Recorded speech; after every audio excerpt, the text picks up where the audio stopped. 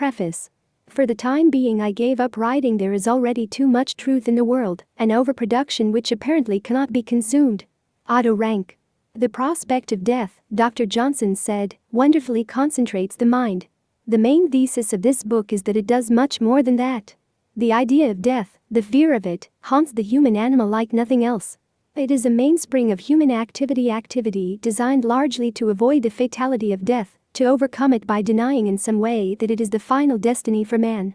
The noted anthropologist A.M. Hockert once argued that primitives were not bothered by the fear of death, that a sagacious sampling of anthropological evidence would show that death was, more often than not, accompanied by rejoicing and festivities, that death seemed to be an occasion for celebration rather than fear, much like the traditional Irish wake.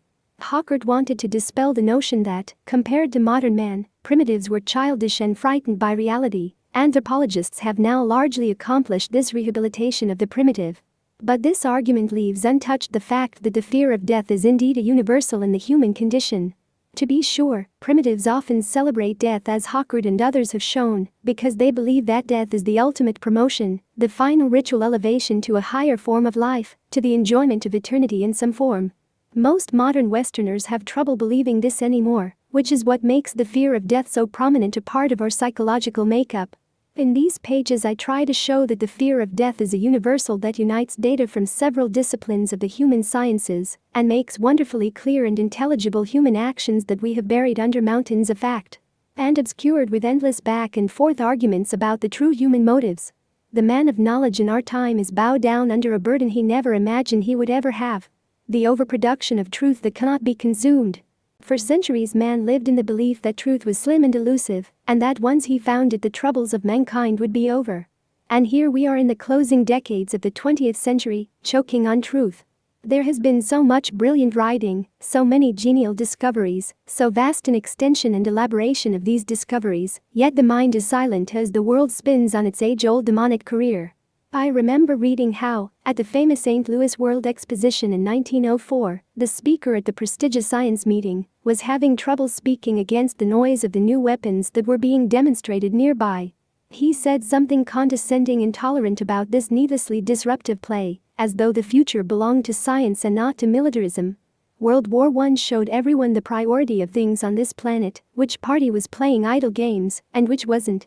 This year the order of priority was again graphically shown by a world arms budget of $204 billion, at a time when human living conditions on the planet were worse than ever.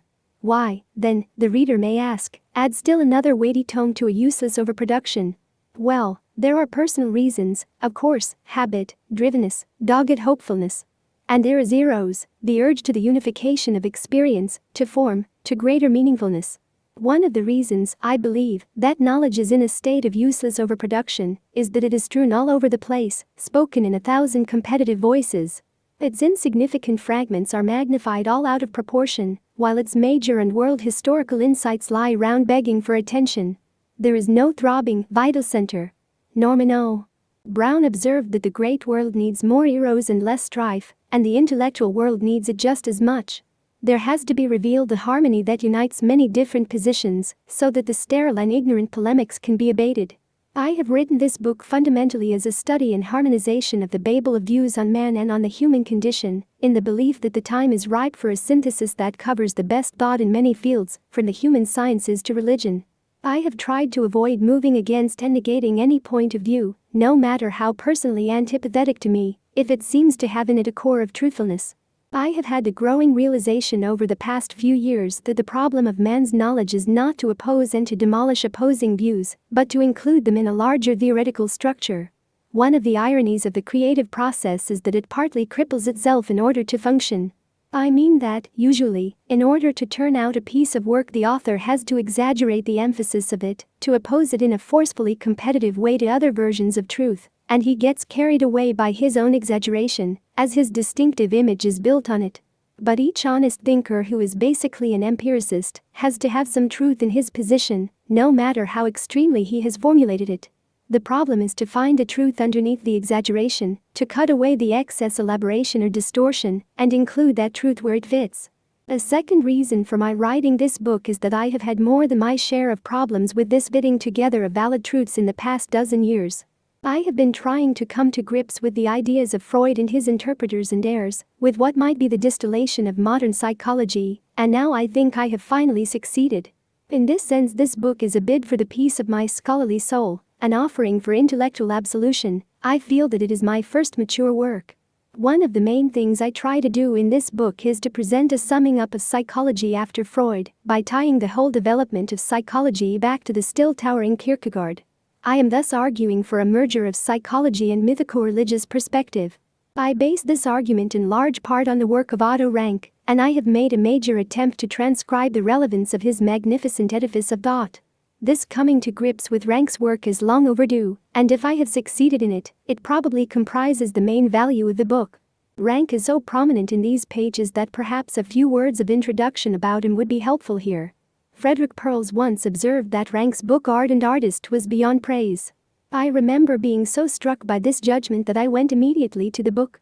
I couldn't very well imagine how anything scientific could be beyond praise.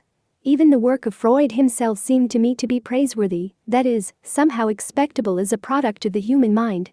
But Perls was right. Rank was, as the young people say, something else. You cannot merely praise much of his work because in its stunning brilliance, it is often fantastic, gratuitous, superlative. The insight seemed like a gift, beyond what is necessary. I suppose part of the reason in addition to his genius was that Rank's thought always spanned several fields of knowledge. When he talked about, say, anthropological data and you expected anthropological insight, you got something else, something more. Living as we do in an era of hyperspecialization, we have lost the expectation of this kind of delight. The experts give us manageable thrills if they thrill us at all. One thing that I hope my confrontation of Rank will do is to send the reader directly to his books. There is no substitute for reading Rank. My personal copies of his books are marked in the covers with an uncommon abundance of notes, underlinings, double exclamation points. He is a mine for years of insights and pondering. My treatment of Rank is merely an outline of his thought. Its foundations, many of its basic insights, and its overall implications. This will be the pale Rank, not the staggeringly rich one of his books. Also, Ira Progoff's outline presentation and appraisal of Rank is so correct, so finely balanced in judgment, that it can hardly be improved upon as a brief appreciation. Rank is very diffuse, very hard to read, so rich that he is almost inaccessible to the general reader. He was painfully aware of this and for a time hoped that an ace nin would rewrite his books for him, so that they would have a chance to have the effect they should have had. What I give in these pages is my own version of Rank, filled out in my own way, a sort of brief translation of his system, in the hope of making it accessible as a whole. In this book I cover only his individual psychology, in another book I will sketch his schema for a psychology of history. There are several ways of looking at Rank. Some see him as a brilliant co-worker of Freud, a member of the early circle of psychoanalysis, who helped give it broader currency by bringing to it his own vast erudition, who showed how psychoanalysis could illuminate culture, history, myth, and legend as, for example, in his early work on the myth of the birth of the hero and the incest motif. They would go on to say that because Rank was never analyzed, his repressions gradually got the better of him, and he turned away from the stable and creative life he had close to Freud. In his later years his personal instability gradually overcame him, and he died prematurely in frustration and loneliness. Others see Rank as an overeager disciple of Freud, who tried prematurely to be original, and in so doing even exaggerated psychoanalytic reductionism. This judgment is based almost solely on his 1924 book The Trauma of Birth, and usually stops there. Still others see Rank as a brilliant member of Freud's close circle, an eager favorite of Freud, whose university education was suggested and financially helped by Freud, and who repaid psychoanalysis with insights into many fields: cultural history, childhood development, the psychology of art, literary criticism, primitive thought, and so on. In short, a sort of many-faceted but not too well-organized or self-controlled boy wonder, an intellectually superior Theodore Reich, so to speak. But all these ways of summing up Rank are wrong, and we know that they derive largely from the mythology of the circle of psychoanalysts themselves. They never forgave Rank for turning away from Freud, and so diminishing their own immortality symbol, to use Rank's way of understanding their bitterness and pettiness. Admittedly, Rank's trauma of birth gave his detractors an easy handle on him, a justified reason for disparaging his stature. It was an exaggerated and ill-fated book that poisoned his public image, even though he himself reconsidered it and went so far beyond it. Not being merely a co-worker of Freud, a broad-ranging servant of psychoanalysis, Rank had his own, unique, and perfectly thought-out system of ideas. He knew where he wanted to begin, what body of data he had to pass through, and where it all pointed.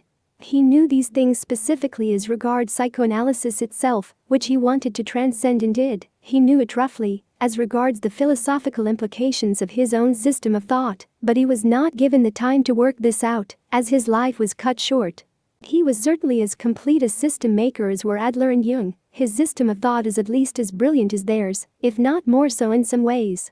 We respect Adler for the solidity of his judgment, the directness of his insight, his uncompromising humanism. We admire Jung for the courage and openness with which he embraced both science and religion, but even more than these two, Rank's system has implications for the deepest and broadest development of the social sciences, implications that have only begun to be tapped. Paul Rosen, writing about the legend of Freud, aptly observed that any writer whose mistakes have taken this long to correct is quite a figure in intellectual history. Yet the whole matter is very curious, because Adler, Jung, and Rank very early corrected most of Freud's basic mistakes. The question for the historian is, rather, what there was in the nature of the psychoanalytic movement, the ideas themselves, the public and the scholarly mind that kept these corrections so ignored or so separated from the main movement of cumulative scientific thought. Even a book of broad scope has to be very selective of the truths it picks out of the mountain of truth that is stifling us. Many thinkers of importance are mentioned only in passing. The reader may wonder, for example, why I lean so much on Rank and hardly mention Jung in a book that has as a major aim the closure of psychoanalysis on religion. One reason is that Jung is so prominent and has so many effective interpreters, while Rank is hardly known and has had hardly anyone to speak for him. Another reason is that although Rank's thought is difficult, it is always right on the central problems, Jung's is not, and a good part of it wanders into needless esotericism. The result is that he often obscures on the one hand what he reveals on the other. I can't see that all his tomes on alchemy add one bit to the weight of his psychoanalytic insight. A good many phrasings of insight into human nature I owe to exchanges with Marie Becker, whose fineness and realism on these matters are most rare. I want to thank, with the customary disclaimers, Paul Rosen for his kindness in passing Chapter 6 through the net of his great knowledge of Freud. Robert N. Bella read the entire manuscript, and I am very grateful for his general criticisms and specific suggestions. Those that I was able to act on definitely improved the book. As for the others, I fear that they pose the larger and longer-range task of changing myself. Chapter 1. Introduction. Human Nature and the Heroic. In times such as ours, there is a great pressure to come up with concepts that help men understand their dilemma. There is an urge toward vital ideas, toward a simplification of needless intellectual complexity. Sometimes this makes for big lies that resolve tensions and make it easy for action to move forward with just the rationalizations that people need. But it also makes for the slow disengagement of truths that help men get a grip on what is happening to them, that tell them where the problems really are. One such vital truth that has long been known is the idea of heroism, but in normal scholarly times, we never thought of making much out of it, of berating it, or of using it as a central concept. Yet the popular mind always knew how important it was. As William James, who covered just about everything, remarked at the turn of this century, mankind's common instinct for reality has always held the world to be essentially a theater for heroism. Not only the popular mind knew, but philosophers of all ages, and in our culture especially Emerson and Nietzsche, which is why we still thrill to them. We like to be reminded that our central calling, our main task on this planet, is the heroic. One way of looking at the whole development of social science since Marx and of psychology since Freud is that it represents a massive detailing and clarification of the problem of human heroism. This perspective sets the tone for the seriousness of our discussion. We now have the scientific underpinning for a true understanding of the nature of heroism and its place in human life. If mankind's common instinct for reality is right, we have achieved the remarkable feat of exposing that reality in a scientific way. One of the key concepts for understanding man's urge to heroism is the idea of narcissism. As Erich Fromm has so well reminded us, this idea is one of Freud's great and lasting contributions. Freud discovered that each of us repeats the tragedy of the mythical Greek Narcissus. We are hopelessly absorbed with ourselves. If we care about anyone, it is usually ourselves first of all. As Aristotle somewhere put it, luck is when the guy next to you gets hit with the arrow. 2,500 years of history have not changed man's basic narcissism. Most of the time, for most of us, this is still a workable definition of luck. It is one of the meaner aspects of narcissism that we feel that practically everyone is expendable except ourselves. We should feel prepared, as Emerson once put it, to recreate the whole world out of ourselves, even if no one else existed. The thought frightens us. We don't know how we could do it without others, yet at bottom the basic resource is there. We could suffice alone if need be, if we could trust ourselves as Emerson wanted. And if we don't feel this trust emotionally, still most of us would struggle to survive with all our powers, no matter how many around us died. Our organism is ready to fill the world all alone, even if our mind shrinks at the thought. This narcissism is what keeps men marching into point-blank fire in wars. At heart one doesn't feel that he will die, he only feels sorry for the man next to him. Freud's explanation for this was that the unconscious does not know death or time. In man's physiochemical inner organic recesses he feels immortal. None of these observations implies human guile. Man does not seem able to help his selfishness, it seems to come from his animal nature. Through countless ages of evolution the organism has had to protect its own integrity, it had its own physiochemical identity, and was dedicated to preserving it. This is one of the main problems in organ transplants. The organism protects itself against foreign matter, even if it is a new heart that would keep it alive. The protoplasm itself harbors its own, nurtures itself against the world, against invasions of its integrity. It seems to enjoy its own pulsations, expanding into the world and ingesting pieces of it. If you took a blind and dumb organism and gave it self-consciousness and a name, if you made it stand out of nature and know consciously that it was unique, then you would have narcissism. In man, physiochemical identity and the sense of power and activity have become conscious. In man a working level of narcissism is inseparable from self-esteem, from a basic sense of self-worth. We have learned, mostly from Alfred Adler, that what man needs most is to feel secure in his self-esteem. But man is not just a blind blob of idling protoplasm, but a creature with a name who lives in a world of symbols and dreams, and not merely matter. His sense of self-worth is constituted symbolically, his cherished narcissism feeds on symbols, on an abstract idea of his own worth, an idea composed of sounds, words, and images, in the air, in the mind, on paper. And this means that man's natural yearning for organismic activity, the pleasures of incorporation and expansion, can be fed limitlessly in the domain of symbols, and so into immortality. The single organism can expand into dimensions of worlds and times without moving a physical limb. It can take eternity into itself, even as it gaspingly dies. In childhood we see the struggle for self-esteem at its least disguised. The child is unashamed about what he needs and wants most. His whole organism shouts the claims of his natural narcissism. And this claim can make childhood hellish for the adults concerned, especially when there are several children competing at once for the prerogatives of limitless self-extension, what we might call cosmic significance. The term is not meant to be taken lightly, because this is where our discussion is leading. We like to speak casually about sibling rivalry, as though it were some kind of byproduct of growing up, a bit of competitiveness and selfishness of children who have been spoiled, who haven't yet grown into a generous social nature. But it is too all-absorbing and relentless to be an aberration. It expresses the heart of the creature, the desire to stand out, to be the one in creation. When you combine natural narcissism with the basic need for self-esteem, you create a creature who has to feel himself an object of primary value, first in the universe, representing in himself all of life. This is the reason for the daily and usually excruciating struggle with siblings. The child cannot allow himself to be second best or devalued, much less left out. You gave him the biggest piece of candy. You gave him more juice. Here's a little more, then. Now she's got more juice than me. You let her light the fire in the fireplace and not me. Okay, you light a piece of paper. But this piece of paper is smaller than the one she lit. And so on and on.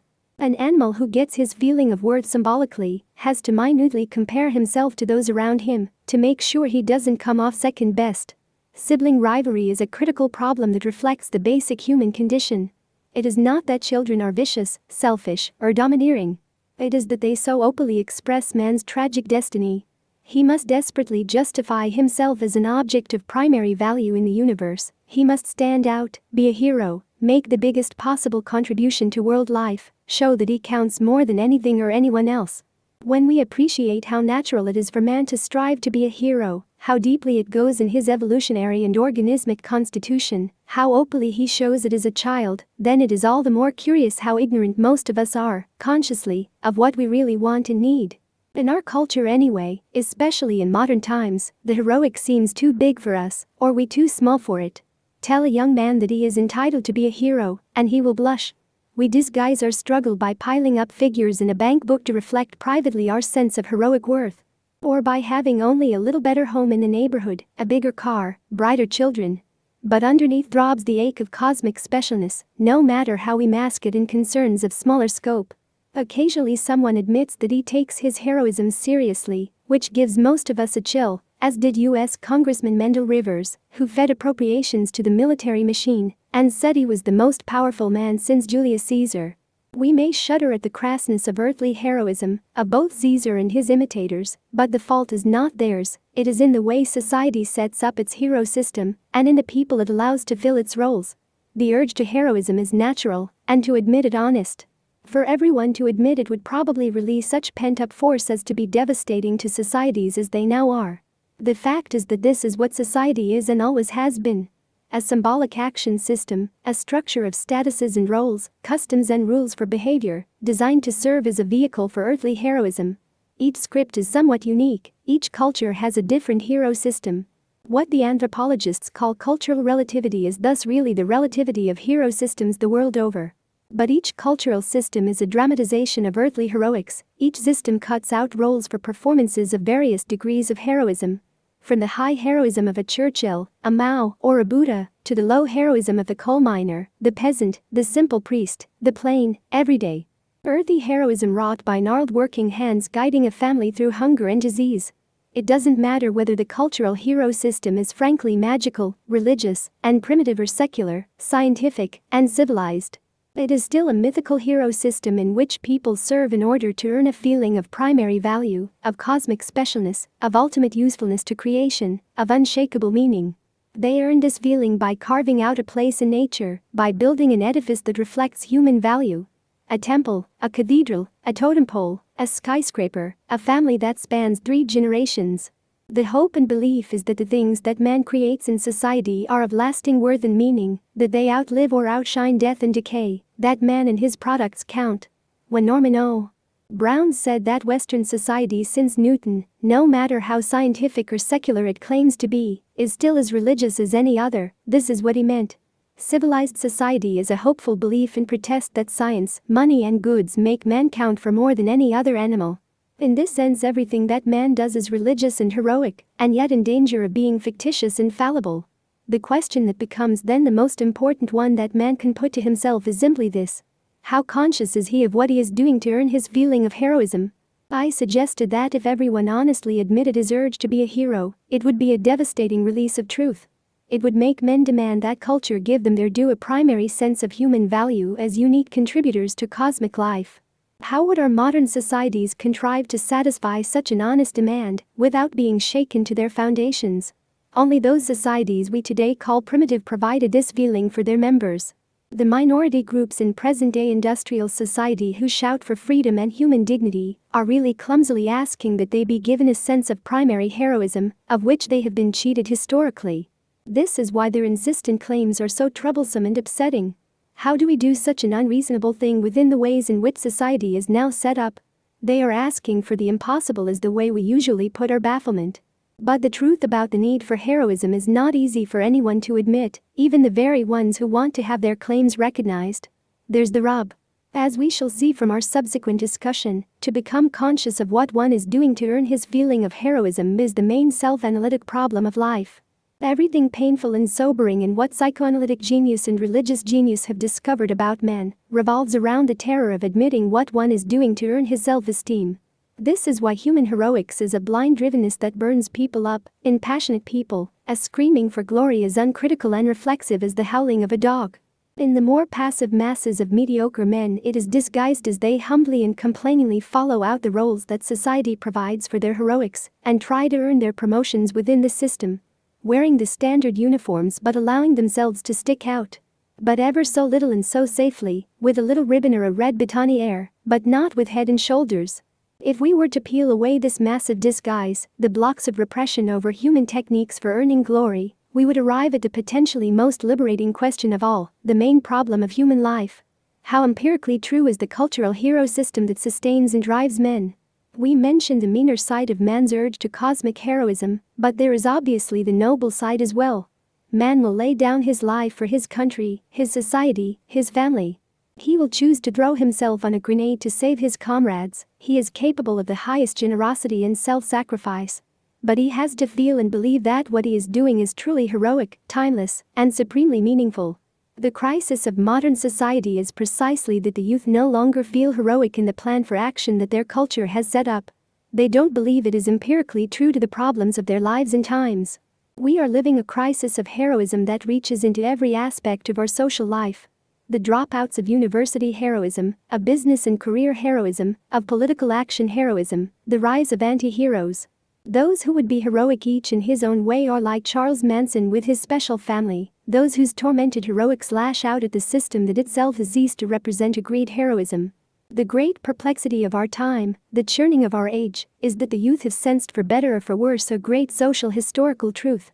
That just as there are useless self-sacrifices in unjust wars, so too is there an ignoble heroics of whole societies. It can be the viciously destructive heroics of Hitler's Germany or the plain debasing and silly heroics of the acquisition and display of consumer goods, the piling up of money and privileges that now characterizes whole ways of life, capitalist and Soviet. And the crisis of society is, of course, the crisis of organized religion too. Religion is no longer valid as a hero system, and so the youth scorn it.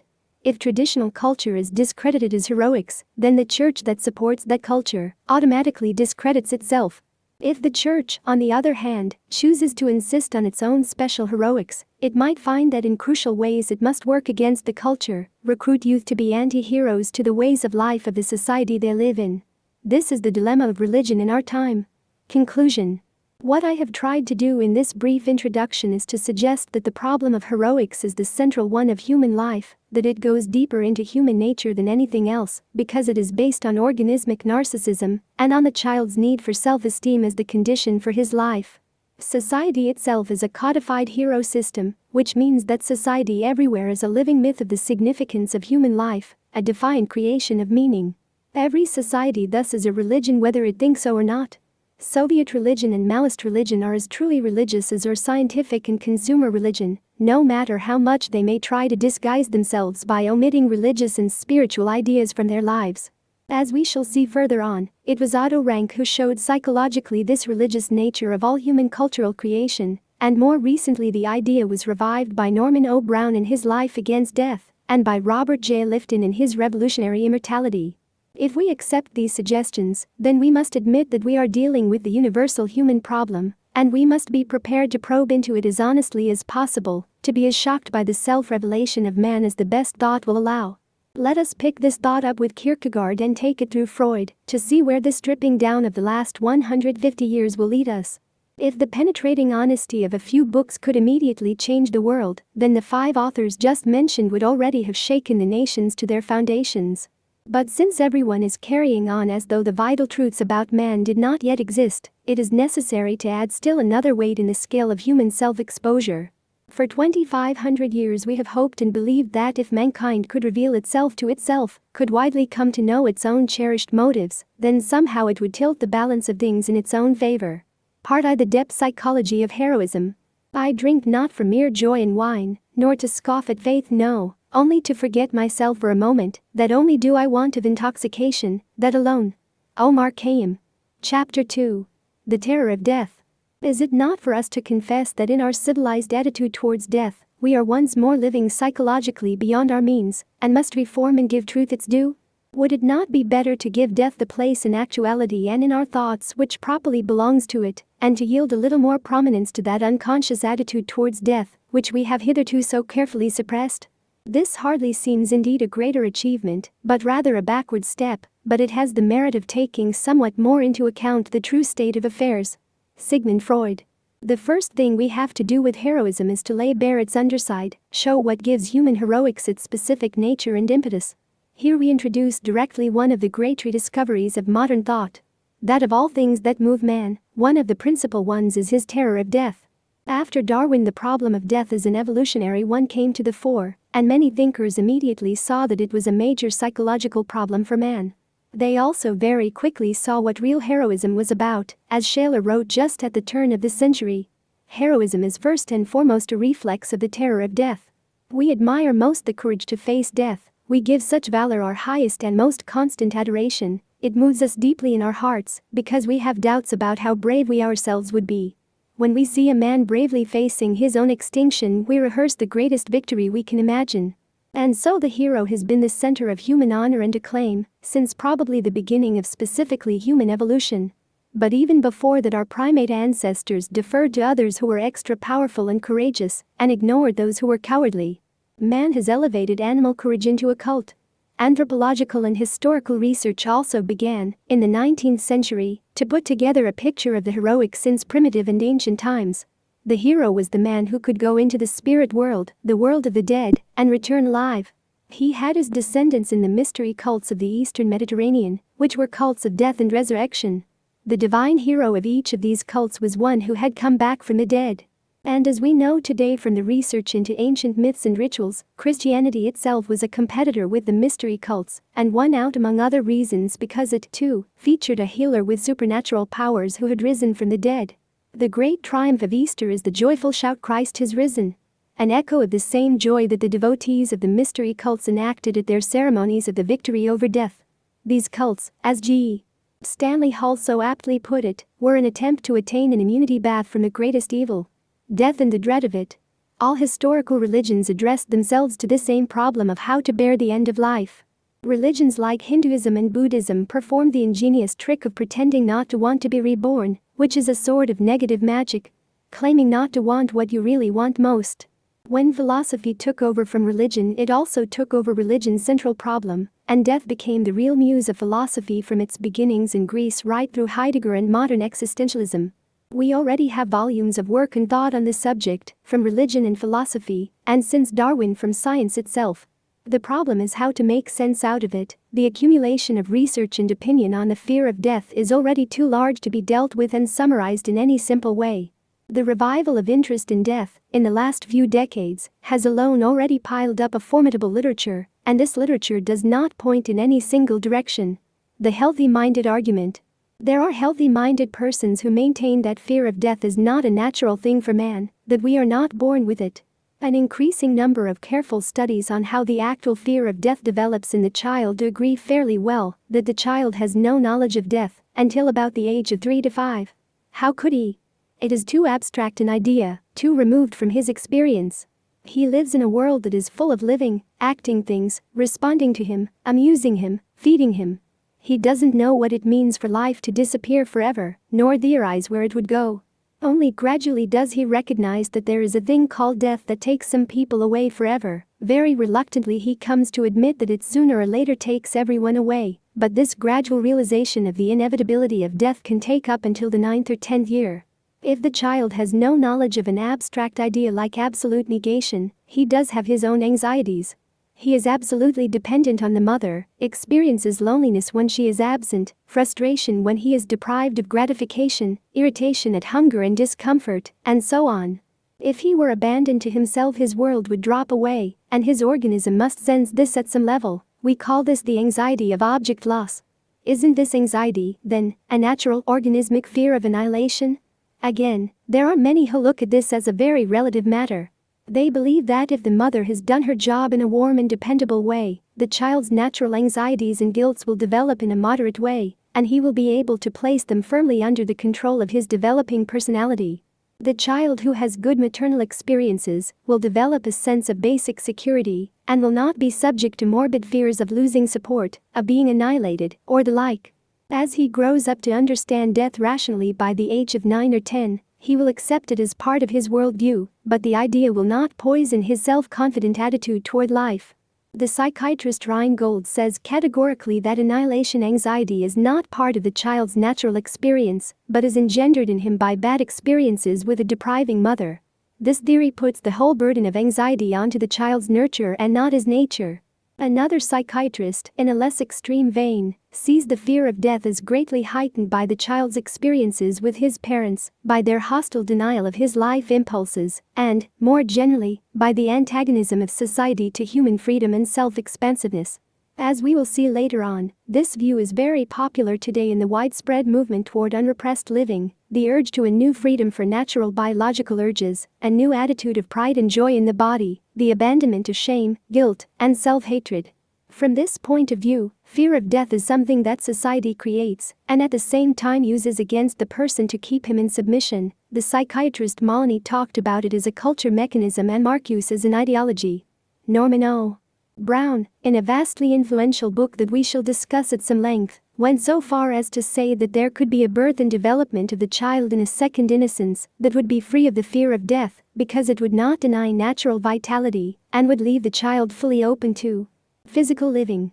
It is easy to see that, from this point of view, those who have bad early experiences will be most morbidly fixated on the anxiety of death. And if by chance they grow up to be philosophers, they will probably make the idea a central dictum of their thought, as did Schopenhauer, who both hated his mother and went on to pronounce death the muse of philosophy.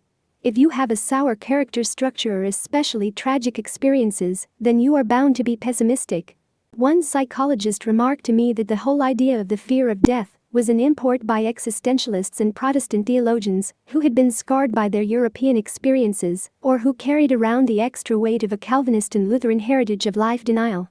Even the distinguished psychologist Gardner Murphy seems to lean to this school and urges us to study the person who exhibits the fear of death, who places anxiety in the center of his thought, and Murphy asks why the living of life in love and joy cannot also be regarded as real and basic. The morbidly minded argument. The healthy-minded argument just discussed is one side of the picture of the accumulated research and opinion on the problem of the fear of death, but there is another side.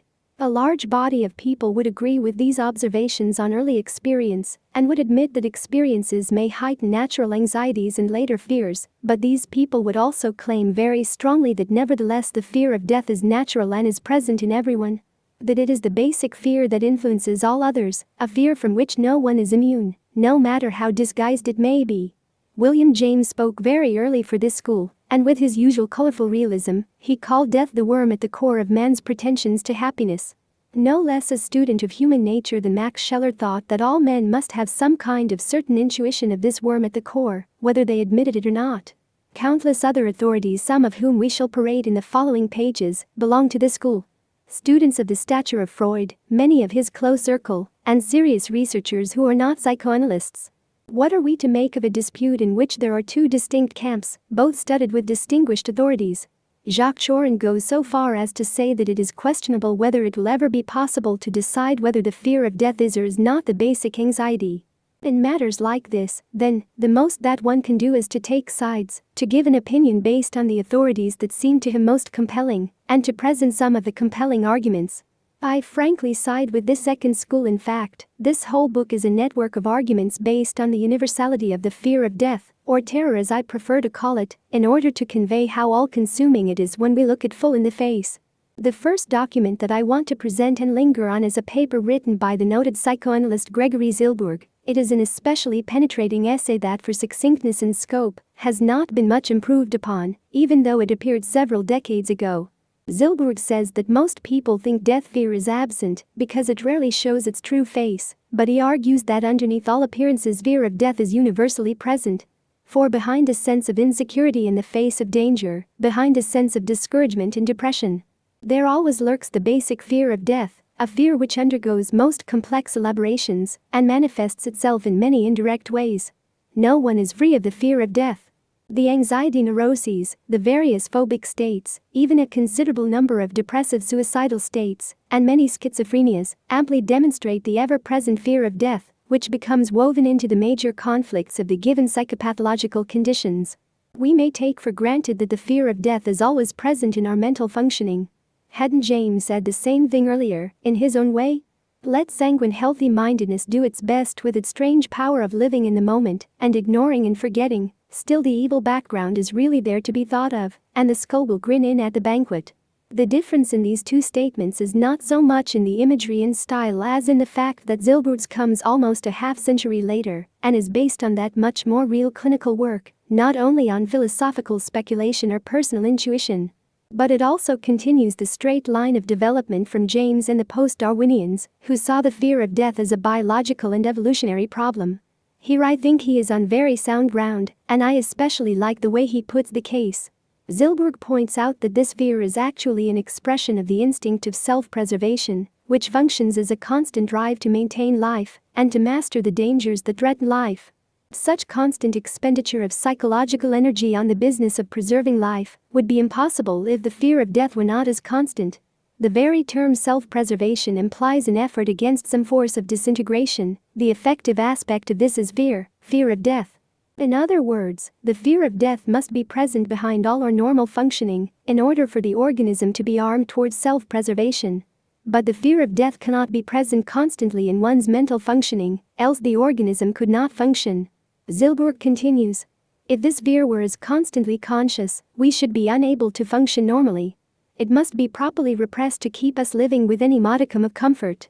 We know very well that to repress means more than to put away and to forget that which was put away and the place where we put it. It means also to maintain a constant psychological effort to keep the lid on and inwardly never relax our watchfulness. And so we can understand what seems like an impossible paradox. The ever-present fear of death in the normal biological functioning of our instinct of self-preservation, as well as our utter obliviousness to this fear in our conscious life. Therefore in normal times we move about actually without ever believing in our own death, as if we fully believed in our own corporeal immortality. We are intent on mastering death. A man will say, of course, that he knows he will die someday, but he does not really care. He is having a good time with living, and he does not think about death, and does not care to bother about it, but this is a purely intellectual, verbal admission. The effect of fear is repressed. The argument from biology and evolution is basic and has to be taken seriously. I don't see how it can be left out of any discussion. Animals in order to survive have had to be protected by fear responses, in relation not only to other animals, but to nature itself. They had to see the real relationship of their limited powers to the dangerous world in which they were immersed. Reality and fear go together naturally. As the human infant is in an even more exposed and helpless situation, it is foolish to assume that the fear response of animals would have disappeared in such a weak and highly sensitive species. It is more reasonable to think that it was instead heightened, as some of the early Darwinians thought. Early men who were most afraid were those who were most realistic about their situation in nature, and they passed on to their offspring a realism that had a high survival value. The result was the emergence of man as we know him. A hyper-anxious animal who constantly invents reasons for anxiety even where there are none.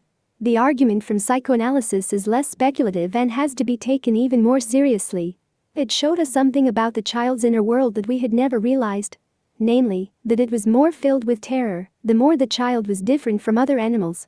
We could say that fear is programmed into the lower animals by reanimate instincts, but an animal who has no instincts has no programmed fears. Man's fears are fashioned out of the ways in which he perceives the world. Now, what is unique about the child's perception of the world? For one thing, the extreme confusion of cause and effect relationships, for another, extreme unreality about the limits of his own powers. The child lives in a situation of utter dependence, and when his needs are met, it must seem to him that he has magical powers, real omnipotence. If he experiences pain, hunger, or discomfort, all he has to do is to scream, and he is relieved and lulled by gentle, loving sounds. He is a magician and a telepath who has only to mumble and to imagine, and the world turns to his desires. But now the penalty for such perceptions. In a magical world where things cause other things to happen just by a mere thought or a look of displeasure, anything can happen to anyone. When the child experiences inevitable and real frustrations from his parents, he directs hate and destructive feelings toward them, and he has no way of knowing that malevolent feelings cannot be fulfilled by the same magic as were his other wishes. Psychoanalysts believe that this confusion is a main cause of guilt and helplessness in the child. In his very fine essay Wall summed up this paradox. The socialization processes for all children are painful and frustrating. And hence no child escapes forming hostile death wishes toward his socializers. Therefore, none escape the fear of personal death in either direct or symbolic form. Repression is usually immediate and effective. The child is too weak to take responsibility for all this destructive feeling, and he can't control the magical execution of his desires. This is what we mean by an immature ego. The child doesn't have the sure ability to organize his perceptions in his relationship to the world, he can't control his own activity, and he doesn't have sure command over the acts of others. He thus has no real control over the magical cause and effect that he senses, either inside himself or outside in nature and in others. His destructive wishes could explode, his parents' wishes likewise. The forces of nature are confused, externally and internally, and for a weak ego, this fact makes for quantities of exaggerated potential power and added terror. The result is that the child at least some of the time lives with an inner sense of chaos that other animals are immune to. Ironically, even when the child makes out real cause and effect relationships, they become a burden to him because he overgeneralizes them. One such generalization is what the psychoanalysts call the Thalian principle. The child crushes insects, sees the cat eat a mouse and make it vanish, joins with the family to make a pet rabbit disappear into their interiors, and so on. He comes to know something about the power relations of the world, but can't give them relative value. The parents could eat him and make him vanish, and he could likewise eat them, when the father gets a fierce glow in his eyes as he clubs a rat. The watching child might also expect to be clubbed, especially if he has been thinking bad magical thoughts. I don't want to seem to make an exact picture of processes that are still unclear to us or to make out that all children live in the same world and have the same problems. Also, I wouldn't want to make the child's world seem more lurid than it really is most of the time. But I think it is important to show the painful contradictions that must be present in it at least some of the time, and to show how fantastic a world it surely is for the first few years of the child's life. Perhaps then we could understand better why Zilberg said that the fear of death undergoes most complex elaborations and manifests itself in many indirect ways. Or, as Wall so perfectly put it, death is a complex symbol and not any particular, sharply defined thing to the child. The child's concept of death is not a single thing, but it is rather a composite of mutually contradictory paradoxes. Death itself is not only a state, but a complex symbol, the significance of which will vary from one person to another and from one culture to another. We could understand, too, why children have their recurrent nightmares, their universal phobias of insects and mean dogs. In their tortured interiors radiate complex symbols of many inadmissible realities: terror of the world, the horror of one's own wishes, the fear of vengeance by the parents, the disappearance of things, one's lack of control over anything, really. It is too much for any animal to take, but the child has to take it, and so he wakes up screaming with almost punctual regularity during the period when his weak ego is in the process of consolidating things. The disappearance of the fear of death. Yet, the nightmares become more and more widely spaced, and some children have more than others. We are back again to the beginning of our discussion, to those who do not believe that the fear of death is normal, who think that it is an erotic exaggeration that draws on bad early experiences. Otherwise, they say, how explain that so many people, the vast majority, seem to survive the flurry of childhood nightmares and go on to live a healthy, more or less optimistic life, untroubled by death? As Montaigne said, the peasant has a profound indifference and a patience toward death and the sinister side of life, and if we say that this is because of his stupidity, then let's all learn from stupidity. Today, when we know more than Montaigne, we would say let's all learn from repression, but the moral would have just as much weight. Repression takes care of the complex symbol of death for most people. But its disappearance doesn't mean that the fear was never there. The argument of those who believe in the universality of the innate terror of death rests its case mostly on what we know about how effective repression is. The argument can probably never be cleanly decided. If you claim that a concept is not present because it is repressed, you can't lose. It is not a fair game, intellectually, because you always hold the trump card. This type of argument makes psychoanalysis seem unscientific to many people. The fact that its proponents can claim that someone denies one of their concepts because he represses his consciousness of its truth. But repression is not a magical word for winning arguments, it is a real phenomenon, and we have been able to study many of its workings. This study gives it legitimacy as a scientific concept and makes it a more or less dependable ally in our argument. For one thing, there is a growing body of research trying to get at the consciousness of death denied by repression that uses psychological tests, such as measuring galvanic skin responses. It strongly suggests that underneath the most bland exterior lurks the universal anxiety, the worm at the core. For another thing, there is nothing like shocks in the real world to jar loose repressions. Recently, psychiatrists reported an increase in anxiety neuroses in children as a result of the earth tremors in Southern California.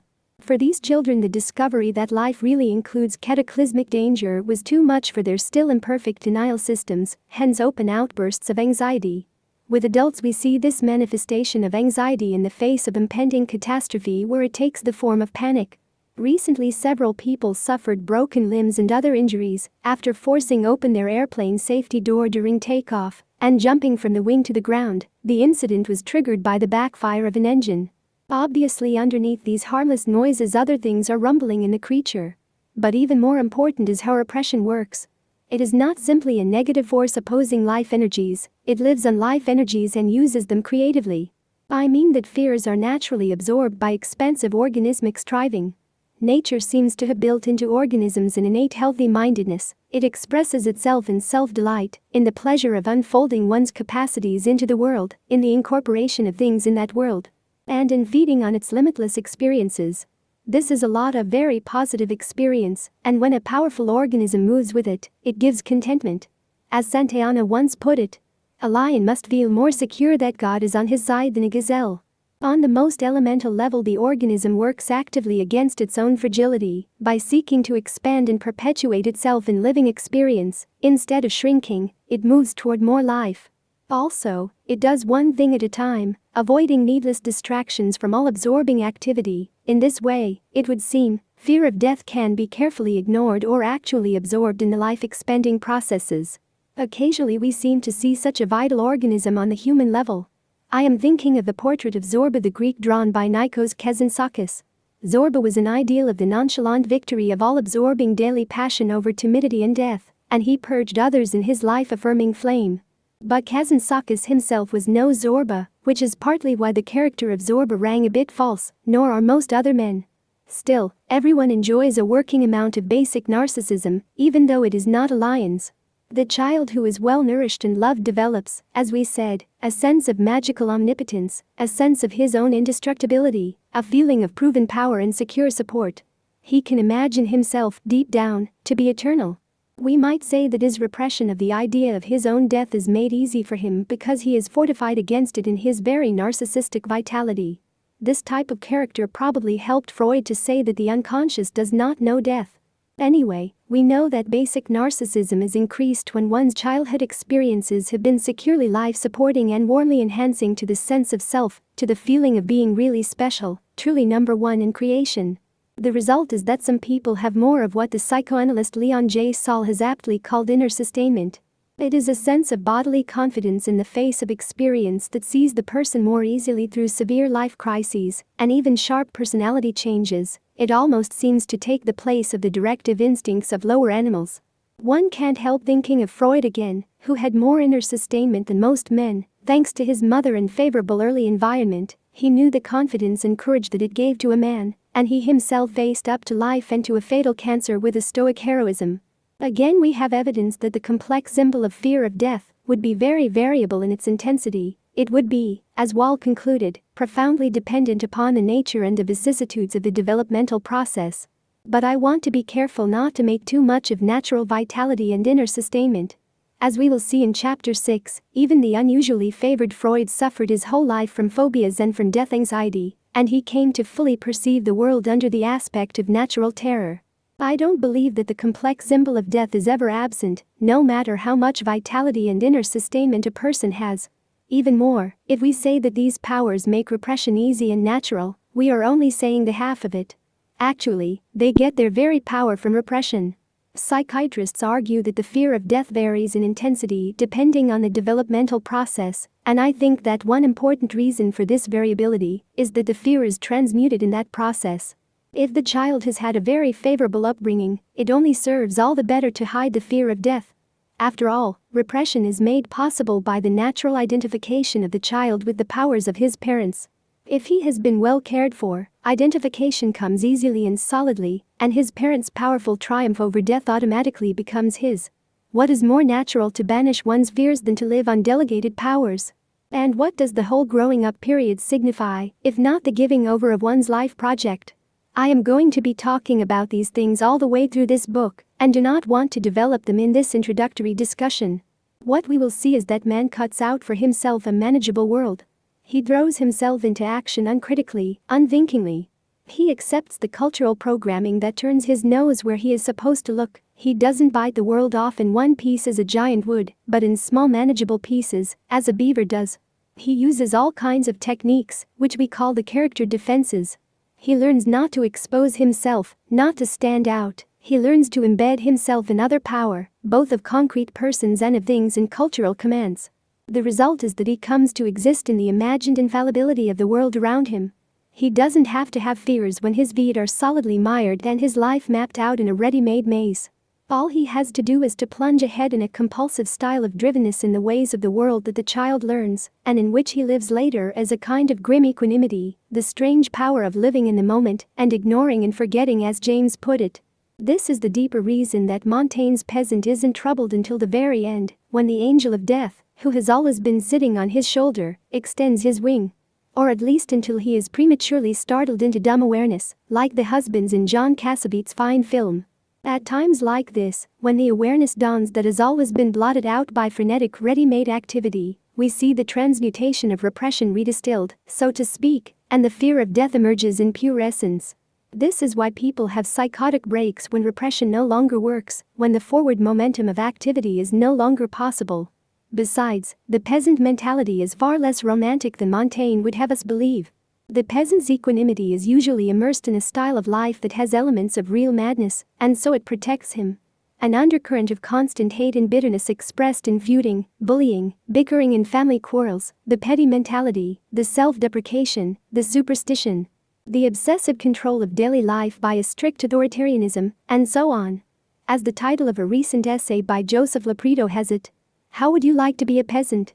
We will also touch upon another large dimension in which the complex symbol of death is transmuted and transcended by man-belief in immortality, the extension of one's being into eternity.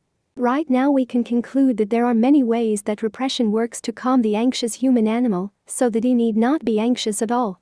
I think we have reconciled our two divergent positions on the fear of death.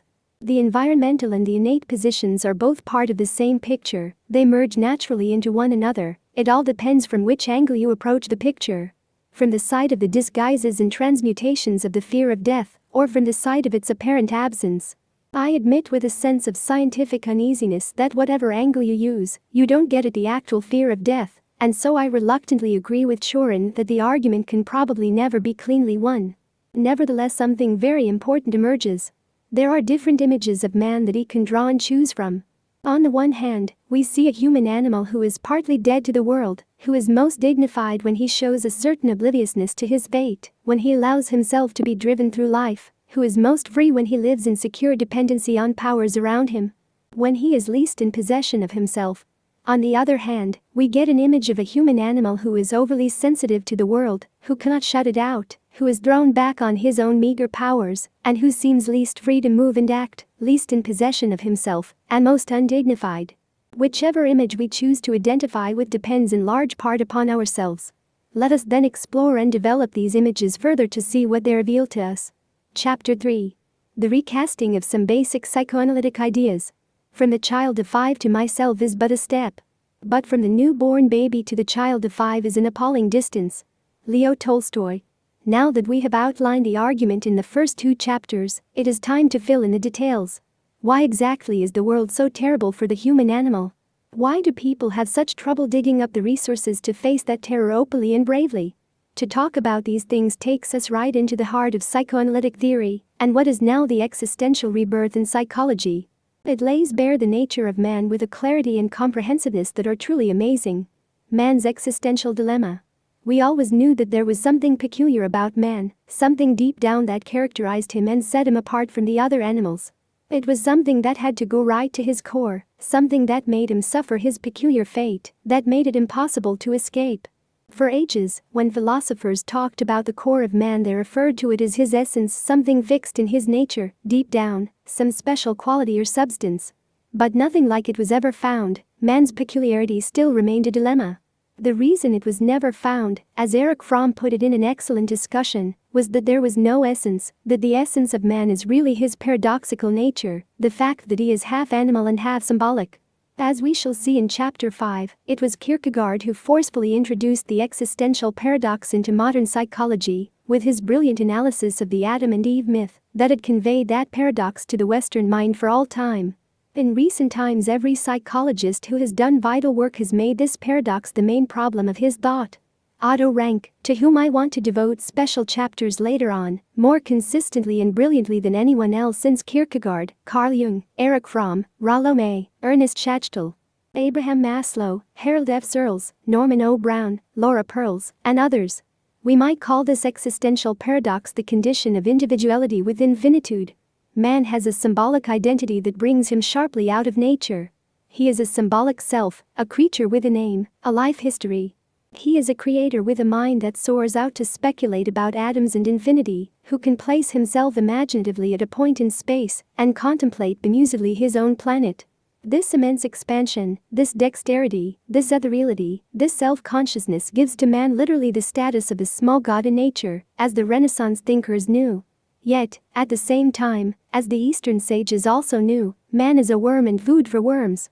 This is the paradox. He is out of nature and hopelessly in it. He is dual, up in the stars, and yet housed in a heart-pumping, breath-gasping body that once belonged to a fish and still carries the gill marks to prove it. His body is a material fleshy casing that is alien to him in many ways, the strangest and most repugnant way being that it aches and bleeds and will decay and die. Man is literally split in two. He has an awareness of his own splendid uniqueness in that he sticks out of nature with a towering majesty, and yet he goes back into the ground a few feet in order blindly and dumbly to rot and disappear forever. It is a terrifying dilemma to be in and to have to live with. The lower animals are, of course, spared this painful contradiction, as they lack a symbolic identity and the self-consciousness that goes with it. They merely act and move reflexively as they are driven by their instincts. If they pause at all, it is only a physical pause. Inside they are anonymous, and even their faces have no name. They live in a world without time, pulsating, as it were, in a state of dumb being. This is what has made it so simple to shoot down whole herds of buffalo or elephants. The animals don't know that death is happening and continue grazing placidly while others drop alongside them. The knowledge of death is reflective and conceptual, and animals are spared it. They live and they disappear with the same thoughtlessness. A few minutes of fear, a few seconds of anguish, and it is over. But to live a whole lifetime with the fate of death haunting one's dreams and even the most sun-filled days, that's something else. It is only if you let the full weight of this paradox sink down on your mind and feelings that you can realize what an impossible situation it is for an animal to be in. I believe that those who speculate that a full apprehension of man's condition would drive him insane are right, quite literally right. Babies are occasionally born with gills and tails, but this is not publicized, instead it is hushed up. Who wants to face up fully to the creatures we are, clawing and gasping for breath in a universe beyond our ken? I think such events illustrate the meaning of Pascal's chilling reflection. Men are so necessarily mad that not to be mad would amount to another form of madness. Necessarily, because the existential dualism makes an impossible situation an excruciating dilemma.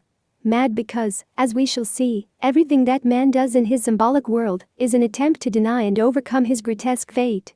He literally drives himself into a blind obliviousness with social games, psychological tricks, personal preoccupations so far removed from the reality of his situation that they are forms of madness, agreed madness, shared madness, disguised and dignified madness, but madness all the same. Character trait, said Sander Ferenczi, one of the most brilliant minds of Freud's intimate circle of early psychoanalysts, are secret psychoses. This is not a smug witticism offered in passing by a young science drunk with its own explanatory power and success. It is a mature scientific judgment of the most devastating self-revelatory kind ever fashioned by man trying to understand himself. Ferenczi had already seen behind the tight-lipped masks, the smiling masks, the earnest masks, the satisfied masks that people use to bluff the world and themselves about their secret psychoses. More recently, Erich Fromm wondered why most people did not become insane in the face of the existential contradiction between a symbolic self that seems to give man infinite worth in a timeless scheme of things and a body that is worth about 98 cents, how to reconcile the two. In order to understand the weight of the dualism of the human condition, we have to know that the child can't really handle either end of it. The most characteristic thing about him is that he is precocious or premature. His world piles up on him, and he piles up on himself. He has right from the beginning an exquisite sensory system that rapidly develops to take in all the sensations of his world with an extreme finesse. Add to it the quick development of language and the sense of self, and pile it all upon a helpless infant body, trying vainly to grab the world correctly and safely. The result is ludicrous. The child is overwhelmed by experiences of the dualism of the self and the body from both areas, since he can be master of neither. He is not a confident social self, adept manipulator of symbolic categories of words, thoughts, names, or places, or especially of time, that great mystery for him. He doesn't even know what a clock is. Nor is he a functioning adult animal who can work and procreate, do the serious things he sees happening around him. He can't do like father in any way. He is a prodigy in limbo. In both halves of his experience he is dispossessed, yet impressions keep pouring in on him, and sensations keep welling up within him, flooding his body. He has to make some kind of sense out of them, establish some kind of ascendancy over them. Will it be thoughts over body, or body over thoughts? Not so easy. There can be no clear-cut victory or straightforward solution of the existential dilemma he is in. It is his problem right from the beginning almost of his life, yet he is only a child to handle it. Children feel hounded by symbols they don't understand the need of, verbal demands that seem picayune, and rules and codes that call them away from their pleasure, in the straightforward expression of their natural energies. And when they try to master the body, pretend it isn't there, act like a little man, the body suddenly overwhelms them, submerges them in vomit or excrement, and the child breaks down in desperate tears over his melted pretense at being a purely symbolic animal. Often the child deliberately soils himself or continues to wet the bed, to protest against the imposition of artificial symbolic rules.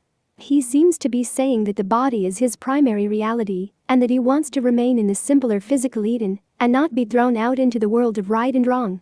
In this way we realize directly and poignantly that what we call the child's character is a modus vivendi achieved after the most unequal struggle any animal has to go through, a struggle that the child can never really understand, because he doesn't know what is happening to him, why he is responding as he does, or what is really at stake in the battle.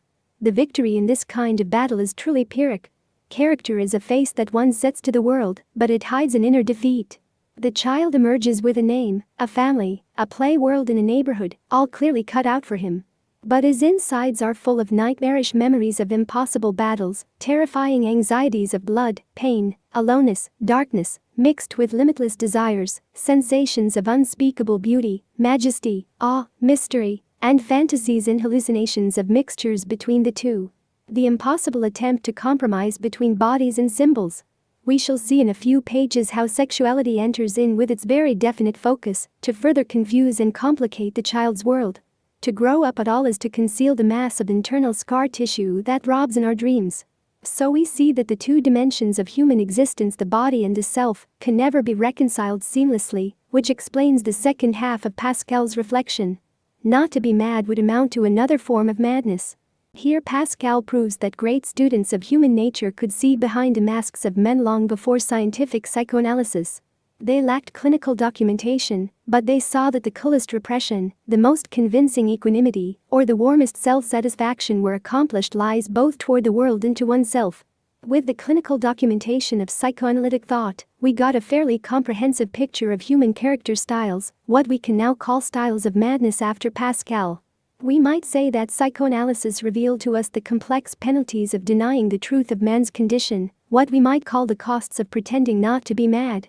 If we had to offer the briefest explanation of all the evil that men have wreaked upon themselves and upon their world since the beginnings of time right up until tomorrow, it would be not in terms of man's animal heredity, his instincts and his evolution. It would be simply in the toll that his pretense of sanity takes, as he tries to deny his true condition. But more of this vital idea later. The meaning of anality. A sensitive thinker in the age of Freud has had to live a tortured intellectual life, at least this is an autobiographical reflection. There seems to be so much truth in the Freudian worldview, and at the same time so much of it seems so wrong-headed. The ambiguities of Freud's legacy were not in the wrong ideas that he had, since it has been relatively easy to lay these aside. The problem has been in his brilliantly true insights, which were stated in a way that they fell just to one side of reality. And we needed an immense amount of work and clarification in order to bring the two into line. Actually, what was needed was a framework into which to fit the corpus of psychoanalytic insight, so that the truth of it could emerge clearly and unambiguously.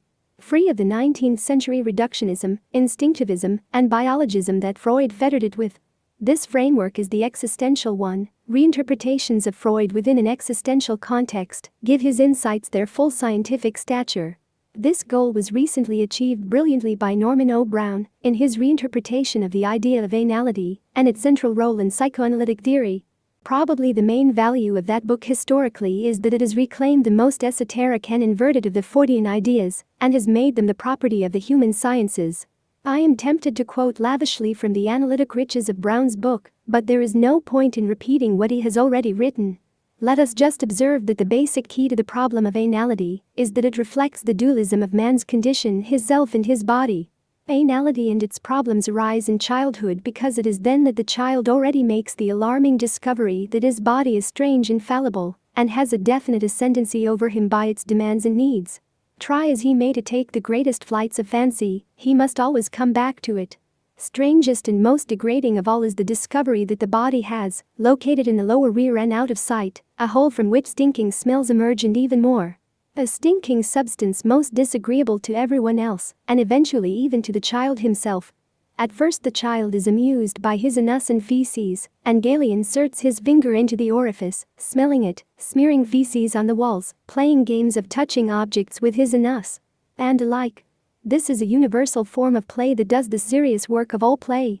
It reflects the discovery and exercise of natural bodily functions, it masters an area of strangeness, it establishes power and control over the deterministic laws of the natural world. And it does all this with symbols and fancy. With anal play the child is already becoming a philosopher of the human condition. But like all philosophers he is still bound by it, and his main task in life becomes the denial of what the anus represents. That in fact, he is nothing but body so far as nature is concerned. Nature's values are bodily values, human values are mental values, and though they take the loftiest flights they are built upon excrement, impossible without it, always brought back to it. As Montaigne put it, on the highest throne in the world man sits on his arse. Usually this epigram makes people laugh because it seems to reclaim the world from artificial pride and snobbery, and to bring things back to egalitarian values. But if we push the observation even further and say men sit not only on their arse, but over a warm and fuming pile of their own excrement, the joke is no longer funny. The tragedy of man's dualism, his ludicrous situation, becomes too real. The anus and its incomprehensible, repulsive product represents not only physical determinism and boundness, but the fate as well of all that is physical. Decay and death. We now understand that what psychoanalysts have called anality or anal character traits are really forms of the universal protest against accident and death. Seen in this way, a large part of the most esoteric psychoanalytic corpus of insights achieves a new vitality and meaningfulness. To say that someone is anal means that someone is trying extra hard to protect himself against the accidents of life and danger of death, trying to use the symbols of culture as a sure means of triumph over natural mystery, trying to pass himself off as anything but an animal. When we comb the anthropological literature we find that men everywhere have been anal in some basic levels of their cultural strivings, and we find that primitives have often shown the most unashamed anality of all. They have been more innocent about what their real problem is, and they have not well disguised their disguise, so to speak, over the fallibilities of the human condition. We read that men of the Chaga tribe wear an anal plug all their lives, pretending to have sealed up the anus and not to need to defecate. An obvious triumph over mere physicalness. Or take the widespread practice of segregating women in special huts during menstruation and all the various taboos surrounding menstruation. It is obvious that man seeks to control the mysterious processes of nature as they manifest themselves within his own body. The body cannot be allowed to have the ascendancy over him. Anality explains why men yearn for freedom from contradictions and ambiguities, why they like their symbols pure, their truth with a capital T. On the other hand, when men really want to protest against artificialities, when they rebel against the symbolisms of culture, they fall back on the physical. They call thoughts down to earth, mannerisms back to basic chemistry. A perfect example of this was in the recent anal film Brewster McCloud, where speeches, official badges, and shiny manufactured surfaces were pummeled from the sky with obliterating excrement. The message was one that the modern filmmakers are making with great daring, calling the world back from hypocrisy by stressing basic things about life and the body. Stanley Kubrick jarred audiences when he showed in 2001 how man stepped out into space like an ape dancing to schmaltzy Strauss waltz music, and again in A Clockwork Orange, he showed how naturally and satisfyingly a man can murder and rape in tune with the heroic transcendence of Beethoven's Ninth. The upsetting thing about anality is that it reveals that all culture, all man's creative life ways, are in some basic part of them a fabricated protest against natural reality, a denial of the truth of the human condition, and an attempt to forget the pathetic creature that man is. One of the most stunning parts of Brown's study was his presentation of anality in Jonathan Swift. The ultimate horror for Swift was the fact that the sublime, the beautiful, and the divine are inextricable from basic animal functions. In the head of the adoring male is the illusion that sublime beauty is all head and wings, with no bottom to betray it. In one of Swift's poems, a young man explains the grotesque contradiction that is tearing him apart. Nor wonder how I lost my wits, oh. Kalia shits. In other words, in Swift's mind there was an absolute contradiction between the state of being in love and an awareness of the excremental function of the beloved. Erwin Strauss, in his brilliant monograph on obsession, similarly earlier showed how repulsed Swift was by the animality of the body, by its dirt and decay. Strauss pronounced a more clinical judgment on Swift's disgust, seeing it as part of the typical obsessive's worldview. For all obsessive, sex is severed from unification and procreation. Through the isolation of the genitals from the whole of the body, sexual functions are experienced as excretions and as decay. This degree of fragmentation is extreme, but we all see the world through obsessive eyes at least part of the time and to some degree, and as Freud said, not only neurotics take exception to the fact that we are born between urine and feces. In this horror of the incongruity of man, Swift the poet gives more tormented voice to the dilemma that haunts us all. And it is worth summing it up one final time. Excreting is the curse that threatens madness, because it shows man his abject finitude, his physicalness, the likely unreality of his hopes and dreams. But even more immediately, it represents man's utter bafflement at the sheer nonsense of creation.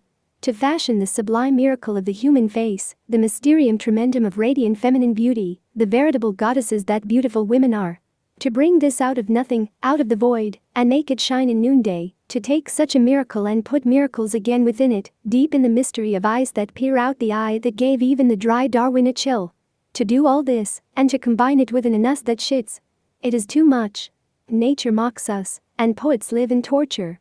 I have tried to recapture just a bit of the shock of a scientific and poetic discussion of the problem of anality, and if I have succeeded in such an offhand way, we can understand what the existential paradox means, that what bothers people is really incongruity, life as it is. This view leads to a whole re-examination of Freudian theory, not only of the problem of anality, but also of Freud's central idea, the Oedipus complex.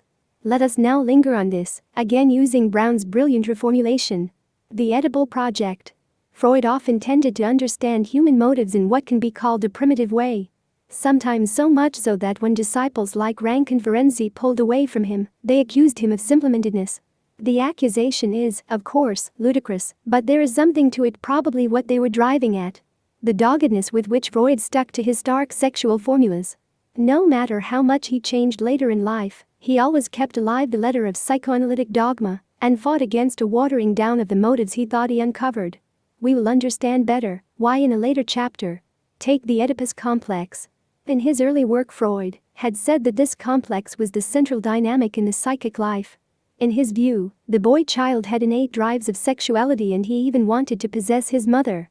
At the same time, he knew that his father was his competitor and he held in check a murderous aggressiveness toward him. The reason he held it in check was that he knew the father was physically stronger than he, and that the result of an open fight would be the father's victory and the castration of the son. Hence the horror of blood, of mutilation, of the female genitals that seemed to have been mutilated. They testified that castration was a fact. Freud modified his views all through his life, but he never got a full distance away from them. No wonder. They kept being confirmed in some intimate way by the people he studied. There was indeed something about the anus and the genitals, the physicalness of the family, and its copulations that weighed on the psyche of neurotics like an age-old stone. Freud thought that such a heavy weight must date from time immemorial, from the first emergence of humans out of primate ancestors. He thought that the guilt we each feel deep down is connected with a primal crime of patricide and incest, committed in the dim recesses of prehistory. So deep is guilt ingrained, so much is it confused with the body, with sex and excrement, and with the parents. Freud never abandoned his views because they were correct in their elemental suggestiveness about the human condition, but not quite in the sense that he thought, or rather, not in the framework which he offered. Today we realize that all the talk about blood and excrement, sex and guilt, is true not because of urges to patricide and incest and fears of actual physical castration, but because all these things reflect man's horror of his own basic animal condition. A condition that he cannot, especially as a child, understand, and a condition that as an adult he cannot accept. The guilt that he feels over bodily processes and urges is pure guilt. Guilt is inhibition, as determinism, as smallness and boundness. It grows out of the constraint of the basic animal condition, the incomprehensible mystery of the body and the world. Psychoanalysts have been preoccupied since the turn of this century with the experiences of childhood, but, strangely enough, it is only since just yesterday that we are able to put together a fairly complete and plausible commonsensical picture of why childhood is such a crucial period for man.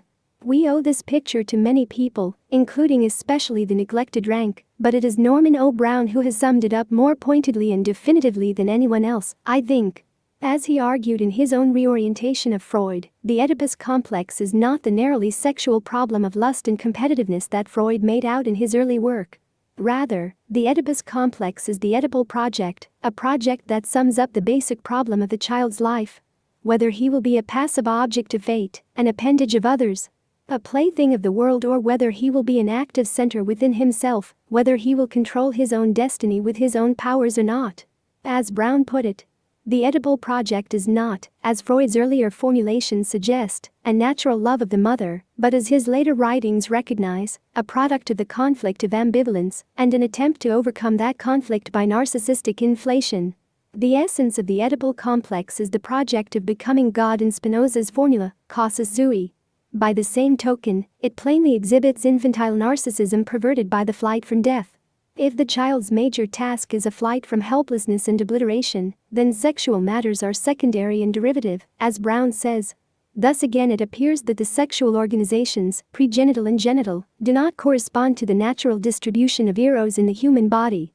They represent a hypercathexis, a supercharge, of particular bodily functions and zones, a hypercathexis induced by the fantasies of human narcissism in flight from death. Let us take these technical gems and spread them out a bit. The Oedipal project is the flight from passivity, from obliteration, from contingency. The child wants to conquer death by becoming the father of himself, the creator and sustainer of his own life. We saw in Chapter 2 that the child has an idea of death by the age of 3, but long before that he is already at work to fortify himself against vulnerability. This process begins naturally in the very earliest stages of the infant's life, in what is called the oral stage. This is the stage before the child is fully differentiated from his mother in his own consciousness, before he is fully cognizant of his own body and its functions, or, as we say technically, before his body has become an object in his phenomenological field. The mother, at this time, represents literally the child's life world. During this period her efforts are directed to the gratification of the child's wishes, to automatic relief of his tensions and pains. The child, then, at this time, is simply full of himself, an unflinchable manipulator and champion of his world. He lives effused in his own omnipotence, and magically controls everything he needs to feed that omnipotence. He has only to cry to get food and warmth, to point to demand the moon and get a delightful rattle in its place. No wonder we understand this period is characterized by primary narcissism. The child triumphantly controls his world by controlling the mother. His body is his narcissistic project, and he uses it to try to swallow the world. The anal stage is another way of talking about the period when the child begins to turn his attention to his own body as an object in his phenomenal field. He discovers it and seeks to control it. His narcissistic project then becomes the mastery and the possession of the world through self-control. At each stage in the unfolding discovery of his world and the problems that it poses, the child is intent on shaping that world to his own aggrandizement. He has to keep the feeling that he has absolute power and control, and in order to do that he has to cultivate independence of some kind, the conviction that he is shaping his own life. That is why Brown, like Rank, could say that the Oedipal project is inevitably self-generated in the child and is directed against the parents, irrespective of how the parents behave. To put it paradoxically, children toilet train themselves. The profound meaning of this is that there is no perfect way to bring up a child, since he brings himself up by trying to shape himself into an absolute controller of his own destiny. As this aim is impossible, each character is, deeply and in some way, fantastically unreal, fundamentally imperfect. As Ferenczi so well summed it up, character is from the point of view of the psychoanalyst a sort of abnormality, a kind of mechanization of a particular way of reaction, rather similar to an obsessional symptom. The castration complex. In other words, the narcissistic project of self-creation, using the body as the primary base of operations, is doomed to failure. And the child finds it out. This is how we understand the power and meaning of what is called the castration complex, as Freud came to develop it in his later writings, and as Rank and Brown have detailed it. In the newer understanding of the castration complex, it is not the father's threats that the child reacts to. As Brown so well says, the castration complex comes into being solely in confrontation with the mother. This phenomenon is very crucial, and we must linger a bit on how it happens. It all centers on the fact that the mother monopolizes the child's world. At first, she is his world. The child cannot survive without her, yet in order to get control of his own powers, he has to get free of her. The mother thus represents two things to the child, and it helps us understand why the psychoanalysts have said that ambivalence characterizes the whole early growth period. On the one hand, the mother is a pure source of pleasure and satisfaction, a secure power to lean on. She must appear as the goddess of beauty and goodness, victory and power. This is her light side, we might say, and it is blindly attractive. But on the other hand, the child has to strain against this very dependency, or he loses the feeling that he has aegis over his own powers. That is another way of saying that the mother, by representing secure biological dependence, is also a fundamental threat. The child comes to perceive her as a threat, which is already the beginning of the castration complex in confrontation with her. The child observes that the mother's body is different from the male's, strikingly different. And this difference gradually comes to make him very uncomfortable. Freud never tried to ease the shock of the revelations of his theory, and he called this discomfort horror at the mutilated creature, the castrated mother, the sight of genitals devoid of a penis. Freud's shock effect seemed to many people to partake of caricature. The horror in the child's perception seemed too contrived, too pat, too much designed to fit into Freud's own addiction to sexual explanations and biological reductionism. Others, too, saw Freud's way of thinking as a reflection of his own ingrained patriarchy, his strong sense of masculine superiority, which made the woman seem naturally inferior if she lacked male appendages. The fact is that the horror at the mutilated creature is contrived, but it is the child who contrives it. Psychoanalysts reported faithfully what their neurotic patients told them, even if they had to pry just the right words into their expressions. What troubles neurotics, as it troubles most people, is their own powerlessness. They must find something to set themselves against. If the mother represents biological dependence, then the dependence can be fought against by focusing it on the fact of sexual differentiation. If the child is to be truly casus sui, then he must aggressively defy the parents in some way, move beyond them, and the threats and temptations they embody. The genitals are a small thing in the child's perceptual world, hardly enough to be traumatic just because they lack protuberance. As Brown so well put it, the horror is the child's own invention. It is a tissue of fantasy inseparable from his own fantastic project of becoming father of himself, and, as fantasy, only remotely connected with actual sight of the female genitalia. Or, put another way, we can say that the child fetishizes the mother's body as an object of global danger to himself. It is one way of cutting her down to size, depriving her of her primary place in creation. Using Erwin Strauss's formula, we would say that the child splits the mother's genitals off from her totality as a love object. They then come to be experienced as a threat, as decay. Penis envy. The real threat of the mother comes to be connected with her sheer physicalness. Her genitals are used as a convenient focus for the child's obsession with the problem of physicalness. If the mother is a goddess of light, she is also a witch of the dark. He sees her tied to the earth, her secret bodily processes that bind her to nature. The breast with its mysterious sticky milk, the menstrual odors and blood, the almost continual immersion of the productive mother in her corporeality. And not least something the child is very sensitive to, the often neurotic and helpless character of this immersion. After the child gets hints about the mothers having babies, sees them being nursed, gets a good look at the toilet full of menstrual blood that seems to leave the witch quite intact and unconcerned, there is no question about her immersion in stark body meanings and body fallibilities.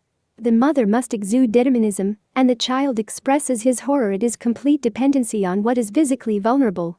And so we understand not only the boy's preference for masculinity, but also the girl's penis envy. Both boys and girls succumb to the desire to flee the sex represented by the mother. They need little coaxing to identify with the father and his world. He seems more neutral physically, more cleanly powerful, less immersed in body determinisms. He seems more symbolically free, represents the vast world outside of the home, the social world, with its organized triumph over nature, the very escape from contingency that the child seeks. Both the boy and girl turn away from the mother as a sort of automatic reflex of their own needs for growth and independence. But the horror, terror, contempt they feel is, as we said, part of their own fantastic perceptions of a situation they can't stand. This situation is not only the biological dependency and physicalness represented by the mother, but also the terrible revelation of the problem of the child's own body. The mother's body not only reveals a sex that threatens vulnerability and dependency, it reveals much more. It presents the problem of two sexes, and so confronts the child with the fact that his body is itself arbitrary. It is not so much that the child sees that neither sex is complete in itself, or that he understands that the particularity of each sex is a limitation of potential, a cheating of living fullness in some ways. He can't know these things or fully feel them. It is again not a sexual problem, it is more global, experienced as the curse of arbitrariness that the body represents. The child comes upon a world in which he could just as well have been born male or female, even dog, cat, or fish, for all that it seems to matter as regards power and control, capacity to withstand pain, annihilation, and death. The horror of sexual differentiation is a horror of biological fact, as Brown so well says. It is a fallout of illusion into sobering reality.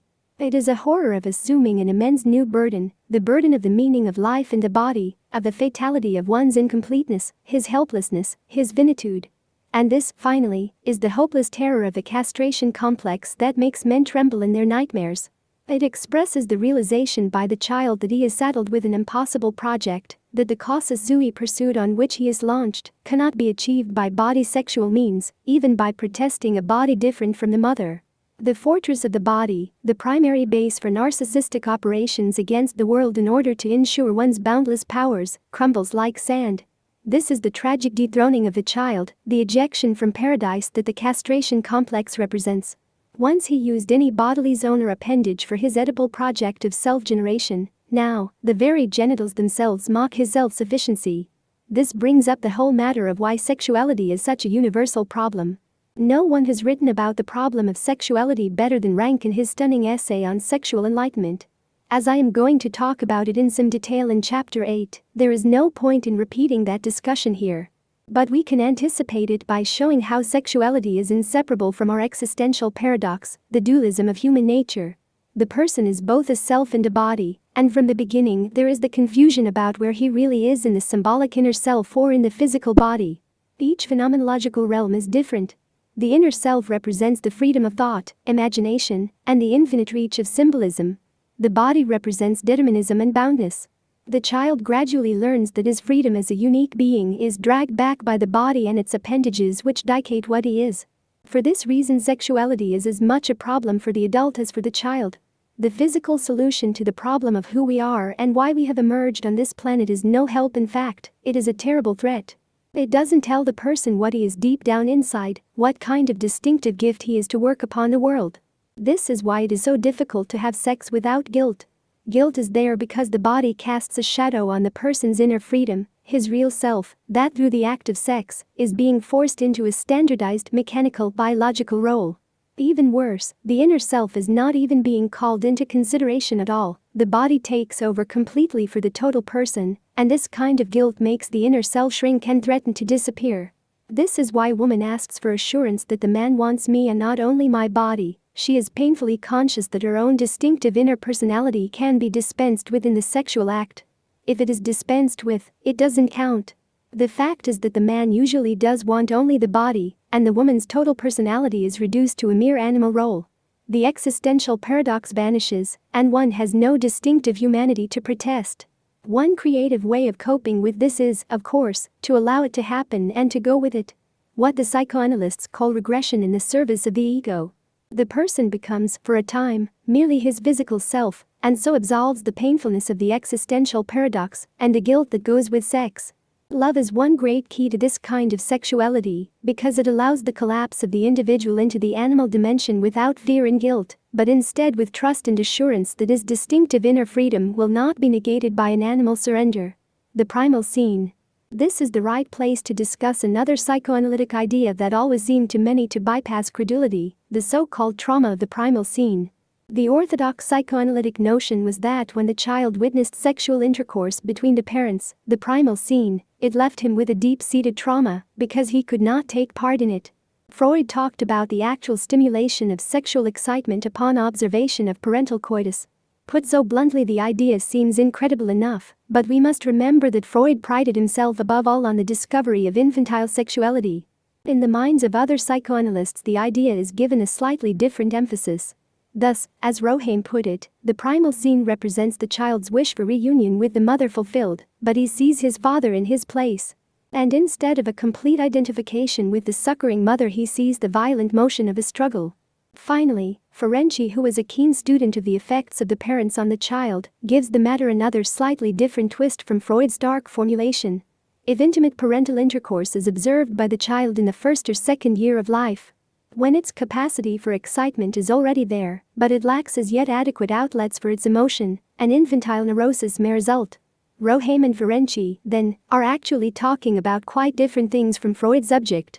Roheim is talking about identification with the mother, who represents the total support of the child, and the child's inability to understand the relation of his loved object with other objects like the father. Ferenczi is saying that the child is overwhelmed by emotions that he cannot yet organize. This is precisely where a more existential interpretation of the problem comes in. The child uses his body as his casus sui project. He only definitely abandons this project when he learns the impossibility of it. Each of these alternatives is a life and death matter for him, and so, if we are going to talk about trauma, it must be because of a confusion of life and death matters. Even when we are grown, most of us experience some distaste and disillusionment at the idea of our parents having intercourse. It doesn't seem the right thing for them to do. I think the exact reason for our distaste is that their image is confounded in our eyes. The thing that the parents represent most of all is the discouragement of the body as a casus sui project. They represent the castration complex, disillusionment with the body, and the fear of it. Even more, they themselves are the living embodiment of the cultural worldview that the child has to internalize in order for him to get out of his impasse with his body. When they themselves do not transcend the body in their most intimate relations, the child must experience some anxious confusion. How is his struggling ego to handle these double messages and make sense out of them? Furthermore, one of these messages is given in concrete physical grunts, groans, and movement that must be overwhelming, especially as it is precisely the horror of the body that the child is trying to overcome. If he tries to fall back on the body role and imitate his parents, they become anxious or furious. He can well feel betrayed by them. They reserve their bodies for the closest relationship, but deny it to him. They discourage physicalness with all the powers at their command, and yet they themselves practice it with an all-absorbing vengeance. When we take all this together, we can see that the primal scene can truly be a trauma, not because the child can't get into the sexual act and express his own impulses, but rather because the primal scene is itself a complex symbol combining the horror of the body, the betrayal of the cultural superego, and the absolute blockage of any action that the child can take in this situation or any straightforward understanding that he can have of it. It is the symbol of an anxious multiple bind. The body, then, is one's animal fate that has to be struggled against in some ways. At the same time, it offers experiences and sensations, concrete pleasure that the inner symbolic world lacks. No wonder man is impaled on the horns of sexual problems. Why Freud saw that sex was so prominent in human life, especially in the neurotic conflicts of his patients. Sex is an inevitable component of man's confusion over the meaning of his life, a meaning split hopelessly into two realm symbols, freedom and body, fate. No wonder, too, that most of us never abandon entirely the early attempts of the child to use the body and its appendages as a fortress or a machine to magically coerce the world. We try to get metaphysical answers out of the body that the body as a material thing cannot possibly give. We try to answer the transcendent mystery of creation by experiences in one partial physical product of that creation. This is why the mystique of sex is so widely practiced, say, in traditional France, and at the same time is so disillusioning. It is comfortingly infantile in its indulgence and its pleasure, yet so self-defeating of real awareness and growth. If the person is using it to try to answer metaphysical questions, it then becomes a lie about reality, a screen against full consciousness. If the adult reduces the problem of life to the area of sexuality, he repeats the fetishization of the child who focuses the problem of the mother upon her genitals. Sex then becomes a screen for terror, a fetishization of full consciousness about the real problem of life. But this discussion doesn't exhaust the reasons that sex is so prominent a part of the confusions of life. Sex is also a positive way of working on one's personal freedom project. After all, it is one of the few areas of real privacy that a person has in an existence that is almost wholly social, entirely shaped by the parents and society. In this sense, sex as a project represents a retreat from the standardizations and monopolizations of the social world. No wonder people dedicate themselves so all-consumingly to it, often from childhood on, in the form of secret masturbations that represent a protest and a triumph of the personal self. As we will see in part 2 of this book, Rank goes so far as to say that this use of sex explains all sexual conflicts in the individual, from masturbation to the most varied perversions. The person attempts to use his sex in an entirely individual way in order to control it and relieve it of its determinism. It is as though one tried to transcend the body by depriving it entirely of its given character, to make sport a new invention in place of what nature intended. The perversions of children certainly show this very clearly. They are the true artists of the body, using it as clay to assert their symbolic mastery. Freud saw this and recorded it as polymorphous perversity, which is one way of talking about it. But he seems not to have realized that this kind of play is already a very serious attempt to transcend determinism, not merely an animal search for a variety of body's own pleasures. By the time the child grows up, the inverted search for a personal existence through perversity gets set in an individual mold, and it becomes more secret. It has to be secret because the community won't stand for the attempt by people to wholly individualize themselves. If there is going to be a victory over human incompleteness and limitation, it has to be a social project and not an individual one. Society wants to be the one to decide how people are to transcend death. It will tolerate the casus sui project only if it fits into the standard social project. Otherwise, there is the alarm of anarchy. This is one of the reasons for bigotry and censorship of all kinds over personal morality. People fear that the standard morality will be undermined, another way of saying that they fear they will no longer be able to control life and death. A person is said to be socialized precisely when he accepts to sublimate the body's sexual character of his Oedipal project. Now these euphemisms mean usually that he accepts to work on becoming the father of himself by abandoning his own project and by giving it over to the fathers. The castration complex has done its work, and one submits to social reality. He can now deflate his own desires and claims, and can play it safe in the world of the powerful elders. He can even give his body over to the tribe, the state, the embracing magical umbrella of the elders and their symbols. That way it will no longer be a dangerous negation for him. But there is no real difference between a childish impossibility and an adult one. The only thing that the person achieves is a practiced self-deceit, what we call the mature character. Chapter 4. Human character is a vital lie. Take stock of those around you, and you will hear them talk in precise terms about themselves and their surroundings, which would seem to point to them having ideas on the matter. But start to analyze those ideas, and you will find that they hardly reflect in any way the reality to which they appear to refer, and if you go deeper, you will discover that there is not even an attempt to adjust the ideas to this reality. Quite the contrary. Through these notions, the individual is trying to cut off any personal vision of reality, of his own very life. For life is at the start a chaos in which one is lost. The individual suspects this, but he is frightened at finding himself face to face with this terrible reality, and tries to cover it over with a curtain of fantasy, where everything is clear. It does not worry him that his ideas are not true. He uses them as trenches for the defense of his existence, as scarecrows to frighten away reality. Jose Ortega y Gasset. The problem of anality and the castration complex already takes us a long way toward answering the question that intrigues us all. If the basic quality of heroism is genuine courage, why are so few people truly courageous? Why is it so rare to see a man who can stand on his own feet? Even the great Carlyle, who frightened many people, proclaimed that he stood on his father as on a stone pillar buried in the ground under him. The unspoken implication is that if he stood on his own feet alone, the ground would cave in under him. This question goes right to the heart of the human condition, and we shall be attacking it from many sides all through this book. I once wrote that I thought the reason man was so naturally cowardly was that he felt he had no authority, and the reason he had no authority was in the very nature of the way the human animal is shaped. All our meanings are built into us from the outside, from our dealings with others. This is what gives us a self and a superego. Our whole world of right and wrong, good and bad, our name, precisely who we are, is grafted into us, and we never feel we have authority to offer things on our own. How could we? I argued, since we feel ourselves in many ways guilty and beholden to others, a lesser creation of theirs, indebted to them for our very birth. But this is only part of the story, the most superficial and obvious part. There are deeper reasons for our lack of courage, and if we are going to understand man, we have to dig for them. The psychologist Abraham Maslow had the keenest sense for significant ideas, and shortly before his recent untimely death, he began to attack the problem of the fear of standing alone. Maslow used a broad humanistic perspective in his work, and he liked to talk about concepts like actualizing one's potential and one's full humanness. He saw these as natural developmental urges and wondered what holds them up, what blocks them.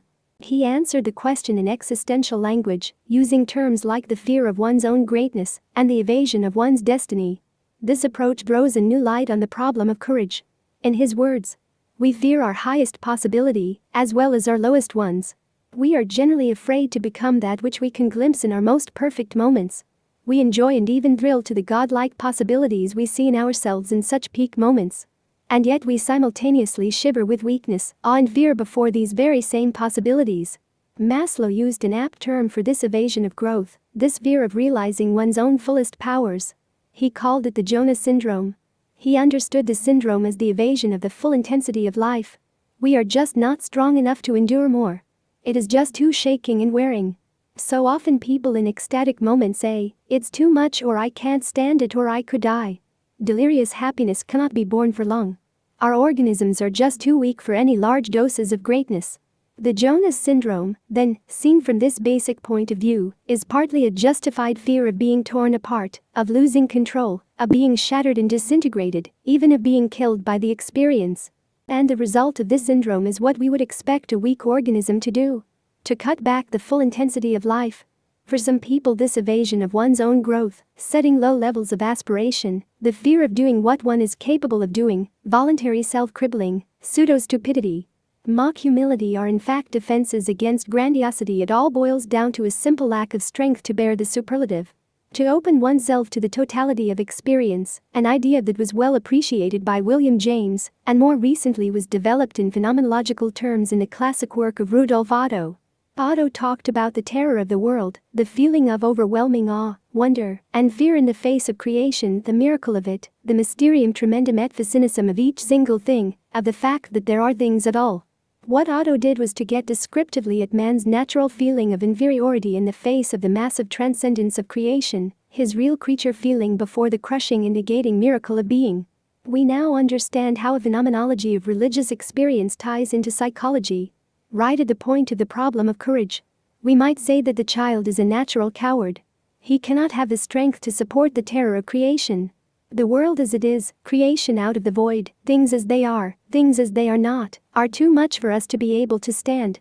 Or, better, they would be too much for us to bear without crumbling in a faint, trembling like a leaf, standing in a trance in response to the movement, colors, and odors of the world. I say would be because most of us by the time we leave childhood have repressed our vision of the primary miraculousness of creation. We have closed it off, changed it, and no longer perceive the world as it is to raw experience. Sometimes we may recapture this world by remembering some striking childhood perceptions, how suffused they were in emotion, and wonder how a favorite grandfather looked, or one's first love in his early teens.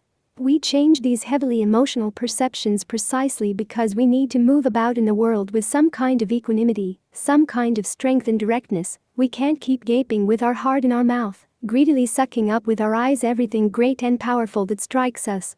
The great boon of repression is that it makes it possible to live decisively in an overwhelmingly miraculous and incomprehensible world, a world so full of beauty, majesty, and terror that if animals perceived it all, they would be paralyzed to act. But nature has protected the lower animal by endowing them with instincts. An instinct is a programmed perception that calls into play a programmed reaction. It is very simple. Animals are not moved by what they cannot react to. They live in a tiny world, a sliver of reality, one neurochemical program that keeps them walking behind their nose and shuts out everything else. But look at man, the impossible creature. Here nature seems to have thrown caution to the winds along with the programmed instincts. She created an animal who has no defense against full perception of the external world, an animal completely open to experience. Not only in front of his nose, in his Umwelt, but in many other Umwelten. He can relate not only to animals in his own species, but in some ways to all other species. He can contemplate not only what is edible for him, but everything that grows. He not only lives in this moment, but expands his inner self to yesterday, his curiosity to centuries ago, his fears to 5 billion years from now when the sun will cool, his hopes to an eternity from now. He lives not only on a tiny territory, nor even on an entire planet, but in a galaxy, in a universe, and in dimensions beyond visible universes. It is appalling, the burden that man bears, the experiential burden. As we saw in the last chapter, man can't even take his own body for granted as can other animals. It is not just hind feet, a tail that he drags, that are just their limbs to be used and taken for granted or chewed off when caught in a trap, and when they give pain and prevent movement. Man's body is a problem to him that has to be explained. Not only his body is strange, but also its inner landscape, the memories and dreams. Man's very insides, his self, are foreign to him. He doesn't know who he is, why he was born, what he is doing on the planet, what he is supposed to do, what he can expect. His own existence is incomprehensible to him, a miracle just like the rest of creation, closer to him, right near his pounding heart, but for that reason all the more strange. Each thing is a problem, and man can shut out nothing. As Maslow has well said, it is precisely the godlike in ourselves that we are ambivalent about, fascinated by and fearful of, motivated to and defensive against. This is one aspect of the basic human predicament, that we are simultaneously worms and gods. There it is again. Gods within us is. The historic value of Freud's work is that it came to grips with the peculiar animal that man was, the animal that was not programmed by instincts to close off perception and assure automatic equanimity and forceful action. Man had to invent and create out of himself the limitations of perception and the equanimity to live on this planet. And so the core of psychodynamics, the formation of the human character, is a study in human self-limitation and in the terrifying costs of that limitation. The hostility to psychoanalysis in the past, today, and in the future will always be a hostility against admitting that man lives by lying to himself about himself and about his world, and that character, to follow Ferenczi and Brown, is a vital lie. I particularly like the way Maslow has summed up this contribution of Freudian thought. Freud's greatest discovery, the one which lies at the root of psychodynamics, is that the great cause of much psychological illness is the fear of knowledge of oneself, of one's emotions, impulses, memories, capacities, potentialities, of one's destiny. We have discovered that fear of knowledge of oneself is very often isomorphic with, and parallel with, fear of the outside world. And what is this fear but a fear of the reality of creation in relation to our powers and possibilities? In general, this kind of fear is defensive, in the sense that it is a protection of our self-esteem, of our love and respect for ourselves. We tend to be afraid of any knowledge that could cause us to despise ourselves or to make us feel inferior, weak, worthless, evil, shameful. We protect ourselves and our ideal image of ourselves by repression and similar defenses, which are essentially techniques by which we avoid becoming conscious of unpleasant or dangerous truths.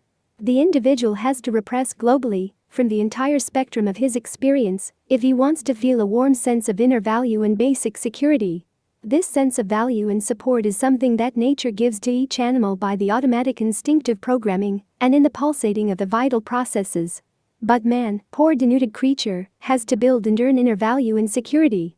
He must repress his smallness in the adult world, his failures to live up to adult commands and codes. He must repress his own feelings of physical and moral inadequacy, not only the inadequacy of his good intentions, but also his guilt and his evil intentions. The death wishes and hatreds that result from being frustrated and blocked by the adults. He must repress his parents' inadequacy, their anxieties and terrors, because these make it difficult for him to feel secure and strong. He must repress his own anality, his compromising bodily functions that spell his mortality, his fundamental expendability in nature. And with all this, and more that we leave unsaid, he must repress the primary awesomeness of the external world. In his later years, Freud evidently came to realize, as Adler had earlier, that the thing that really bothers the child is the nature of his world, not so much his own inner drives. He talked less about the power of the Oedipus complex and more about human perplexity and helplessness in the face of nature's dreaded forces, the terrors of nature, the painful riddle of death or anxiety in the face of life's dangers, and the great necessities of fate, against which there is no remedy. And when it came to the central problem of anxiety, he no longer talked as he had in his early work about the child's being overwhelmed from within by his instinctual urges. Instead, Freud's formulations became existential. Anxiety was now seen largely as a matter of the reaction to global helplessness, abandonment, fate. I therefore maintain that the fear of death is to be regarded as an analog of the fear of castration. And that the situation to which the ego reacts is the state of being forsaken or deserted by the protecting superego, by the powers of destiny, which puts an end to security against every danger. This formulation indicates a great broadening of perspective. Add to it a generation or two of psychoanalytic clinical work, and we have achieved a remarkably faithful understanding of what really bothers the child, how life is really too much for him, how he has to avoid too much thought, too much perception, too much life. And at the same time, how he has to avoid the death that rumbles behind and underneath every carefree activity, that looks over his shoulder as he plays. The result is that we now know that the human animal is characterized by two great fears that other animals are protected from, the fear of life and the fear of death. In the science of man, it was Otto Rank, above all, who brought these fears into prominence, based his whole system of thought on them, and showed how central they were to an understanding of man. At about the same time that Rank wrote, Heidegger brought these fears to the center of existential philosophy. He argued that the basic anxiety of man is anxiety about being in the world, as well as anxiety of being in the world. That is, both fear of death and fear of life, of experience and individuation. Man is reluctant to move out into the overwhelmingness of his world, the real dangers of it. He shrinks back from losing himself in the all-consuming appetites of others, from spinning out of control in the clutchings and clawings of men, beasts and machines.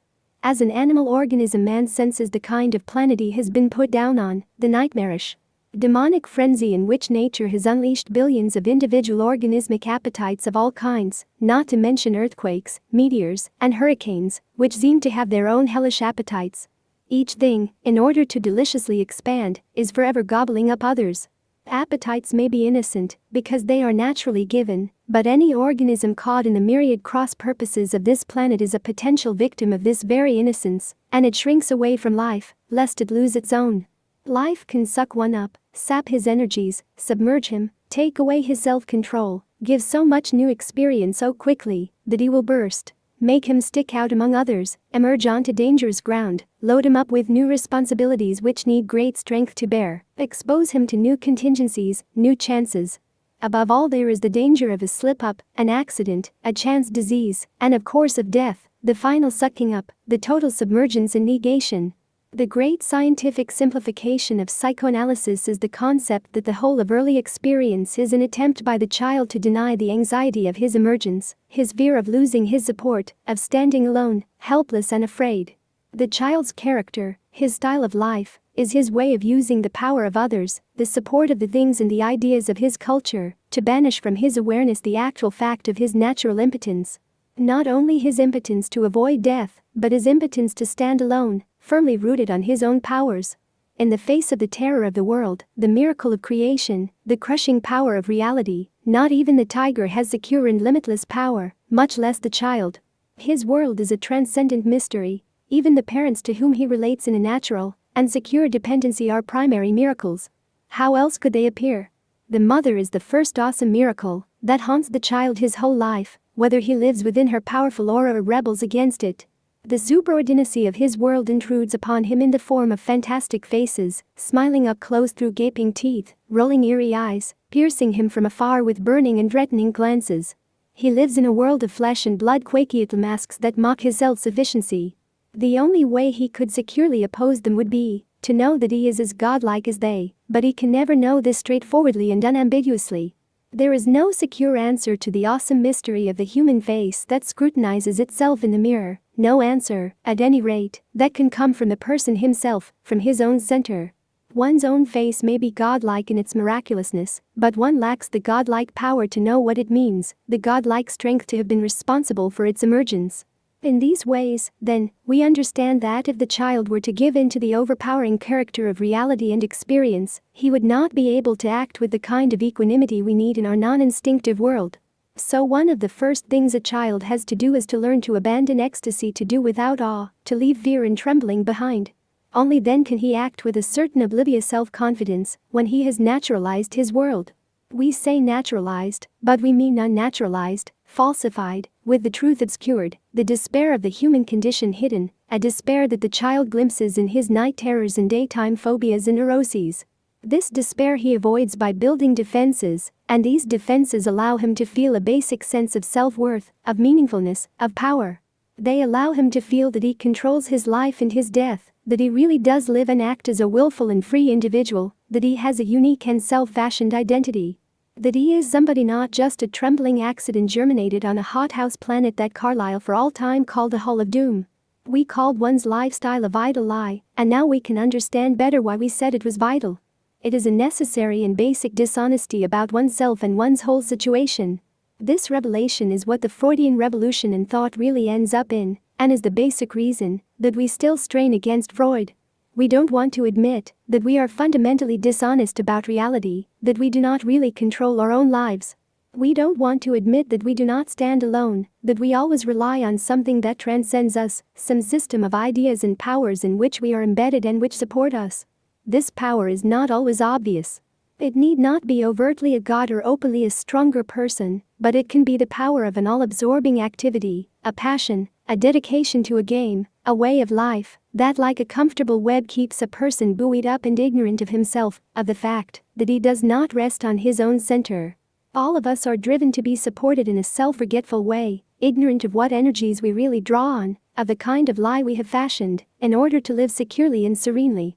Augustine was a master analyst of this, as were Kierkegaard, Schiller, and Tillich in our day.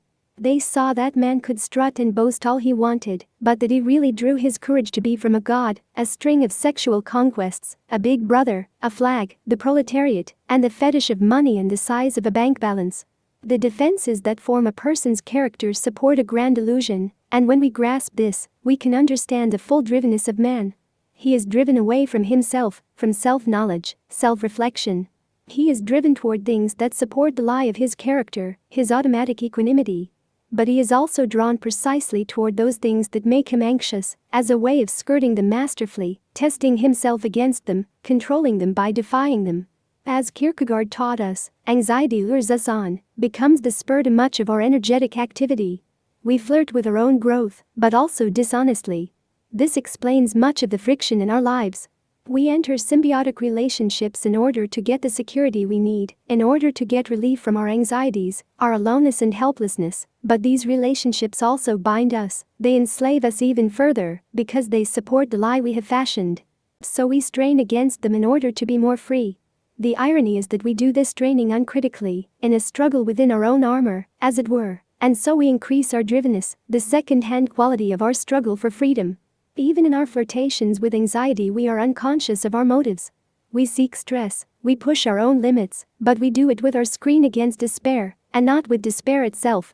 We do it with the stock market, with sports cars, with atomic missiles, with the success ladder in the corporation or the competition in the university. We do it in the prison of a dialogue with our own little family, by marrying against their wishes or choosing a way of life because they frown on it, and so on. Hence the complicated and second-hand quality of our entire drivenness. Even in our passions, we are nursery children playing with toys that represent the real world. Even when these toys crash and cost us our lives or our sanity, we are cheated of the consolation that we were in the real world, instead of the playpen of our fantasies. We still did not meet our doom on our own manly terms, in contest with objective reality. It is fateful and ironic how the lie we need in order to live dooms us to a life that is never really ours. It was not until the working out of modern psychoanalysis that we could understand something the poets and religious geniuses have long known. That the armor of character was so vital to us that to shed it meant to risk death and madness. It is not hard to reason out. If character is an erotic defense against despair and you shed that defense, you admit the full flood of despair, the full realization of the true human condition, what men are really afraid of, what they struggle against, and are driven toward and away from. Freud summed it up beautifully when he somewhere remarked that psychoanalysis cured the neurotic misery, in order to introduce the patient to the common misery of life. Neurosis is another word for describing a complicated technique for avoiding misery, but reality is the misery. That is why from earliest times sages have insisted that to see reality one must die and be reborn. The idea of death and rebirth was present in shamanistic times, in Zen thought, in Stoic thought, in Shakespeare's King Lear, as well as in Judeo-Christian and modern existential thought. But it was not until scientific psychology that we could understand what was at stake in the death and rebirth. That man's character was an erotic structure that went right to the heart of his humanness. As Frederick Perls put it, to suffer one's death and to be reborn is not easy. And it is not easy precisely because so much of one has to die. I like the way Pearls conceived the neurotic structure as a thick edifice built up of 4 layers. The first 2 layers are the everyday layers, the tactics that the child learns to get along in society by the facile use of words to win ready approval and to placate others and move them along with him. These are the glib empty talk, cliché and role-playing layers. Many people live out their lives never getting underneath them. The third layer is a stiff one to penetrate. It is the impasse that covers our feeling of being empty and lost, the very feeling that we try to banish in building up our character defenses. Underneath this layer is the fourth and most baffling one. The death or fear of death layer, and this, as we have seen, is the layer of our true and basic animal anxieties, the terror that we carry around in our secret heart. Only when we explode this fourth layer, says Pearls, do we get to the layer of what we might call our authentic self. What we really are without sham, without disguise, without defenses against fear. From this sketch of the complex rings of defense that compose our character, our neurotic shield that protects our pulsating vitality from the dread of truth, we can get some idea of the difficult and excruciatingly painful all-or-nothing process that psychological rebirth is. And when it is through psychologically, it only begins humanly. The worst is not the death, but the rebirth itself. There's the rub. What does it mean to be born again for man? It means for the first time to be subjected to the terrifying paradox of the human condition, since one must be born not as a god, but as a man, or as a god worm, or a god who shits. Only this time without the neurotic shield that hides the full ambiguity of one's life. And so we know that every authentic rebirth is a real ejection from paradise, as the lives of Tolstoy, Peggy, and others attest. It takes men of granite, men who are automatically powerful, secure in their drivenness we might say, and it makes them tremble, makes them cry as Peggy stood on the platforms of Parisian buses with hot tears rolling down his cheeks while he mumbled prayers.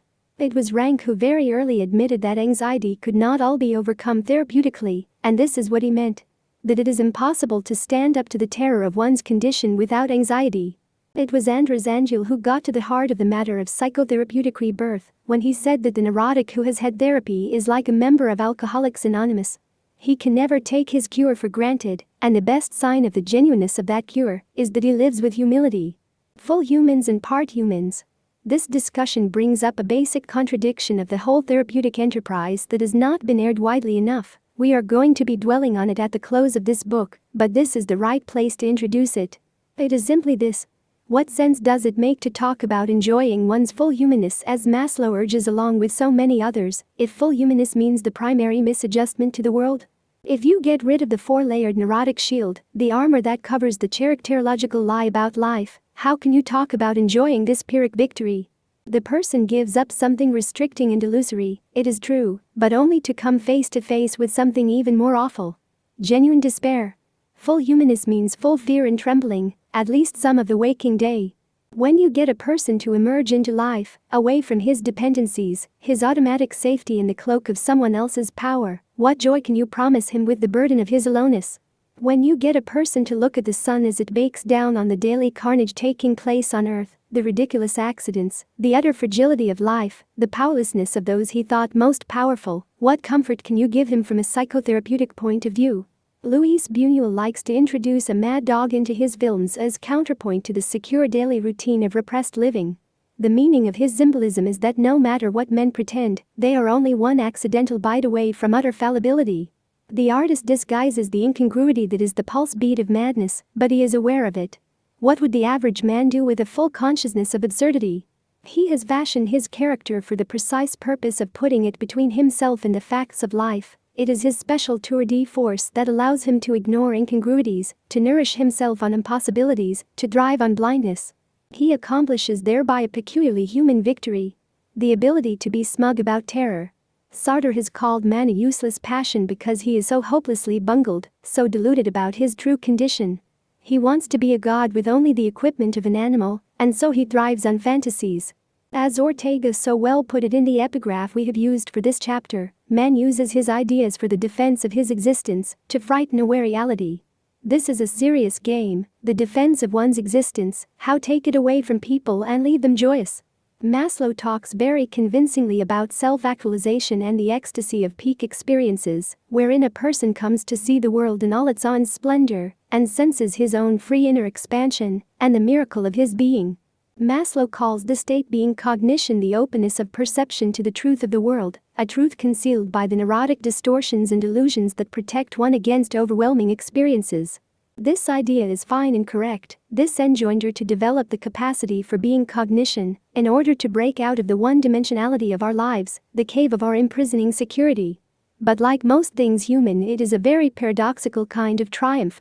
This was already clearly seen by Maslow when he talked about the dangers of being cognition. Maslow was too broad-minded and sober to imagine that being cognition did not have an underside. But he didn't go far enough toward pointing out what a dangerous underside it was, that it could undermine one's whole position in the world. It can't be overstressed, one final time, that to see the world as it really is devastating and terrifying. It achieves the very result that the child has painfully built his character over the years in order to avoid. It makes routine, automatic, secure, self-confident activity impossible. It makes thoughtless living in the world of men an impossibility. It places a trembling animal at the mercy of the entire cosmos and the problem of the meaning of it.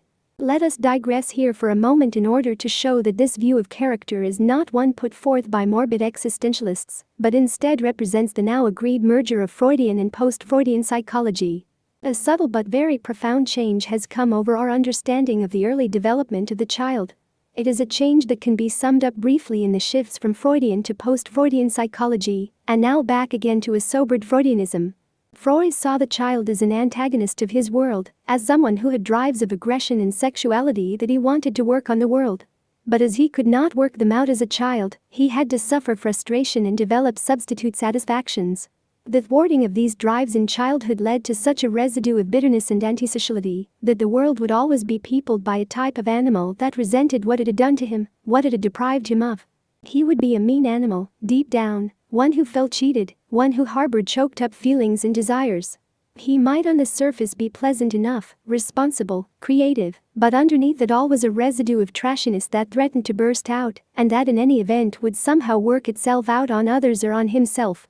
Freud's theory of innate instincts was undermined very early in social psychological quarters and very late within psychoanalysis itself, and a new view of the child came into vogue. It tended to see the child as neutral, instinct-free, basically malleable. Apart from some unknown factors of hereditary constitution and temperament, the child was looked upon wholly as a creature shaped by his environment. In this view, the parents were thought to be responsible for the child's repressions, for the character defenses that he developed, and for the kind of person he turned out to be, as they had provided him with an environment and molded him to it. Even more than that, as the parents had opposed the child's natural energetic and free expansion, and had demanded his surrender to their world, they could be considered in some fundamental way as guilty for whatever warpings his character had. If the child had no instincts, he at least had plenty of free energy and a natural innocence of the body. He sought continual activity and diversion, wanted to move about his world in its entirety, to bend it to his use and delight as much as possible. He sought to express himself spontaneously, feel the most satisfaction in his bodily processes, derive the most comfort, thrill, and pleasure from others. But as this kind of limitless expansion is not possible in the world, the child has to be checked for his own good, and the parents were the checkers of his activity. Whatever attitudes the child had toward himself, his body, and his world were considered to have been implanted by his experience with his trainers and with his immediate environment. This was the post-Freudian view of character development, the reaction against Freud's instinctivism. Actually, it is pre-Freudian, dating from the Enlightenment and Rousseau and Marx. In recent years, the most biting and carefully thought-out critique of this view was given by Norman O. Brown. The epithets he used against Fromm and the Neo-Freudians were bitter indeed for a book that called us all back to Eros. But the gravamen of Brown's critique was a serious one that had been overlooked by many in recent decades. That the situation of the child was an impossible one, and that he had to fashion his own defenses against the world, had to find a way of surviving in it. As we saw in Chapter 3, the child's own existential dilemmas gave him his task quite independently of the parents. His attitudes came to him from his need to adapt to the whole desperate human condition, not merely to attune himself to the whims of his parents. The student of ideas is entitled to wonder what kind of book Brown would have fashioned out of his brilliance if he had digested Adler and Rank with the thoroughness with which he studied Freud. It was Adler and Rank, after all, who understood the desperate situation of the child without falling either into the Freudian trap of inner instincts or that of easy environmentalism. As Rank put it once and for all future psychoanalysts and students of man. Every human being is equally unfree, that is, we create out of freedom a prison. Rank was criticizing Rousseau's vision of man as born free and then put into chains by training and by society. Rank understood that in the face of the overwhelmingness of the world, the child could not out of himself muster the stamina and the authority necessary to live in full expansiveness, with limitless horizons of perception and experience. We have arrived at a unique stage in the development of psychoanalytic thought. By fully incorporating the work of Adler and Rank on an equal level with Freud, modern psychoanalysis has been able to keep the roundness and soberness of the master without the errors, extreme formulations, and dogma of strict Freudianism. As I see it, Brown's book represents a declaration that the circle has been closed fully between the psychoanalysis of the founders and the most recent theoretical and clinical work, without anything essential being lost. Even on the syndrome that in truth could most justifiably accuse the parents of failing to fashion an adequate human being, that of schizophrenia, there has been a marked change of emphasis, a new consciousness of the tragic dimensions of human life. No one has summed this up better than Harold Searles, and I would like to quote at length his sensitive and authoritative personal statement, which I think is a very important one historically. At Chestnut Lodge, the twice-weekly, hour-long case presentations usually have to do with schizophrenic patients. When the author went there, nearly 12 years ago, the therapists, including the author presenting these cases, often tended to paint a totally, or almost totally, black picture of the patient's childhood family relationships. The feeling atmosphere of the presentation was one of blame of the parents more than anything else. As the years have gone on, the author has found that the presentations have come to convey less and less of such blame, and to convey more and more of the tragedy of the patient's lives, tragedy, which is so much of a piece with the tragedy of life for all of us, that the presentation is often a profoundly grief-laden experience for both the presenter and the listeners. One feels that the staff presentation now gives a truer picture of a patient's life, but a picture which is much more deeply shaking than was the blame-colored picture previously often seen. The tragedy of life that Searles is referring to is the one we have been discussing. Man's finitude, his dread of death and of the overwhelmingness of life. The schizophrenic feels these more than anyone else because he has not been able to build the confident defenses that a person normally uses to deny them. The schizophrenic's misfortune is that he has been burdened with extra anxieties, extra guilt, extra helplessness, an even more unpredictable and unsupportive environment. He is not surely seated in his body, has no secure base from which to negotiate a defiance of, and a denial of the real nature of the world. The parents have made him massively inept as an organism. He has to contrive extra ingenious and extra desperate ways of living in the world that will keep him from being torn apart by experience, since he is already almost apart. We see again confirmed the point of view that a person's character is a defense against despair, an attempt to avoid insanity because of the real nature of the world. Searles looks at schizophrenia precisely as the result of the inability to shut out terror, as a desperate style of living with terror. Frankly, I don't know anything more cogent that needs to be said about this syndrome. It is a failure in humanization, which means a failure to confidently deny man's real situation on this planet. Schizophrenia is the limiting test case for the theory of character and reality that we have been expounding here. The failure to build dependable character defenses allows the true nature of reality to appear to man. It is scientifically apodictic. The creativity of people on the schizophrenic end of the human continuum is a creativity that springs from the inability to accept the standardized cultural denials of the real nature of experience. And the price of this kind of almost extra-human creativity is to live on the brink of madness, as men have long known. The schizophrenic is supremely creative in an almost extra-human sense because he is furthest from the animal. He lacks the secure instinctive programming of lower organisms, and he lacks the secure cultural programming of average men. No wonder he appears to average men as crazy. He is not in anything's world. Conclusion. Let us close our long discussion of the function of character by juxtaposing two great pieces of poetic writing and insight, separated by almost 3 centuries. The first, by Thomas Traherne, gives a beautiful description of the world as it appears to the perceptions of the child before he has been able to fashion automatic reactions. Traherne describes the pristine perceptions of the child. All appeared new and strange at first, inexpressibly rare and delightful and beautiful. The corn was orient and immortal wheat, which never should be reaped, nor was ever sown. I thought it had stood from everlasting to everlasting. The dust and stones of the street were as precious as gold, the gates were at first the end of the world. The green trees, when I saw them first through one of the gates, transported and ravished me. Their sweetness and unusual beauty made my heart to leap, and almost mad with ecstasy. They were such strange and wonderful things. The men. Oh, what venerable and reverend creatures did the aged seem! Immortal cherubims. And young men, glittering and sparkling angels, and made strange seraphic pieces of life and beauty. Boys and girls tumbling in the street and playing were moving jewels. I knew not that they were born or should die. The city seemed to stand in Eden. We might call this the paradise of pure oppression.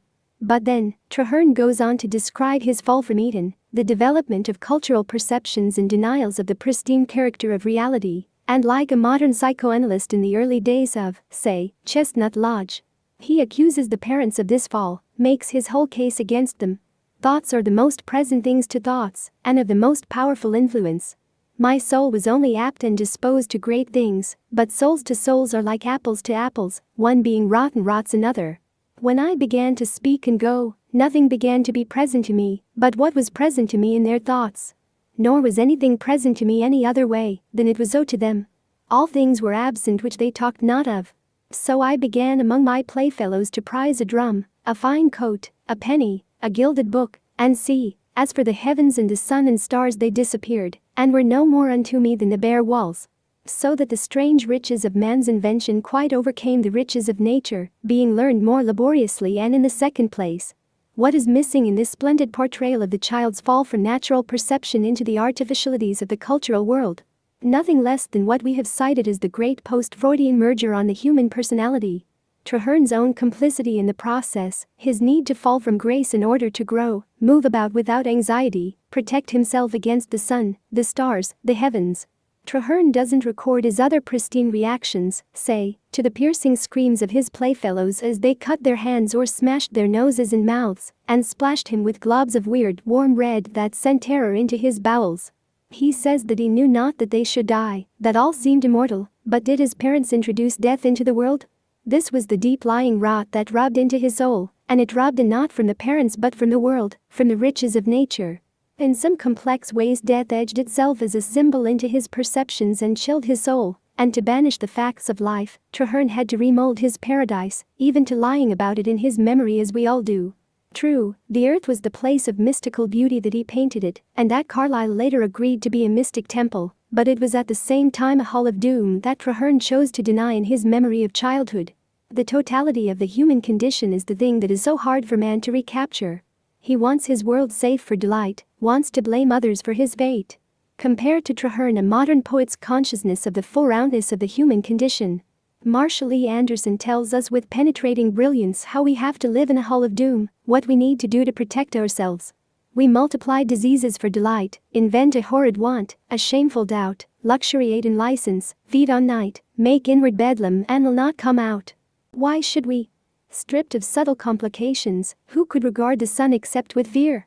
This is our shelter against contemplation, our only refuge from the plain and clear. Who would crawl out from under the obscure to stand defenseless in the sunny air? No terror of obliquity so sure as the most shining terror of despair to know how simple is our deepest need, how sharp, and how impossible to feed. The irony of man's condition is that the deepest need is to be free of the anxiety of death and annihilation, but it is life itself which awakens it, and so we must shrink from being fully alive. Marshall E. Anderson draws the circle, not only on Traherne, but on Maslow, on humanistic psychoanalysis, and even on Freudian Norman O. Brown himself. What exactly would it mean on this earth to be wholly unrepressed, to live in full bodily and psychic expansiveness? It can only mean to be reborn into madness. Brown warns us of the full radicalness of his reading of Freud by stressing that he resolutely follows Ferenczi's insight that character traits are, so to speak, secret psychoses. This is shaking scientific truth, and we have also subscribed to it with Brown. If it has seemed hard for men to get agreement on such a truth during the age of Freud, one day it will be secure. But the chilling reality behind this truth is even more upsetting, and there doesn't seem to be much that we can do with it, or will ever be able to do with it. I mean that without character traits there has to be full and open psychosis. At the very end of this book I want to sum up the basic contradictions of Brown's argument for new men without character defenses, his hope for a rebirth of mankind into a second innocence. For now, it is enough to invoke Marshall E. Anderson's complete scientific formula. stripped of subtle complications, i.e., of all the character defenses, repression, denial, misperception of reality, who could regard the sun except with fear? Chapter 5. The Psychoanalyst Kierkegaard. The whole order of things fills me with a sense of anguish, from the gnat to the mysteries of incarnation, all is entirely unintelligible to me, and particularly my own person. Great is my sorrow, without limits. None knows of it, except God in heaven, and he cannot have pity. Soren Kierkegaard.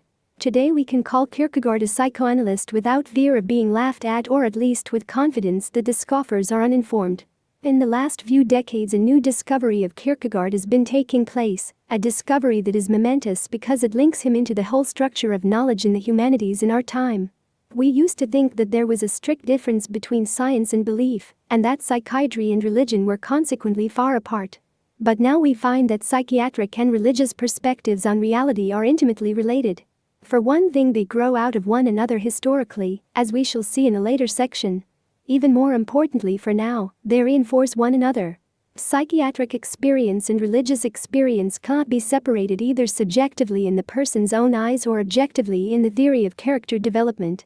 Nowhere is this merger of religious and psychiatric categories clearer than in the work of Kierkegaard. He gave us some of the best empirical analyses of the human condition ever fashioned by man's mind. But ironically, it was not until the epoch of the scientific atheist Freud that we could see the scientific stature of the theologian Kierkegaard's work. Only then did we have the clinical evidence to support it. The noted psychologist Maurer summed it up perfectly 2 decades ago. Freud had to live and write before the earlier work of Kierkegaard could be correctly understood and appreciated. There have been several good attempts to show how Kierkegaard anticipated the data of modern clinical psychology. Most of the European existentialists have had something to say about this, along with theologians like Paul Tillich. The meaning of this work is that it draws a circle around psychiatry and religion. It shows that the best existential analysis of the human condition leads directly into the problems of God and faith, which is exactly what Kierkegaard had argued. I am not going to attempt to repeat and decode Kierkegaard's breathtakingly penetrating and often difficult to understand analysis of the human condition.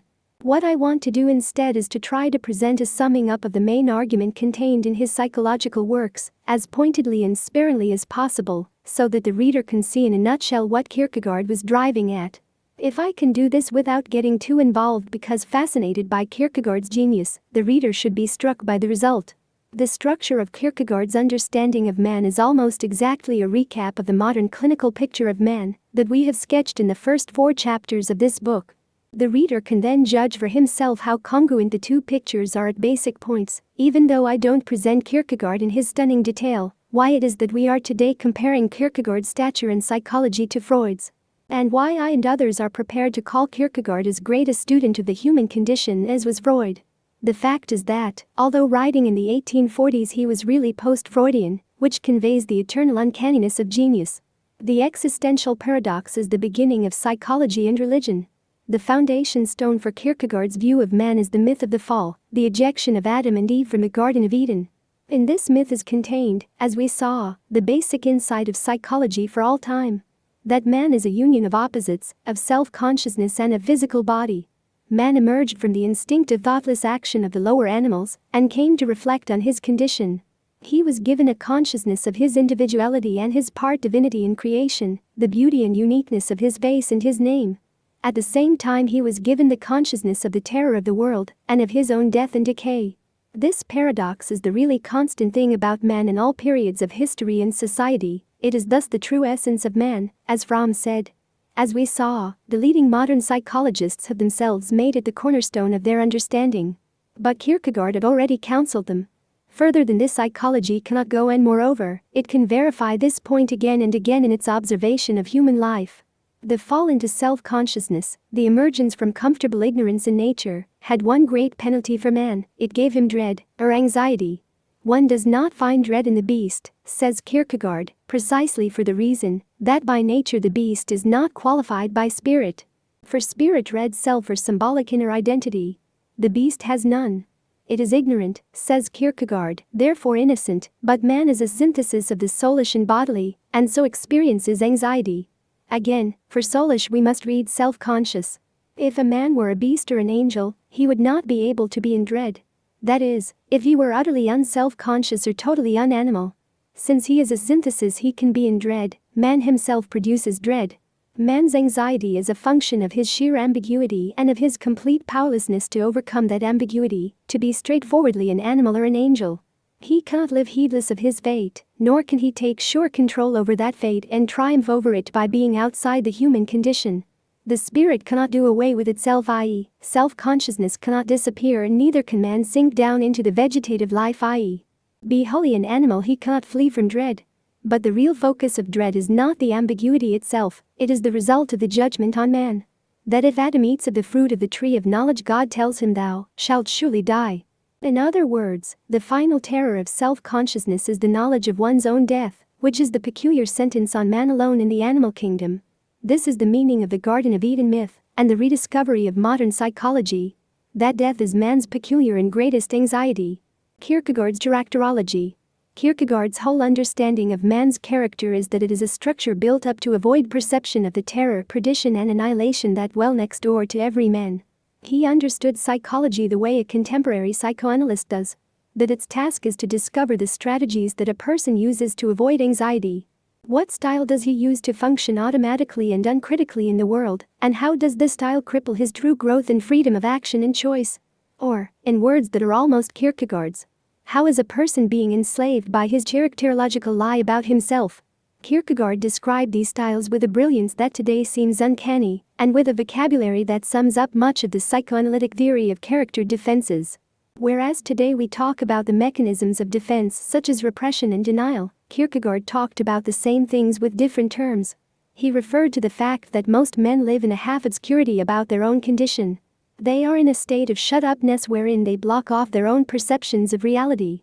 He understood the compulsive character, the rigidity of the person who has had to build extra thick defenses against anxiety, a heavy character armor, and he described him in the following terms. A partisan of the most rigid orthodoxy knows it all, he bows before the holy, truth is for him an ensemble of ceremonies, he talks about presenting himself before the throne of God, of how many times one must bow. He knows everything the same way as does the pupil who is able to demonstrate a mathematical proposition with the letters A, B, C, but not when they are changed to def. He is therefore in dread whenever he hears something not arranged in the same order. There is no doubt that by shut-upness Kierkegaard means what we today refer to by repression. It is the closed personality, the one who has fenced himself around in childhood, not tested his own powers in action, not been free to discover himself and his world in a relaxed way. If the child is not burdened by too much parental blocking of his action, too much infection with the parent's anxieties, he can develop his defenses in a less monopolizing way, can remain somewhat fluid and open in character. He is prepared to test reality more in terms of his own action and experimentation, and less on the basis of delegated authority and prejudgment or preperception. Kierkegaard understood this difference by making a distinction between lofty shut-upness and mistaken shut-upness. He went on to give a Rousseau-like enjoinder for raising children with the right kind of character orientation. It is of infinite importance that a child be brought up with a conception of the lofty shut-upness reserve and be saved from the mistaken kind. In an external respect, it is easy to perceive when the moment has arrived that one ought to let the child walk alone. The art is to be constantly present and yet not be present, to let the child be allowed to develop itself, while nevertheless one has constantly a survey clearly before one. The art is to leave the child to itself in the very highest measure and on the greatest possible scale, and to express this apparent abandonment in such a way that, unobserved, one at the same time knows everything. And the father who educates or does everything for the child entrusted to him, but has not prevented him from becoming shut up, has incurred a great accountability. Just as Rousseau and Dewey, Kierkegaard is warning the parent to let the child do his own exploration of the world and develop his own sure experimental powers. He knows that the child has to be protected against dangers, and that watchfulness by the parent is of vital importance, but he doesn't want the parent to intrude his own anxieties into the picture, to cut off the child's action before it is absolutely necessary. Today we know that such an upbringing alone gives the child a self-confidence in the face of experience that he would not have if he were overly blocked. It gives him an inner sustainment. And it is precisely this inner sustainment that allows the child to develop a lofty shut-upness, or reserve. That is, an ego-controlled and self-confident appraisal of the world by a personality that can open up more easily to experience. Mistaken shut-upness, on the other hand, is the result of too much blockage, too much anxiety, too much effort to face up to experience by an organism that has been overburdened and weakened in its own controls. It means, therefore, more automatic repression by an essentially closed personality. And so, for Kierkegaard, the good is the opening toward new possibility and choice, the ability to face into anxiety. The closed is the evil, that which turns one away from newness and broader perceptions and experiences. The closed shuts out revelation. Obtrudes a veil between the person and his own situation in the world. Ideally, these should be transparent, but for the closed person they are opaque. It is easy to see that shut-upness is precisely what we have called a lie of character, and Kierkegaard calls it the same thing. It is easy to see that shut-upness eo ipso signifies a lie, or, if you prefer, untruth. But untruth is precisely unfreedom. The elasticity of freedom is consumed in the service of close reserve. Close reserve was the effect of the negating retrenchment of the ego in the individuality. This is a perfectly contemporary psychoanalytic description of the costs of repression on the total personality. I am omitting Kierkegaard's more detailed and penetrating analysis of how the person becomes fragmented within himself by the repression, how the real perception of reality dwells under the surface, close at hand, ready to break through the repression.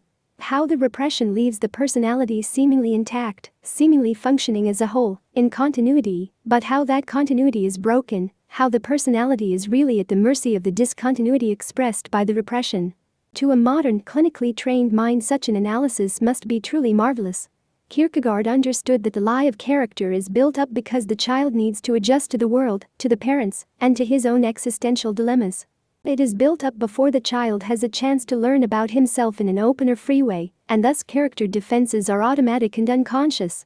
The problem is that the child becomes dependent on them and comes to be encased in his own character armor, unable to see freely beyond his own prison or into himself, into the defenses he is using, the things that are determining his unfreedom. The best that the child can hope is that his shut-upness will not be of the mistaken or massive kind, in which his character is too fearful of the world to be able to open itself to the possibilities of experience. But that depends largely on the parents, on accidents of the environment, as Kierkegaard knew. Most people have parents who have incurred a great accountability, and so they are obliged to shut themselves off from possibility. Kierkegaard gives us some portrait sketches of the styles of denying possibility, or the lies of character, which is the same thing. He is intent on describing what we today call inauthentic men, men who avoid developing their own uniqueness. They follow out the styles of automatic and uncritical living, in which they were conditioned as children. They are inauthentic in that they do not belong to themselves, are not their own person, do not act from their own center, do not see reality on its terms. They are the one-dimensional men totally immersed in the fictional games being played in their society, unable to transcend their social conditioning. The corporation men in the West, the bureaucrats in the East, the tribal men locked up in tradition, man everywhere who doesn't understand what it means to think for himself, and who, if he did, would shrink back at the idea of such audacity and exposure. Kierkegaard gives us a description of the immediate man, his self or he himself is a something included along with the other in the compass of the temporal and the worldly. Thus the self coheres immediately with the other, wishing, desiring, enjoying, etc., but passively he manages to imitate the other men, noting how they manage to live, and so he too lives after a sort. In Christendom he too is a Christian, goes to church every Sunday, hears and understands the parson, yea, they understand one another. He dies, the parson introduces him into eternity for the price of $10, but a self he was not, and a self he did not become. For the immediate man does not recognize his self, he recognizes himself only by his dress, he recognizes that he has a self only by externals. This is a perfect description of the automatic cultural man. Man is confined by culture, a slave to it, who imagines that he has an identity if he pays his insurance premium, that he has control of his life if he guns his sports car, works his electric toothbrush. Today the inauthentic or immediate men are familiar types, after decades of Marxist and existentialist analysis of man's slavery to his social system. But in Kierkegaard's time it must have been a shock to be a modern European city dweller and be considered a Philistine at the same time. For Kierkegaard, Philistinism was triviality, man lulled by the daily routines of his society, content with the satisfactions that it offers him. In today's world, the car, the shopping center, the 2-week summer vacation, Man is protected by the secure and limited alternatives his society offers him, and if he does not look up from his path, he can live out his life with a certain dull security. Devoid of imagination, as the Philistine always is. He lives in a certain trivial province of experience as to how things go, what is possible, what usually occurs. Philistinism tranquilizes itself in the trivial. Why does man accept to live a trivial life? Because of the danger of a full horizon of experience, of course. This is the deeper motivation of Philistinism, that it celebrates the triumph over possibility, over freedom. Philistinism knows its real enemy. Freedom is dangerous. If you follow it too willingly, it threatens to pull you into the air. If you give it up too wholly, you become a prisoner of necessity. The safest thing is to toe the mark of what is socially possible. I think this is the meaning of Kierkegaard's observation. For Philistinism thinks it is in control of possibility, it thinks that when it has decoyed this prodigious elasticity into the field of probability or into the madhouse, it holds it a prisoner. It carries possibility around like a prisoner in the cage of the probable, shows it off. Kierkegaard is theorist of the psychoses. But now something new enters our discussion. Kierkegaard talks about decoying the prodigious elasticity of freedom into the madhouse where it is held prisoner. What does he mean by such a condensed image? To me, he means that one of the great dangers of life is too much possibility, and that the place where we find people who have succumbed to this danger is the madhouse. Here Kierkegaard shows that he was a master theorist not only of normal cultural pathology, but also of abnormal pathology or psychosis. He understands that psychosis is neurosis pushed to its extreme. At least this is how I read many of his observations in the section of his book called Despair Viewed Under the Aspects of Finitude and Finitude. Let us pause on this, because if my reading is correct, it will help us understand further how the most extreme forms of mental derangement are clumsy attempts to come to grips with the basic problem of life. Kierkegaard is painting for us a broad and incredibly rich portrait of types of human failure, ways in which man succumbs to and is beaten by life and the world, beaten because he fails to face up to the existential truth of his situation, the truth that he is an inner symbolic self, which signifies a certain freedom, and that he is bound by a finite body, which limits that freedom. The attempt to ignore either aspect of man's situation, to repress possibility or to deny necessity, means that man will live a lie, fail to realize his true nature, be the most pitiful of all things. But man is not always so lucky, he cannot always get by with just being pitiful. If the lie that he attempts to live is too flaunting of reality, a man can lose everything during his lifetime, and this is precisely what we mean by psychosis. The complete and utter breakdown of the character structure. If Kierkegaard is to be considered a master analyst of the human situation, he must show us that he understands the extremes of man's condition, as well as the everyday cultural middle. This is precisely what he does in his discussion of the extremes of too much and too little possibility. Too much possibility is the attempt by the person to overvalue the powers of the symbolic self. It reflects the attempt to exaggerate one half of the human dualism at the expense of the other. In this sense, what we call schizophrenia is an attempt by the symbolic self to deny the limitations of the finite body. In doing so, the entire person is pulled off balance and destroyed. It is as though the freedom of creativity that stems from within the symbolic self cannot be contained by the body, and the person is torn apart.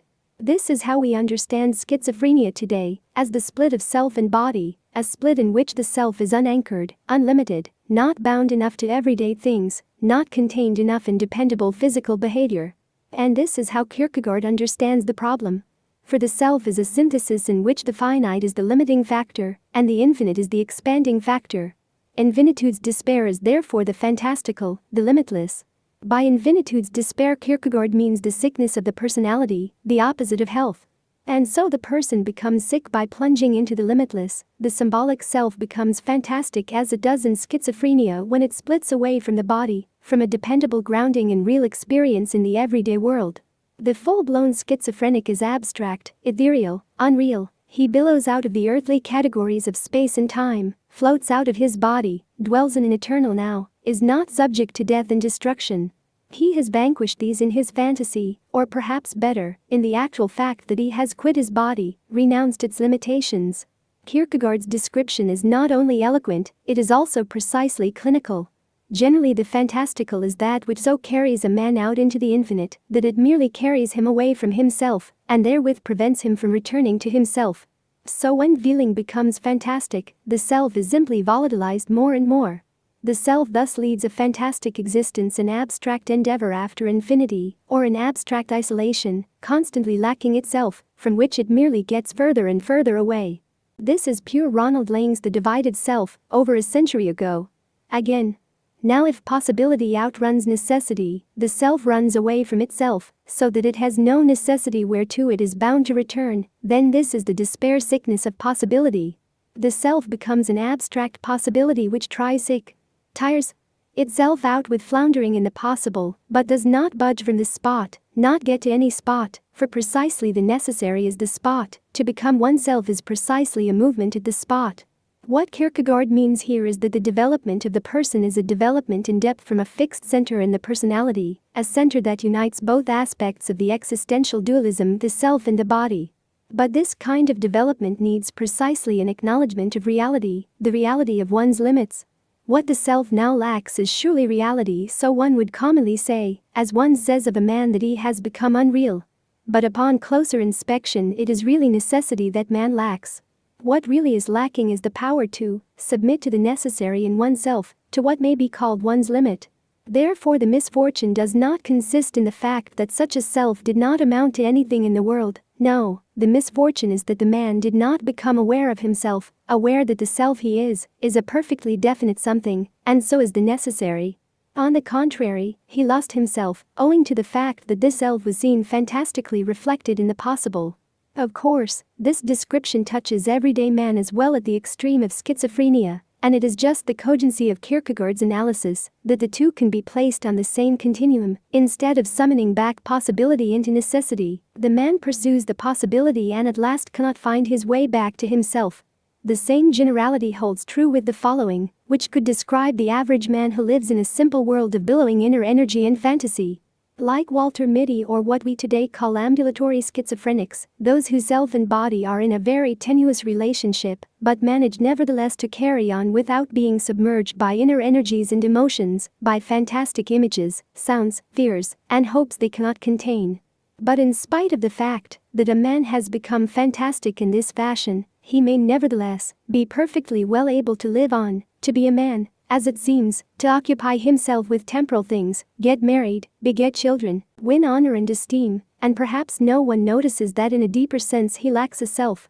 That is, he lacks a securely unified self and body, centered on his own controlling ego energies, and facing realistically up to his situation, and to the nature of his limits and possibilities in the world. But this, as we shall see, is Kierkegaard's idea of consummate health, not easy to attain. If schizophrenic psychosis is on a continuum of a kind of normal inflation of inner fantasy, of symbolic possibility, then something similar should be true of depressive psychosis. And so it is in the portrait that Kierkegaard paints. Depressive psychosis is the extreme on the continuum of too much necessity, that is, too much finitude, too much limitation by the body and the behaviors of the person in the real world, and not enough freedom of the inner self, of inner symbolic possibility. This is how we understand depressive psychosis today. As a bogging down in the demands of others' family, job, the narrow horizon of daily duties. In such a bogging down the individual does not feel or see that he has alternatives, cannot imagine any choices or alternate ways of life, cannot release himself from the network of obligations, even though these obligations no longer give him a sense of self-esteem, of primary value, of being a heroic contributor to world life even by doing his daily family and job duties. As I once speculated, the schizophrenic is not enough built into his world what Kierkegaard has called the sickness of infinitude. The depressive, on the other hand, is built into his world too solidly, too overwhelmingly. Kierkegaard put it this way. But while one sort of despair plunges wildly into the infinite and loses itself, a second sort permits itself as it were to be defrauded by the others.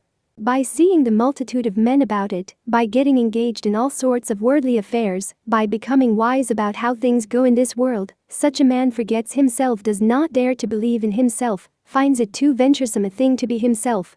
Far easier and safer to be like the others, to become an imitation, a number, a cipher in the crowd.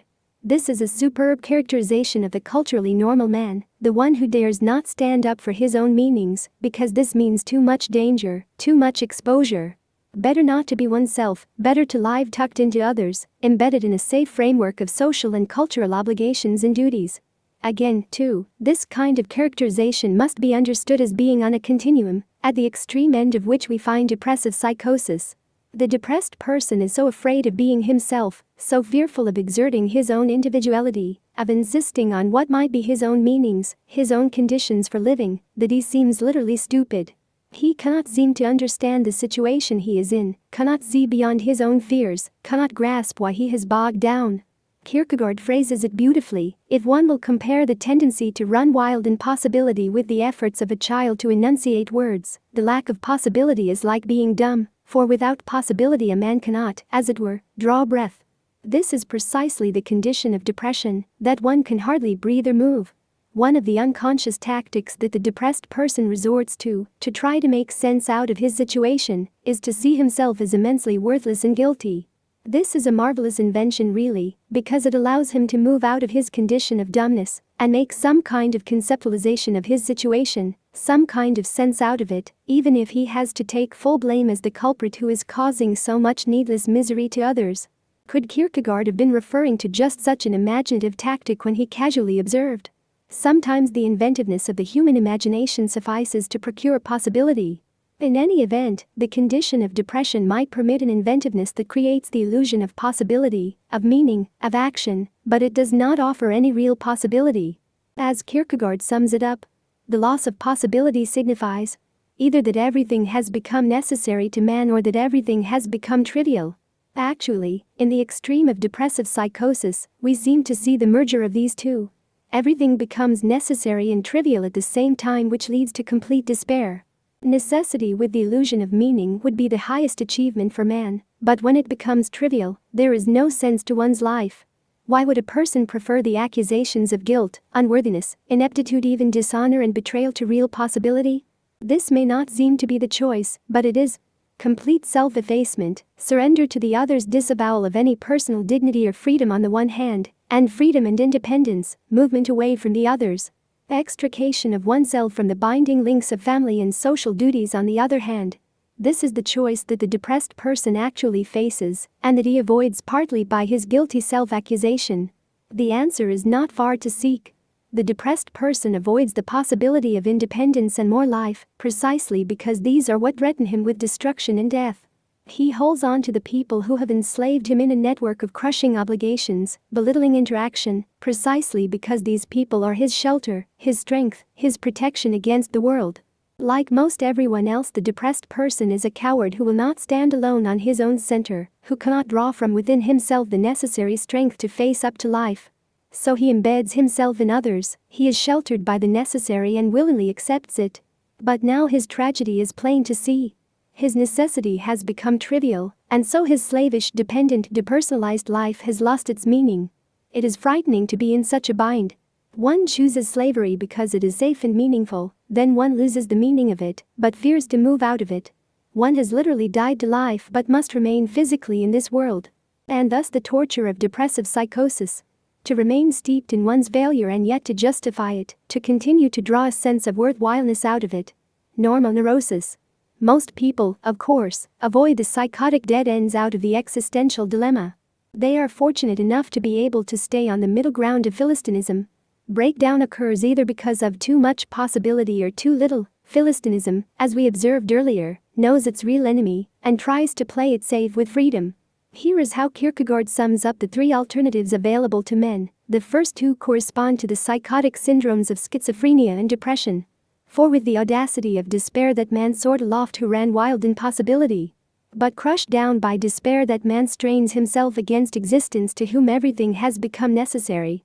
But Philistinism spiritlessly celebrates its triumph, imagines itself to be the master, does not take note that precisely thereby it has taken itself captive to be the slave of spiritlessness, and to be the most pitiful of all things.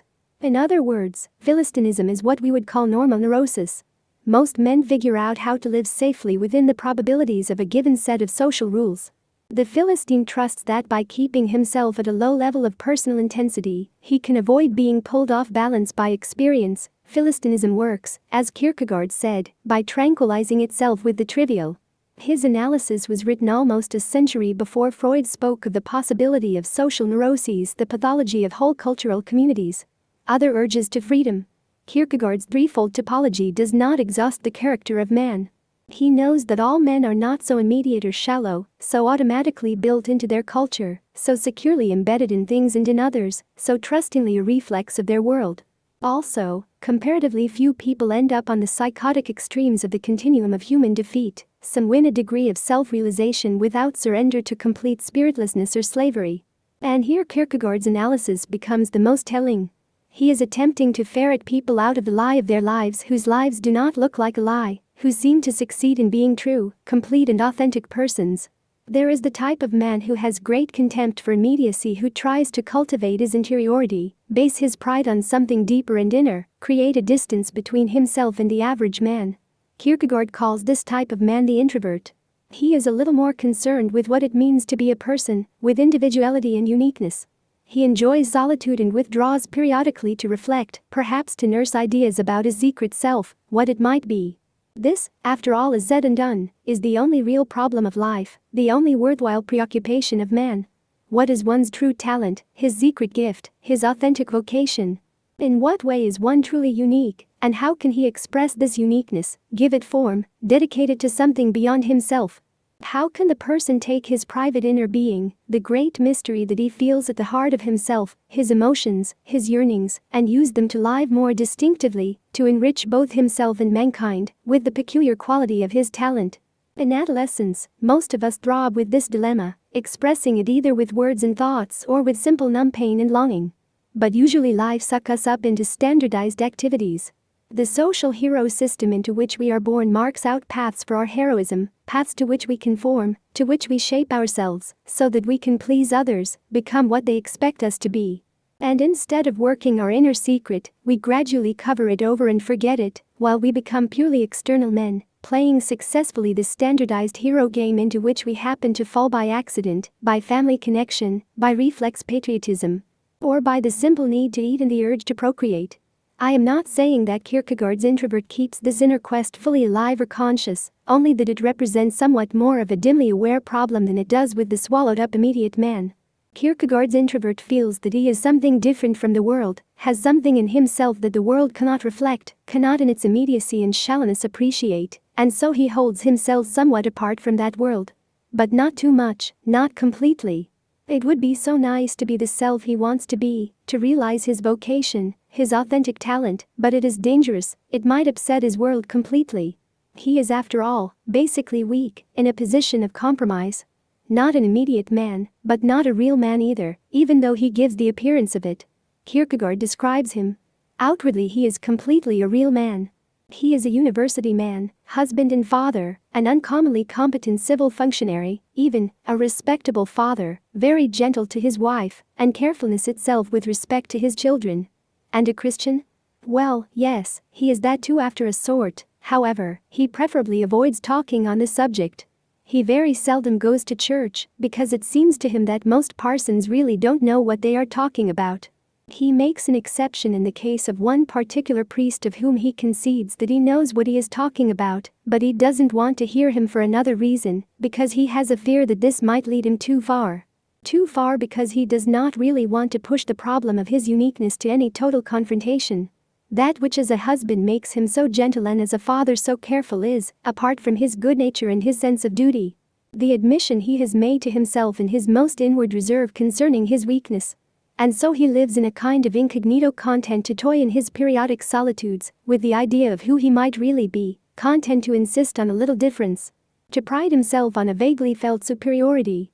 But this is not an easy position to maintain with equanimity. It is rare, says Kierkegaard, to continue on in it. Once you pose the problem of what it means to be a person, even dumbly, weakly, or with a veneer of pride about your imagined difference from others, you may be in trouble. Introversion is impotence, but an impotence already self-conscious to a degree, and it can become troublesome. It may lead to a chafing at one's dependency on his family and his job, an ulcerous gnawing as a reaction to one's embeddedness, a feeling of slavery in one's safety.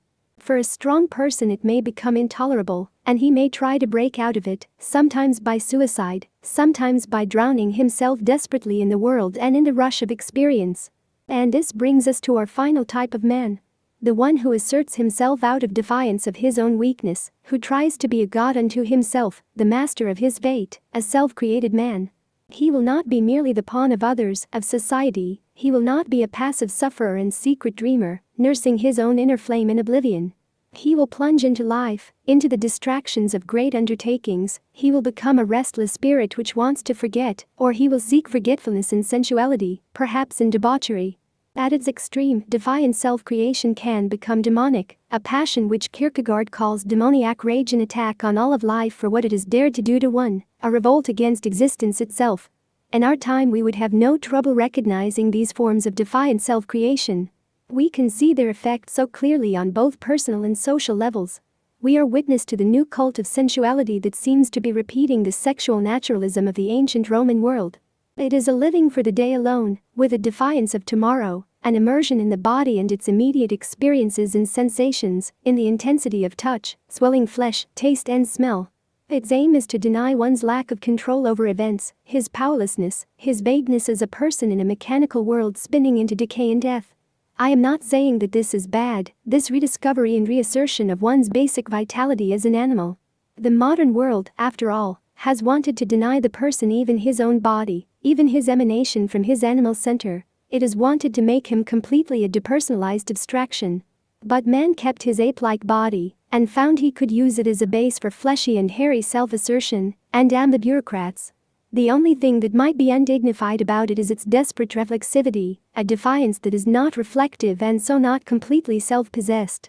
Socially, too, we have seen a defiant Prometheanism that is basically innocuous. The confident power that can catapult man to the moon and free him somewhat of his complete dependence and confinement on Earth, at least in his imagination. The ugly side of this Prometheanism is that it, too, is thoughtless, an empty-headed immersion in the delights of technics, with no thought to goals or meaning. So man performs on the moon by hitting golf balls that do not swerve in the lack of atmosphere. The technical triumph of a versatile ape, as the makers of the film 2001 so chillingly conveyed to us. On more ominous levels, as we shall develop later on, modern man's defiance of accident, evil, and death takes the form of skyrocketing production of consumer and military goods. Carried to its demonic extreme, this defiance gave us Hitler in Vietnam. A rage against our impotence, a defiance of our animal condition, our pathetic creature limitations. If we don't have the omnipotence of gods, we at least can destroy like gods. The meaning of manhood. Kierkegaard did not need to live in our time to understand these things. Like Burckhardt, he already saw them prefigured in his own day because he understood what it costs to lie about oneself. All the characters he has so far sketched represent degrees of lying about oneself in relation to the reality of the human condition. Kierkegaard is engaged in this extremely difficult and unbelievably subtle exercise for one reason and for one reason alone. To be able finally to conclude with authority what a person would be like if he did not lie. Kierkegaard wanted to show the many ways in which life bogs down and fails when man closes himself off against the reality of his condition. Or at best, what an undignified and pathetic creature man can be when he imagines that by living unto himself alone, he is fulfilling his nature. And now Kierkegaard offers us the golden fruit of all his tortuous labors. Instead of the dead ends of human impotence, self-centeredness, and self-destruction, he now shows us what true possibility would be like for man. After all, Kierkegaard was hardly a disinterested scientist. He gave his psychological description because he had a glimpse of freedom for man. He was a theorist of the open personality, of human possibility. In this pursuit, present-day psychiatry lags far behind him. Kierkegaard had no easy idea of what health is. But he knew what it was not.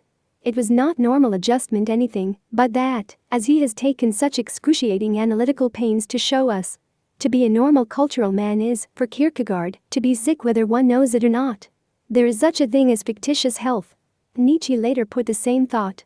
Are there perhaps a question for psychiatrists' neuroses of health? But Kierkegaard not only posed the question, he also answered it. If health is not cultural normality, then it must refer to something else, must point beyond man's usual situation, his habitual ideas. Mental health, in a word, is not typical, but ideal typical. It is something far beyond man, something to be achieved, striven for, something that leads man beyond himself. The healthy person, the true individual, the self-realized soul, the real man, is the one who has transcended himself. How does one transcend himself? How does he open himself to new possibility? By realizing the truth of his situation, by dispelling the lie of his character, by breaking his spirit out of its conditioned prison. The enemy, for Kierkegaard as for Freud, is the Oedipus complex. The child has built up strategies and techniques for keeping his self-esteem in the face of the terror of his situation. These techniques become an armor that hold the person prisoner. The very defenses that he needs in order to move about with self-confidence and self-esteem become his lifelong trap. In order to transcend himself, he must break down that which he needs in order to live. Like Lear, he must throw off all his cultural lendings and stand naked in the storm of life. Kierkegaard had no illusions about man's urge to freedom. He knew how comfortable people were inside the prison of their character defenses. Like many prisoners, they are comfortable in their limited and protected routines, and the idea of a parole into the wide world of chance, accident, and choice terrifies them. We have only to glance back at Kierkegaard's confession in the epigraph to this chapter to see why. In the prison of one's character, one can pretend and feel that he is somebody, that the world is manageable, that there is a reason for one's life, a ready justification for one's action. To live automatically and uncritically is to be assured of at least a minimum share of the programmed cultural heroics, what we might call prison heroism. The smugness of the insiders who know. Kierkegaard's torment was the direct result of seeing the world as it really is in relation to his situation as a creature. The prison of one's character is painstakingly built to deny one thing and one thing alone: one's creatureliness. The creatureliness is the terror. Once admit that you are a defecating creature, and you invite the primeval ocean of creature anxiety to flood over you. But it is more than creature anxiety, it is also man's anxiety, the anxiety that results from the human paradox that man is an animal who is conscious of his animal limitation. Anxiety is the result of the perception of the truth of one's condition. What does it mean to be a self-conscious animal? The idea is ludicrous, if it is not monstrous. It means to know that one is food for worms. This is the terror. To have emerged from nothing, to have a name, consciousness of self, deep inner feelings, an excruciating inner yearning for life and self-expression, and with all this yet to die. It seems like a hoax, which is why one type of cultural man rebels openly against the idea of God. What kind of deity would create such complex and fancy worm food? Cynical deities, said the Greeks, who use man's torments for their own amusement. But now Kierkegaard seems to have led us into an impasse, an impossible situation. He has told us that by realizing the truth of our condition, we can transcend ourselves. And on the other hand, he tells us that the truth of our condition is our complete and abject creatureliness, which seems to push us down still further on the scale of self-realization, further away from any possibility of self-transcendence. But this is only an apparent contradiction. The flood of anxiety is not the end for man. It is, rather, a school that provides man with the ultimate education, the final maturity. It is a better teacher than reality, says Kierkegaard, because reality can be lied about, twisted, and tamed by the tricks of cultural perception and repression. But anxiety cannot be lied about. Once you face up to it, it reveals the truth of your situation, and only by seeing that truth can you open a new possibility for yourself. He who is educated by dread anxiety is educated by possibility. When such a person, therefore, goes out from the school of possibility, and knows more thoroughly than a child knows the alphabet that he demands of life absolutely nothing, and that terror, perdition, annihilation, dwell next door to every man, and has learned the profitable lesson that every dread which alarms may the next instant become a fact, he will then interpret reality differently. No mistake about it. The curriculum in the school of anxiety is the unlearning of repression, of everything that the child taught himself to deny, so that he could move about with a minimal animal equanimity. Kierkegaard is thus placed directly in the Augustinian Lutheran tradition. Education for man means facing up to his natural impotence in death. As Luther urged us, I say die, i.e., taste death as though it were present. It is only if you taste death with the lips of your living body that you can know emotionally that you are a creature who will die. What Kierkegaard is saying, in other words, is that the school of anxiety leads to possibility only by destroying the vital lie of character. It seems like the ultimate self-defeat, the one thing that one should not do, because then one will have truly nothing left. But rest assured, says Kierkegaard, the direction is quite normal. The self must be broken in order to become a self. William James summed up beautifully this Lutheran tradition in the following words. This is the salvation through self-despair, the dying to be truly born, of Lutheran theology, the passage into nothing of which Jacob Bemenbohm writes. To get to it, a critical point must usually be passed, a corner turned within one. Something must give way, a native hardness must break down and liquefy. Again, as we saw in the last chapter, this is the destruction of the emotional character armor of Lear, of the Zen Buddhists, of modern psychotherapy, and in fact of self-realized men in any epoch. That great spirit, Ortega, has given us a particularly powerful phrasing of it. His statement reads almost exactly like Kierkegaard. The man with the clear head is the man who frees himself from those fantastic ideas that characterological lie about reality, and looks life in the face, realizes that everything in it is problematic, and feels himself lost. And this is the simple truth that to live is to feel oneself lost. He who accepts it has already begun to find himself, to be on firm ground. Instinctively, as do the shipwrecked, he will look round for something to which to cling, and that tragic ruthless glance, absolutely sincere, because it is a question of his salvation, will cause him to bring order into the chaos of his life. These are the only genuine ideas, the ideas of the shipwrecked. All the rest is rhetoric, posturing, farce. He who does not really feel himself lost is without remission, that is to say, he never finds himself, never comes up against his own reality. And so the arrival at new possibility, at new reality, by the destruction of the self, through facing up to the anxiety of the terror of existence. The self must be destroyed, brought down to nothing, in order for self-transcendence to begin. Then the self can begin to relate itself to powers beyond itself. It has to thrash around in its finitude, it has to die in order to question that finitude, in order to see beyond it. To what? Kierkegaard answers. To infinitude, to absolute transcendence, to the ultimate power of creation which made finite creatures. Our modern understanding of psychodynamics confirms that this progression is very logical. If you admit that you are a creature, you accomplish one basic thing. You demolish all your unconscious power linkages or supports. As we saw in the last chapter, and it is worth repeating here, each child grounds himself in some power that transcends him. Usually it is a combination of his parents, his social group, and the symbols of his society and nation. This is the unthinking web of support which allows him to believe in himself, as he functions on the automatic security of delegated powers. He doesn't, of course, admit to himself that he lives on borrowed powers, as that would lead him to question his own secure action, the very confidence that he needs. He has denied his creatureliness precisely by imagining that he has secure power, and this secure power has been tapped by unconsciously leaning on the persons and things of his society. Once you expose the basic weakness and emptiness of the person, his helplessness, then you are forced to re-examine the whole problem of power linkages. You have to think about reforging them to a real source of creative and generative power. It is at this point that one can begin to posit creatureliness vis-a-vis a creator who is the first cause of all created things, not merely the second-hand intermediate creators of society, the parents and the panoply of cultural heroes. These are the social and cultural progenitors who themselves have been caused, who themselves are embedded in a web of someone else's powers.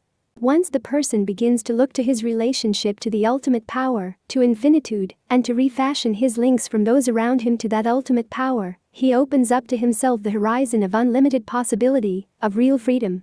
This is Kierkegaard's message, the culmination of his whole argument about the dead ends of character, the ideal of health, the school of anxiety, the nature of real possibility and freedom.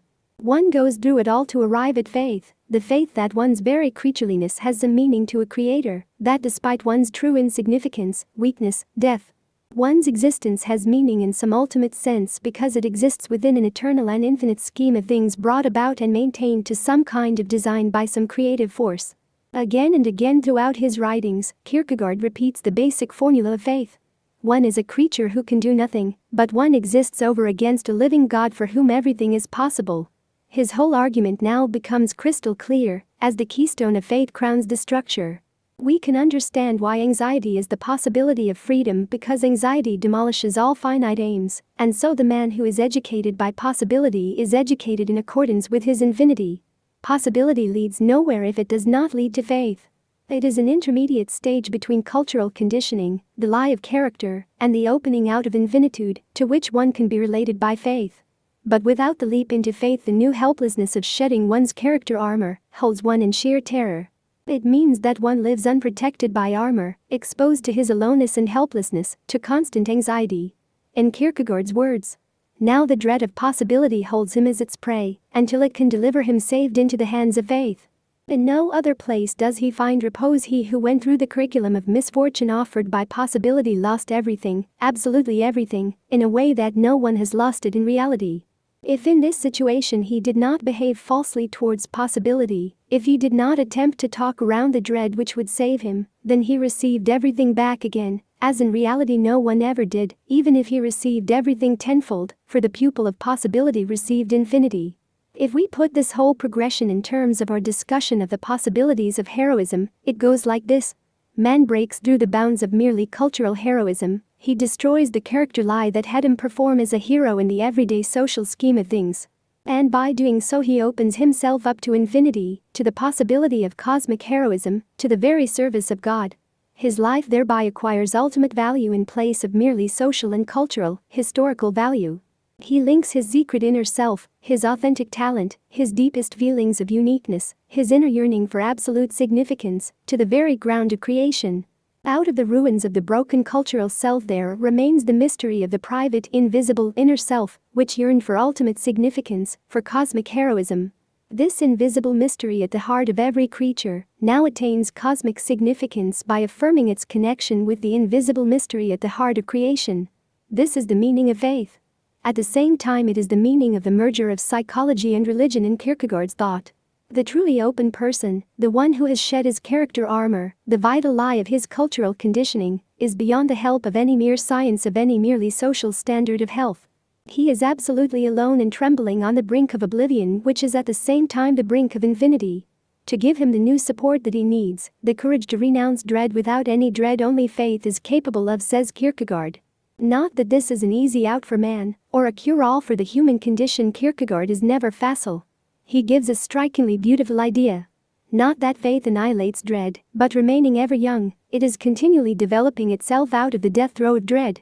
In other words, as long as man is an ambiguous creature he can never banish anxiety. What he can do instead is to use anxiety as an eternal spring for growth into new dimensions of thought and trust.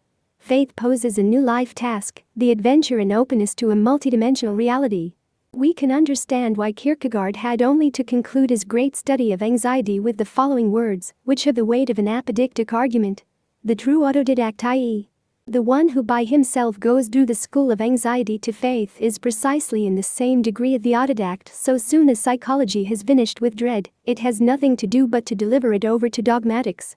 In Kierkegaard, psychology and religion, philosophy and science, poetry and truth, merge indistinguishably together in the yearning of the creature. Let us now turn to the other towering figure in the history of psychology who had the same yearning, but for whom these things did not consciously merge. Why is it that probably the two greatest students of human nature could hold such diametrically opposed opinions of the reality of faith? Chapter 6. The problem of Freud's character, not Schimmel. The whole of sexuality, and not merely anal eroism, is threatened with falling a victim to the organic repression consequent upon man's adoption of the erect posture and the lowering in value of the sense of smell. All neurotics, and many others too, take exception to the fact that inter-urines et feces nascimer. Thus we should find, as the deepest root of the sexual repression that marches with culture, the organic defense of the new form of life that began with the erect posture. Sigmund Freud. I have tried in a few pages to show that Kierkegaard understood the problem of human character and growth with an acuity that showed the uncanny mark of genius, coming as it did so long before clinical psychology. He anticipated some of the fundamentals of psychoanalytic theory and pushed beyond that theory to the problem of faith, and so to the deepest understanding of man. This statement has to be defended, which is one of the tasks of this book. Inevitably, part of that defense must be some kind of sketch of the problem of Freud's character as I see it. Freud also pushed psychoanalytic theory to its limits, but did not come out at faith. His character should tell us at least some of the reason. Psychoanalysis as a doctrine about man's creatureliness. One of the striking things about the Freudian revolution in thought is that we still haven't been able to digest it, nor have we been able to ignore it. Freudianism stands over and against contemporary man like an accusing specter. In this sense, as many have remarked, Freud is like a biblical prophet, a religious iconoclast who spoke a truth that no one wants to hear, and no one may ever want to hear. And that truth is, as Norman O. Brown reminded us, that Freud had no illusions about man's basic creatureliness. He even quoted St. Augustine. On the problem of man's basic creatureliness, Freud evidently felt an affinity with a religion that he otherwise had no high opinion of, to put it mildly. He had no high opinion of any religion, and yet, in a matter as fundamental as the basic nature of man, we could stand him shoulder to shoulder with the Augustinian Kierkegaard. This is a crucial matter. It explains why Freud's very pessimism and cynicism is still the most contemporary thing about his thought. It is a pessimism grounded in reality, in scientific truth. But it explains much more. Freud's dogged insistence on man's creatureliness explains almost all by itself why he insisted on an instinctual view of man, that is, it explains what is wrong with psychoanalytic theory. At the same time, with a slight twist to that theory, such as was given first by Rank and now by Brown, the psychoanalytic emphasis on creatureliness emerges as the lasting insight on human character. On the first point, Freud's insistence on creatureliness as instinctive behavior, there has been no better revelation than in Jung's autobiography. Jung recalls the two occasions, in 1907 and 1910, when he discovered that he could never be friends with Freud because he could never follow the bias of his sexual theory. Let me use Jung's own words at some length to report on this critical encounter in the history of thought at the 1910 meeting in Vienna. I can still recall vividly how Freud said to me, "My dear Jung, promise me never to abandon the sexual theory. That is the most essential thing of all. You see, we must make a dogma of it, an unshakable bulwark." He said that to me with great emotion, in the tone of a father saying, "And promise me this one thing, my dear son.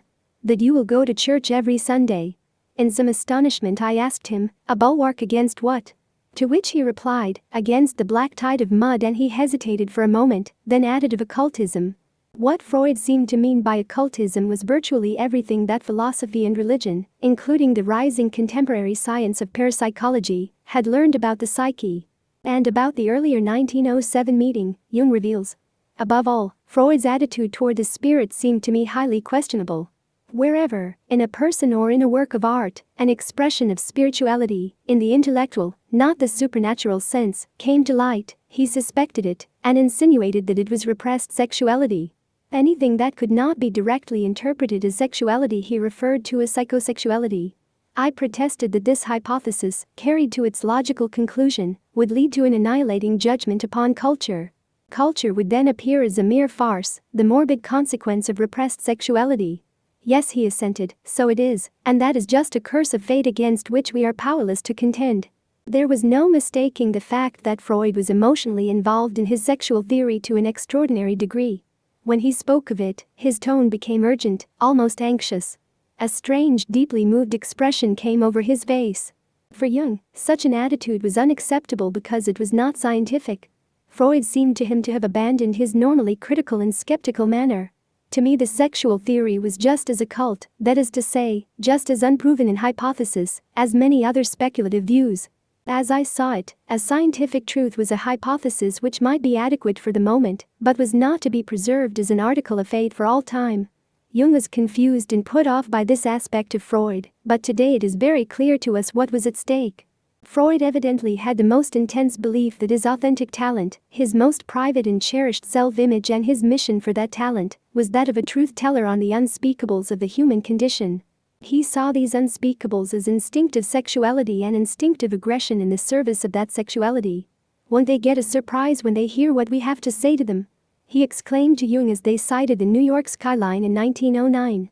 The occult was anything that lied about man's basic creatureliness, anything that tried to make out of a man a lofty spiritual creator, qualitatively different from the animal kingdom.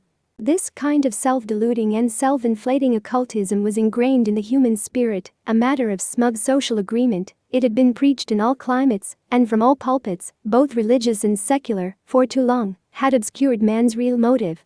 It was now up to psychoanalysis all alone to attack this age-old mask, smash at it with a counter-dogma securely placed on an unshakable bulwark. Nothing weaker would do, nothing less could attack so ancient and formidable an enemy as human self-deception.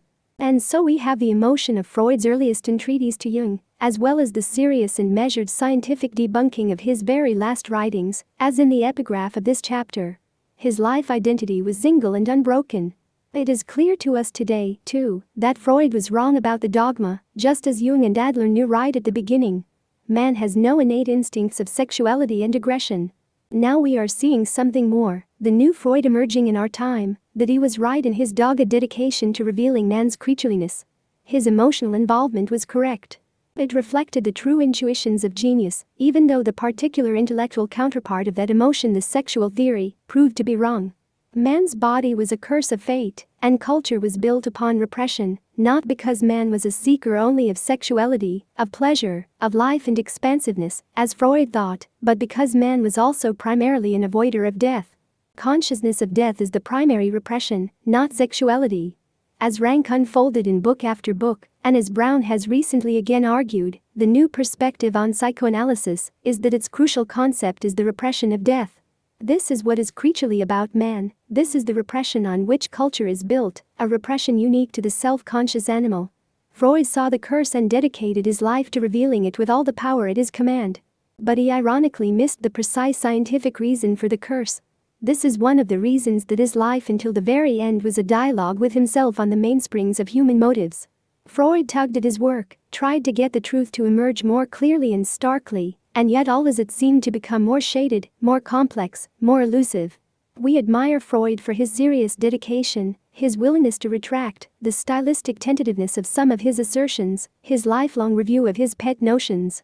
We admire him for his very deviousness, his hedgings, and his misgivings, because they seem to make of him more of an honest scientist, reflecting truthfully the infinite manifold of reality. But this is to admire him for the wrong reason. A basic cause for his own lifelong twistings was that he would never cleanly leave the sexual dogma, never clearly see or admit that the terror of death was the basic repression. The first great reluctance of Freud. The idea of death. It would take us into too much complexity to try to trace this problem using the writings of Freud as evidence. We mentioned earlier that in his later work, he moved away from narrow sexual formulations of the Oedipus complex and turned more to the nature of life itself, to the general problems of human existence.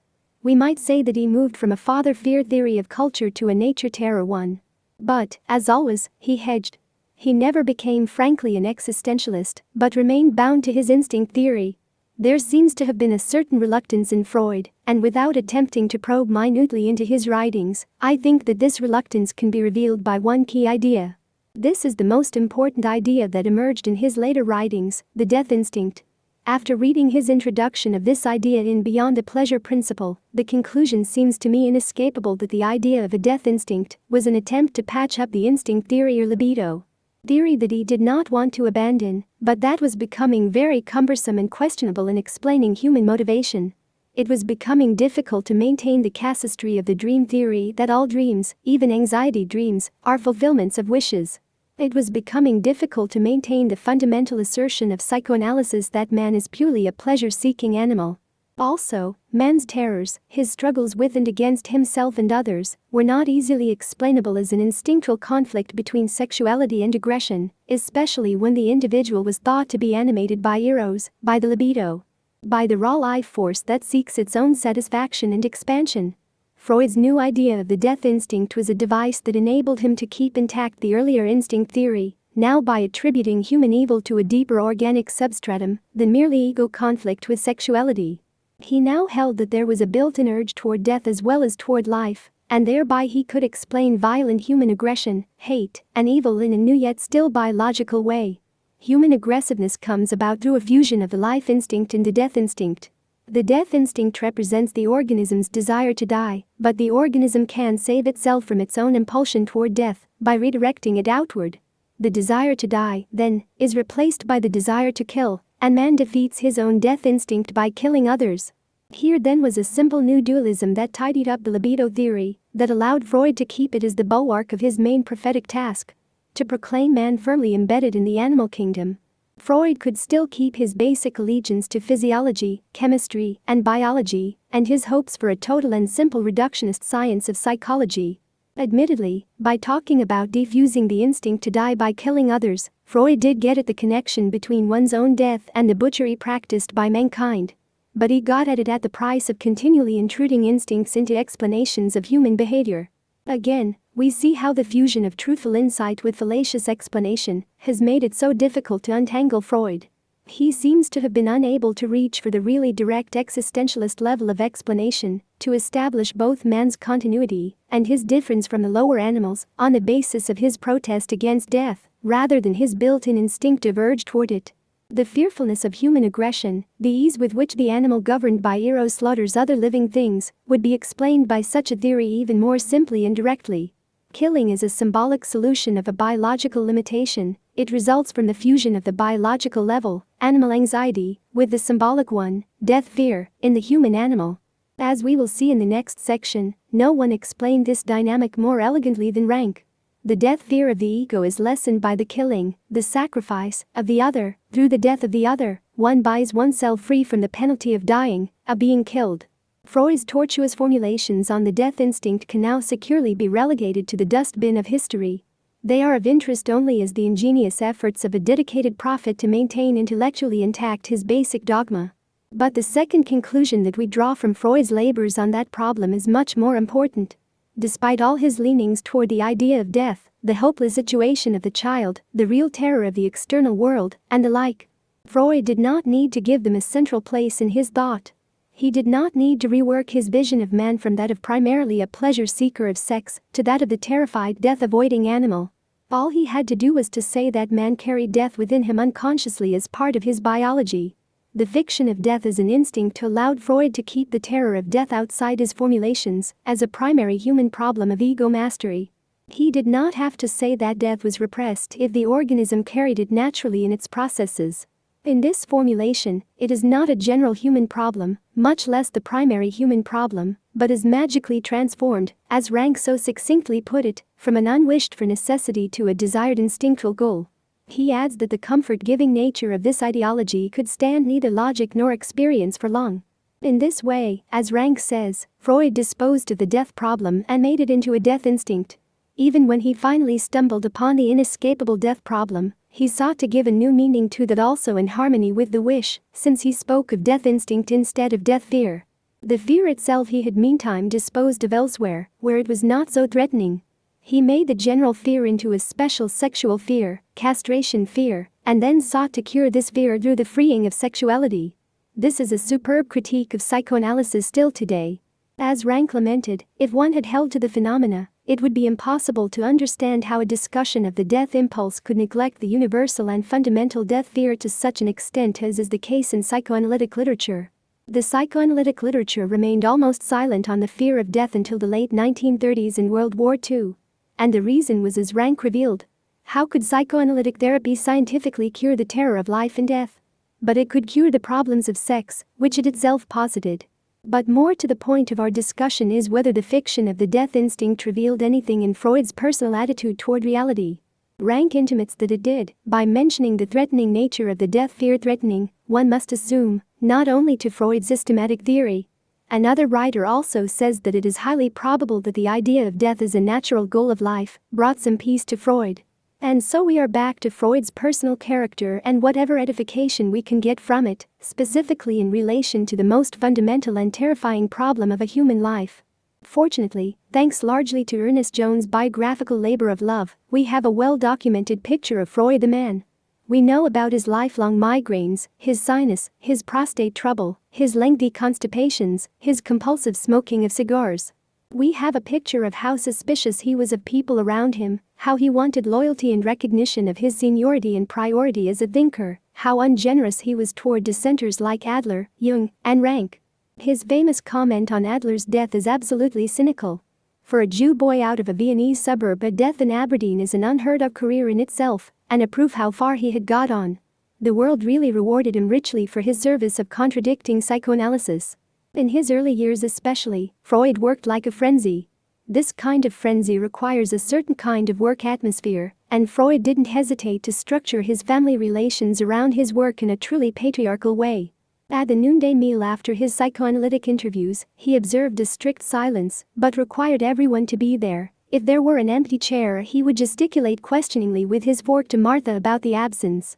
The completely rapt and slavish attitude of his daughter Anna alarmed even him, and he sent her to be analyzed. It is as though he was unaware of how his own staging of his greatness in the family could not fail to mesmerize those around him. We know he took his long vacation trips with his brother, but never with his wife, and in dozens of ways, arranged his life to reflect his own sense of mission and historical destiny. None of this is unusual.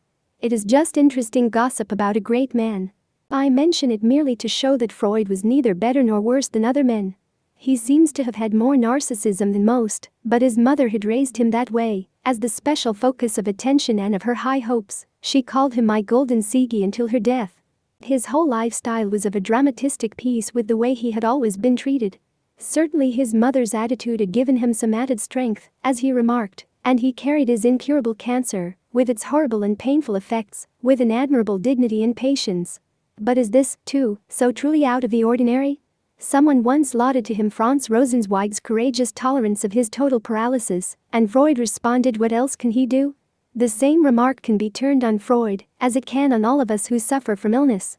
As for his dedication to his work, riding to the end with as little use of drugs as possible despite his pain, didn't Georg Simmel also continue to the end with his cancer, also refusing medication because it dulled his thought? Yet no one thinks of Simmel as a particularly strong character. This kind of courage is not unusual in men who see themselves as historical figures. The self-image marshals the necessary dedication to the work that will give them immortality. What is pain next to that? I think we can fairly conclude that in all this there was hardly anything about Freud that would mark him off from other men. Freud in his self-centeredness, Freud at home ruling the roost and revolving family life around his own work and ambitions, Freud in his interpersonal life, trying to influence and coerce others, wanting special esteem and loyalty, mistrusting others, lashing out at them with cutting and denigrating epithets. In all these things Freud is every man, at least every man who has the talent and style to be able to pull off the scenario that he would like. But Freud was hardly the immediate man, dashing headlong into life without reflection. In the ways we just sketched he was ordinary, in one great way he was extraordinary, and it was this that fed directly into his genius. He was extremely self-analytic, lifted the veil from his own repressions, and tried to decipher his deepest motivations to the very end of his life. We remarked previously on what the death instinct might have meant to Freud personally, and this subject is out in the open. Unlike most men, Freud was conscious of death as a very personal and intimate problem. He was haunted by death anxiety all his life, and admitted that not a day went by that he did not think about it. This is clearly unusual for the run of mankind, and it is here, I think, that we can justifiably fish around for some hints about Freud's special orientation to reality, and about a problem unique to him. If we get hints of such a problem, I think we can use it to throw light on the overall structure of his work and its possible limits. Freud's experiences seem to show two different approaches to the problem of death. The first is what we might call a fairly routine compulsiveness, a magic toying with the idea. For example, he seems to have played with the date of his death all his life. His friend Fliess played mystically with numbers, and Freud believed in his ideas. When Fliess predicted Freud's death at 51, according to his calculations, Freud thought it more likely he would die in the 40s from rupture of the heart. When the age of 51 passed uneventfully, Freud adopted another superstitious belief that he had to die in February 1918. Freud often wrote and spoke to his disciples about his growing old, that he had not long to live. He especially feared dying before his mother because he was terrified at the thought that she might have to hear of his death, which would cause her grief. He had similar fears about dying before his father. Even as a young man he was in the habit of taking leave of friends by saying goodbye, you may never see me again. What are we to make of all this? I think it is a fairly routine and superficial way of handling the problem of death.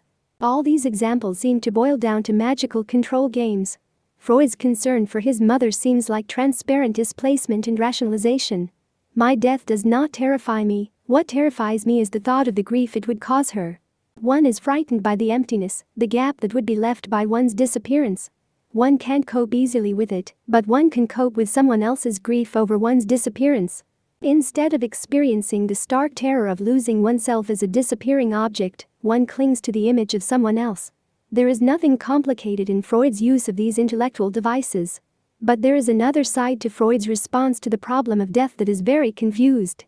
According to his biographer Jones, Freud was subject to periodic anxiety attacks in which the anxiety was localized as a real dread of dying and of traveling by rail.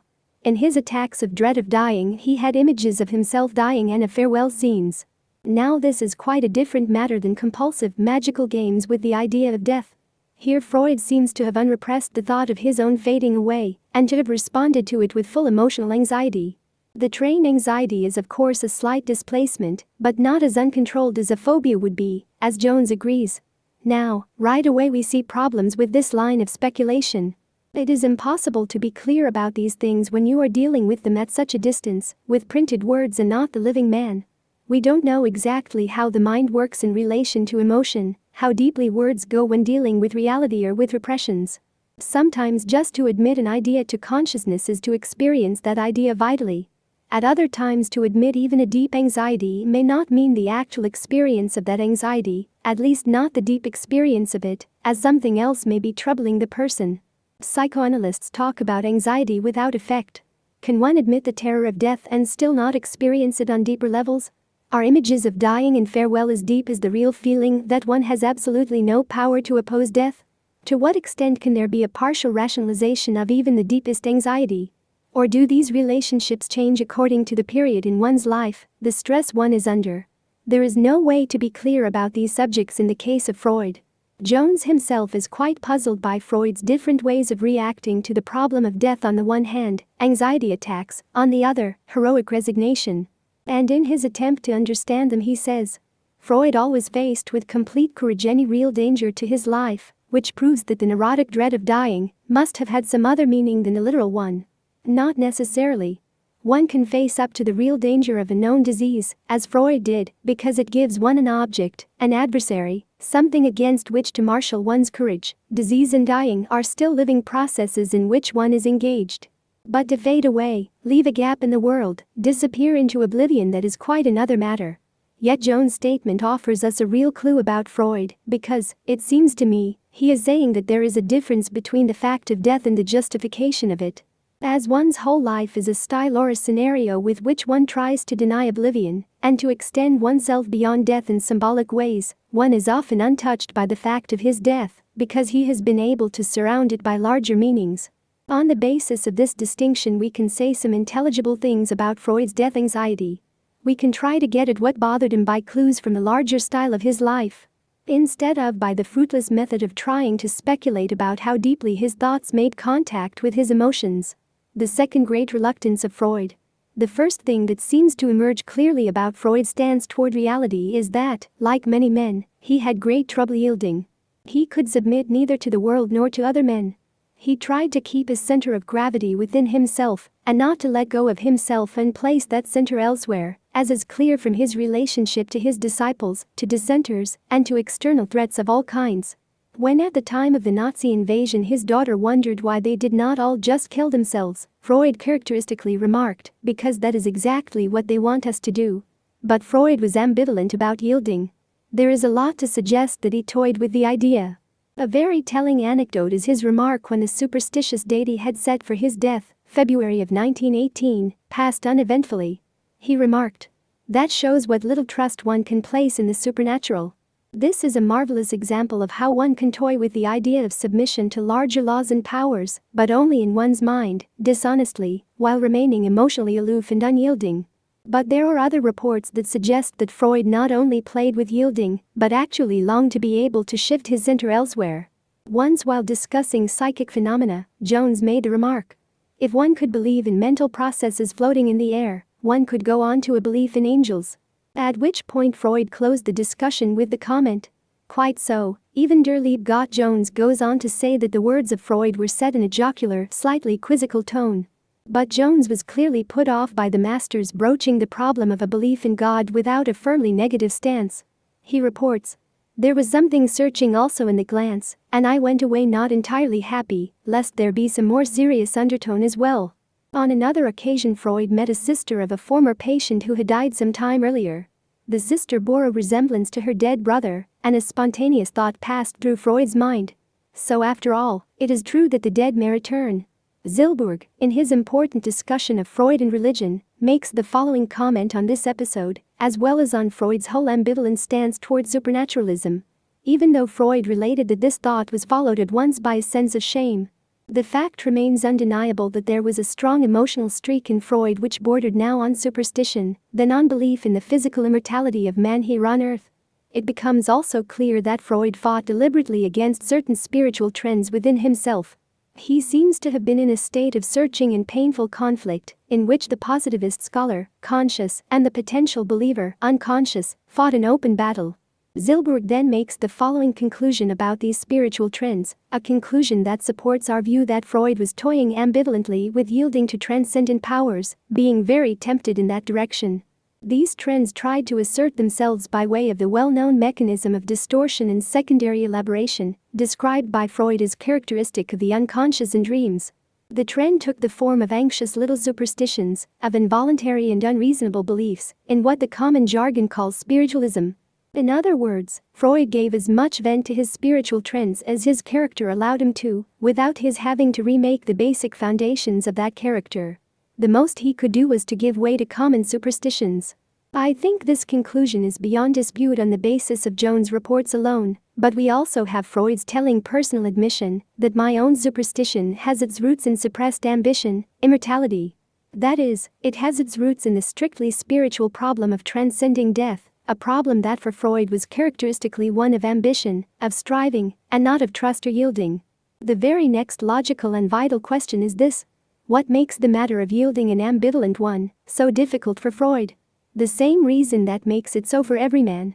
To yield is to disperse one's shored-up center, let down one's guard, one's character armor, admit one's lack of self-sufficiency. And this shored-up center, this guard, this armor, this supposed self-sufficiency, are the very things that the entire project of coming of age from childhood to manhood is all about. Here we have to recall our discussion in Chapter 3, where we saw that the basic task that the person cuts out for himself is the attempt to father himself, what Brown so well calls the Oedipal project. The casus sui passion is an energetic fantasy that covers over the rumbling of man's fundamental creatureliness, or what we can now more pointedly call his hopeless lack of genuine centering on his own energies to assure the victory of his life. No creature can assure this, and man can only attempt to do so in his fantasy. The ambivalence of the casus sui project is based on the ever-present dread of reality that peeks through. One suspects at all times that one is fundamentally helpless and impotent, but one must protest against it. The fathers and mothers always cast their shadow. What, then, is the problem of yielding? It represents nothing less than the abandonment of the casus sui project, the deepest, completest, total emotional admission that there is no strength within oneself, no power to bear the superfluity of experience. To yield is to admit that support has to come from outside oneself, and that justification for one's life has to come totally from some self-transcending web in which one consents to be suspended as a child in its hammock cradle. Glaze-eyed and helpless dependent admiration of the cooing mother. If the casus sui project is a lie that is too hard to admit because it plunges one back to the cradle, it is a lie that must take its toll as one tries to avoid reality. This brings us to the very heart of our discussion of Freud's character. Now we can talk pointedly about his engineering of his casus sui project, and we can connect it with his absolute denial of threatening reality. I am referring, of course, to the two occasions on which Freud fainted. Fainting represents, as we know, the most massive denial, the refusal or inability to remain conscious in the face of a threat. The two occasions on which a great man loses complete control of himself must contain some vital intelligence about the very heart of his life problem. Fortunately, we have Jung's first-hand reports of both incidents, and I would like to quote him in full. The first fainting took place in Bremen in 1909, while Freud and Jung were on their way to the United States to lecture about their work. Jung says that this incident was provoked indirectly by his interest in the peat bog corpses. I knew that in certain districts of northern Germany, these so-called bog corpses were to be found. They are the bodies of prehistoric men who either drowned in the marshes or were buried there. The bog water in which the bodies lie contains humic acid, which consumes the bones and simultaneously tans the skin, so that it and the hair are perfectly preserved. Having read about these peat bog corpses, I recalled them when we were in Bremen, but, being a bit muddled, confused them with the mummies in the lead cellars of the city. This interest of mine got on Freud's nerves. "Why are you so concerned with these corpses?" he asked me several times. He was inordinately vexed by the whole thing, and during one such conversation, while we were having dinner together, he suddenly fainted. Afterward he said to me that he was convinced that all this chatter about corpses meant that I had devotions toward him. The second fainting incident occurred in 1912 at the time of a special strategy meeting that brought Freud and some of his followers together in Munich. Here is Jung's intimate report of the incident. Someone had turned the conversation to a Menephis IV, Igniton. The point was made that as a result of his negative attitude toward his father, he had destroyed his father's cartouches on the stels, and that at the back of his great creation of a monotheistic religion, there lurked a father complex. This sort of thing irritated me, and I attempted to argue that Menephis had been a creative and profoundly religious person, whose acts could not be explained by personal resistances toward his father. On the contrary, I said, he had held the memory of his father in honor, and his zeal for destruction had been directed only against the name of the god Ammon, which he had everywhere annihilated. It was also chiseled out of the cartouches of his father Amenhotep. Moreover, other pharaohs had replaced the names of their actual or divine forefathers on monuments and statues by their own, feeling that they had a right to do so, since they were incarnations of the same god. Yet they, I pointed out, had inaugurated neither a new style nor a new religion. At that moment Freud slid off his chair in a faint. The faintings in relation to Freud's general life problem. There has been a lot of interpretation of the meaning of these fainting episodes by many sensitive students of Freud's life. Freud and Jung both gave their own interpretations. I am lingering on this subject not only because it may unlock the problem of Freud's character, but because it confirms better than anything, I think, the whole post-Freudian understanding of man that we have sketched in the first 5 chapters. We get the clearest understanding when we can reflect abstractions in the living mirror of a great man's life. It was Paul Rosen who, in his recent brilliant interpretation, revealed the central meaning of these fainting spells. Like Rank, Rosen understood that the psychoanalytic movement as a whole was Freud's distinctive casus sui project. It was his personal vehicle for heroism, for transcendence of his vulnerability and human limitations. As we will see in the following chapters, Rank was the one who showed that the true genius has an immense problem that other men do not. He has to earn his value as a person from his work, which means that his work has to carry the burden of justifying him. What does justifying mean for man? It means transcending death by qualifying for immortality. The genius repeats the narcissistic inflation of the child. He lives the fantasy of the control of life and death, of destiny, in the body of his work. The uniqueness of the genius also cuts off his roots. He is a phenomenon that was not foreshadowed. He doesn't seem to have any traceable debts to the qualities of others. He seems to have sprung self-generated out of nature. We might say that he has the purest casus sui project. He is truly without a family, the father of himself. As Rosen points out, Freud had soared so far beyond his natural family that it is no surprise that he should indulge in fantasies of self-creation. Freud came back again and again to the fantasy of being raised fatherless. Now, you cannot become your own father until you can have your own sons, as Rosen so well says, and natural-born sons would not do, because they do not have the qualities of immortality associated with genius. This formulation is perfect. Ergo, Freud had to create a whole new family, the psychoanalytic movement that would be his distinctive immortality vehicle. When he died, the genius of the movement would assure his eternal remembrance, and hence an eternal identity in the minds of men, and in the effects of his work on earth. But now the problem of the casus sui project of the genius. In the normal Oedipal project, the person internalizes the parents and the superego they embody, that is, the culture at large. But the genius cannot do this because his project is unique. It cannot be filled up by the parents or the culture.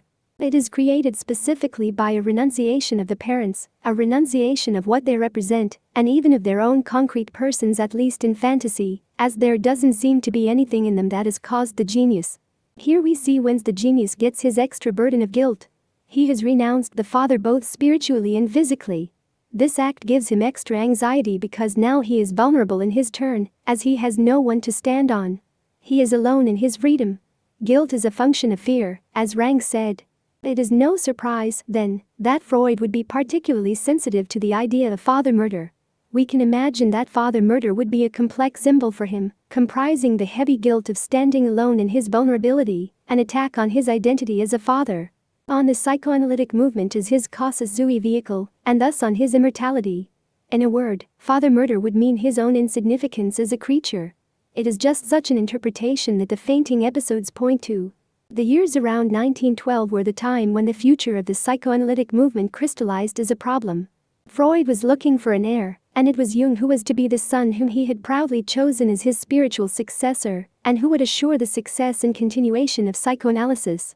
Freud literally burdened Jung with his hopes and expectations, so prominent was his place in Freud's life plan. Thus we can understand how completely logical it is that Jung's defection from the movement would all by itself invoke the complex symbol of father murder and stand for the death of Freud. No wonder that on the occasion of the first fainting, Freud accused Jung of death wishes toward him, and that Jung felt himself entirely innocent of any such wishes. He says that he was more than surprised by this interpretation. To him these were fantasies of Freud's, but fantasies of great intensity, so strong that, obviously, they could cause him to faint.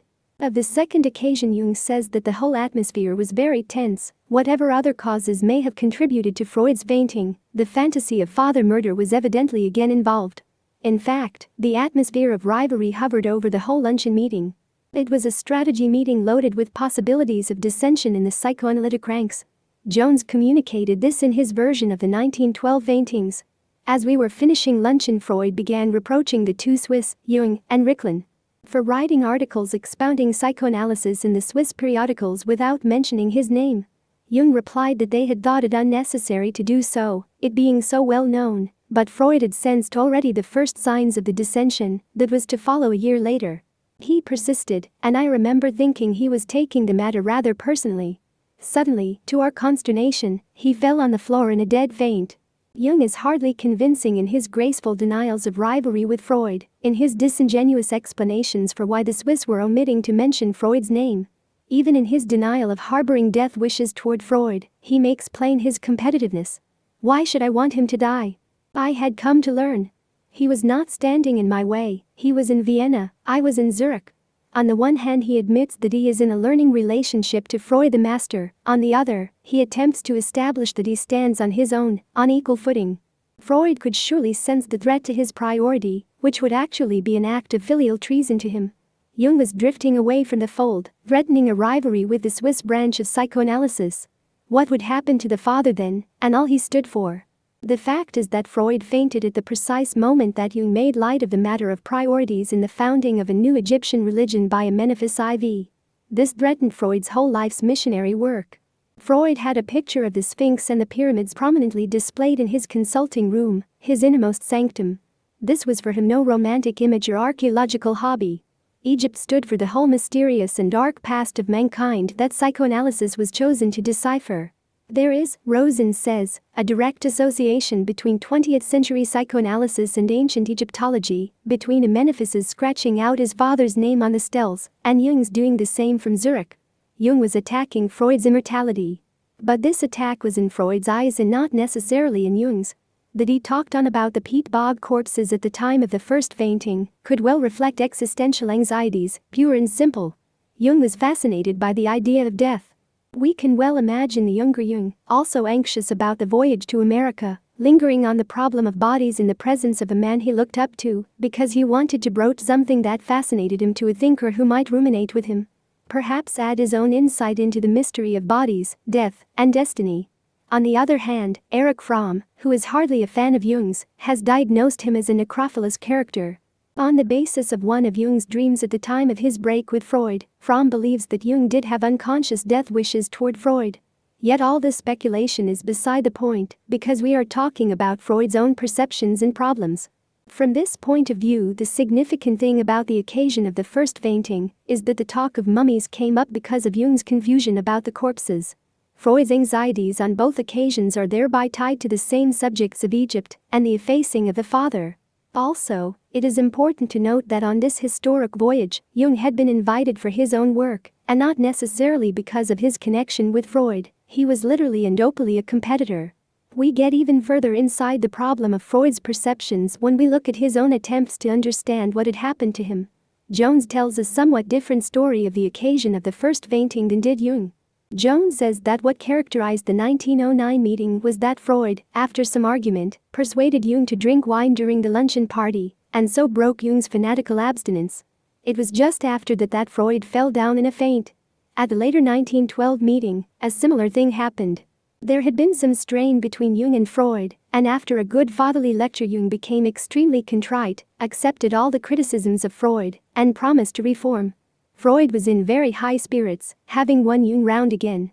Jones concludes that what characterized both meetings was that Freud had won a victory over Jung. What relationship does victory have to fainting? Only with the genius of Freud's own theory can such a relationship be meaningfully explained. As we saw in Chapter 4, it was Freud who discovered the idea of being wrecked by success. That when a person achieves the truly superlative, it is often felt as an intolerable burden because it means that he has won out in competition with the father, having excelled him. No wonder, then, that when Freud himself later analyzed the fainting attacks, he could lean on his own discovery with a probing and ruthless honesty. He explained that as a child he had often wished the death of his baby brother Julius, and when Julius did die when Freud was a year and 7 months old, it left Freud with a terrible sense of guilt. Jones comments, "It would therefore seem that Freud was himself a mild case of the type he described as those who are wrecked by success, in this case the success of defeating an opponent Jung, the earliest example of which was his successful death wish against his little brother Julius." One thinks in this connection of the curious attack of obfuscation Freud suffered on the Acropolis in 1904, one which, when he was 81 years old, he analyzed and traced to his having gratified the forbidden wish to excel his father. In fact, Freud himself mentioned a resemblance between that experience and the type of reaction we are considering. In other words, all victories over a rival, including his own father, reawaken the guilt of victory and trigger the reaction of being unable to bear it. We have to understand what victory means in Freud's cosmology in order to get the impact of the anxiety and understand why one would faint. It is explained by the dynamics of the classic Oedipus complex. The victory prize is of course the mother whom the boy covets, and to win out against the father means to do away with him. If the child loses, the vengeance will be terrible, and if he wins, the guilt is naturally overwhelming.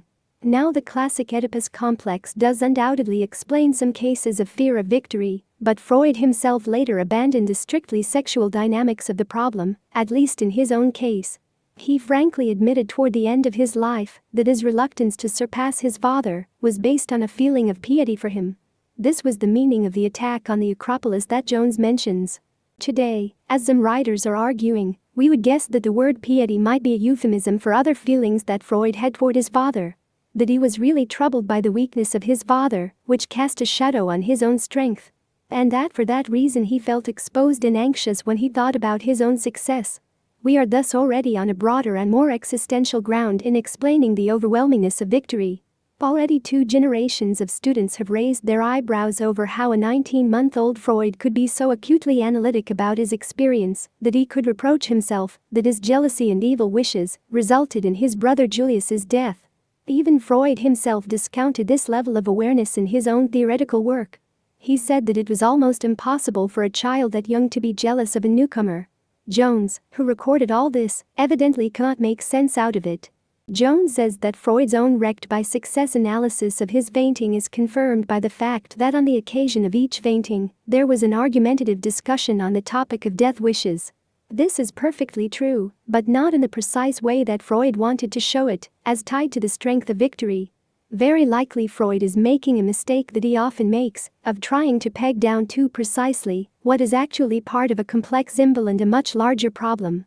I mean, of course, the sense of the overwhelmingness of experience, of being carried too far off one's home base, of not having the power to support the superlative. That sense is what characterizes both fainting incidents, in addition to the specific presence of Jung. It is reasonable to broaden the burden placed on Freud beyond that of a reaction to Jung alone. After all, he supported on his shoulders one of the great iconoclastic movements of human thought, against all competition, all hostility, all denigration. All the other more spiritual, occult meanings that mankind held so sacred, all the other minds who thought such sublime thoughts, insisted on such widely held truths, enjoyed so much support and acclaim throughout the ages. His organism in its deepest layers is well entitled to feel impossibly burdened by such a weight, and to sink beneath it in pleasureful oblivion. Would we dare to imagine that one can support all the superordinacy easily, without superhuman powers on which to lean? How to take a stance toward all this impersonal and historical, as well as personal, concrete, and physical transcendence? The pyramids, the peat bog corpses, one's own new religion? It is as though one's whole organism were to declare, "I can't bear it, I haven't the strength to stand up to it." Admittedly, the strong and large figure of Jung, an original thinker, standing independently and even arguing and opposing Freud, adds to all this, but Jung's concrete presence is only one aspect of a general power problem. In this sense, even to finally win out against Jung was for Freud to put the whole weight of the psychoanalytic movement squarely on his own shoulders. We can see how apt the wrecked by success insight is, though not according to the specific dynamics that Freud had in mind. The emotional ambivalence of casus sui. The crux of our whole discussion is contained in one confession of Freud's to Carl Abraham. That helplessness was one of the 2 things that he always hated most. The other was poverty because it means helplessness. Freud hated helplessness and fought against it, and the emotional feeling of utter helplessness in the face of experience was too much for him to stand. It gave full play to the underside of dependency that he tried to control. This kind of continued self-shaping by a man thrust into Freud's leadership position must have consumed enormous amounts of energy. No wonder that, as Freud was coming to after his second fainting, he was heard to say, "How sweet it must be to die." And there is no reason to doubt Jung's report of the occasion, which is all of a piece. "As I was carrying him, he half came to, and I shall never forget the look he cast at me as if I were his father. How sweet it must be to let go of the colossal burden of a self-dominating, self-forming life, to relax one's grip on one's own center, and to yield passively to a superordinate power and authority, and what joy in such yielding! The comfort, the trust, the relief in one's chest and shoulders. The lightness in one's heart, the sense of being sustained by something larger, less fallible. With his own distinctive problems, man is the only animal who can often willingly embrace the deep sleep of death, even while knowing that it means oblivion. But there is the ambivalence that Freud, like all of us, was caught in. To melt oneself trustingly into the Father, or the Father's substitute, or even the Great Father in the sky, is to abandon the Casa Sui project, the attempt to be father of oneself. And if you abandon that, you are diminished, your destiny is no longer your own, you are the eternal child making your way in the world of the elders. And what kind of world is that, if you are trying to bring into it something of your own, something distinctively new, world historical, and revolutionary? That is why Freud had to fight against yielding. He risked defacing his whole identity. He was spinning his own web. How could he suspend himself in someone else's? It was rank more than anyone who understood the problem of mere mortals who are saddled with the works of genius. Where are they to get the support for their own daring and overshadowing creations? We will see Rank's views in the next chapter. Here it is already obvious that Freud chose to pursue his Casa Sui project by using his own work and his own organization, the psychoanalytic movement, as a mirror to reflect power back upon himself. We said earlier that the Casa Sui project is a lie that must take its toll. Now we can understand that this toll is an emotional one that must always carry both the temptation to admit helpless dependence and the fight against that admission. One lives with a certain amount of tight-lipped determination. There is further support for this view in Freud's 15-year relationship with Fliess. Brome is of the opinion that this relationship was an emotional one more powerful than any previous biographer has acknowledged, and he cites Freud's own admissions of his very profound and obscure feelings in relation to Fliess. It is more than a coincidence, then, that years earlier Freud had suffered symptoms in relationship to Fliess, similar to those he suffered toward Jung, and in the very same room of the same hotel, as at the 1912 meeting. At that earlier time the symptoms were not so intense, and they were directed not toward a strong opposing figure, but toward an ailing Fliess. When Freud analyzed this, he said that there is some piece of unruly homosexual feeling at the root of the matter. Jones reports that Freud several times remarked on the feminine side of his nature. Even though Freud's self-analytic honesty was unusual, we still have to be skeptical about it. It is possible for any man to have specific homosexual urges, and Freud need be no exception. Still, knowing Freud's lifelong tendency to reduce vaguely anxious feelings to specific sexual motivations, we are entitled to assume that his unruly urges could just as well have represented the ambivalence of dependency needs. Jones himself has honestly averaged a problem of homosexuality into his appraisal of Freud's character, and I think gave it its proper weight. Jones says that this was part of the underside of dependency in Freud, a dependency that led him astray in some ways, for example, in his tendency to overestimate certain people, Breuer, especially Fliess, and also Jung. Jones goes so far as to say that this side of Freud stemmed from some impairment of self-confidence. Certainly Freud loathed this side of his nature and welcomed the self-dependence he earned when a part of his homosexual dependency was revealed for the weakness that it was. He wrote to Ferenczi on October 6, 1910, that he had overcome the passivity he experienced toward Fliess, and that he no longer had any need to uncover his personality completely. Since Fliess's case, that need has been extinguished. A part of homosexual cathexis has been withdrawn and made use of to enlarge my ego. The ego is the thing, it alone gives self-governance, the ability to have a certain freedom of action and choice, to shape one's own destiny as much as possible. Today we generally see homosexuality as a broad problem of ineptness, vague identity, passivity, helplessness, all in all, an inability to take a powerful stance toward life. In this sense, Jones would be right to talk about an impairment of self-confidence in Freud, as he showed it both toward the strong figure of Jung and the ailing one of Fliess. In both cases, it is one's own strength that is threatened with an added burden. On the other hand, our modern understanding of homosexuality goes to an even deeper level of the problem, to the level of immortality and heroism that we have already discussed in relation to Freud and to genius in general. Rank wrote about this subject brilliantly. We will want to talk about his work in Chapter 10, but we need to linger on it here in specific relation to Freud. We said that the truly gifted and free spirit attempts to bypass the family as the instrument of distinctive procreation. It is only logical, then, that if the genius is going to follow to the letter the Kosasui project, he comes up against one large temptation: to bypass the woman and the species role of his own body. It is as though he reasons, I do not exist to be used as an instrument of physical procreation in the interests of the race. My individuality is so total and integral that I include my body in my Kosasui project. And so, the genius can try to procreate himself spiritually through a linkage with gifted young men, to create them in his own image, and to pass the spirit of his genius on to them. It is as though he were to try to duplicate himself exactly, spirit and body.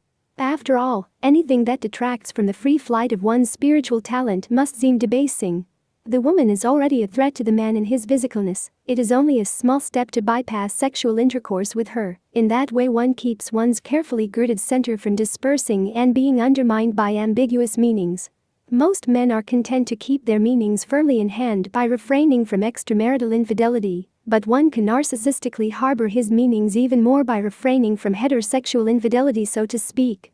From this point of view, when Freud talked about the feminine side of his nature, he could just as well have been speaking from the strength of his ego, rather than its weakness, from his own single-minded determination to engineer his own immortality.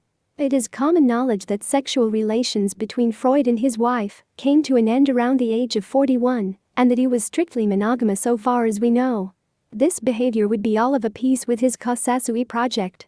The narcissistic self-inflation that denies dependency on the female body and on one's species given role, and the control and harboring of the power and meaning of one's individuality. As Rosen points out, in Freud's own words, he saw his hero as a man whose sexual need and activity were exceptionally reduced, as if a higher aspiration had raised him above the common animal need of mankind. Evidently Freud poured his whole passion into the psychoanalytic movement and his own immortality. They were his higher aspiration, which could also reasonably include a spiritual homosexuality that offered no threat as an animal need. The conceptual ambivalence of Kosasui. So far we have been talking about emotional ambivalence, but there is also a conceptual side to the matter. It is one thing to face up to and admit an emotional reaction to the experience of fading away. It is still another thing to justify that fading. Freud could admit dependency and helplessness, but how give his own death any meaning? He either had to justify it from within his Kosasui project, the psychoanalytic movement, or somewhat from outside that project. Here is the ambivalence of Kosasui on a conceptual level. How can one trust any meanings that are not man-made? These are the only meanings that we securely know. Nature seems unconcerned, even viciously antagonistic to human meanings, and we fight by trying to bring our own dependable meanings into the world. But human meanings are fragile, ephemeral. They are constantly being discredited by historical events and natural calamities. One Hitler can efface centuries of scientific and religious meanings. One earthquake can negate 1,000,000 times the meaning of a personal life.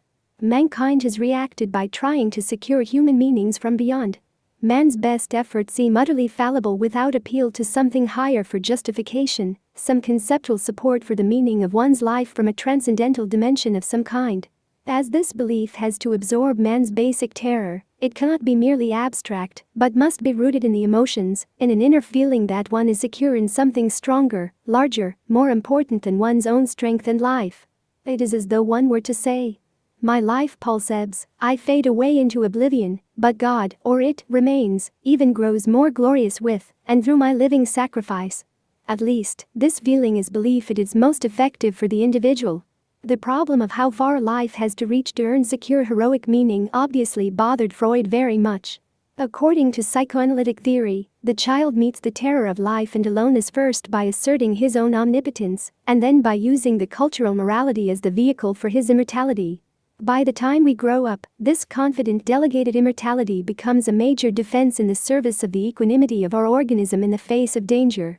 One of the main reasons that it is so easy to march men off to war is that deep down each of them feels sorry for the man next to him who will die. Each protects himself in his fantasy until the shock that he is bleeding. It is logical that if you are one of the few who admits the anxiety of death, then you must question the fantasy of immortality, which is exactly the experience of Freud. Zilberg affirms that the problem troubled Freud all his life. He yearned for fame, anticipated it, hoped that through it he could create his own immortality. Immortality means being loved by many anonymous people. This definition is the Enlightenment view of immortality. Living in the esteem of men yet unborn, for the works that you have contributed to their life and betterment. But it is in entirely this worldly immortality there's the rub. It must have rubbed Freud very gratingly. His views on immortality were charged with a severe ambivalence, even multivalence.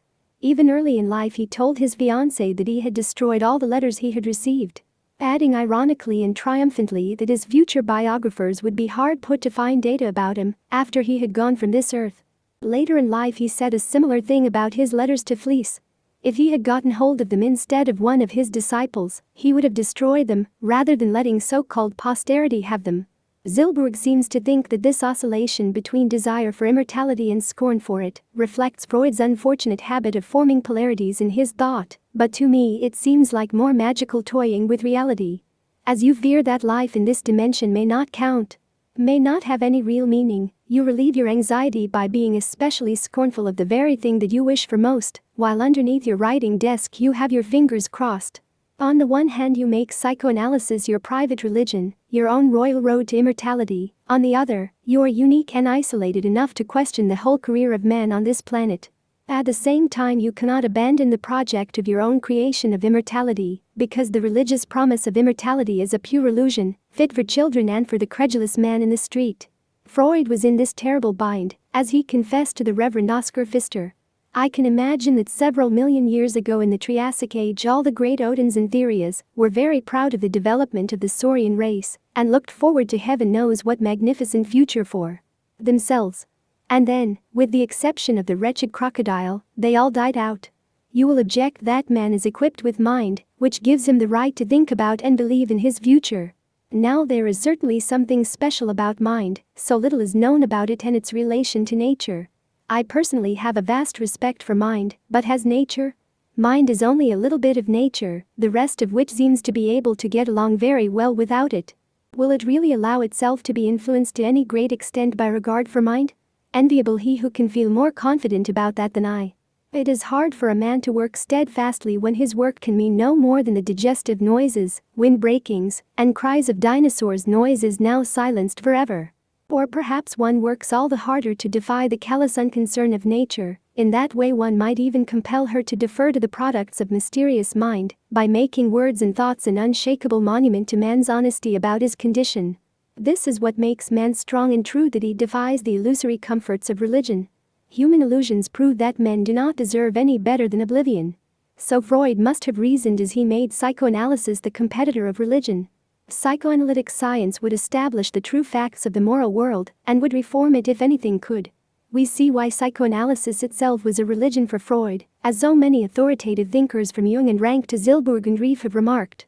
All this can be put another way. That Freud set out to defy nature by redoubling efforts to make true the lie of causa sui. Zilberg, in his penetrating assessment of Freud and religion, closed on these remarks. Ever since man started his so-called conquest of nature, he has tried to fancy himself the conqueror of the universe. In order to assure himself of the mastery of a conqueror, he grabbed the trophy, nature, universe. He had to feel that the maker of the trophy was annihilated, or his own fantasied sovereignty over the universe would be endangered. It is this trend that is reflected in Freud's unwillingness to accept religious faith in its true meaning. It is no surprise, therefore, to find that in the field of human psychology a man, no matter how great a man like Freud, had constantly before him the vision of a man who is always unhappy, helpless, anxious, bitter, looking into nothingness with fright, and turning away from so-called posterity in anticipatory disgust. Zilberg says that Freud was driven into a rigid, almost solipsistic intellectual attitude by his need to rid himself of any suspicion of intellectual dependence on others or spiritual dependence on a personal God. The lie of causa sui becomes especially driven because of what one will not or cannot acknowledge, then the very truth with which one seeks to defy nature suffers. Jung, who would agree with Zilberg, offers what to me seems the briefest and most apt summary of Freud's characterological life problem. Freud never asked himself why he was compelled to talk continually of sex, why this idea had taken such possession of him. He remained unaware that his monotony of interpretation expressed a flight from himself or from that other side of him, which might perhaps be called mystical. So long as he refused to acknowledge that side, he could never be reconciled with himself. There was nothing to be done about this one-sidedness of Freud's. Perhaps some inner experience of his own might have opened his eyes. He remained the victim of the one aspect he could recognize, and for that reason I see him as a tragic figure, for he was a great man, and what is more, a man in the grip of his daemon. What, actually, does it mean to be a tragic figure firmly in the grip of one's daemon? It means to possess great talent, to relentlessly pursue the expression of that talent through the unswerving affirmation of the casus sui project that alone gives it birth and form. One is consumed by what he must do to express his gift. The passion of his character becomes inseparable from his dogma. Jung says the same thing beautifully when he concludes that Freud must himself be so profoundly affected by the power of Eros that he actually wished to elevate it into a dogma like a religious numen. Eros is precisely the natural energy of the child's organism that will not let him rest, that keeps propelling him forward in a driven way, while he fashions the lie of his character which ironically permits that very drivenness to continue, but now under the illusion of self-control. Conclusion. Now as we draw the circle on the very beginning of our discussion of Freud, we can see that his two great reluctances, as we have called them, are related, and in fact merge into one. On the one hand he refused to move away cleanly from his instinct theory to the more blanket idea of a death fear. In the second place he refused to move into a yielding posture toward external nature. He was unable to give large expression to the mystical, dependent side of himself. It seems to me that the two reluctances are related in his refusal to abandon the casus sui project, which would have led to a larger problematic view of human creatureliness. But such a view is the seeding ground of faith, or at least brings the person right up to faith as an experiential reality, and not an illusion. Freud never allowed himself to step upon this ground. Eros is a narrowing down, in Freud, of a broader experiential horizon. Or, put another way, in order to move from scientific creatureliness to religious creatureliness, the terror of death would have to replace sex, and inner passivity would have to replace obsessive eros, the drive of the creature. And it was just this twofold yielding, inner emotional and conceptual, that Freud could not quite manage. For to do so, as Jung judged with understanding, would mean to abandon his own daemon, his whole unique passion as a genius, the very gift that he had fashioned for mankind. Part 2. The failures of heroism. Neurosis and psychosis are modes of expression for human beings who have lost courage. Anyone who has acquired this much insight will thenceforth refrain from undertaking with persons in this state of discouragement tedious excursions into mysterious regions of the psyche. Alfred Adler. Chapter 7. The spell cast by persons, the nexus of unfreedom. Ah, mon cher, for anyone who is alone, without God and without a master, the weight of days is dreadful. Hence one must choose a master, God being out of style. Albert Camus. Men, incapable of liberty, who cannot stand the terror of the sacred that manifests itself before their open eyes, must turn to mystery, must hide the truth. Carlo Levi. For ages men have reproached themselves for their folly, that they gave their loyalty to this one or that they believed so blindly and obeyed so willingly. When men snap out of a spell that has very nearly destroyed them and muse on it, it doesn't seem to make sense. How can a mature man be so fascinated, and why? We know that all through history masses have followed leaders because of the magic aura they projected, because they seemed larger than life. On the surface this explanation seems enough because it is reasonable and true to fact. Men worship and fear power, and so give their loyalty to those who dispense it. But this touches only the surface and is besides too practical. Men don't become slaves out of mere calculating self-interest. The slavishness is in the soul, as Gorky complained. The thing that has to be explained in human relations is precisely the fascination of the person who holds or symbolizes power. There is something about him that seems to radiate out to others and to melt them into his aura, a fascinating effect, as Christine Olden called it, of the narcissistic personality, or, as Jung preferred to call him, the mana personality. But people don't actually radiate blue or golden auras. The mana personality may try to work up a gleam in his eye or a special mystification of painted signs on his forehead, a costume, and a way of holding himself, but he is still Homo sapiens, standard vintage, practically indistinguishable from others unless one is especially interested in him. The mana of the mana personality is in the eyes of the beholder, the fascination is in the one who experiences it. This is the very thing that has to be explained. If all people are more or less alike, why do we burn with such all-consuming passions for some of them? What are we to make of the following report by a winner of the Miss Maryland contest, who describes her first meeting with Frank Sinatra, a crooner and film star who gained wealth and notoriety in the middle decades of the 20th century in the United States? He was my date. I got a massage, and I must have taken 5 aspirins to calm myself down. In the restaurant, I saw him from across the room, and I got such butterflies in my stomach and such a thing that went from head to toe. He had like a halo around his head of stars to me. He projected something I have never seen in my life. When I'm with him I'm in awe, and I don't know why I can't snap out of it. I can't think. He's so fascinating. Imagine a scientific theory that could explain human slavishness by getting at its nexus. Imagine that after ages of laments about human folly, men would at last understand exactly why they were so fatally fascinated.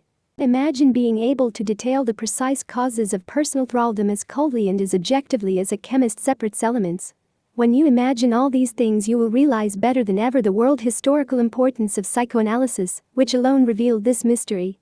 Freud saw that a patient in analysis developed a peculiarly intense attachment to the person of the analyst. The analyst became literally the center of his world and his life. He devoured him with his eyes, his heart swelled with joy at the sight of him, the analyst filled his thoughts even in his dreams. The whole fascination has the elements of an intense love affair, but it is not limited to women. Men show the same attachment to the physician, the same overestimation of his qualities, the same adoption of his interest, the same jealousy against all those connected with him.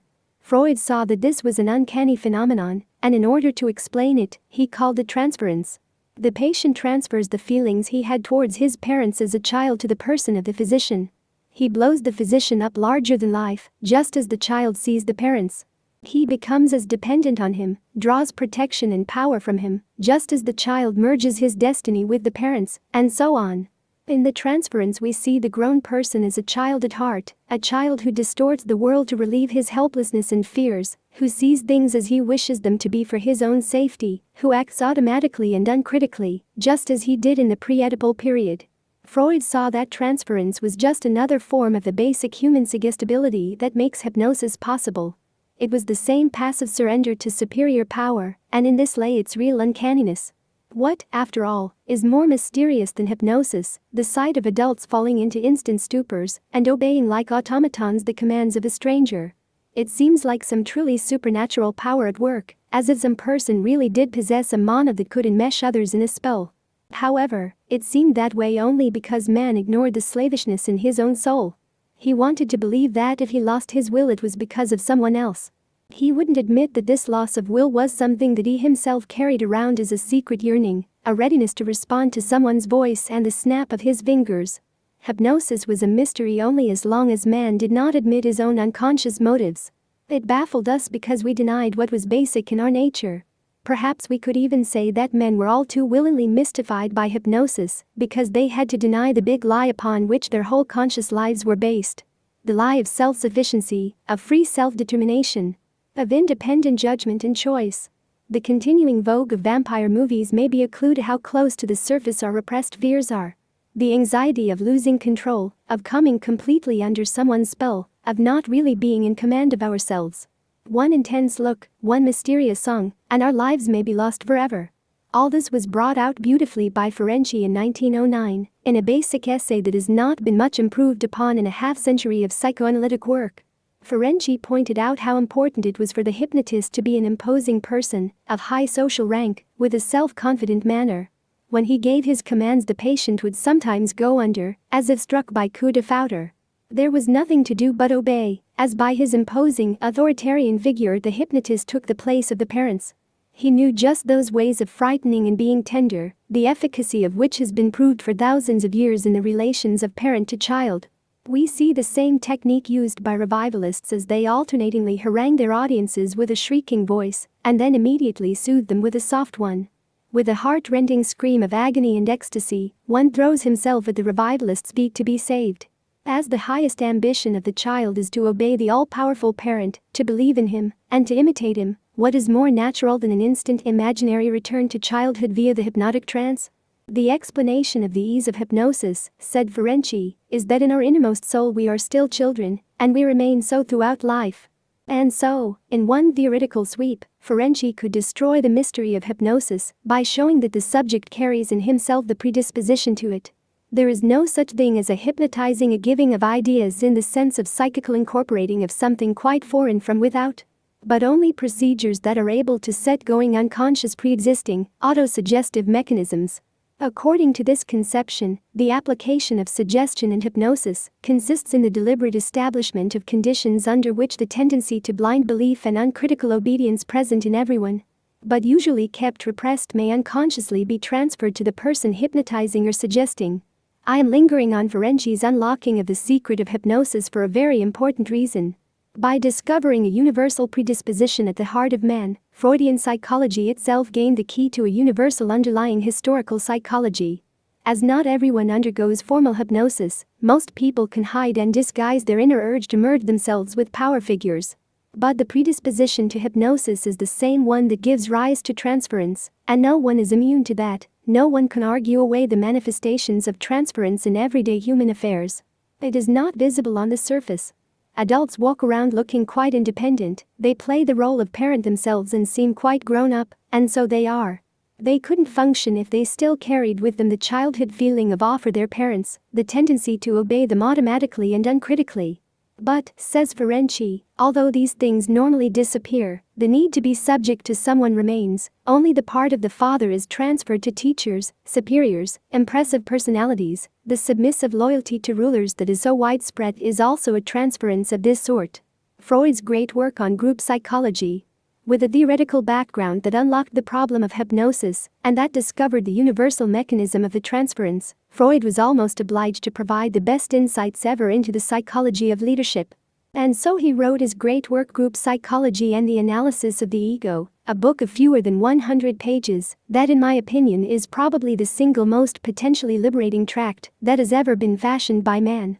In his later years Freud wrote a few books that reflected personal and ideological preferences, but group psychology was a serious scientific work that consciously placed itself in a long tradition. Early theorists of group psychology had tried to explain why men were so sheep-like when they functioned in groups. They developed ideas like mental contagion and herd instinct which became very popular.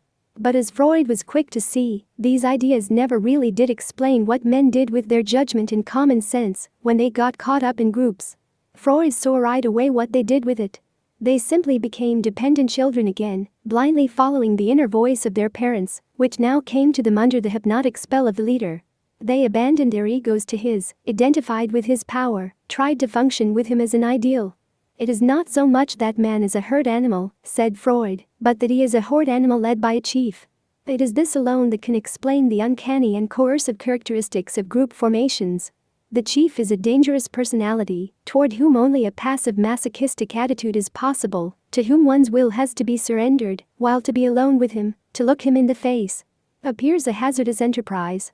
This alone, says Freud, explains the paralysis that exists in the link between a person with inferior power to one of superior power. Man has an extreme passion for authority and wishes to be governed by unrestricted force. It is this trait that the leader hypnotically embodies in his own masterful person. Or as Ferenczi later put it, people have a longing for being hypnotized precisely because they want to get back to the magical protection, the participation in omnipotence, the oceanic feeling that they enjoyed when they were loved and protected by their parents. And so, as Freud argues, it is not that groups bring out anything new in people, it is just that they satisfy the deep-seated erotic longings that people constantly carry around unconsciously. For Freud, this was the life force that held groups together. It functioned as a kind of psychic cement that locked people into mutual and mindless interdependence. The magnetic powers of the leader, reciprocated by the guilty delegation of everyone's will to him. No one who honestly remembers how hazardous it could be to look certain people in the face, or how blissful to bask trustingly in the glow of another's power, can accuse Freud of psychoanalytic rhetoric. By explaining the precise power that held groups together, Freud could also show why groups did not fear danger. The members do not feel that they are alone with their own smallness and helplessness, as they have the powers of the hero leader with whom they are identified. Natural narcissism, the feeling that the person next to you will die, but not you, is reinforced by trusting dependence on the leader's power. No wonder that hundreds of thousands of men marched up from trenches in the face of blistering gunfire in World War I. They were partially self-hypnotized, so to speak. No wonder men imagine victories against impossible odds. Don't they have the omnipotent powers of the parental figure? Why are groups so blind and stupid? Men have always asked. Because they demand illusions, answered Freud. They constantly give what is unreal precedence over what is real. And we know why. The real world is simply too terrible to admit. It tells man that he is a small trembling animal who will decay and die. Illusion changes all this, makes man seem important, vital to the universe, immortal in some way. Who transmits this illusion, if not the parents, by imparting the macro lie of the cultural casus sui? The masses look to the leaders to give them just the untruth that they need. The leader continues the illusions that triumph over the castration complex and magnifies them into a truly heroic victory. Furthermore, he makes possible a new experience, the expression of forbidden impulses, secret wishes, and fantasies. In group behavior, anything goes because the leader okays it. It is like being an omnipotent infant again, encouraged by the parent to indulge oneself plentifully, or like being in psychoanalytic therapy, where the analyst doesn't censure you for anything you feel or think. In the group, each man seems an omnipotent hero who can give full vent to his appetites under the approving eye of the father. And so we understand the terrifying sadism of group activity. Thus Freud's great work on group psychology, on the dynamics of blind obedience, illusion, communal sadism. In recent writings, Erich Fromm especially has seen the durable value of Freud's insights as part of a developing and continuing critique of human viciousness and blindness. From his early work Escape from Freedom to his recent The Heart of Man, Fromm has developed Freud's views on the need for a magic helper. He has kept alive Freud's basic insight into narcissism as the primary characteristic of man. How it inflates one with the importance of his own life and makes for the devaluation of others' lives. How it helps to draw sharp lines between those who are like me or belong to me and those who are outsiders and aliens. Fromm has insisted, too, on the importance of what he calls incestuous symbiosis. The fear of emerging out of the family and into the world on one's own responsibility and powers, the desire to keep oneself tucked into a larger source of power. It is these things that make for the mystique of group, nation, blood, mother or fatherland and the like. These feelings are embedded in one's earliest experiences of comfortable merger with the mother. As Fromm put it, they keep one in the prison of the motherly racial national religious fixation. Fromm is exciting reading, and there is no point in my repeating or developing what he has already so well said. One has to go directly to him and study how compelling are these insights, how well they continue what is essential in Freud, and apply it to present 8 problems of slavishness, viciousness, and continuing political madness. This, it seems to me, is the authentic line of cumulative critical thought on the human condition. The astonishing thing is that this central line of work on the problem of freedom since the Enlightenment occupies so little of the concern and ongoing activity of scientists. It should form the largest body of theoretical and empirical work in the human sciences, if these sciences are to have any human meaning. Developments beyond Freud. Today we do not accept uncritically all of Freud's arguments on group dynamics or consider them necessarily complete. One of the weaknesses of Freud's theory was that he was too fond of his own phylogenetic myth, of the primal horde. Freud's attempt to reconstruct the earliest beginnings of society, when proto-men like baboons lived under the tyrannical rule of a dominant male. For Freud, this craving of people for the strong personality, their awe and fear of him, remained a model for the basic functioning of all groups. It was Redl, in his important essay, who showed that Freud's attempt to explain everything by the strong personality was not true to fact. Redl, who studied many different kinds of groups, found that domination by a strong personality occurred in some of them, but not all. But he did find that in all groups there was what he called a central person who held the group together, due to certain of his qualities. This shift of emphasis is slight and leaves Freud basically intact, but it allows us to make more subtle analyses of the real dynamics of groups. For example, Freud found that the leader allows us to express forbidden impulses and secret wishes. Redl saw that in some groups there is indeed what he perfectly calls the infectiousness of the unconflicted person. There are leaders who seduce us because they do not have the conflicts that we have. We admire their equanimity where we feel shame and humiliation. Freud saw that the leader wipes out fear and permits everyone to feel omnipotent. Redl refined this somewhat by showing how important the leader often was by the simple fact that it was he who performed the initiatory act when no one else had the daring to do it. Redl calls this beautifully the magic of the initiatory act. This initiatory act can be anything from swearing to sex or murder. As Redl points out, according to its logic, only the one who first commits murder is the murderer, all others are followers. Freud has said in Totem and Taboo that acts that are illegal for the individual can be justified if the whole group shares responsibility for them. But they can be justified in another way. The one who initiates the act takes upon himself both the risk and the guilt. The result is truly magic. Each member of the group can repeat the act without guilt. They are not responsible, only the leader is. Redl calls this, aptly, priority magic. But it does something even more than relieve guilt. It actually transforms the fact of murder. This crucial point initiates us directly into the phenomenology of group transformation of the everyday world. If one murders without guilt, and in imitation of the hero who runs the risk, why then it is no longer murder. It is holy aggression. For the first one it was not. In other words, participation in the group redistills everyday reality and gives it the aura of the sacred, just as, in childhood, play created a heightened reality. This penetrating vocabulary of initiatory acts, the infectiousness of the unconflicted person, priority magic, and so on, allows us to understand more subtly the dynamics of group sadism, the utter equanimity with which groups kill. It is not just that Father permits it or orders it. It is more. The magical heroic transformation of the world and of oneself. This is the illusion that man craves, as Freud said, and that makes the central person so effective a vehicle for group emotion. I am not going to try to repeat or sum up the subtleties of Redl's essay here. Let us just underline the brunt of his argument, which is that the spell cast by persons, as we have called it, is a very complex one, which includes many more things than meet the eye. In fact, it may include everything but a spell. Redl showed that groups use leaders for several types of exculpation or relief of conflict, for love, or for even just the opposite targets of aggressions and hate that pulls the group together in a common bond. As one recent popular film advertisement put it, they follow him bravely into hell only for the pleasure of killing him and revenging themselves. Redl was not out to replace Freud's basic insights, but only to extend and add nuances to them. The instructive thing about his examples is that most of the central person's functions do have to do with guilt, expiation, and unambiguous heroics. The important conclusion for us is that the groups use the leader, sometimes with little regard for him personally, but always with regard to fulfilling their own needs and urges. W.R. Bion, in an important recent paper, extended this line of thought even further from Freud, arguing that the leader is as much a creature of the group as they of him, and that he loses his individual distinctiveness by being a leader, as they do by being followers. He has no more freedom to be himself than any other member of the group, precisely because he has to be a reflex of their assumptions in order to qualify for leadership in the first place. All of which leads us to muse wistfully on how unheroic is the average man, even when he follows heroes. He simply loads them up with his own baggage, he follows them with reservations, with a dishonest heart.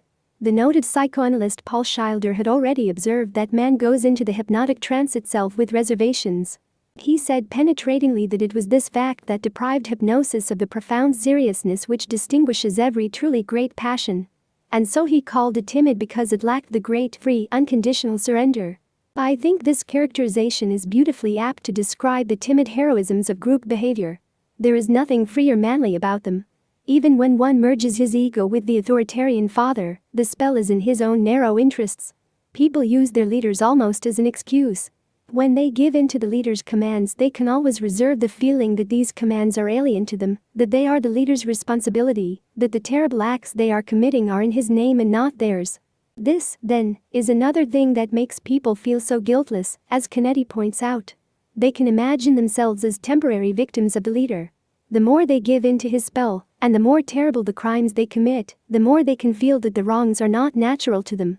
It is also neat, this usage of the leader. It reminds us of James Fraser's discovery that in the remote past tribes often used their kings as scapegoats who, when they no longer served the people's needs, were put to death. These are the many ways in which men can play the hero, all the while that they are avoiding responsibility for their own acts in a cowardly way. Very few people, for example, have been impressed with the recent heroics of the Manson family. When we look at them in the light of the group dynamics we have been discussing, we can understand better why we are shocked not only by the gratuitous murders they committed, but by something more. When people try for heroics from the position of willing slavishness, there is nothing to admire. It is also automatic, predictable, pathetic. Here was a group of young men and women who had identified with Charles Manson and who lived in masochistic submission to him. They gave him their total devotion and looked upon him as a human god of some kind. In fact, he filled the description of Freud's primal father. He was authoritarian, very demanding of his followers, and a great believer in discipline. His eyes were intense, and for those who came under his spell, there is no doubt that he projected a hypnotic aura. He was a very self-assured figure. He even had his own truth, his megalomaniac vision for taking over the world. To his followers, his vision seemed like a heroic mission in which they were privileged to participate. He had convinced them that only by following out his plan could they be saved. The family was very close, sexual inhibitions were non-existent, and members had free access to each other. They even used sex freely for the purpose of attracting outsiders into the family. It seems obvious from all this that Manson combined a fascinating effect of the narcissistic personality with the infectiousness of the unconflicted personality. Everyone could freely drop his repressions under Manson's example and command, not only in sex, but in murder. The members of the family didn't seem to show any remorse, guilt, or shame for their crimes. People were astonished by this ostensible lack of human feeling. But from the dynamics that we have been surveying, we are faced with the even more astonishing conclusion that homicidal communities like the Manson family are not really devoid of basic humanness. What makes them so terrible is that they exaggerate the dispositions present in us all. Why should they feel guilt or remorse? The leader takes responsibility for the destructive act, and those who destroy on his command are no longer murderers, but holy heroes. They crave to serve in the powerful aura that he projects, and to carry out the illusion that he provides them, an illusion that allows them to heroically transform the world. Under his hypnotic spell and with the full force of their own urges for heroic self-expansion, they need have no fear, they can kill with equanimity. In fact, they seem to feel that they were doing their victims a favor, which seems to mean that they sanctified them by including them in their own holy mission. As we have learned from the anthropological literature, the victim who is sacrificed becomes a holy offering to the gods, to nature, or to fate. The community gets more life by means of the victim's death, and so the victim has the privilege of serving the world in the highest possible way by means of his own sacrificial death. One direct way, then, of understanding homicidal communities like the Manson family is to view them as magical transformations, wherein passive and empty people, torn with conflicts and guilt, earn their cheap heroism, really feeling that they can control fate and influence life and death. Cheap because not in their command, not with their own daring, and not in the grip of their own fears. Everything is done with the leader's image stamped on their psyche. The larger view of transference. From this discussion of transference we can see one great cause of the large-scale ravages that man makes on the world. He is not just a naturally and lustily destructive animal who lays waste around him because he feels omnipotent and impregnable. Rather, he is a trembling animal who pulls the world down around his shoulders as he clutches for protection and support and tries to affirm in a cowardly way his feeble powers. The qualities of the leader, then, and the problems of people fit together in a natural symbiosis.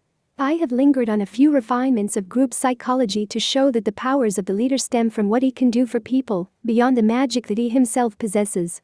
People project their problems onto him, which gives him his role and stature. Leaders need followers as much as they are needed by them. The leader projects onto his followers his own inability to stand alone, his own fear of isolation.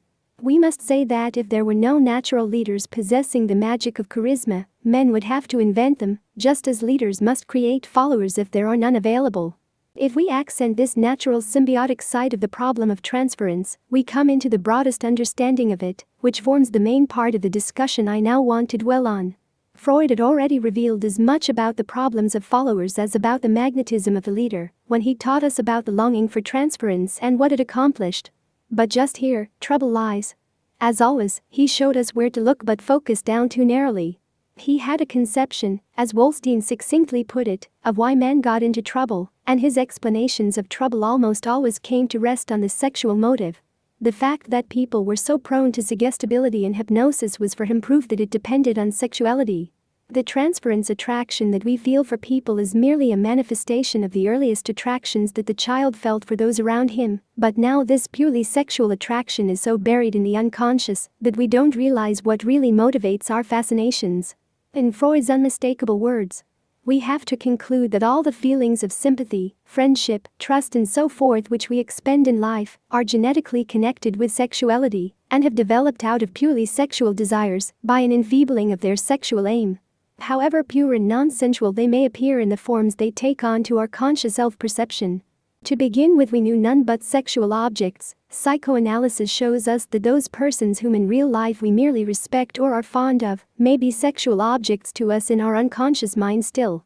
We have already seen how this kind of reductionism to the sexual motive got psychoanalysis itself into trouble very early, and how it has taken a succession of thinkers of great stature to extricate psychoanalysis from this obsession of Freud's. But in his later work, Freud himself was not too troubled by his obsession when it came to explaining some things more broadly. The same holds true for his narrow sexual emphasis on transference surrender. In 1912 he said that the fact that transference could lead to complete subjection was for him unmistakable proof of its erotic character. But in his later work, when he accented more and more the terror of the human condition, he talked of the child's longing for a powerful father, as a protection against strange superior powers, as a consequence of human weakness and childish helplessness. Yet, this phrasing doesn't represent an absolute abandonment of his earlier explanations. For Freud, eros covered not only specific sexual drives, but also the child's longing for omnipotence, for the oceanic feeling that comes with a merger with the parental powers. With this kind of generalization, Freud could have both his broader and narrower views at the same time. This complicated mixture of specific error and correct generalization has made it a difficult and lengthy task for us to separate out what is true from what is false in psychoanalytic theory.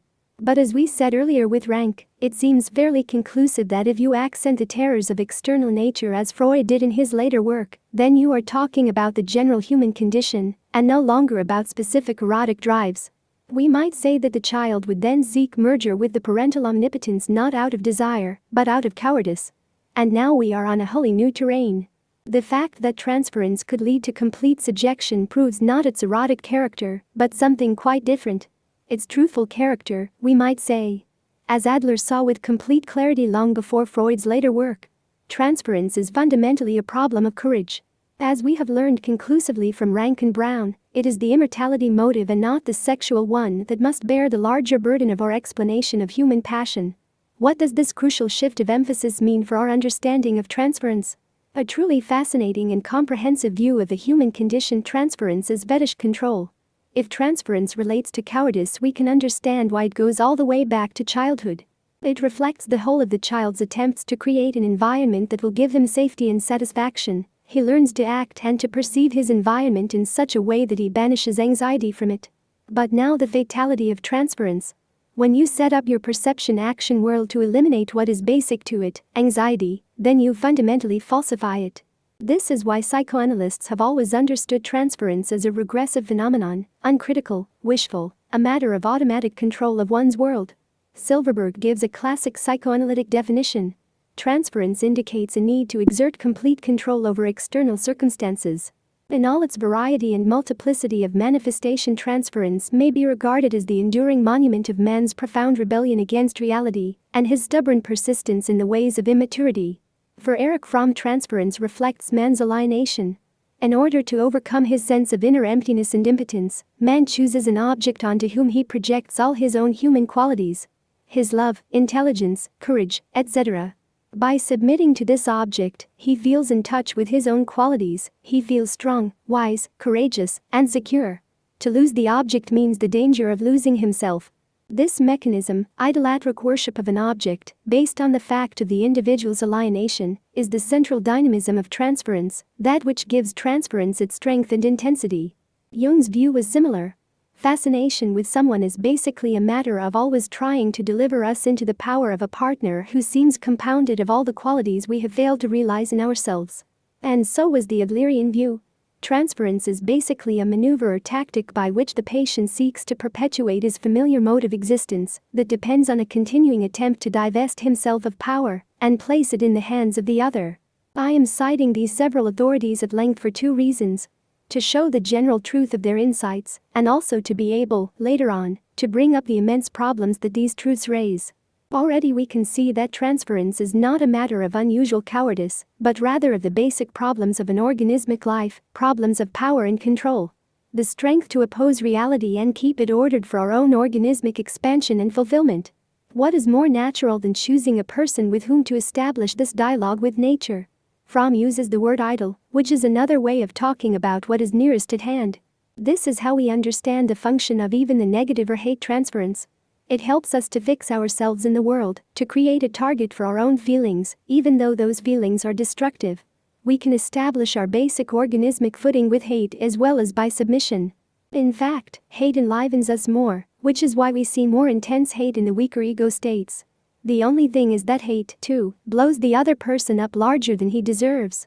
As Jung put it, the negative form of transference in the guise of resistance, dislike, or hate endows the other person with great importance from the start. We need a concrete object for our control, and we get one in whatever way we can. In the absence of persons for our dialogue of control, we can even use our own body as a transference object, as Sass has shown.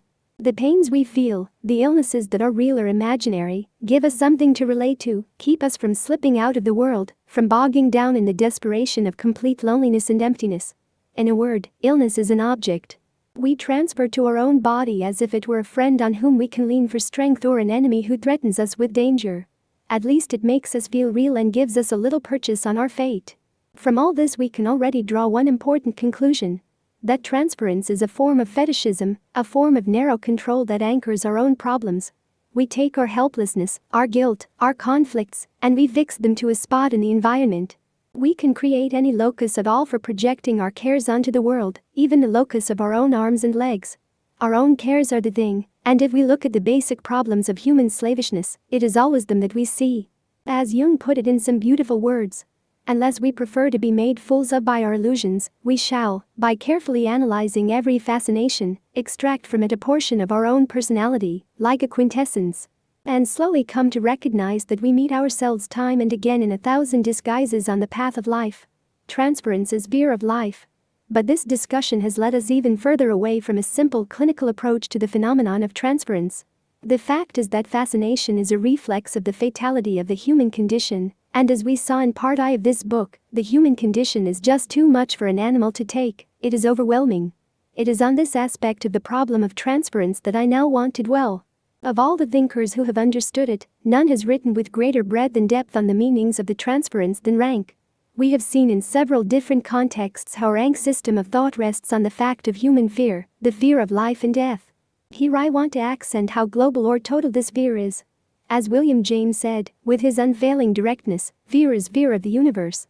It is the fear of childhood, the fear of emerging into the universe, of realizing one's own independent individuality, one's own living and experiencing. As Rank said, the adult may have fear of death or fear of sex, the child has a fear of life itself. This idea has been given wide currency by Fromm in several books, as the fear of freedom.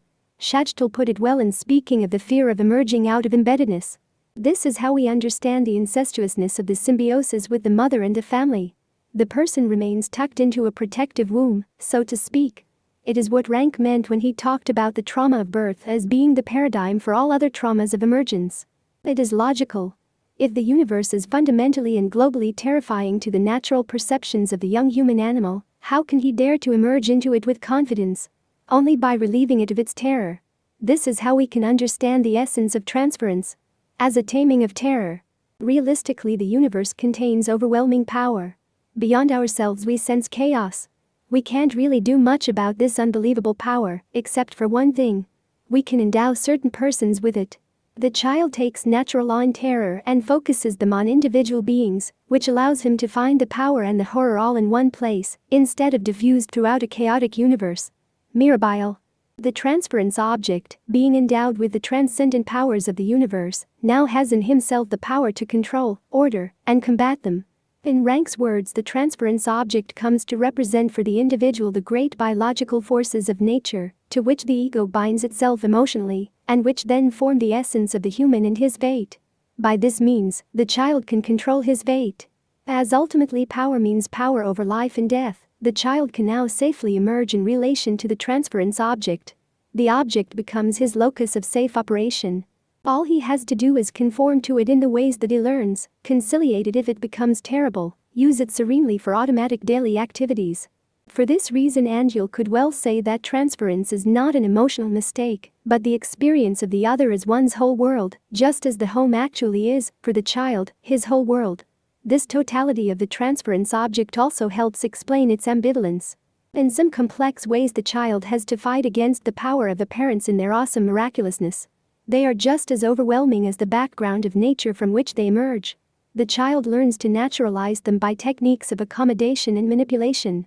At the same time, however, he has to focus on them the whole problem of terror and power, making them the center of it, in order to cut down and naturalize the world around them. Now we see why the transference object poses so many problems. The child does partly control his larger fate by it, but it becomes his new fate. He binds himself to one person to automatically control terror, to mediate wonder, and to defeat death by that person's strength. But then he experiences transference terror, the terror of losing the object, of displeasing it, of not being able to live without it. The terror of his own finitude and impotence still haunts him, but now in the precise form of the transference object. How implacably ironic is human life.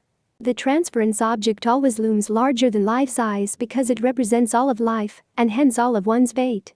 The transference object becomes the focus of the problem of one's freedom, because one is compulsively dependent on it. It sums up all other natural dependencies and emotions. This quality is true of either positive or negative transference objects. In the negative transference, the object becomes the focalization of terror, but now experienced as evil and constraint. It is the source, too, of much of the bitter memories of childhood and of our accusations of our parents. We try to make them the sole repositories of our own unhappiness in a fundamentally demonic world. We seem to be pretending that the world does not contain terror and evil, but only our parents. In the negative transference, too, then, we see an attempt to control our fate in an automatic way. No wonder Freud could say that transference was a universal phenomenon of the human mind that dominates the whole of each person's relation to his human environment. Or that Ferenczi could talk about the neurotic passion for transference, the stimulus-hungry effects of neurotics. We don't have to talk only about neurotics, but about the hunger and passion of everyone for a localized stimulus that takes the place of the whole world.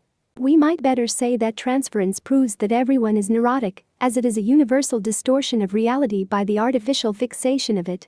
It follows, of course, that the less ego power one has and the more fear, the stronger the transference. This explains the peculiar intensity of schizophrenic transference. The total and desperate focalization of horror and wonder in one person, and the abject surrender to him and complete worship of him in a kind of dazed hypnotic way. Only to hear his voice or touch a piece of his clothing or be granted the privilege of kissing and licking his feet, that would be heaven itself. This is a logical fate for the utterly helpless person. The more you fear death and the emptier you are, the more you people your world with omnipotent father figures, extra magical helpers. The schizophrenic transference helps us to understand how naturally we remain glued to the object even in normal transference. All the power to cure the diseases of life, the ills of the world, are present in the transference object. How can we not be under its spell? Remember, we said the transference did not prove eroticism as Freud earlier thought, but actually a certain truthfulness about the terror of man's condition. The schizophrenic's extreme transference helps us to understand this statement too. After all, one of the reasons that his world is so terrifying is that he sees it in many ways unblurred by repression. And so he sees, too, the human transference object in all of its own splendor, something we talked about in an early chapter. The human face is really an awesome primary miracle. It naturally paralyzes you by its splendor if you give in to it as the fantastic thing it is. But mostly we repress this miraculousness so that we can function with equanimity and can use vases and bodies for our own routine purposes. We may remember that as children there were those we did not dare talk to or even look at, hardly something that we could carry over into our adult lives without seriously crippling ourselves. But now we can point out, too, that this fear of looking the transference object full in the face is not necessarily what Freud said it was. The fear of the terrifying primal father. It is, rather, the fear of the reality of the intense vocalization of natural wonder and power, the fear of being overwhelmed by the truth of the universe as it exists, as that truth is focused in one human face. But Freud is right about tyrannical fathers. The more terrifying the object, the stronger the transference. The more that the powerful object embodies in itself the natural power of the world, the more terrifying it can be, in reality, without any imagination on our part. Transference is fear of death. If fear of life is one aspect of transference, its companion fear is right at hand. As the growing child becomes aware of death, he has a twofold reason for taking shelter in the powers of the transference object. The castration complex makes the body an object of horror, and it is now the transference object who carries the weight of the abandoned Kosasui project. The child uses him to assure his immortality. What is more natural? I can't resist quoting from another writing Gorky's famous sentiment on Tolstoy because it sums up so well this aspect of transference. I am not bereft on this earth, so long as this old man is living on it. This comes from the depth of Gorky's emotion. It is not a simple wish or a comforting thought. It is more like a driving belief that the mystery and solidity of the transference object will give one shelter as long as he lives. This use of the transference object explains the urge to deification of the other, the constant placing of certain select persons on pedestals, the reading into them of extra powers. The more they have, the more rubs off on us. We participate in their immortality, and so we create immortals. As Harrington put it graphically, I am making a deeper impression on the cosmos because I know this famous person. When the ark sails, I will be on it. Man is always hungry, as Rank so well put it, for material for his own immortalization. Groups need it too, which explains the constant hunger for heroes. Every group, however small or great, has, as such, an individual impulse for eternalization, which manifests itself in the creation of and care for national, religious, and artistic heroes. The individual paves the way for this collective eternity impulse. This aspect of group psychology explains something that otherwise staggers our imagination. Have we been astonished by fantastic displays of grief on the part of whole peoples when one of their leaders dies? The uncontrolled emotional outpouring, the dazed masses standing huddled in the city squares sometimes for days on end, grown people groveling hysterically and tearing at themselves, being trampled in the surge toward the coffin or funeral pyre. How to make sense out of such a massive, neurotic vaudeville of despair? In one way only. It shows a profound state of shock of losing one's bulwark against death. The people apprehend, at some dumb level of their personality, our locus of power to control life and death can himself die, therefore our own immortality is in doubt. All the tears and all the tearing is after all for oneself, not for the passing of a great soul, but for one's own imminent passing. Immediately men begin to rename city streets, squares, airports with the name of the dead man. It is as though to declare that he will be immortalized physically in the society, in spite of his own physical death. Compare the recent mournings of the Americans for the Kennedys, the French for de Gaulle, and especially the Egyptians for Nasser, which was a more primitive and elemental outpouring. Immediately the cry was raised to renew the war with Israel. As we have learned, only scapegoats can relieve one of his own stark death fear. I am threatened with death, let us kill plentifully. On the demise of an immortality figure, the urge to scapegoating must be especially intense. So, too, is the susceptibility to sheer panic, as Freud showed. When the leader dies, the device that one has used to deny the terror of the world instantly breaks down. What is more natural, then, to experience the very panic that is always threatened in the background? The void of immortality substance that would be left by the absolute abandonment of the leader is evidently too painful to support, especially if the leader has possessed striking mana or has summed up in himself some great heroic project that carried the people on. One can't help musing about how one of the most advanced scientific societies of the 20th century resorted to improvements on ancient Egyptian mummification techniques to embalm the leader of their revolution. It seems as though the Russians could not let go of Lenin even in death, and so have entombed him as a permanent immortality symbol. Here is a supposedly secular society that holds pilgrimages to a tomb, and that buries heroic figures in the sacred wall of the Kremlin, a hallowed place. No matter how many churches are closed or how humanistic a leader or a movement may claim to be, there will never be anything wholly secular about human fear. Man's terror is always holy terror, which is a strikingly apt popular phrase. Terror always refers to the ultimates of life and death. The twin ontological motives. Much of what we have said so far about transference puts mankind in an unflattering light. It is now time to shift the tone. True, transference is a reflex of cowardice in the face of both life and death, but it is also a reflex of the urge to heroism and self-unfolding. This puts our discussion of transference on still a different level, and on this new perspective I now want to linger. One thing that has always amazed man is his own inner yearning to be good, an inner sensitivity about the way things ought to be, and an excruciatingly warm and melting attraction toward the rightness of beauty, goodness, and perfection. We call this inner sensitivity conscience. For the great philosopher Immanuel Kant, it was one of the two sublime mysteries of creation, this moral law within man, and there was no way to explain it, it was just given. Nature carries feeling right in her own heart in the interiors of striving organisms. This self-feeling in nature is more fantastic than any science fiction fact. Any philosophy or any science that is going to speak intelligently about the meaning of life has to take it into account and treat it with the highest reverence, as 19th century thinkers like Vincenzo Ghiberti and Antonio Rismini understood. Curiously, this vital ontology of organismic self-feeling, which was central for thinkers like Thomas Davidson and Henry Bergson, hardly made a rustle in modern science until the appearance of the new humanistic psychology.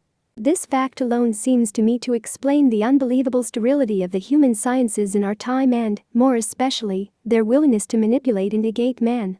I think that the true greatness of Freud's contribution emerges when we see it as directly related to this tradition of ontological thought.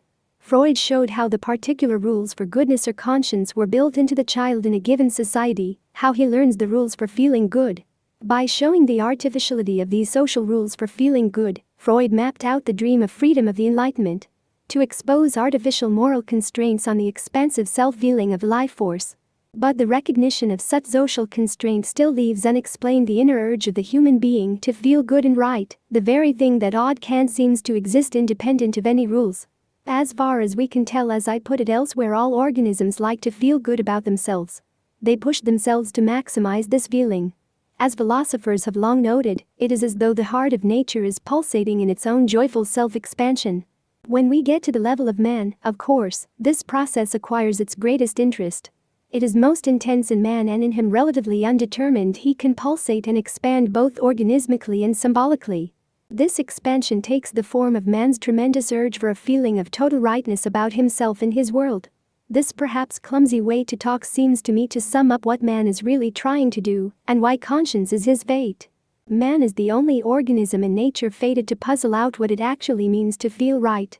But on top of this special burden, nature has arranged that it is impossible for man to feel right in any straightforward way. Here we have to introduce a paradox that seems to go right to the heart of organismic life, and that is especially sharpened in man. The paradox takes the form of two motives or urges that seem to be part of creature consciousness and that point in two opposite directions. On the one hand, the creature is impelled by a powerful desire to identify with the cosmic process, to merge himself with the rest of nature. On the other hand, he wants to be unique, to stand out as something different and apart.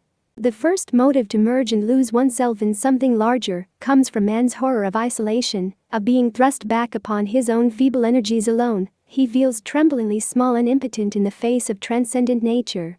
If he gives in to his natural feeling of cosmic dependence, the desire to be part of something bigger, it puts him at peace and at oneness, gives him a sense of self-expansion in a larger beyond, and so heightens his being, giving him truly a feeling of transcendent value.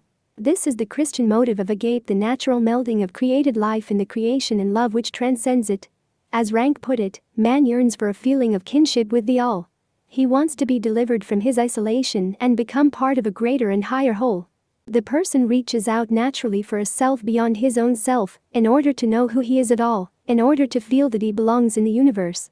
Long before Camus penned the words of the epigraph to this chapter, Rank said, "For only by living in close union with a God ideal that has been erected outside one's own ego is one able to live at all." The strength of Rank's work, which enabled him to draw such an unfailing psychological portrait of man in the round, was that he connected psychoanalytic clinical insight with the basic ontological motives of the human creature. In this way he got as deep into human motives as he could, and produced a group psychology that was really a psychology of the human condition. For one thing, we could see that what the psychoanalysts call identification is a natural urge to join in the overwhelming powers that transcend one. Childhood identification is then merely a special case of this urge. The child merges himself with the representatives of the cosmic process, what we have called the transference vocalization of terror, majesty, and power. When one merges with the self-transcending parents or social group, he is, in some real sense, trying to live in some larger expansiveness of meaning. We miss the complexity of heroism if we fail to understand this point. We miss its complete grasp of the person, a grasp not only in the support of power that self-transcendence gives to him, but a grasp of his whole being in joy and love. The urge to immortality is not a simple reflex of the death anxiety, but a reaching out by one's whole being toward life. Perhaps this natural expansion of the creature alone can explain why transference is such a universal passion. From this point of view too, we understand the idea of God as a logical fulfillment of the agape side of man's nature. Freud seems to have scorned agape as he scorned the religion that preached it. He thought that man's hunger for a God in heaven represented everything that was immature and selfish in man. His helplessness, his fear, his greed for the fullest possible protection and satisfaction. But Rank understood that the idea of God has never been a simple reflex of superstitious and selfish fear, as cynics and realists have claimed. Instead, it is an outgrowth of genuine life longing, a reaching out for a plenitude of meaning, as James taught us. It seems that the yielding element in heroic belongingness is inherent in the life force itself, one of the truly sublime mysteries of created life. It seems that the life force reaches naturally even beyond the earth itself, which is one reason why man has always placed God in the heavens. We said it is impossible for man to feel right in any straightforward way, and now we can see why. He can expand his self-feeling not only by a gate merger, but also by the other ontological motive eros, the urge for more life, for exciting experience, for the development of the self-powers, for developing the uniqueness of the individual creature, the impulsion to stick out of nature and shine. Life is, after all, a challenge to the creature, a fascinating opportunity to expand. Psychologically, it is the urge for individuation. How do I realize my distinctive gifts, make my own contribution to the world through my own self-expansion? Now we see what we might call the ontological or creature tragedy that is so peculiar to man. If he gives in to a gape, he risks failing to develop himself, his active contribution to the rest of life. If he expands eros too much, he risks cutting himself off from natural dependency, from duty to a larger creation. He pulls away from the healing power of gratitude and humility that he must naturally feel for having been created, for having been given the opportunity of life experience. Man thus has the absolute tension of the dualism. Individuation means that the human creature has to oppose itself to the rest of nature. It creates precisely the isolation that one can't stand, and yet needs in order to develop distinctively. It creates the difference that becomes such a burden. It accents the smallness of oneself and the sticking outness at the same time. This is natural guilt. The person experiences this as unworthiness or badness and dumb inner dissatisfaction. And the reason is realistic. Compared to the rest of nature, man is not a very satisfactory creation. He is riddled with fear and powerlessness. The problem becomes how to get rid of badness, of natural guilt, which is really a matter of reversing one's position vis-a-vis the universe. It is a matter of achieving size, importance, durability. How to be bigger and better than one really is. The whole basis of the urge to goodness is to be something that has value, that endures. We seem to know it intuitively when we console our children after their nightmares and other frights. We tell them not to worry, that they are good and nothing can hurt them, and so on. Goodness equals safety and special immunity. You might say that the urge to morality is based entirely on the physical situation of the creature. Man is moral because he senses his true situation and what lies in store for him, whereas other animals don't. He uses morality to try to get a place of special belongingness and perpetuation in the universe, in two ways. First, he overcomes badness, smallness, unimportance, finitude, by conforming to the rules made by the representatives of natural power, the transference objects. In this way his safe belongingness is assured. This too is natural. We tell the child when he is good so that he doesn't have to be afraid. Second, he attempts to overcome badness by developing a really valuable heroic gift, becoming extra special. Do we wonder why one of man's chief characteristics is his tortured dissatisfaction with himself, his constant self-criticism? It is the only way he has to overcome the sense of hopeless limitation inherent in his real situation. Dictators, revivalists, and sadists know that people like to be lashed with accusations of their own basic unworthiness because it reflects how they truly feel about themselves. The sadist doesn't create a masochist, he finds him ready-made. Thus people are offered one way of overcoming unworthiness. The chance to idealize the self, to lift it on to truly heroic levels. In this way man sets up the complementary dialogue with himself that is natural to his condition.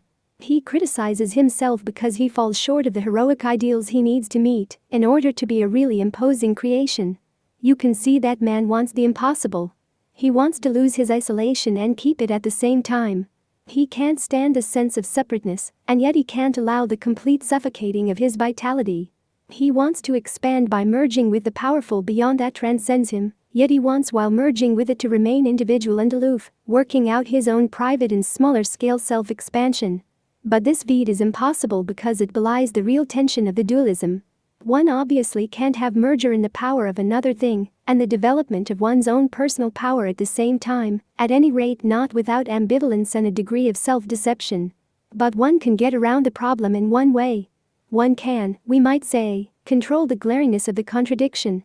You can try to choose the fitting kind of beyond, the one in which you find it most natural to practice self-criticism and self-idealization. In other words, you try to keep your beyond safe. The fundamental use of transference, of what we could better call transference heroics, is the practice of a safe heroism. In it we see the reach of the ontological dualism of motives right into the problem of transference and heroism, and we are now in a position to sum up this matter. Transference is the urge to higher heroism. The point of our brief discourses on ontological motives is to make compellingly clear how transference is connected to the foundations of organismic life.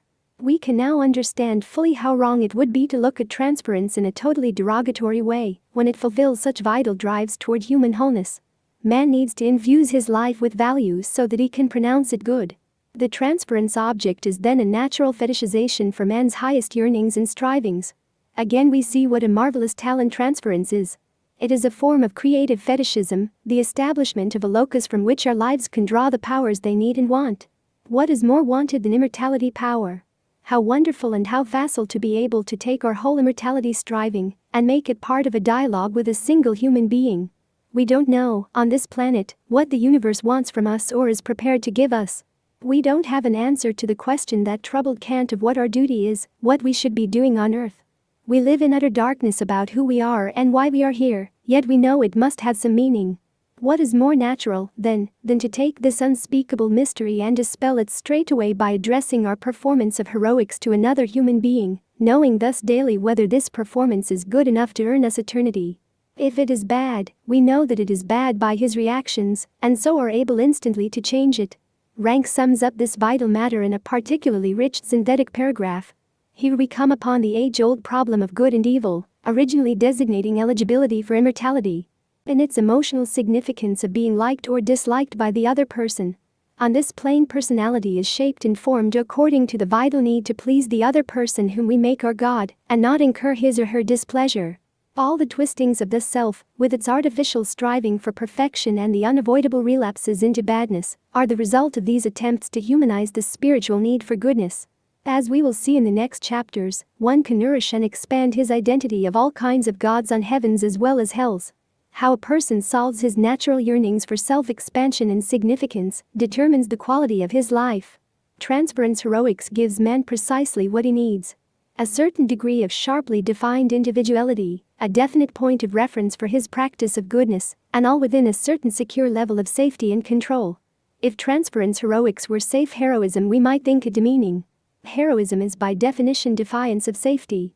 But the point that we are making is that all the strivings for perfection, the twistings and turnings to please the other, are not necessarily cowardly or unnatural.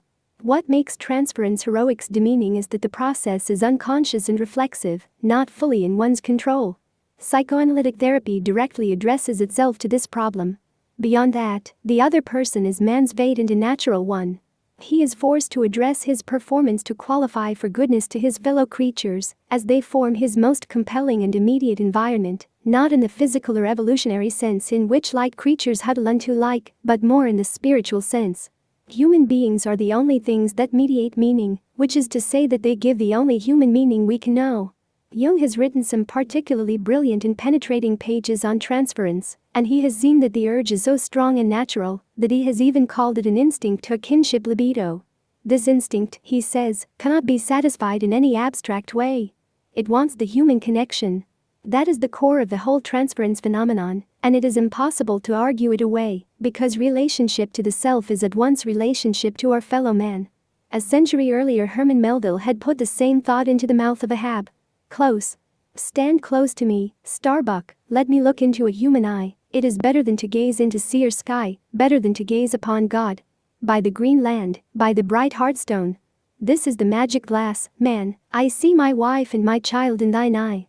The meaning of this need for other men to affirm oneself was seen beautifully by the theologian Martin Buber. He called it imagining the real.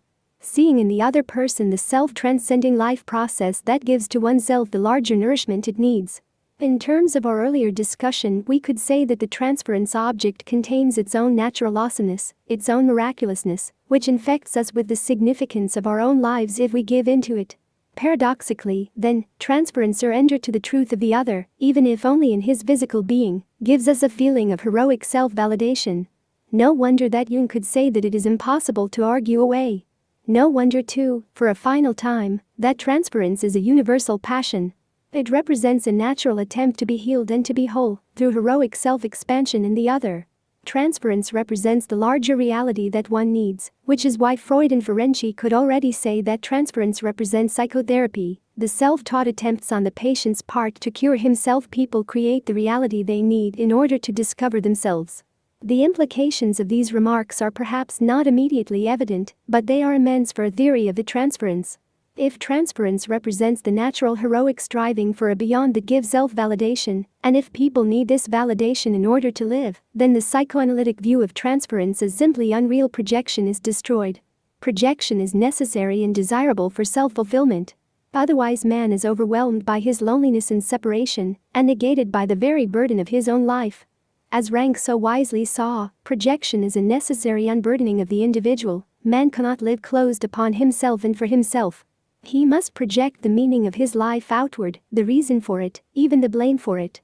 We did not create ourselves, but we are stuck with ourselves. Technically, we say that transference is a distortion of reality. But now we see that this distortion has two dimensions. Distortion due to the fear of life and death, and distortion due to the heroic attempt to assure self-expansion and the intimate connection of one's inner self to surrounding nature. In other words, transference reflects the whole of the human condition and raises the largest philosophical question about that condition. How big a piece of reality can man bite off without narrowing it down distortingly? If Rank, Camus, and Buber are right, man cannot stand alone, but has to reach out for support.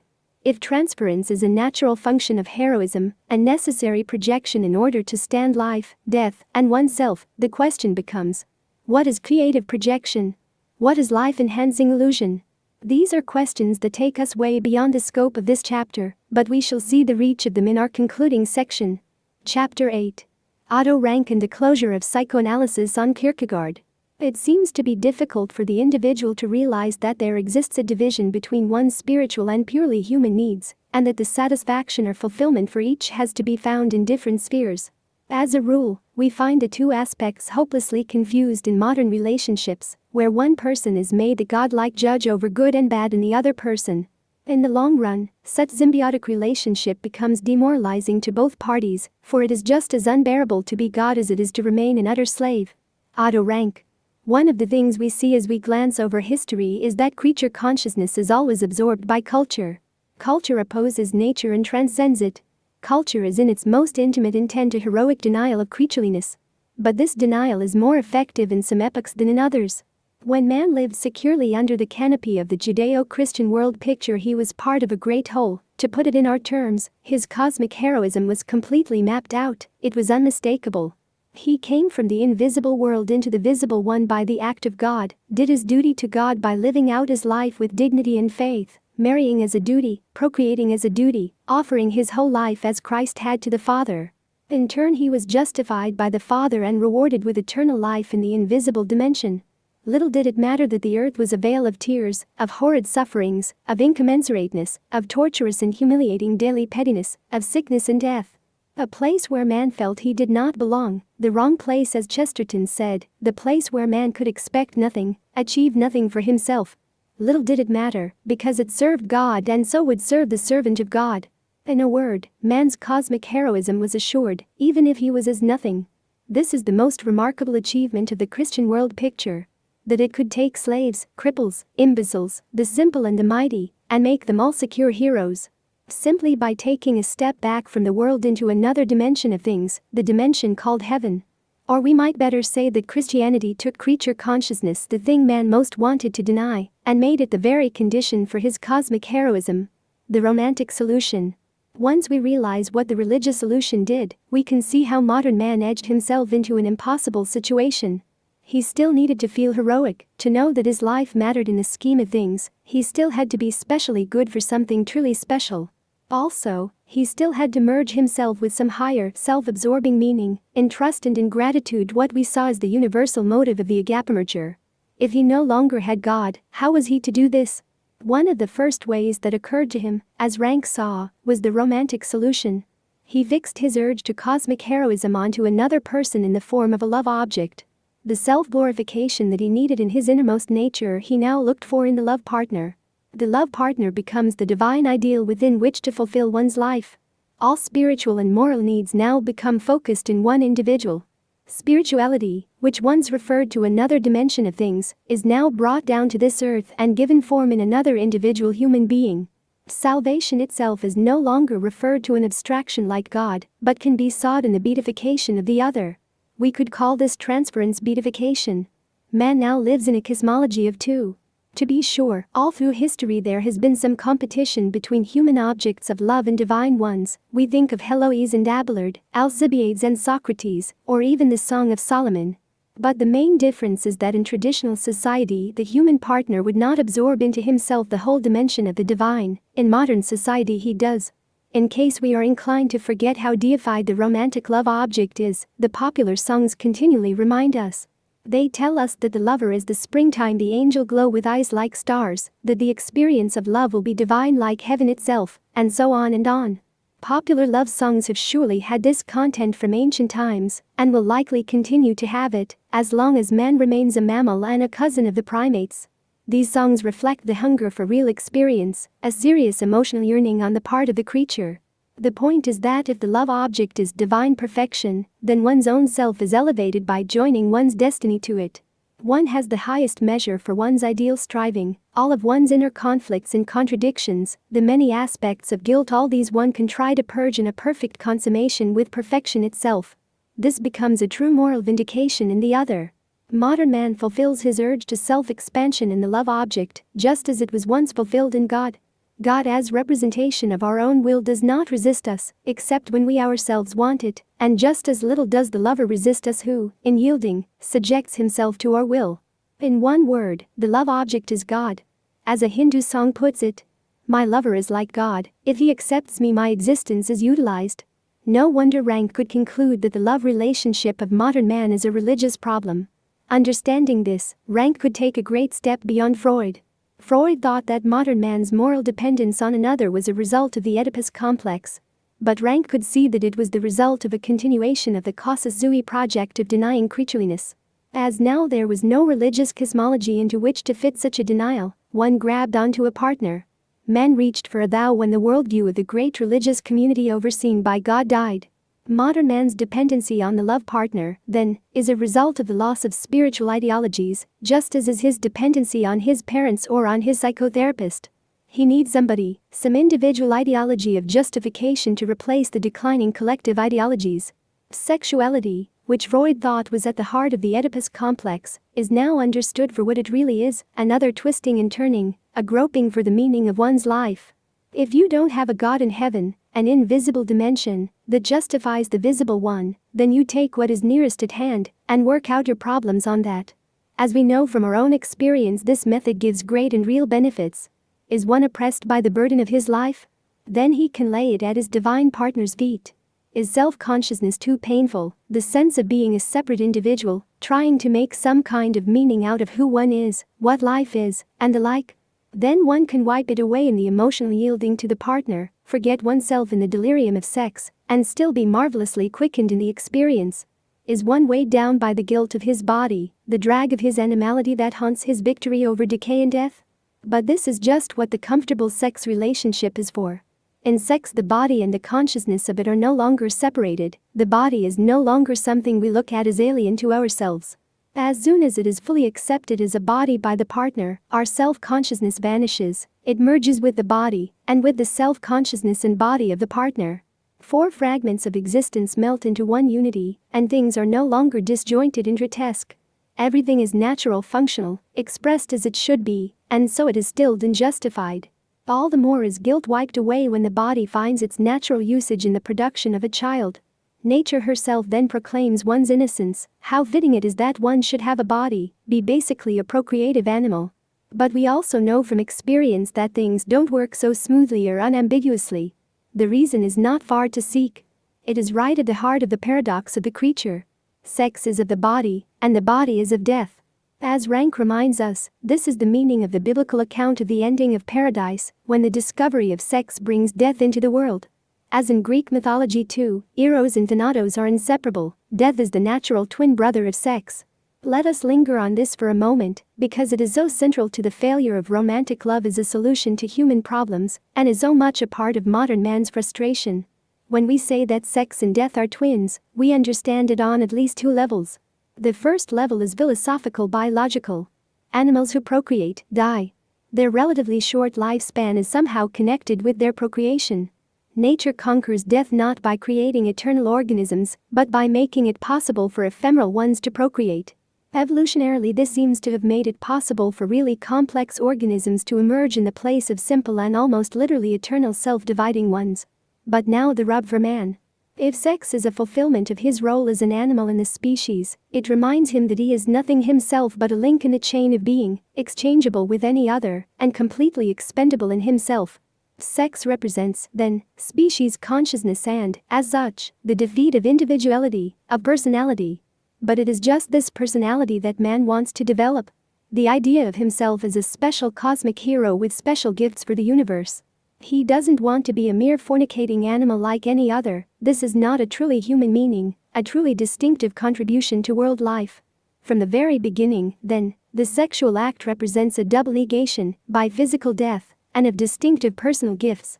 This point is crucial because it explains why sexual taboos have been at the heart of human society since the very beginning. They affirm the triumph of human personality over animal sameness.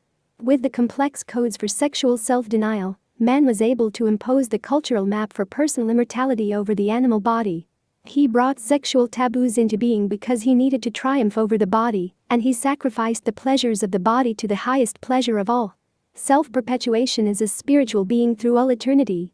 This is the substitution that Roheim was really describing when he made his penetrating observation on the Australian Aborigines. The repression and sublimation of the primal scene is at the bottom of totemistic ritual and religion, that is, the denial of the body as the transmitter of peculiarly human life. This explains why people chafe at sex, why they resent being reduced to the body, why sex to some degree terrifies them. It represents two levels of the negation of oneself. Resistance to sex is a resistance to fatality. Here Rank has written some of his most brilliant lines. He saw that the sexual conflict is thus a universal one, because the body is a universal problem to a creature who must die. One feels guilty toward the body because the body is a bind, it overshadows our freedom. Rank saw that this natural guilt began in childhood and led to the anxious questions of the child about sexual matters. He wants to know why he feels guilt. Even more, he wants the parents to tell him that his guilt feeling is justified. Here we have to remind ourselves of the perspective we used in Part I to introduce the problem of human nature. We saw that the child stands right at the crossroads of the human dualism. He discovers that he has a fallible body, and he is learning that there is a whole cultural worldview that will permit him to triumph over it.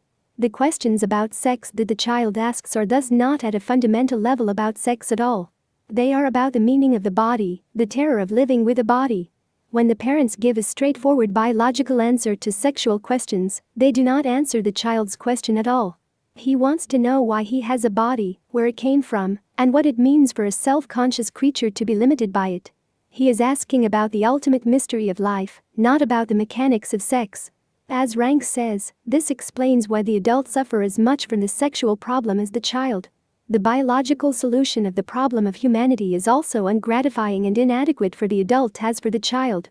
Sex is a disappointing answer to life's riddle, and if we pretend that it is an adequate one, we are lying both to ourselves and to our children.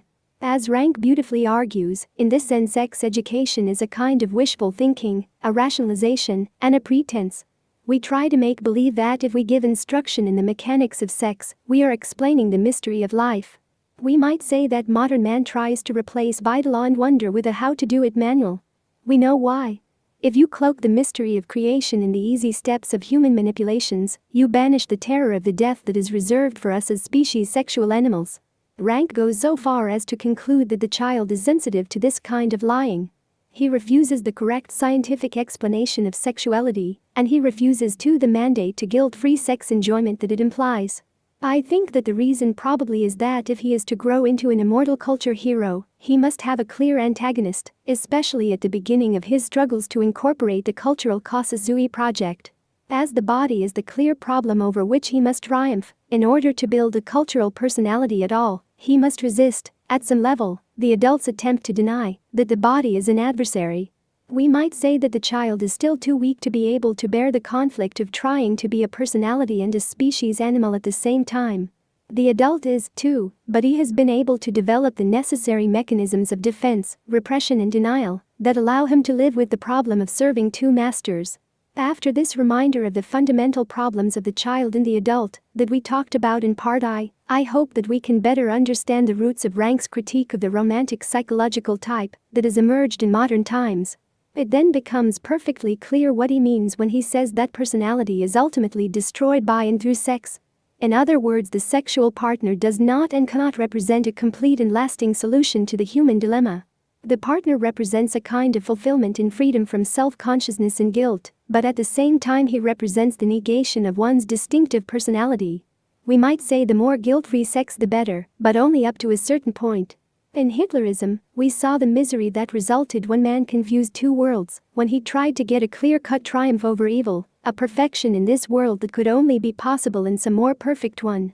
Personal relationships carry the same danger of confusing the real facts of the physical world and the ideal images of spiritual realms. The romantic love cosmology of two may be an ingenious and creative attempt, but because it is still a continuation of the Casus Sui project in this world, it is a lie that must fail. If the partner becomes God, he can just as easily become the devil. The reason is not far to seek. For one thing, one becomes bound to the object in dependency. One needs it for self-justification. One can be utterly dependent whether one needs the object as a source of strength, in a masochistic way, or whether one needs it to feel one's own self-expansive strength, by manipulating it sadistically. In either case, one's self-development is restricted by the object, absorbed by it. It is too narrow a fetishization of meaning, and one comes to resent it and chafe at it. If you find the ideal love and try to make it the sole judge of good and bad in yourself, the measure of your strivings, you become simply the reflex of another person. You lose yourself in the other, just as obedient children lose themselves in the family. No wonder that dependency, whether of the god or the slave in the relationship, carries with it so much underlying resentment.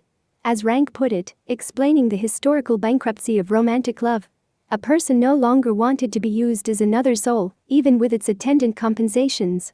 When you confuse personal love and cosmic heroism, you are bound to fail in both spheres. The impossibility of the heroism undermines the love, even if it is real.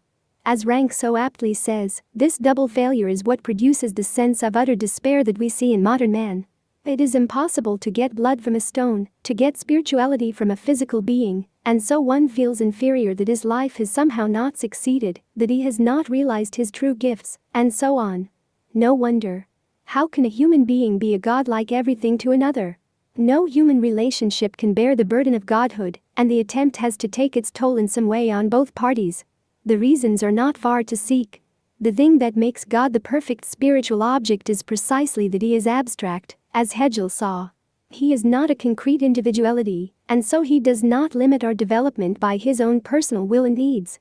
When we look for the perfect human object, we are looking for someone who allows us to express our will completely, without any frustration or false notes. We want an object that reflects a truly ideal image of ourselves.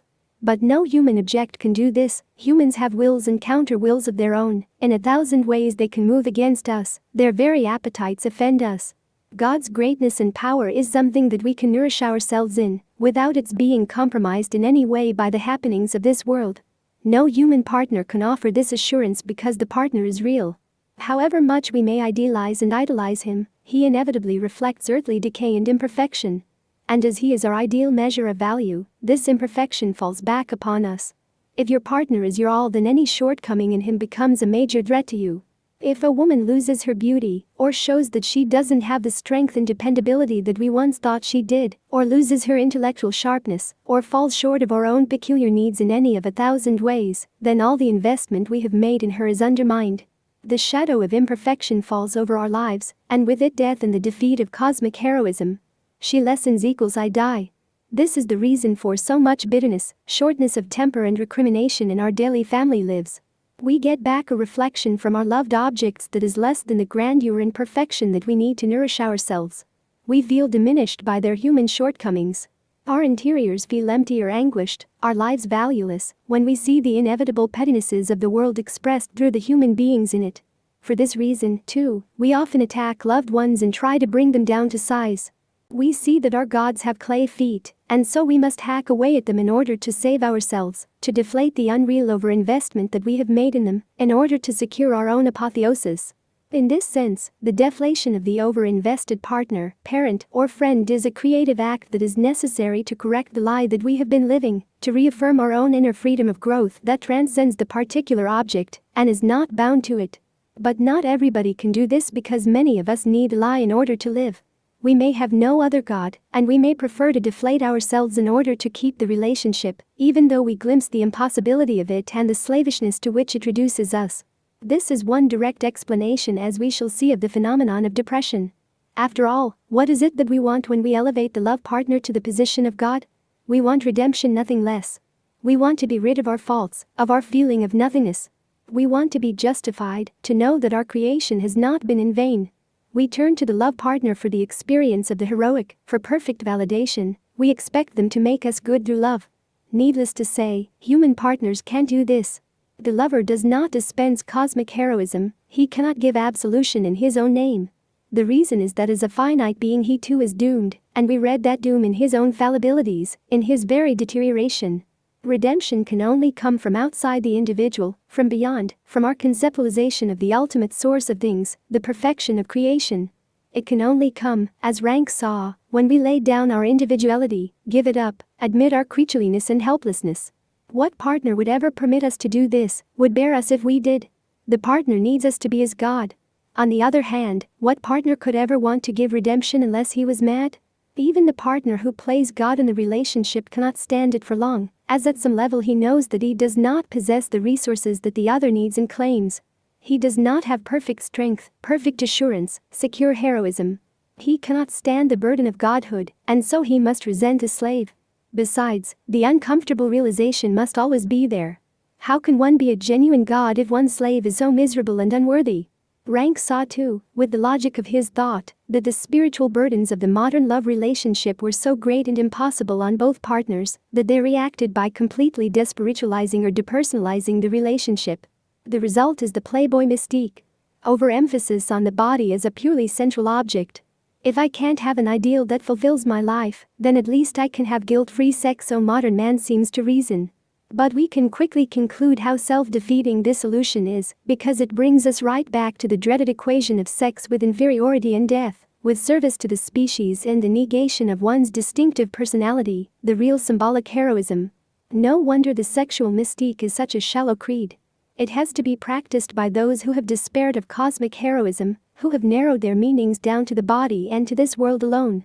No wonder too that the people who practice it become just as confused and despairing as the romantic lovers. To want too little from the love object is as self-defeating as to want too much. When you narrow your meanings down to this world, you are still looking for the absolute, for the supreme self-transcending power, mystery, and majesty. Only now you must find it in the things of this world.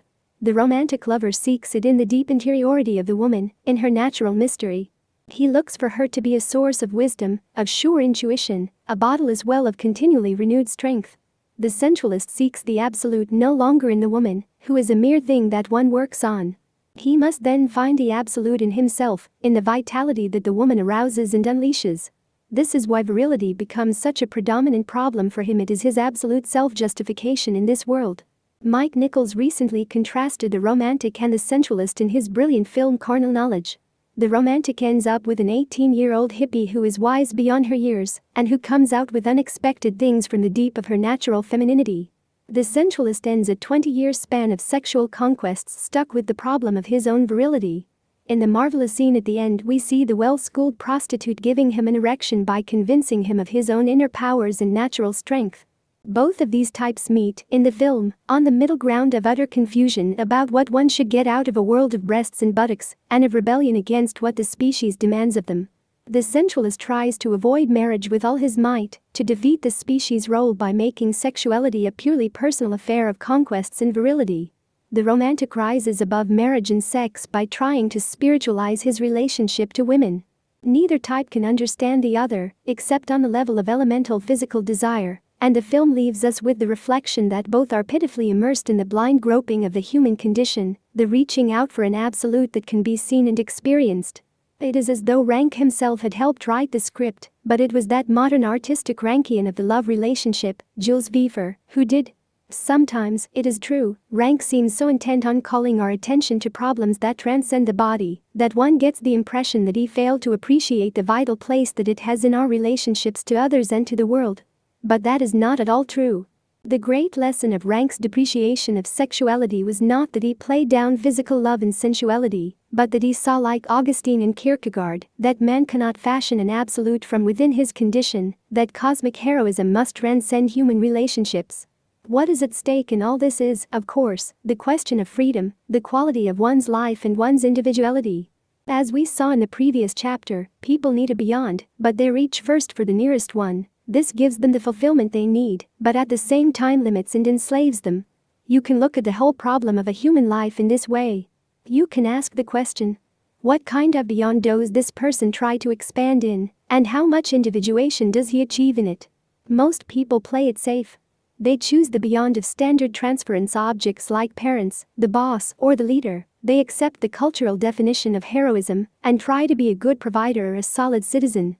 In this way they earn their species' immortality as an agent of procreation, or a collective or cultural immortality, as part of a social group of some kind.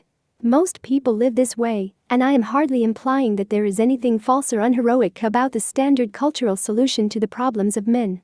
It represents both the truth and the tragedy of man's condition. The problem of the consecration of one's life, the meaning of it, the natural surrender to something larger, these driving needs that inevitably are resolved by what is nearest at hand. Women are peculiarly caught up in this dilemma that the now surging feminine liberation movement has not yet conceptualized. Rank understood it, both in its necessary aspect and in its constrictive one. The woman, as a source of new life, a part of nature, can find it easy to willingly submit herself to the procreative role in marriage, as a natural fulfillment of the agape motive. At the same time, however, it becomes self-negating or masochistic when she sacrifices her individual personality and gifts by making the man and his achievements into her immortality symbol. The agape surrender is natural and represents a liberating self-fulfillment, but the reflexive internalization of the male's life role is a surrender to one's own weakness, a blurring of the necessary eros motive of one's own identity. The reason that women are having such trouble disentangling the problems of their social and female roles from that of their distinctive individualities is that these things are intricately confused. The line between natural self-surrender, in wanting to be a part of something larger, and masochistic or self-negating surrender is thin indeed, as Rank saw. The problem is further complicated by something that women like everyone else are loath to admit: their own natural inability to stand alone in freedom. This is why almost everyone consents to earn his immortality in the popular ways mapped out by societies everywhere, in the beyonds of others and not their own. The creative solution. The upshot of all this is that personal heroism through individuation is a very daring venture, precisely because it separates the person out of comfortable beyonds. It takes a strength and courage the average man doesn't have and couldn't even understand, as Jung so well points out. The most terrifying burden of the creature is to be isolated, which is what happens in individuation. One separates himself out of the herd. This move exposes the person to the sense of being completely crushed and annihilated because he sticks out so much, has to carry so much in himself. These are the risks when the person begins to fashion consciously and critically his own framework of heroic self-reference. Here is precisely the definition of the artist type, or the creative type generally. We have crossed a threshold into a new type of response to man's situation. No one has written about this type of human response more penetratingly than Rank, and of all his books, Art and Artist is the most secure monument to his genius. I don't want, here, to get into the kind of agonizingly subtle insights on the artist that Rank has produced, or to try to present his comprehensive picture, but it will reward us if we take this opportunity to go a bit deeper than we have into the problem of personality dynamics. It will prepare us, too, for a discussion of Rank's views on neurosis, which are unparalleled in the psychoanalytic literature so far as I know. The key to the creative type is that he is separated out of the common pool of shared meanings. There is something in his life experience that makes him take in the world as a problem. As a result, he has to make personal sense out of it. This holds true for all creative people to a greater or lesser extent, but it is especially obvious with the artist. Existence becomes a problem that needs an ideal answer, but when you no longer accept the collective solution to the problem of existence, then you must fashion your own. The work of art is, then, the ideal answer of the creative type to the problem of existence, as he takes it in not only the existence of the external world, but especially his own. Who he is as a painfully separate person with nothing shared to lean on. He has to answer to the burden of his extreme individuation, his so painful isolation. He wants to know how to earn immortality as a result of his own unique gifts. His creative work is at the same time the expression of his heroism and the justification of it. It is his private religion, as Rank put it. Its uniqueness gives him personal immortality, it is his own beyond and not that of others. No sooner have we said this than we can see the immense problem that it poses. How can one justify his own heroism? He would have to be as God. Now we see even further how guilt is inevitable for man. Even as a creator, he is a creature overwhelmed by the creative process itself. If you stick out of nature so much that you yourself have to create your own heroic justification, it is too much. This is how we understand something that seems illogical. That the more you develop as a distinctive, free and critical human being, the more guilt you have. Your very work accuses you, it makes you feel inferior. What right do you have to play God? Especially if your work is great, absolutely new and different. You wonder where to get authority for introducing new meanings into the world, the strength to bear it. It all boils down to this. The work of art is the artist's attempt to justify his heroism objectively, in the concrete creation. It is the testimonial to his absolute uniqueness and heroic transcendence.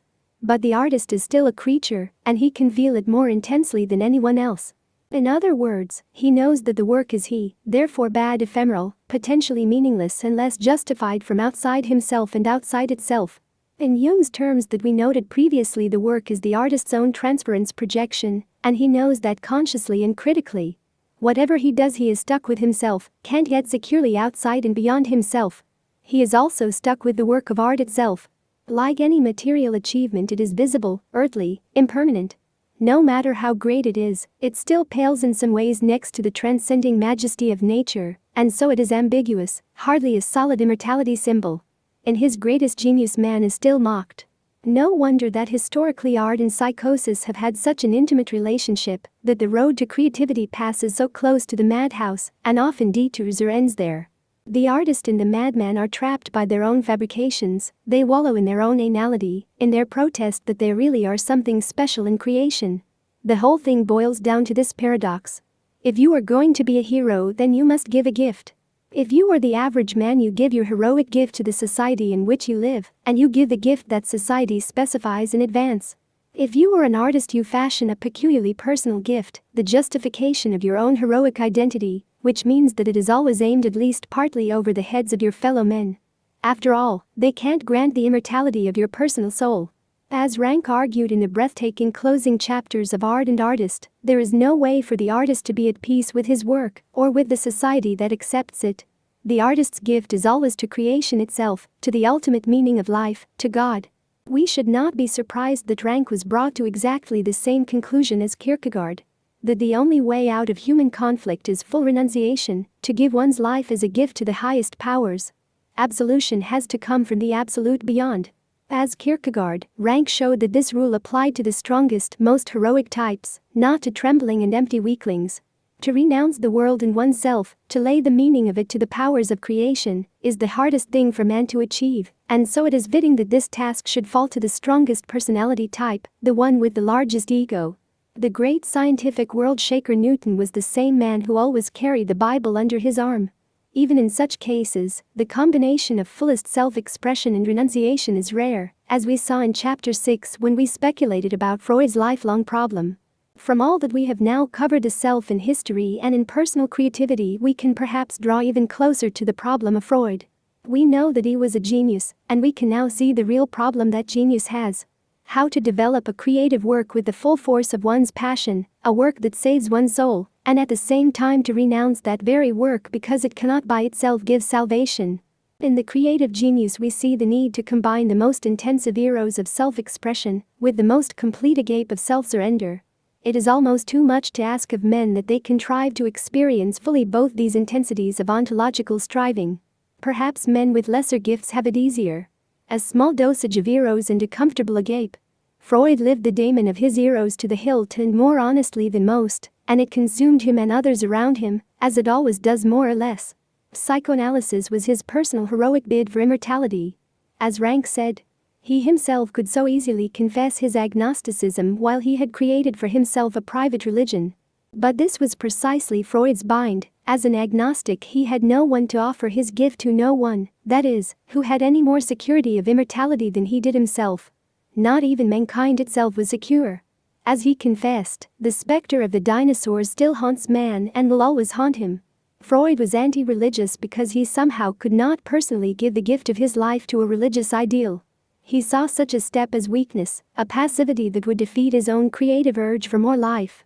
Here Rank joins Kierkegaard in the belief that one should not stop and circumscribe his life with beyonds that are near at hand, or a bit further out, or created by oneself.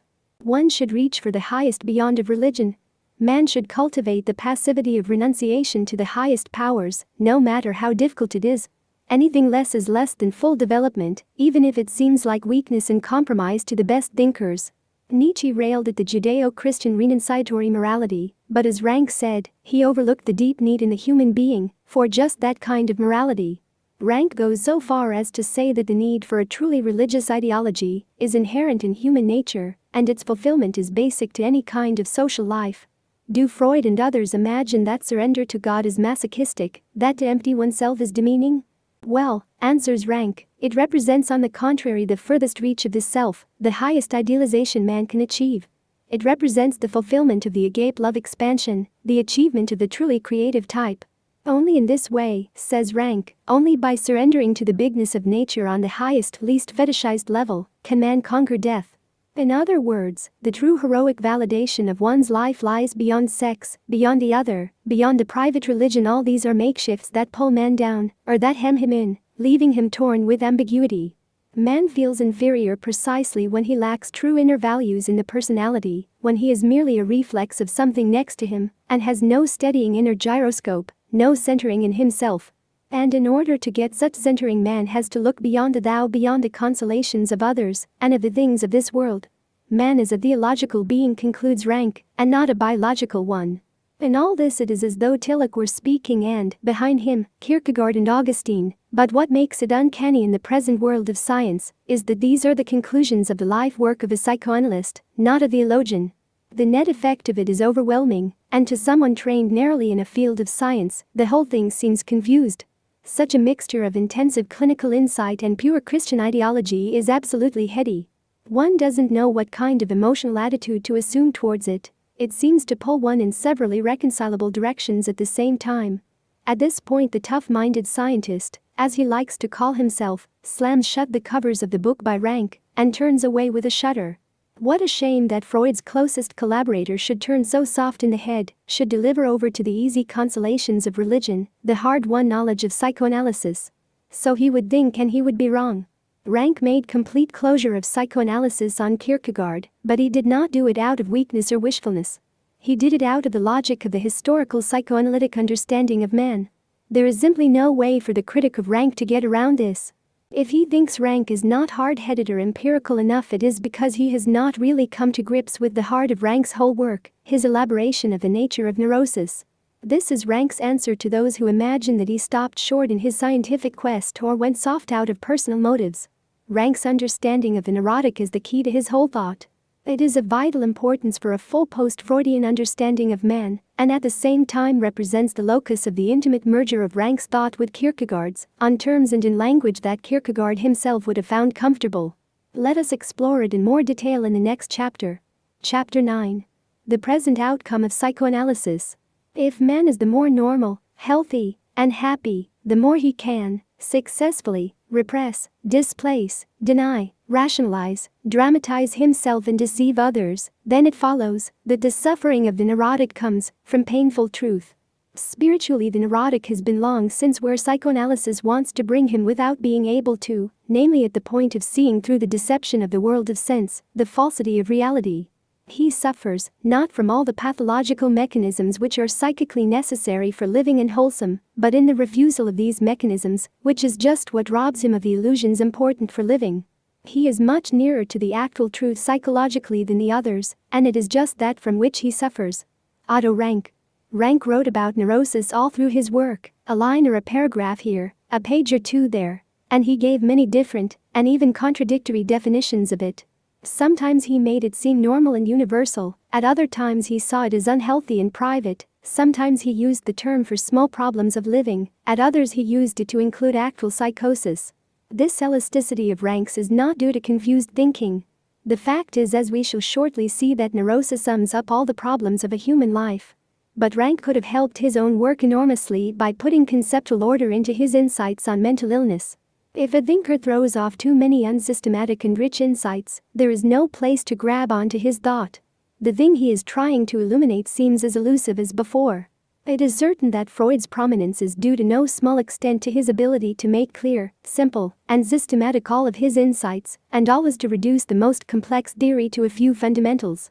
You can do this with Rank too, but the rub is that you must do it yourself by putting your own order into the broadside of Rank's work. Although Rank knew that this requirement wasn't fair either to the reader or to himself, he never did find anyone to rewrite his books, and so we ourselves have to try to go beyond the confusion of insights and penetrate to the heart of the problem. As a point of departure, let us first sum up everything that neurosis covers, and then take up one thing at a time to show how they all fit together. Neurosis has three interdependent aspects. In the first place, it refers to people who are having trouble living with the truth of existence. It is universal in this sense, because everybody has some trouble living with the truth of life, and pays some vital ransom to that truth. In the second place, neurosis is private because each person fashions his own peculiar stylistic reaction to life. Finally, beyond both of these is perhaps the unique gift of Rank's work. That neurosis is also historical to a large extent, because all the traditional ideologies that disguised and absorbed it have fallen away, and modern ideologies are just too thin to contain it.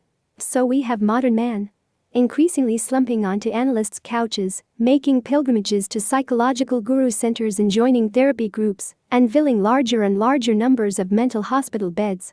Let us look at each of these three aspects in more detail. The neurotic type. First, as a problem of personal character. When we say neurosis represents the truth of life, we again mean that life is an overwhelming problem for an animal free of instinct. The individual has to protect himself against the world, and he can do this only as any other animal would. By narrowing down the world, shutting off experience, developing an obliviousness both to the terrors of the world and to his own anxieties. Otherwise he would be crippled for action. We cannot repeat too often the great lesson of Freudian psychology. That repression is normal self-protection and creative self-restriction in a real sense, man's natural substitute for instinct. Rank has a perfect key term for this natural human talent. He calls it partialization and very rightly sees that life is impossible without it.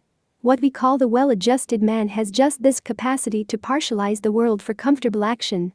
I have used the term fetishization, which is exactly the same idea. The normal man bites off what he can chew and digest of life, and no more. In other words, men aren't built to be gods, to take in the whole world. They are built like other creatures, to take in the piece of ground in front of their noses. Gods can take in the whole of creation because they alone can make sense of it, know what it is all about and for. But as soon as a man lifts his nose from the ground and starts sniffing at eternal problems like life and death, the meaning of a rose or a star cluster, then he is in trouble. Most men spare themselves this trouble by keeping their minds on the small problems of their lives, just as their society maps these problems out for them. These are what Kierkegaard called the immediate men and the Philistines. They tranquilize themselves with the trivial and so they can lead normal lives. Right away we can see the immensely fertile horizon that opens up in all of our thinking on mental health and normal behavior. In order to function normally, man has to achieve from the beginning a serious constriction of the world and of himself. We can say that the essence of normality is the refusal of reality. What we call neurosis enters precisely at this point. Some people have more trouble with their lies than others. The world is too much with them, and the techniques that they have developed for holding it at bay and cutting it down to size finally begin to choke the person himself. This is neurosis in a nutshell. The miscarriage of clumsy lies about reality. But we can also see at once that there is no line between normal and neurotic, as we all lie and are all bound in some ways by the lies. Neurosis is, then, something we all share, it is universal. Or, putting it another way, normality is neurosis, and vice versa. We call a man neurotic when his lie begins to show damaging effects on him or on people around him, and he seeks clinical help for it, or others seek it for him. Otherwise, we call the refusal of reality normal because it doesn't occasion any visible problems. It is really as simple as that. After all, if someone who lives alone wants to get out of bed a half dozen times to see if the door is really locked, or another washes and dries his hands exactly 3 times every time, or uses a half roll of toilet tissue each time he relieves himself, there is really no human problem involved. These people are earning their safety in the face of the reality of creatureliness in relatively innocuous and untroublesome ways. But the whole thing becomes more complex when we see how the lies about reality begin to miscarry. Then we have to begin to apply the label neurotic. And there are any number of occasions for this, from many ranges of human experience. Generally speaking, we call neurotic any lifestyle that begins to constrict too much, that prevents free forward momentum, new choices, and growth that a person may want and need. For example, a person who is trying to find his salvation only in a love relationship, but who is being defeated by this too narrow focus is neurotic. He can become overly passive and dependent, fearful of venturing out on his own, of making his life without his partner, no matter how that partner treats him.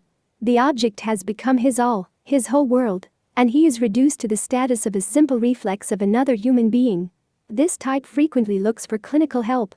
He feels stuck in his narrow horizon, needs his particular beyond, but fears moving past it. In terms we used earlier, we could say that his safe heroics is not working out, it is choking him, poisoning him with the dumb realization that it is so safe that it is not heroic at all. To lie to oneself about one's own potential development is another cause of guilt. It is one of the most insidious daily inner gnawings a person can experience. Guilt, remember, is the bind that man experiences when he is humbled and stopped in ways that he does not understand, when he is overshadowed in his energies by the world. But the misfortune of man is that he can experience this guilt in 2 ways. As bafflement from without and from within by being stopped in relation to his own potential development. Guilt results from unused life, from the unlived in us. More sensational are those other familiar miscarriages of lies about reality, what we call obsessions and compulsions, phobias of all kinds. Here we see the result of too much fetishization or partialization, too much narrowing down of the world for action. The result is that the person gets stuck in the narrowness. It is one thing to ritually wash one's hands 3 times, it is another to wash them until the hands bleed, and one is in the bathroom most of the day. Here we see in pure culture, as it were, what is at stake in all human repression. The fear of life and death. Safety in the face of the real terror of creature existence is becoming a real problem for the person. He feels vulnerable, which is the truth. But he reacts too totally, too inflexibly. He fears going out in the street, or up in elevators, or into transportation of any kind. At this extreme it is as though the person says to himself, if I do anything at all I will die.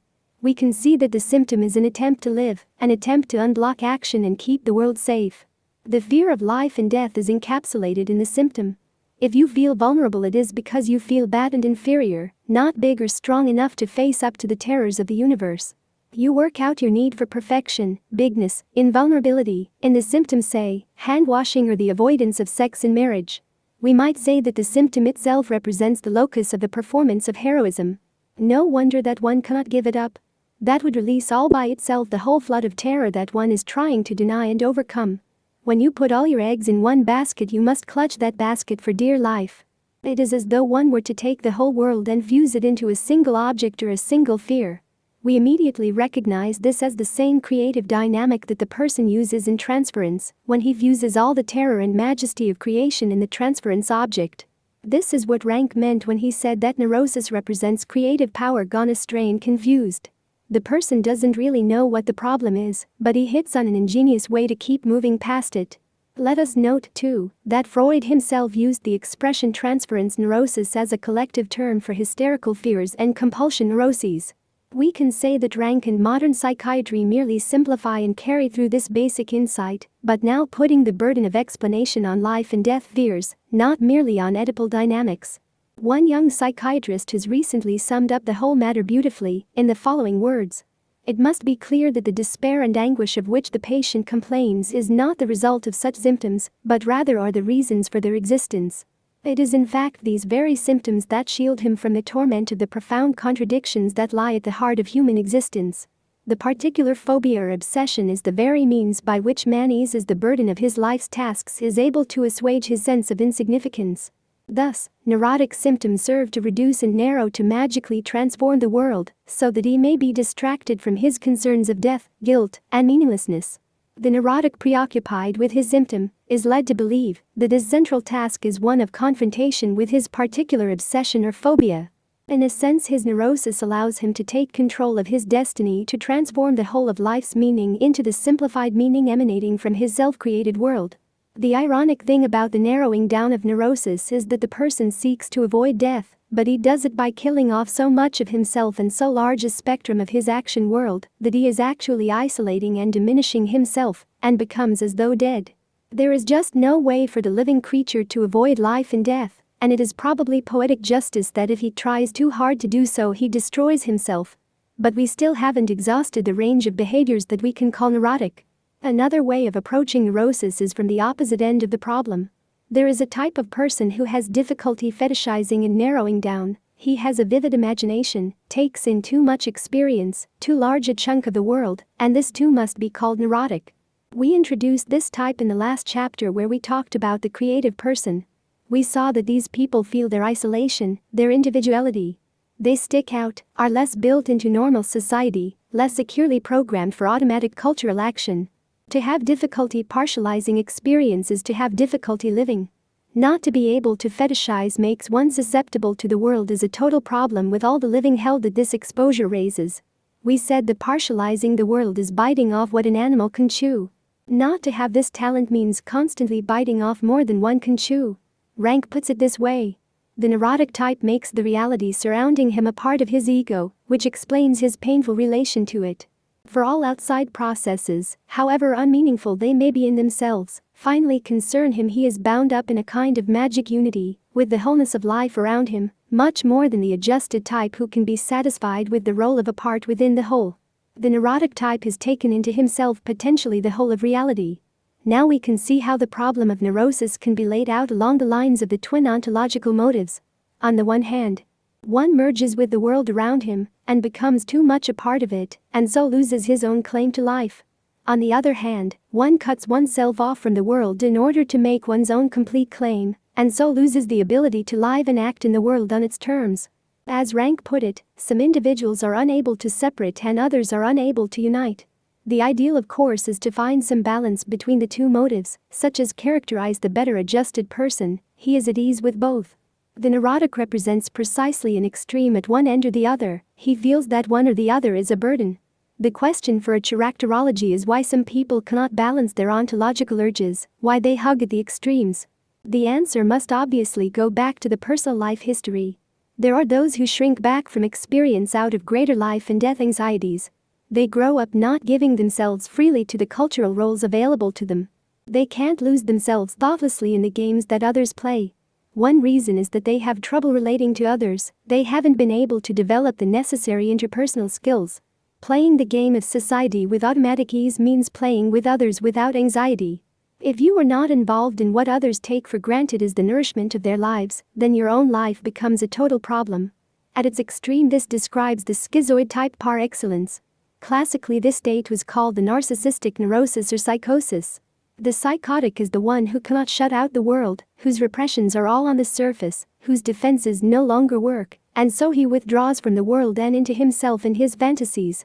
He fences himself off and becomes his own world, narcissism.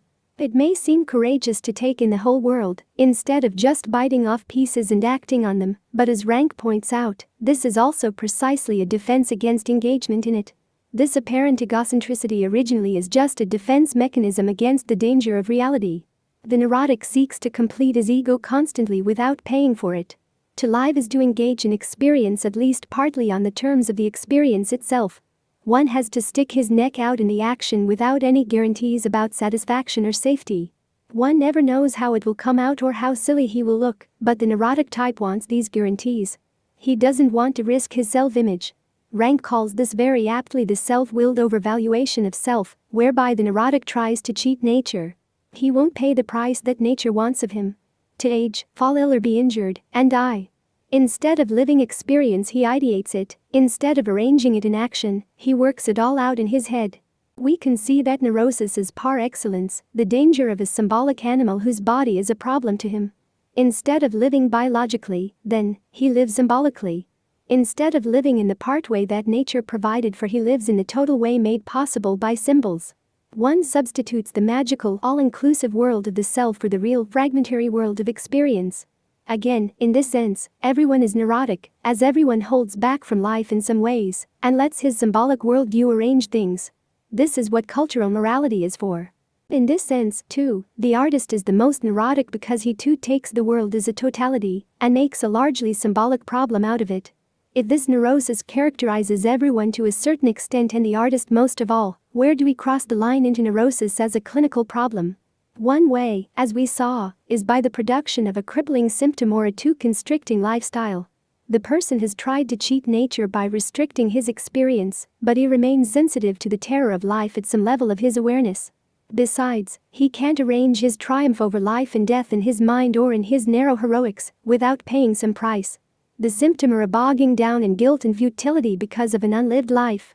A second way of crossing the line into clinical neurosis follows naturally from everything we have said. Rank asked why the artist so often avoids clinical neurosis when he is so much a candidate for it, because of his vivid imagination, his openness to the finest and broadest aspects of experience, his isolation from a cultural worldview that satisfies everyone else. The answer is that he takes in the world, but instead of being oppressed by it, he reworks it in his own personality and recreates it in the work of art. The neurotic is precisely the one who cannot create the artiste manque, as Rank so aptly called him. We might say that both the artist and the neurotic bite off more than they can chew, but the artist spews it back out again and chews it over in an objectified way, as an external active work project. The neurotic can't marshal this creative response embodied in a specific work, and so he chokes on his introversions. The artist has similar large-scale introversions, but he uses them as material. In Rank's inspired conceptualization, the difference is put like this. It is this very fact of the ideologization of purely psychical conflicts that makes the difference between the productive and the unproductive types, the artist and the neurotic, for the neurotic's creative power, like the most primitive artists, is always tied to his own self and exhausts itself in it, whereas the productive type succeeds in changing this purely subjective creative process into an objective one, which means that through ideologizing it, he transfers it from his own self to his work. The neurotic exhausts himself, not only in self-preoccupations like hypochondriacal fears and all sorts of fantasies, but also in others. Those around him on whom he is dependent become his therapeutic work project. He takes out his subjective problems on them. But people are not clay to be molded, they have needs and counter-wills of their own. The neurotic's frustration as a failed artist can't be remedied by anything but an objective creative work of his own. Another way of looking at it is to say that the more totally one takes in the world as a problem, the more inferior or bad one is going to feel inside oneself. He can try to work out this badness by striving for perfection, and then the neurotic symptom becomes his creative work, or he can try to make himself perfect by means of his partner. But it is obvious to us that the only way to work on perfection is in the form of an objective work that is fully under your control and is perfectible in some real ways. Either you eat up yourself and others around you, trying for perfection, or you objectify that imperfection in a work, on which you then unleash your creative powers. In this sense, some kind of objective creativity is the only answer man has to the problem of life. In this way he satisfies nature, which asks that he live and act objectively as a vital animal plunging into the world, but he also satisfies his own distinctive human nature, because he plunges in on his own symbolic terms, and not as a reflex of the world as given to mere physical sense experience. He takes in the world, makes a total problem out of it, and then gives out a fashioned human answer to that problem. This, as Goethe saw in Faust, is the highest that man can achieve. From this point of view, the difference between the artist and the neurotic seems to boil down largely to a question of talent. It is like the difference between an illiterate schizophrenic and a Strindberg. One ends up on the backwards and the other becomes a culture hero, but both experience the world in similar ways, and only the quality and the power of the reaction differ. If the neurotic feels vulnerable in the face of the world he takes in, he reacts by criticizing himself to excess. He can't endure himself or the isolation that his individuality plunges him into. On the other hand, he still needs to be a hero, still needs to earn immortality on the basis of his unique qualities, which means that he still must glorify himself in some ways. But he can glorify himself only in fantasy, as he cannot fashion a creative work that speaks on his behalf by virtue of its objective perfection. He is caught in a vicious circle because he experiences the unreality of fantasied self-glorification. There is really no conviction possible for man unless it comes from others or from outside himself in some way, at least not for long. One simply cannot justify his own heroism in his own inner symbolic fantasy, which is what leads the neurotic to feel more unworthy and inferior. This is pretty much the situation of the adolescent who has not discovered his inner gifts. The artist, on the other hand, overcomes his inferiority and glorifies himself because he has the talent to do so. From all this we can see how interchangeably we can talk about neurosis, adolescence, normality, the artist with only varying degrees of difference, or with a peculiar additive like talent making all the difference. Talent itself is usually largely circumstantial, the result of luck and work, which makes Rank's view of neurosis true to life. Artists are neurotic as well as creative. The greatest of them can have crippling neurotic symptoms and can cripple those around them as well by their neurotic demands and needs. Look what Carlyle did to his wife.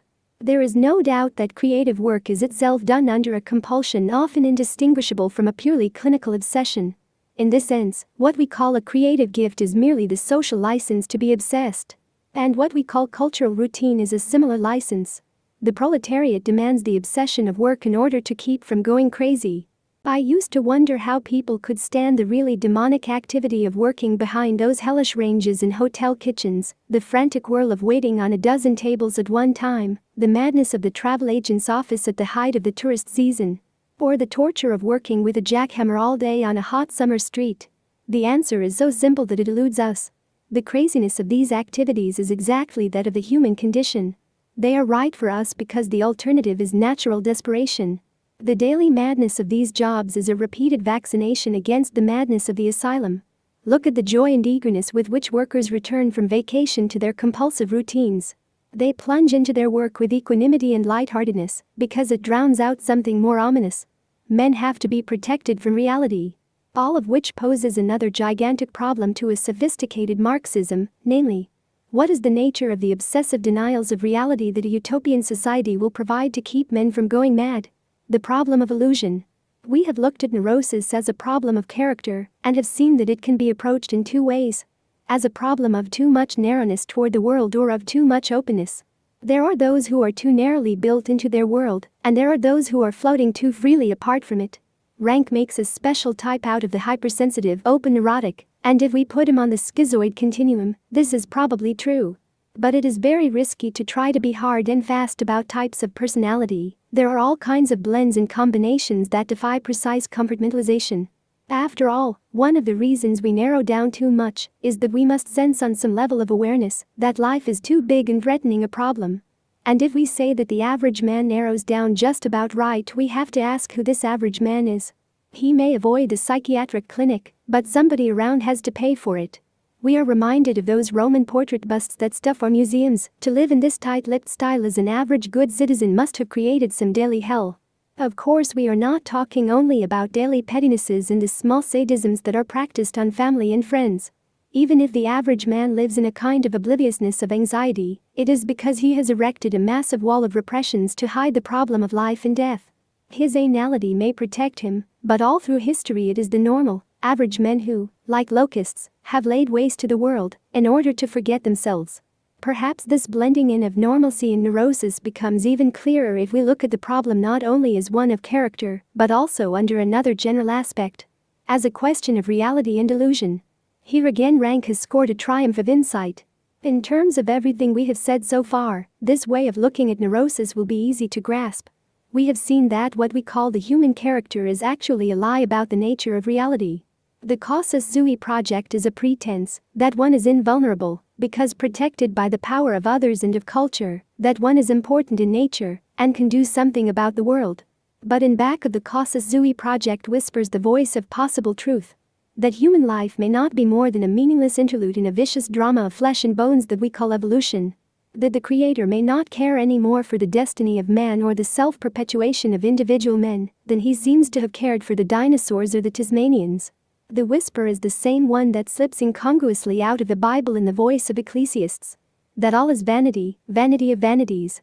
Some people are more sensitive to the lie of cultural life, to the illusions of the casus sui project that others are so thoughtlessly and trustingly caught up in. The neurotic is having trouble with the balance of cultural illusion and natural reality. The possible horrible truth about himself and the world is seeping into his consciousness. The average man is at least secure that the cultural game is the truth, the unshakable, durable truth. He can earn his immortality in and under the dominant immortality ideology, period. It is also simple and clear-cut. But now the neurotic. He perceives himself as unreal and reality as unbearable, because with him the mechanisms of illusion are known and destroyed by self-consciousness. He can no longer deceive himself about himself and disillusions even his own ideal of personality. He perceives himself as bad, guilt-laden, inferior, as a small, weak, helpless creature, which is the truth about mankind, as Oedipus also discovered in the crash of his heroic fate. All other is illusion, deception, but necessary deception in order to be able to bear oneself, and thereby life. In other words, the neurotic isolates himself from others, cannot engage freely in their partialization of the world, and so cannot live by their deceptions about the human condition. He lifts himself out of the natural therapy of everyday life, the active self-forgetful engagement in it, and so the illusions that others share seem unreal to him. This is forced. Neither can he, like the artist, create new illusions. As an ace nin put it graphically, the caricature aspect of life appears whenever the drunkenness of illusion wears off. And don't some people drink to head off the despair of reality, as they sense it truly is? Man must always imagine and believe in a second reality or a better world than the one that is given him by nature. In this sense, the neurotic symptom is a communication about truth.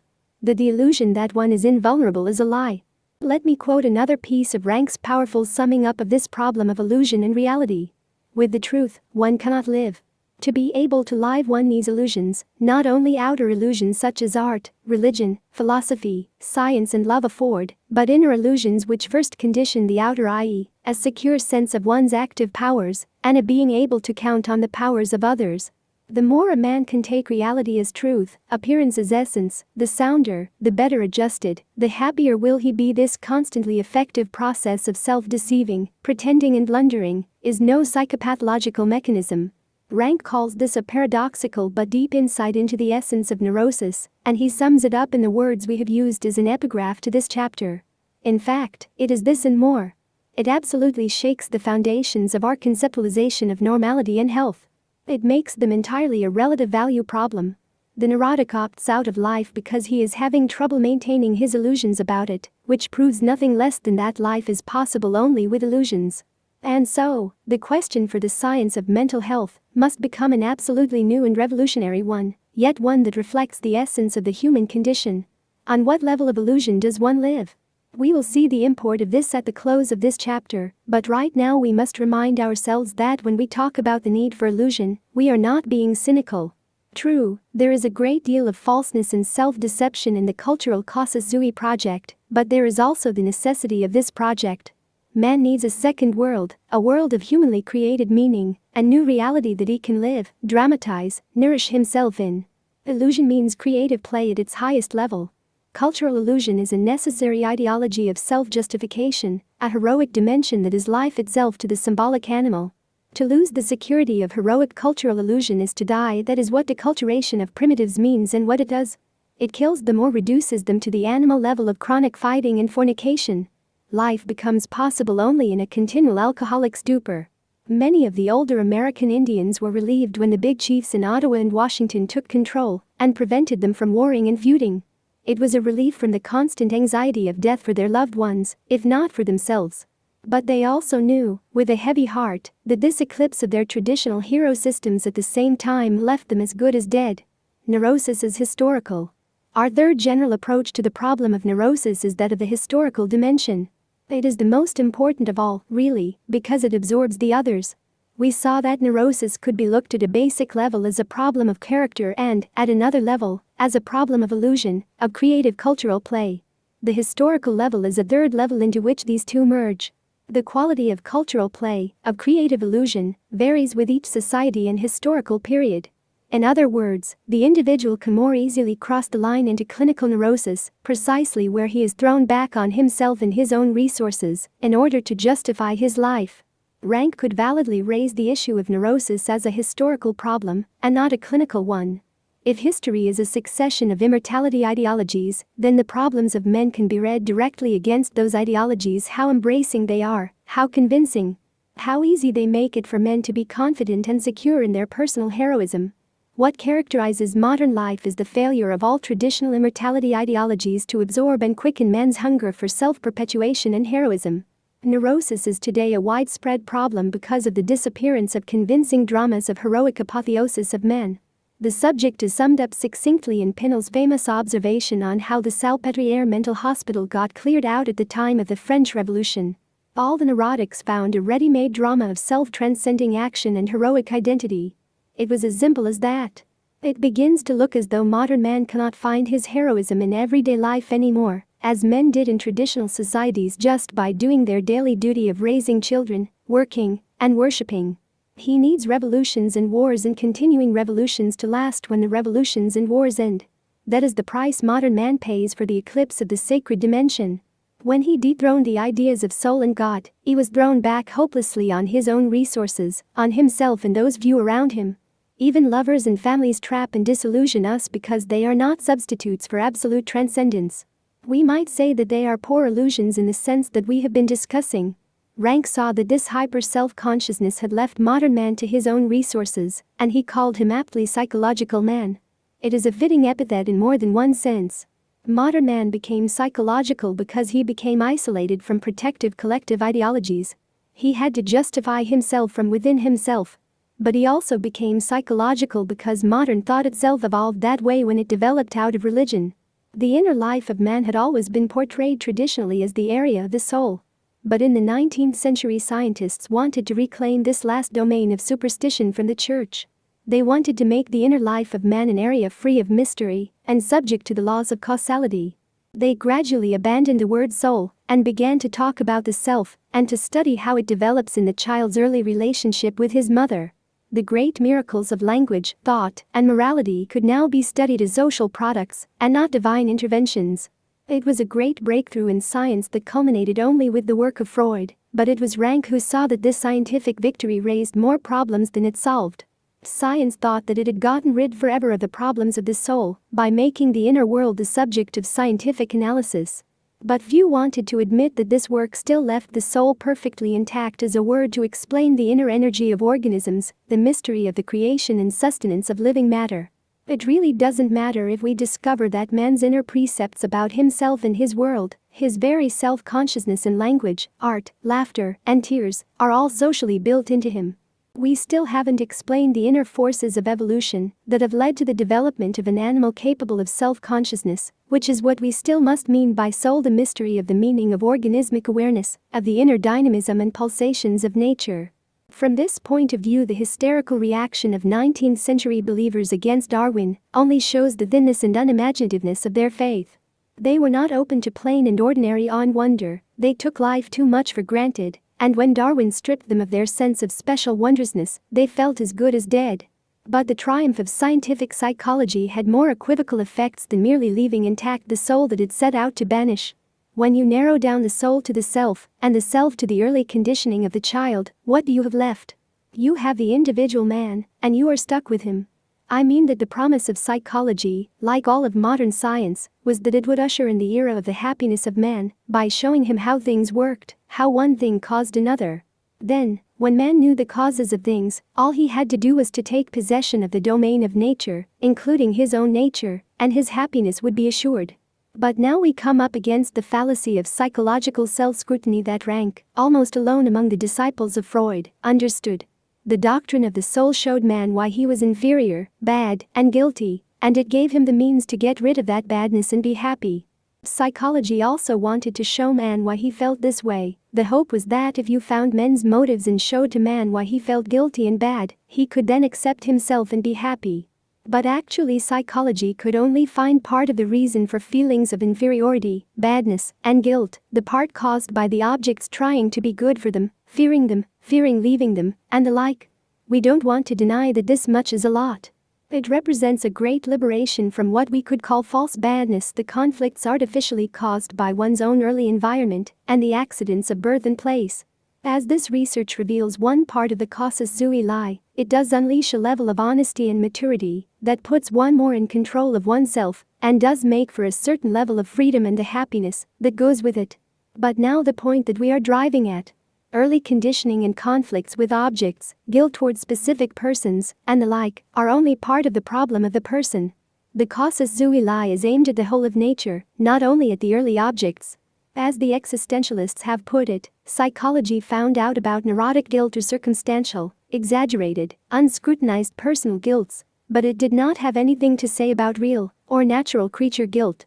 It tried to lay a total claim on the problem of unhappiness when it had only a part claim on the problem. This is what Rank meant when he said that psychology, which is gradually trying to supplant religious and moral ideology, is only partially qualified to do this because it is a preponderantly negative and disintegrating ideology. Psychology narrows the cause for personal unhappiness down to the person himself, and then he is stuck with himself. But we know that the universal and general cause for personal badness, guilt, and inferiority is the natural world, and the person's relationship to it is a symbolic animal who must find a secure place in it.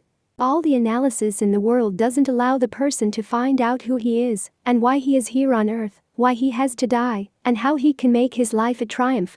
It is when psychology pretends to do this, when it offers itself as a full explanation of human unhappiness, that it becomes a fraud that makes the situation of modern man an impasse from which he cannot escape. Or, put another way, psychology has limited its understanding of human unhappiness to the personal life history of the individual, and has not understood how much individual unhappiness is itself a historical problem in the larger sense. A problem of the eclipse of secure communal ideologies of redemption. Rank put it this way. In the neurotic in whom one sees the collapse of the whole human ideology of God, it has also become obvious what this signifies psychologically. This was not explained by Freud's psychoanalysis, which only comprehended the destructive process in the patient from his personal history, without considering the cultural development which bred this type. If you fail to understand this, you risk making the neurotic even worse off by closing him off from the larger worldview that he needs. As Rank put it, it was finally the understanding psychoanalyst who sent the self-conscious neurotic back to the very self-knowledge from which he wanted to escape. On the whole, psychoanalysis failed therapeutically because it aggravated man's psychologizing rather than healed him of his introspection. Or better, we would say, psychoanalysis failed therapeutically where it fetishized the causes of human unhappiness as sexuality, and when it pretended to be a total worldview in itself. We can conclude with Rank that religion is just as good a psychology as the psychology that pretended to replace it. In some ways it is of course even better because it gets at the actual causes of universal guilt. In some ways it is much worse because it usually reinforces the parental and social authorities and makes the bind of circumstantial guilt even stronger and more crippling. There is no way to answer Rank's devastating relativization of modern psychology. We have only to look around at the growing number of psychological gurus in the marketplace in order to get the lived historical flavor of the thing. Modern man started looking inward in the 19th century because he hoped to find immortality in a new and secure way. He wanted heroic apotheosis as did all other historical men, but now there is no one to give it to him except his psychological guru. He created his own impasse. In this sense, as Rank said, with what has to be a touch of ironic humor, psychotherapists are, so to say, the neurotic's product due to his illness. Modern man needs a thou to whom to turn for spiritual and moral dependence, and as God was in eclipse, the therapist has had to replace him just as the lover and the parents did. For generations now, the psychoanalysts, not understanding this historical problem, have been trying to figure out why the termination of the transference in therapy is such a devilish problem in many cases. Had they read and understood Rank, they would quickly have seen that the thou of the therapist is the new God who must replace the old collective ideologies of redemption. As the individual cannot serve as God, he must give rise to a truly devilish problem. Modern man is condemned to seek the meaning of his life in psychological introspection, and so his new confessor has to be the supreme authority on introspection, the psychoanalyst. As this is so, the patient's beyond is limited to the analytic couch and the worldview imparted there. In this sense, as Rank saw with such deep understanding, psychoanalysis actually stultifies the emotional life of the patient. Man wants to focus his love on an absolute measure of power and value, and the analyst tells him that all is reducible to his early conditioning and is therefore relative. Man wants to find and experience the marvelous, and the analyst tells him how matter-of-fact everything is, how clinically explainable are our deepest ontological motives and guilts. Man is thereby deprived of the absolute mystery he needs, and the only omnipotent thing that then remains is the man who explained it away. And so the patient clings to the analyst with all his might and dreads terminating the analysis. Rank and Kierkegaard. The merger of sin and neurosis. The further one pushes his study of Rank, the more his writings blur into those of Kierkegaard, all the more remarkably, as we now fully appreciate, because of the far greater sophistication of clinical psychoanalysis. By now it should be clear that this blurring of Rank and Kierkegaard is not a weak surrender to ideology, but an actual scientific working through of the problem of human character. Both men reached the same conclusion after the most exhaustive psychological quest. That at the very furthest reaches of scientific description, psychology has to give way to theology, that is, to a worldview that absorbs the individual's conflicts and guilt and offers him the possibility for some kind of heroic apotheosis. Man cannot endure his own littleness unless he can translate it into meaningfulness on the largest possible level. Here Rank and Kierkegaard meet in one of those astonishing historical mergers of thought. That sin and neurosis are two ways of talking about the same thing: the complete isolation of the individual, his disharmony with the rest of nature, his hyper-individualism, his attempt to create his own world from within himself. Both sin and neurosis represent the individual blowing himself up to larger than his true size, his refusal to recognize his cosmic dependence. Neurosis, like sin, is an attempt to force nature to pretend that the casus sui project really suffices. In sin and neurosis, man fetishizes himself on something narrow at hand and pretends that the whole meaning and miraculousness of creation is limited to that he can get his beatification from that. Rank's summing up of the neurotic worldview is at the same time that of the classic sinner. The neurotic loses every kind of collective spirituality and makes the heroic gesture of placing himself entirely within the immortality of his own ego. As the observations and cosmic fantasies of psychotics so clearly show. But we know that this attempt is doomed to failure because man simply cannot justify his own heroism, he cannot fit himself into his own cosmic plan and make it believable. He must live with agonizing doubts if he remains in touch at all with the larger reality. Only when he loses this touch do the doubts vanish, and that is the definition of psychosis. A wholly unreal belief in the self-justification of cosmic heroism. I am Christ. In this sense, as Rank said, neurosis represents the striving for an individual religion, a self-achieved immortality. Sin and neurosis have another side. Not only their unreal self-inflation in the refusal to admit creatureliness, but also a penalty for intensified self-consciousness. The failure to be consoled by shared illusions. The result is that the sinner, neurotic, is hyper-conscious of the very thing he tries to deny. His creatureliness, his miserableness and unworthiness. The neurotic is thrown back on his true perceptions of the human condition, which caused his isolation and individuation in the first place. He tried to build a glorified private inner world because of his deeper anxieties, but life takes its revenge. The more he separates and inflates himself, the more anxious he becomes. The more he artificially idealizes himself, the more exaggeratedly he criticizes himself. He alternates between the extremes of I am everything and I am nothing. But it is clear that if one is going to be something, he has to be a secure part of something else. There is no way to avoid paying the debt of dependency and yielding to the larger meaning of the rest of nature, to the toll of suffering and the death that it demands, and there is no way to justify this payment from within oneself, no matter how mightily one tries. But now we see the historical difference between the classical sinner and the modern neurotic. Both of them experience the naturalness of human insufficiency, only today the neurotic is stripped of the symbolic worldview. The God ideology that would make sense out of his unworthiness and would translate it into heroism. Traditional religion turned the consciousness of sin into a condition for salvation, but the tortured sense of nothingness of the neurotic qualifies him now only for miserable extinction. For merciful release and lonely death. It is all right to be nothing vis-a-vis God, who alone can make it right in his unknown ways. It is another thing to be nothing to oneself, who is nothing. Rank summed it up this way. The neurotic type suffers from a consciousness of sin just as much as did his religious ancestor, without believing in the conception of sin. This is precisely what makes him neurotic. He feels a sinner without the religious belief in sin, for which he therefore needs a new rational explanation. Thus the plight of modern man. A sinner with no word for it, or, worse, who looks for the word for it in a dictionary of psychology, and thus only aggravates the problem of his separateness and hyperconsciousness. Again, this impasse is what Rank meant when he called psychology a preponderantly negative and disintegrating ideology. Health is an ideal. We have now covered the three aspects of the problem of neurosis. As a result of character formation, as a problem of reality versus illusion, and as a result of historical circumstances. All three of course merge into one. Man lives his contradictions for better or worse in some kind of cultural project in a given historical period. Neurosis is another word for the total problem of the human condition. It becomes a clinical word when the individual bogs down in the face of the problem, when his heroism is in doubt or becomes self-defeating. Men are naturally neurotic and always have been, but at some times they have it easier than at others to mask their true condition. Men avoid clinical neurosis when they can trustingly live their heroism in some kind of self-transcending drama.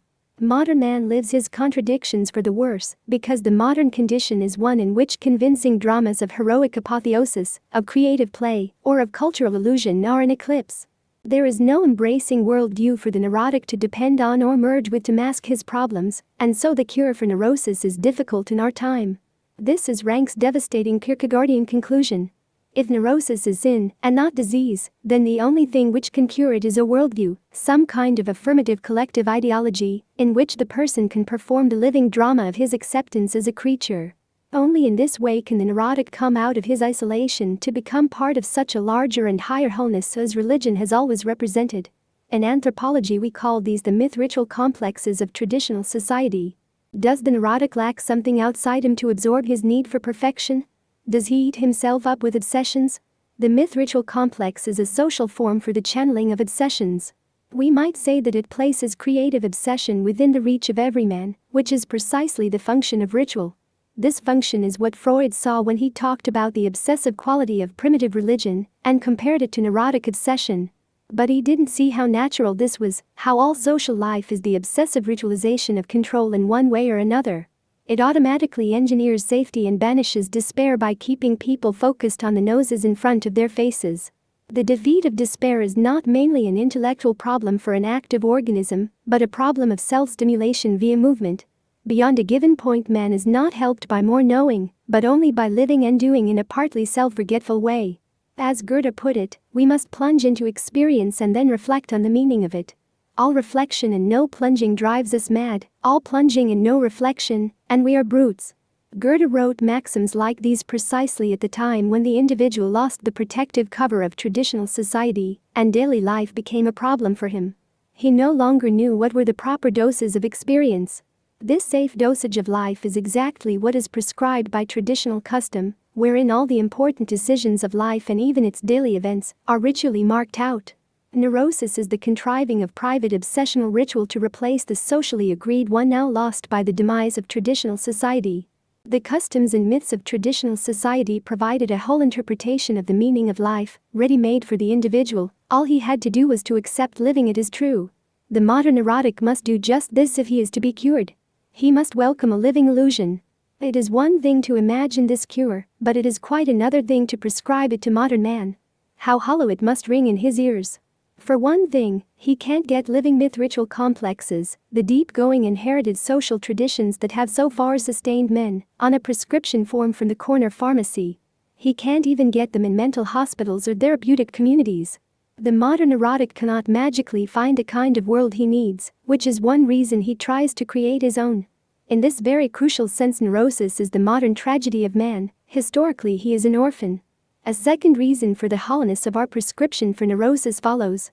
If there are no ready-made traditional worldviews into which to fit oneself with dependency and trust, religion becomes a very personal matter, so personal that faith itself seems neurotic, like a private fantasy and a decision taken out of weakness. The one thing modern man cannot do is what Kierkegaard prescribed. The lonely leap into faith, the naive personal trust in some kind of transcendental support for one's life. This support is now independent of living external rituals and customs. The church and the community do not exist, or do not carry much conviction. This situation is what helps make faith fantastic. In order for something to seem true to man, it has to be visibly supported in some way, lived, external, compelling.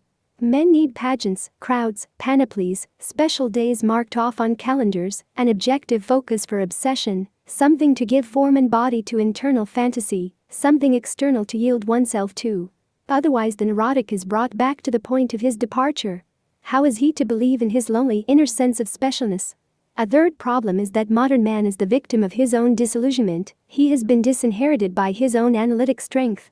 The characteristic of the modern mind is the banishment of mystery, of naive belief, of simple-minded hope. We put the accent on the visible, the clear, the cause and effect relation, the logical, always the logical.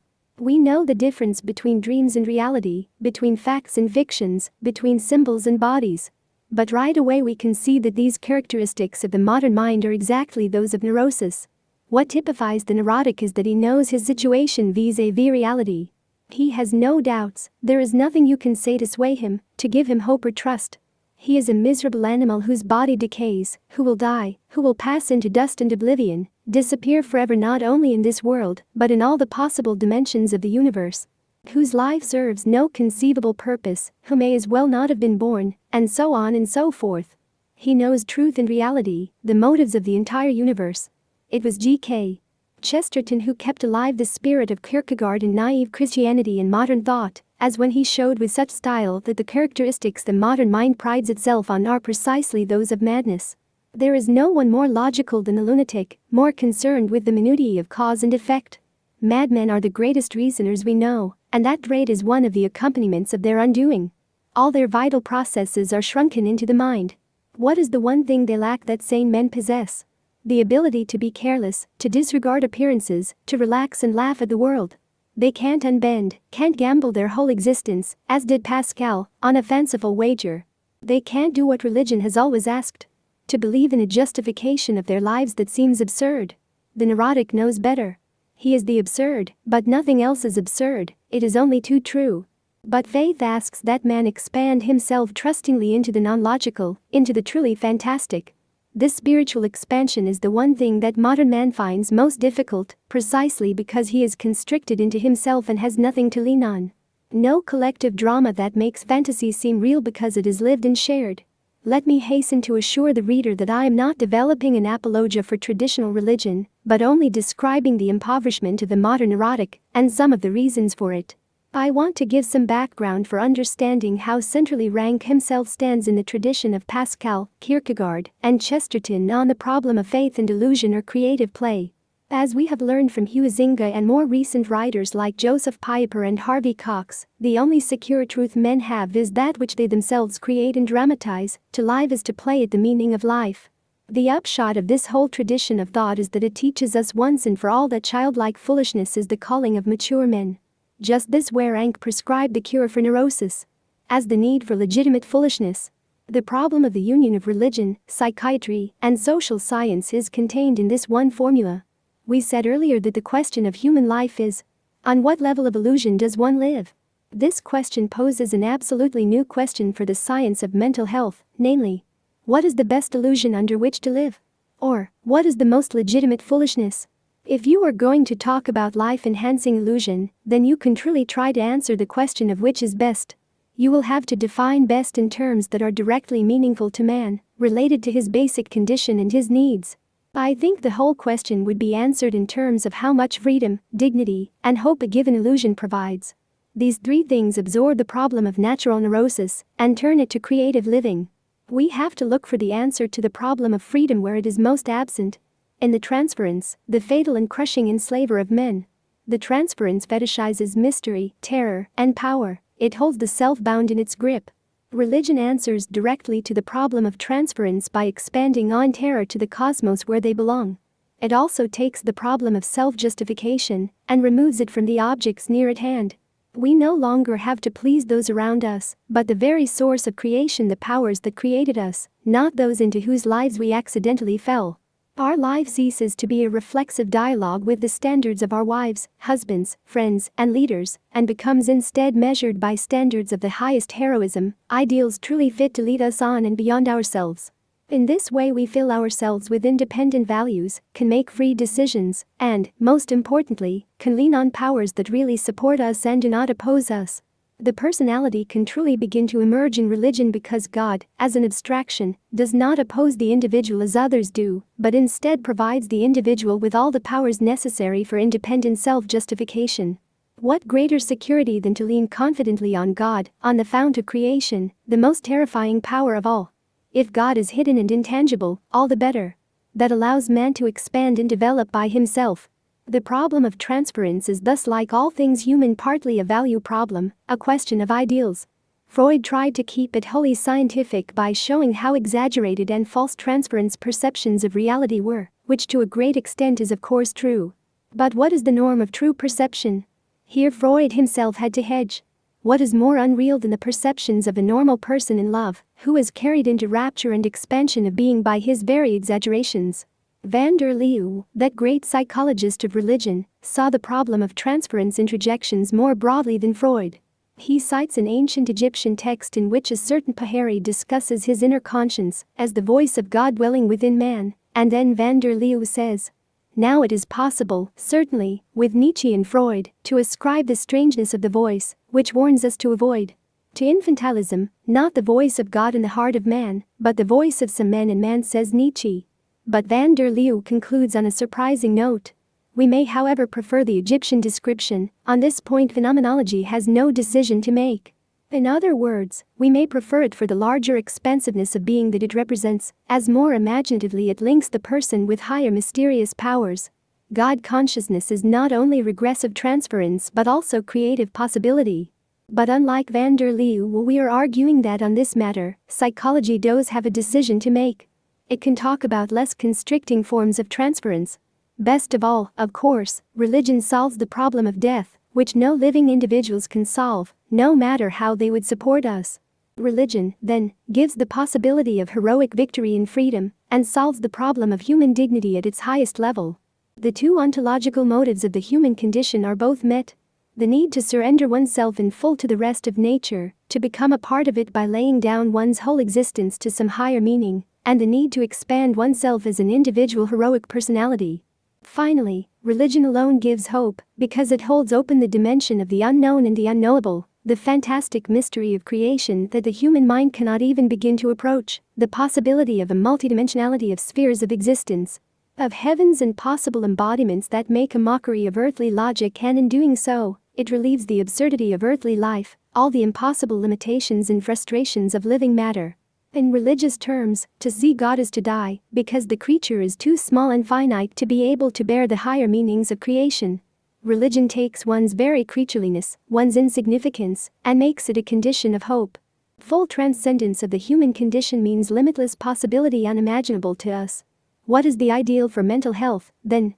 A lived, compelling illusion that does not lie about life, death, and reality, one honest enough to follow its own commandments. I mean, not to kill, not to take the lives of others to justify itself. Rank saw Christianity as a truly great ideal foolishness in the sense that we have been discussing it. A childlike trust and hope for the human condition that left open the realm of mystery.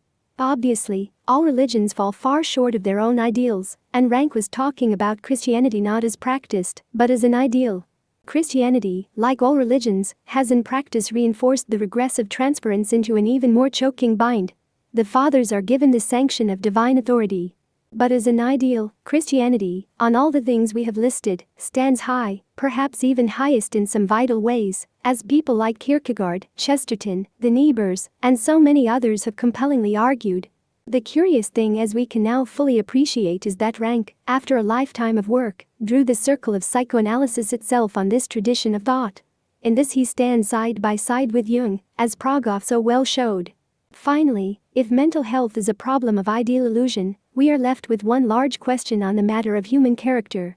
If we are talking about the best ideal, then we should also talk about the costs of lesser ideals. What is the toll taken on the human personality by a failure to fully meet the twin ontological needs of man? Again, we are back to the problem of Freud's life. What is the cost of the denial of absolute transcendence, of the attempt to fabricate one's own religion? When a man fails to draw the powers of his existence from the highest source, what is the cost to himself and those around him? We haven't even begun to discuss questions like this in characterology, but it seems to me that they are basic and necessary, the key questions, without which we cannot even talk about mental health intelligently. Rank posed the basic question. He asked whether the individual is able at all to affirm and accept himself from himself. But he quickly sidestepped it by saying that it cannot be said.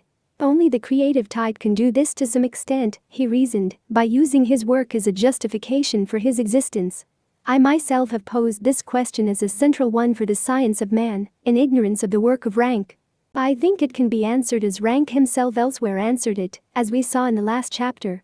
Even the creative type should ideally surrender to higher powers than himself.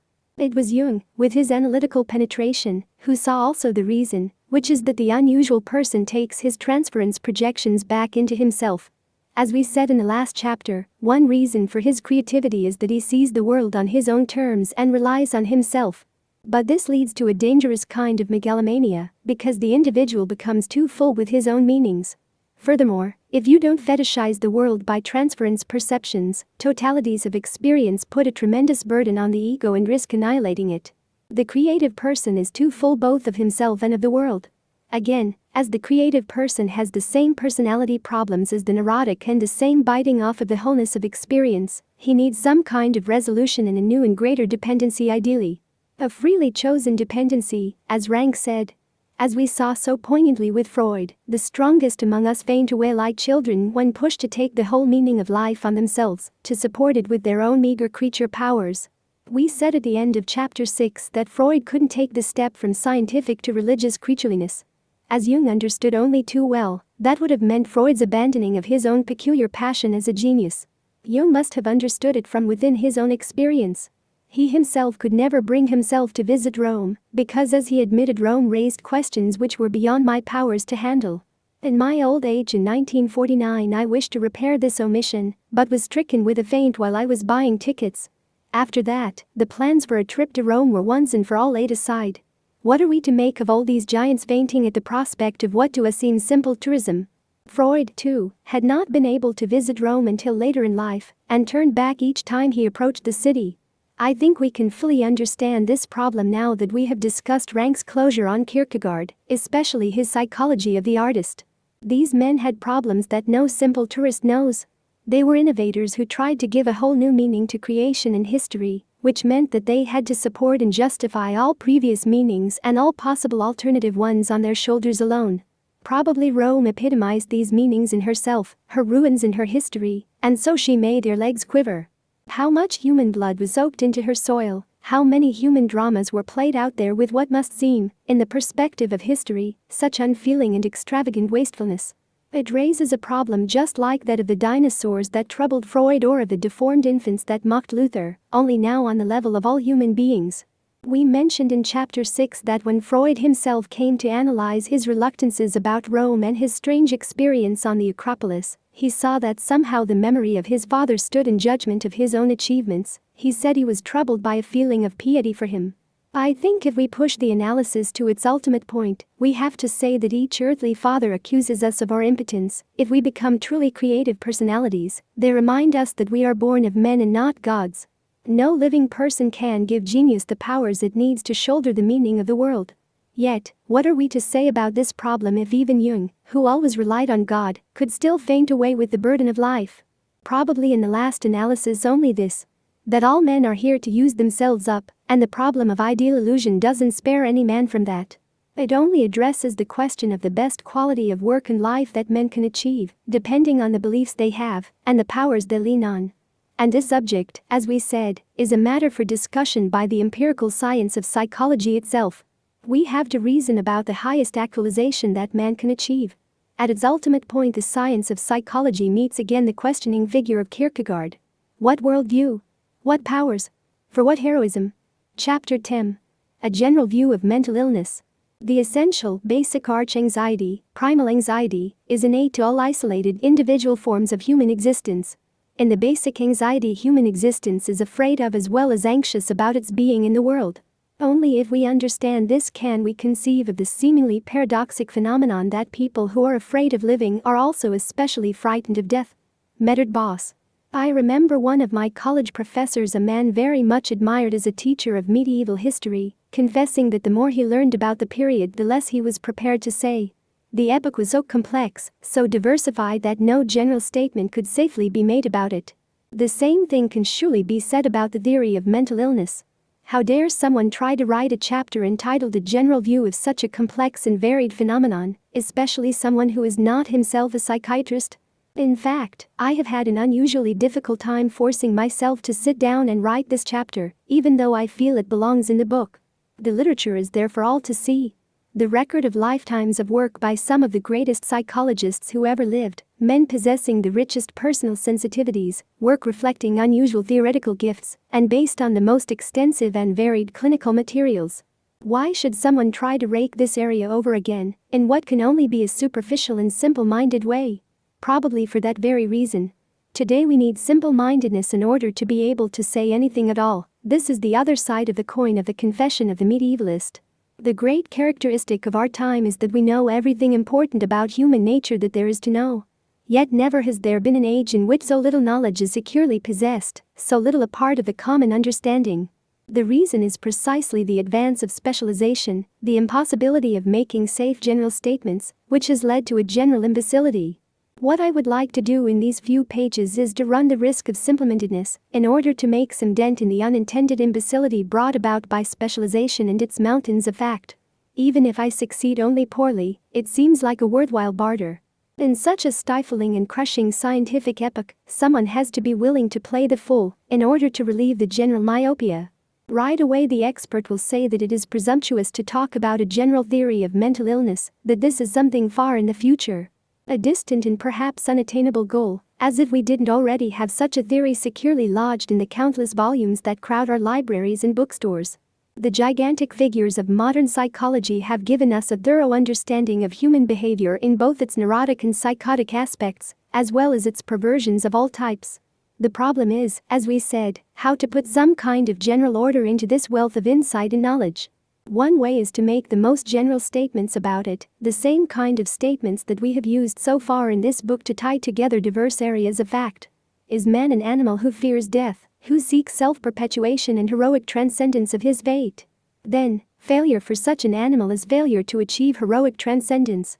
As Adler put it so succinctly in the epigraph we have borrowed for this part of the book, mental illness is a way of talking about people who have lost courage. Which is the same as saying that it reflects the failure of heroism. This conclusion follows logically from the discussion of the problem of neurosis in the previous chapter. We saw there that the neurotic was one who especially could not stand his own creatureliness, who couldn't surround his anality with convincing illusion.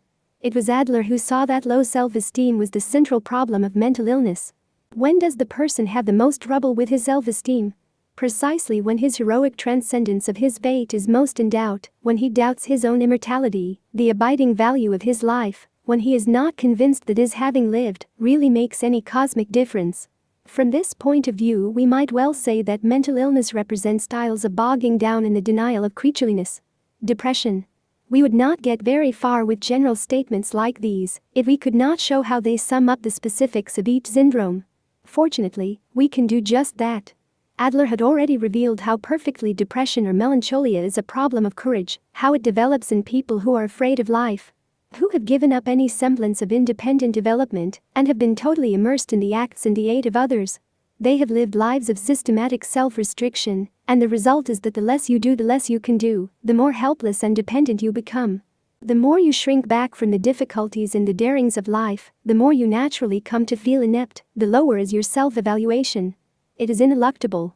If one's life has been a series of silent retreats, one ends up firmly wedged into a corner and has nowhere else to retreat. This state is the bogging down of depression. Fear of life leads to excessive fear of death, as Boss 2 reminds us in the epigraph we have borrowed for this chapter. Finally, one doesn't dare to move. The patient lies in bed for days on end, not eating, letting the housework pile up, fouling the bed. The moral of this example of failure of courage is that in some way one must pay with life and consent daily to die, to give oneself up to the risks and dangers of the world, allow oneself to be engulfed and used up. Otherwise one ends up as though dead and trying to avoid life and death. This is how modern existentialist psychiatrists understand depression, exactly as Adler did at the beginning of this century. Metterbaugh sums it up in a few lines. It is always the whole existence of the melancholic patient which has failed to take over openly and responsibly all those possibilities of relating to the world, which actually would constitute his own genuine self. Consequently, such an existence has no independent standing of its own, but continually falls prey to the demands, wishes and expectations of others. Such patients try to live up to these foreign expectations as best they can, in order not to lose the protection and love of their surroundings. But they go more deeply into debt. Hence the terrible guilt feelings of the melancholic derive from his existential guilt. The interesting scientific question here is why we have had so much trouble getting agreement on the simple dynamics of depression, when it had been revealed so early, and so lucidly by Adler and now again by the school of existential psychiatry. One of the reasons is that the dynamics are not so simple as they appear. They go very deeply into the heart of the human condition, and we have not been able to read this heart in any straightforward or easy way. For one thing, we ourselves had so effectively banished the idea of the fear of death and life. We were not sufficiently impressed by the terror of the living creature, and so we could not understand the torturings and turnings of anguished people who were jerked about by these terrors.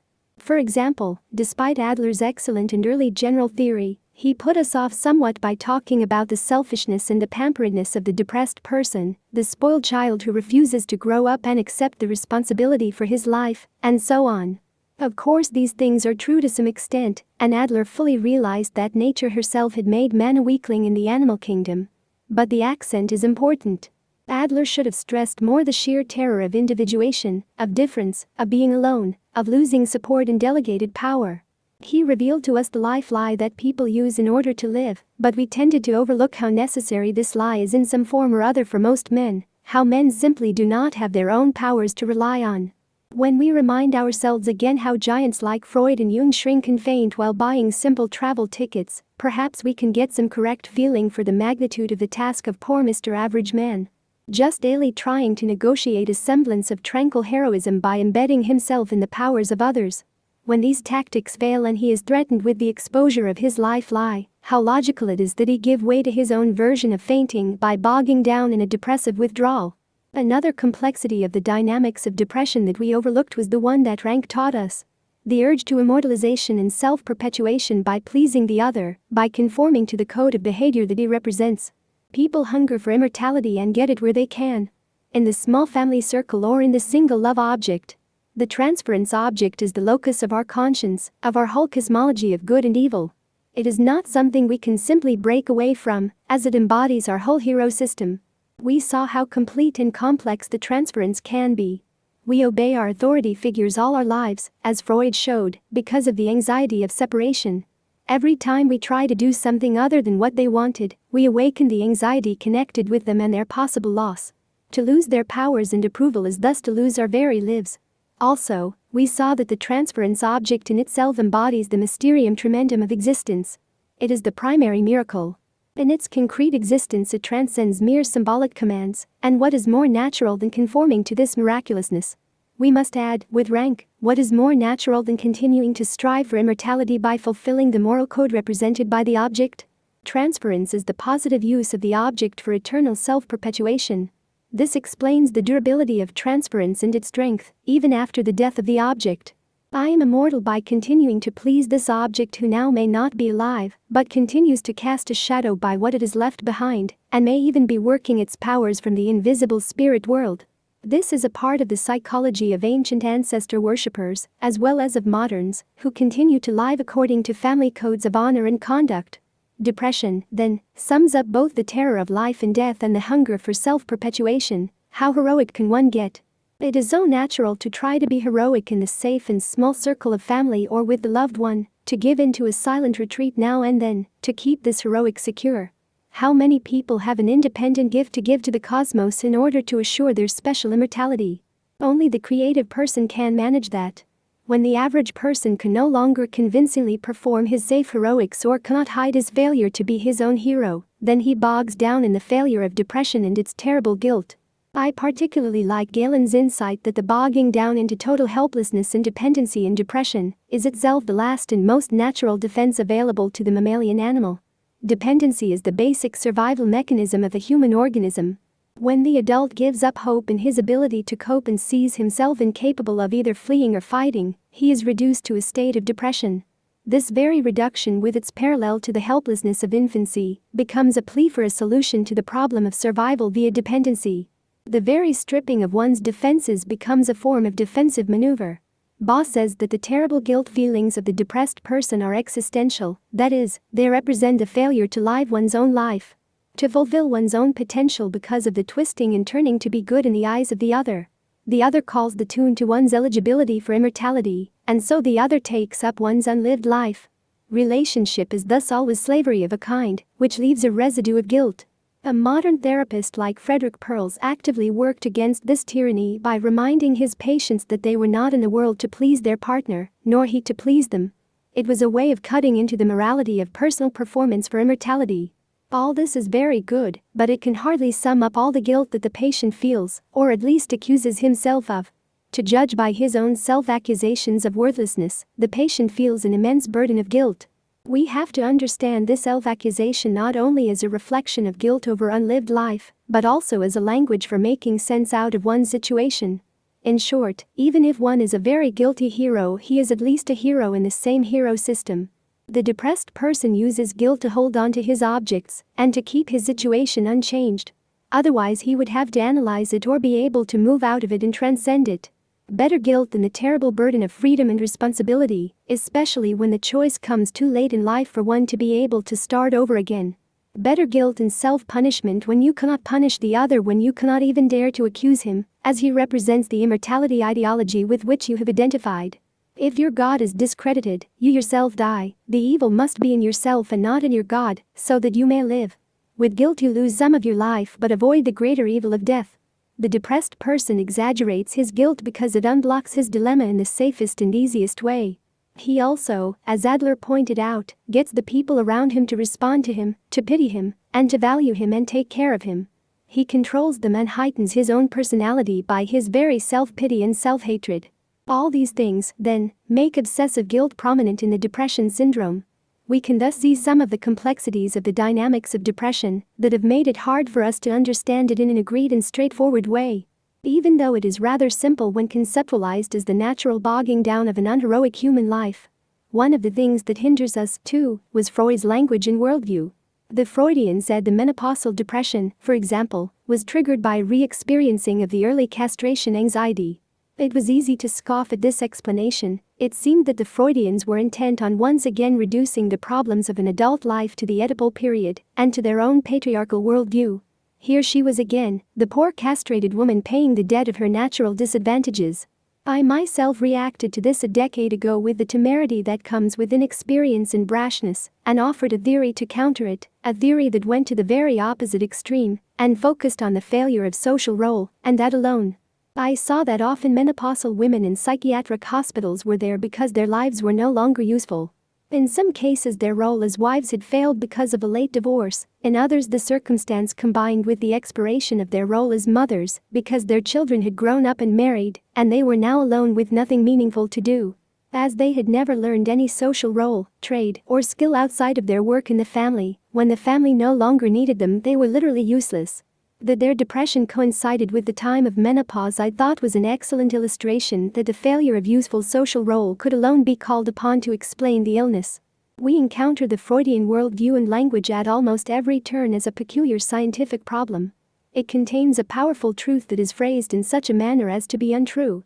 And we ourselves often get hung up ridiculously trying to untangle the two, or we throw the truth out with the untrue accent. I suppose one has to be brash to do anything at all in the present state of proliferation of specialists, but it is dangerous. An occasional scoffer cannot wish away a half-century of clinical observation and thought. A constant danger in science is that each gain risks abandoning ground that was once securely annexed. Nowhere is this more true than in the present role theories of mental illness that threaten to abandon the Freudian formulations based on bodily facts. The fact is that the woman's experience of a repetition of castration at menopause is a real one, not in the narrow focus that Freud used, but rather in the broader sense of Rank, the existentialists, and Brown. As Baugh so well said, castration fear is only an inroad or an aperture whereby the anxiety inherent in all existence may break into one's world. It will be easy for us to understand at this point that menopause simply reawakens the horror of the body, the utter bankruptcy of the body as a viable casus sui project, the exact experience that brings on the early Oedipal castration anxiety. The woman is reminded in the most forceful way that she is an animal thing, Menopause is a sort of animal birthday that specifically marks the physical career of degeneration. It is like nature imposing a definite physical milestone on the person, putting up a wall and saying you are not going any further into life now, you are going toward the end, to the absolute determinism of death. As men don't have such animal birthdays, such specific markers of a physical kind, they don't usually experience another stark discrediting of the body as a Kosazui project. Once has been enough, and they bury the problem with the symbolic powers of the cultural worldview. But the woman is less fortunate, she is put in the position of having all at once to catch up psychologically with the physical facts of life. To paraphrase Goethe's aphorism, death doesn't keep knocking on her door only to be ignored, as men ignore their aging, but kicks it in to show himself full in the face. Once again we see that psychoanalysis has to be brought in to take in the fear of death, rather than fears of punishment from the parents. It is not the parents who are the castrators but nature herself. Probably the guilt feelings of the patient also express the new real self-evaluation over being merely a fecal animal, dirty and truly worthless. But now we see too how the Freudian view and the sociological view merge naturally into one. Normally the cultural Kosazui project masks the re-experience of castration anxiety, but it is precisely the failure of the social role, the cultural project, that then reinforces the natural animal helplessness. Both projects, the bodily one and the cultural one, join in a mutual, resounding failure. No wonder, then, that menopausal depression is peculiarly a phenomenon of those societies in which aging women are deprived of some continuing useful place. Some vehicle for heroism that transcends the body and death. No wonder, too, that instead of the eternity of life that one has a right to take for granted under the umbrella of a secure schema of self-perpetuation, the depressed person feels instead condemned to an eternity of destruction. From this vantage point, we have to admit that after all is said and done, the accent on social role as the key to the syndrome is correct, because it is the superordinate level of the problems that absorbs the bodily level.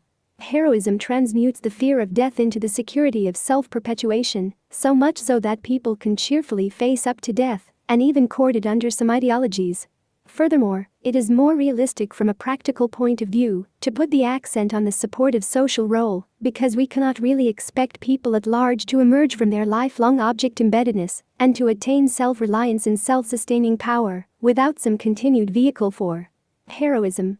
Existence is simply too much of a burden. Object embeddedness and bodily decay are universally the fate of men. Without some kind of ideology of justification, people naturally bog down and fail. Here again we can see how correctly Rank emphasized the historical dimension of mental illness. The question is never about nature alone, but also about the social ideologies for the transcendence of nature. If you can't be a hero within a communal ideology, then you must be a nagging, whining failure in your family. From this perspective, the problem of heroism and of mental illness would be who nags whom? Do men harangue the gods, the armies of other nations, the leaders of their own state, or their spouses?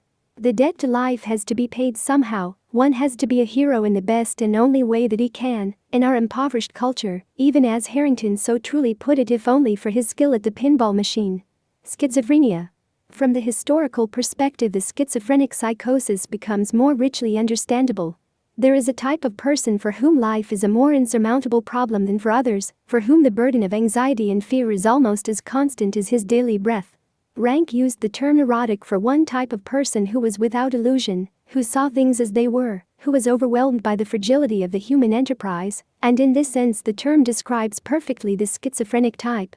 He is the realist that William James talked about when he said that the right reaction to the horrors of organismic life on this planet is the psychotic one. But this kind of realism, as Rank said, is the most self-defeating of all. Adler very early showed how the schizophrenic was crippled by the fear of life and its demands, by a low self-evaluation in the face of them. He mistrusts not only himself, but also the knowledge and ability of others. Nothing seems to him to be able to overcome the inevitable horrors of life and death, except perhaps the fantastic ideational system that he fabricates for his own salvation. His feelings of magical omnipotence and immortality are a reaction to the terror of death by a person who is totally incapable of opposing this terror with his own secure powers.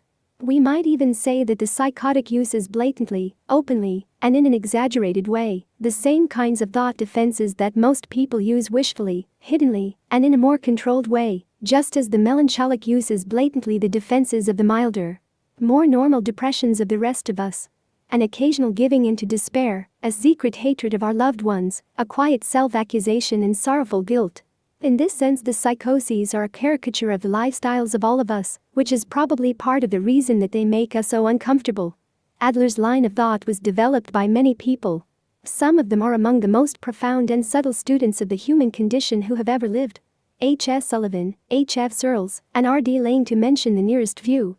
The result is that we have today an excellent general theory of schizophrenia in the scientific record for anyone to read.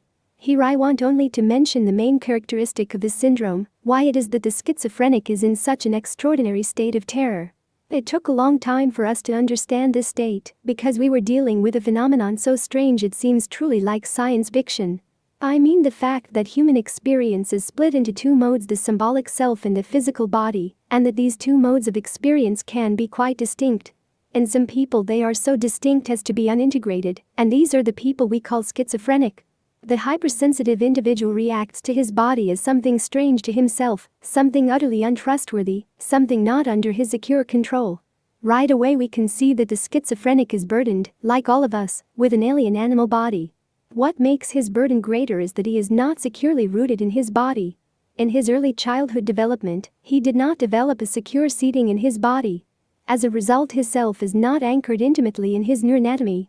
He cannot make available to himself the natural organismic expansion that others use to buffer and absorb the fear of life and death. He does not feel this natural animal plenitude. We might say with Santayana that the healthy animal faith is denied him, which is why he has to develop complex ideational systems of thought. We know today that the cultural sense of space, time, and perception of objects are literally built into the neural structure. As the cultural immortality ideology comes to be grounded in one's muscles and nerves, one lives it naturally, as a secure and confident part of one's daily action. We can say that the schizophrenic is deprived precisely of this neurological cultural security against death and of programming into life.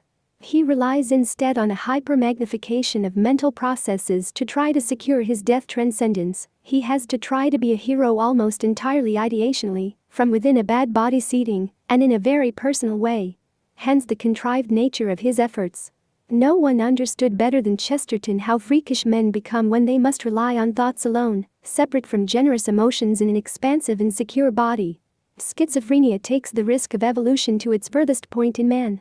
The risk of creating an animal who perceives himself, reflects on himself, and comes to understand that his animal body is a menace to himself. When you are not even securely anchored in this body, it really becomes a problem. Terror becomes unabsorbable by anything neural, anything fleshy in the spot where you stand. Your symbolic awareness floats at maximum intensity all by itself. This is really a cursed animal in evolution, an animal gone astray beyond natural limits. We cannot imagine an animal completely open to experience and to his own anxieties, an animal utterly without programmed neurophysical reactivity to segments of the world. Man alone achieves this terrifying condition, which we see in all its purity at the extremes of schizophrenic psychosis. In this state, each object in the environment presents a massive problem because one has no response within his body that he can marshal to dependably respond to that object. At least we could wish that an animal without instincts would be able to sink back at will into a friendly mass of flesh that he can call his own intimate and basic possession, even if it doesn't tell him what response to make. The schizophrenic cannot even do that. His body has completely happened to him. It is a mass of stench and decay. The only thing intimate about it is that it is a direct channel of vulnerability, the direct toehold that the outer world has on his most inner self. The body is his betrayal, his continually open wound, the object of his repulsion, as Catherine Deneuve portrayed so well in Polanski's Repulsion. No wonder this disease is the one that most intrigues and fascinates man. It pushes his own protest over his dualistic condition to its limits. It represents neurotic openness carried to its extreme of helplessness. Freud very aptly called the syndrome narcissistic neurosis. The ballooning of the self in fantasy, the complete megalomaniac self-inflation as a last defense. As an attempt at utter symbolic power in the absence of lived physical power. Again, this is what cultural man everywhere strove to achieve, but the normal person is nearly programmed, so that he feels at least that his body is his to use with confidence. By pushing the problem of man to its limits, schizophrenia also reveals the nature of creativity. If you are physically unprogrammed in the cultural Kasa-Zui project, then you have to invent your own. You don't vibrate to anyone else's tune. You see that the fabrications of those around you are a lie, a denial of truth, a truth that usually takes the form of showing the terror of the human condition more fully than most men experience it. The creative person becomes, then, in art, literature, and religion, the mediator of natural terror and the indicator of a new way to triumph over it. He reveals the darkness and the dread of the human condition and fabricates a new symbolic transcendence over it. This has been the function of the creative deviant from the shamans through Shakespeare. But if the neurotic is the artiste manque, what is the schizophrenic who has no talent, who is not creative? He must be a completely inverted and pathetic failure, as the wards in our mental hospitals attest. An impoverished and powerless person, even when he is a perceiver of truth, has no gift to offer to his fellows or to himself. The uncreative psychotic is simply totally crippled by life and death fears. This is not the place to toss off in a few words such a complex matter, so little understood, especially as I have not studied the problem in depth or detail. The plain fact, however, is that the matter revolves around one simple question: whether one has an ego with which to control his subjective experiences, no matter how unusual they are. If he does, then he gives form to his unique perceptions, he takes the energetic life process as it functions on the frontier of evolution in the dualistic mode of human life, and he channels and contains it as a response to that mode. It becomes the work of genius. We seem to be able to pointedly sum up the problem like this: the schizophrenic is not programmed neurally into automatic response to social meanings, but he cannot marshal an ego response, a directive control of his experiences. His own erupting meanings cannot be given any creative form. We might say that because of his exaggerated helplessness, he uses his symbolic inner experiences alone as an experiential anchor, as something to lean on. He exists reflexively toward them, comes to be controlled by them, instead of reshaping and using them. The genius too is not programmed in automatic cultural meanings, but he has the resources of a strong ego, or at least a sufficient one, to give his own personal meanings a creative form. No one to my knowledge has understood this difference between the genius and the schizophrenic better than Reich, at least in these gross terms. In schizophrenia, like depression, we see the problem of heroics in its stark nudity. How does one become a hero from a position in which he has hardly any resources at all? A position from which he sees more clearly than anyone else the menacing dangers of life and death, and yet has no solid feeling of inner glory to oppose to them? He has to fabricate such a feeling in the best way he can, which will be a clumsy, crippled, and inverted way. No wonder that psychotic transferences are so total, so intense, so all-absorbing, so frightening, when they are not pathetic. The only way for a lonely cripple to attempt a heroic transcendence of death is through the complete servitude of personal idolatry, the total constriction of the self in the person of the other. One has so little personal ballast, to use Adler's excellent expression, that he has to suck in an entire other human being to keep from disappearing or flying away. Perversion. It would be foolhardy to write about the perversions today if one wanted to say something new. The literature is so immense, big thick volumes like Reich's on masochism, sets of volumes like Steckel's on all the perversions, whole shelves on homosexuality, and in the professional journals, one article after another piling up insights and clinical facts. The problem is covered from all aspects and in a wealth of detail, a century's accumulation of scientific research. To my mind, the best single book, summing up the key arguments of various schools and adding its own brilliant contribution, is Mettered Bosses. After Erwin Strauss's lifelong contributions, culminating in his recent essay on the miser, we have the clearest and richest general theory that a science could hope for.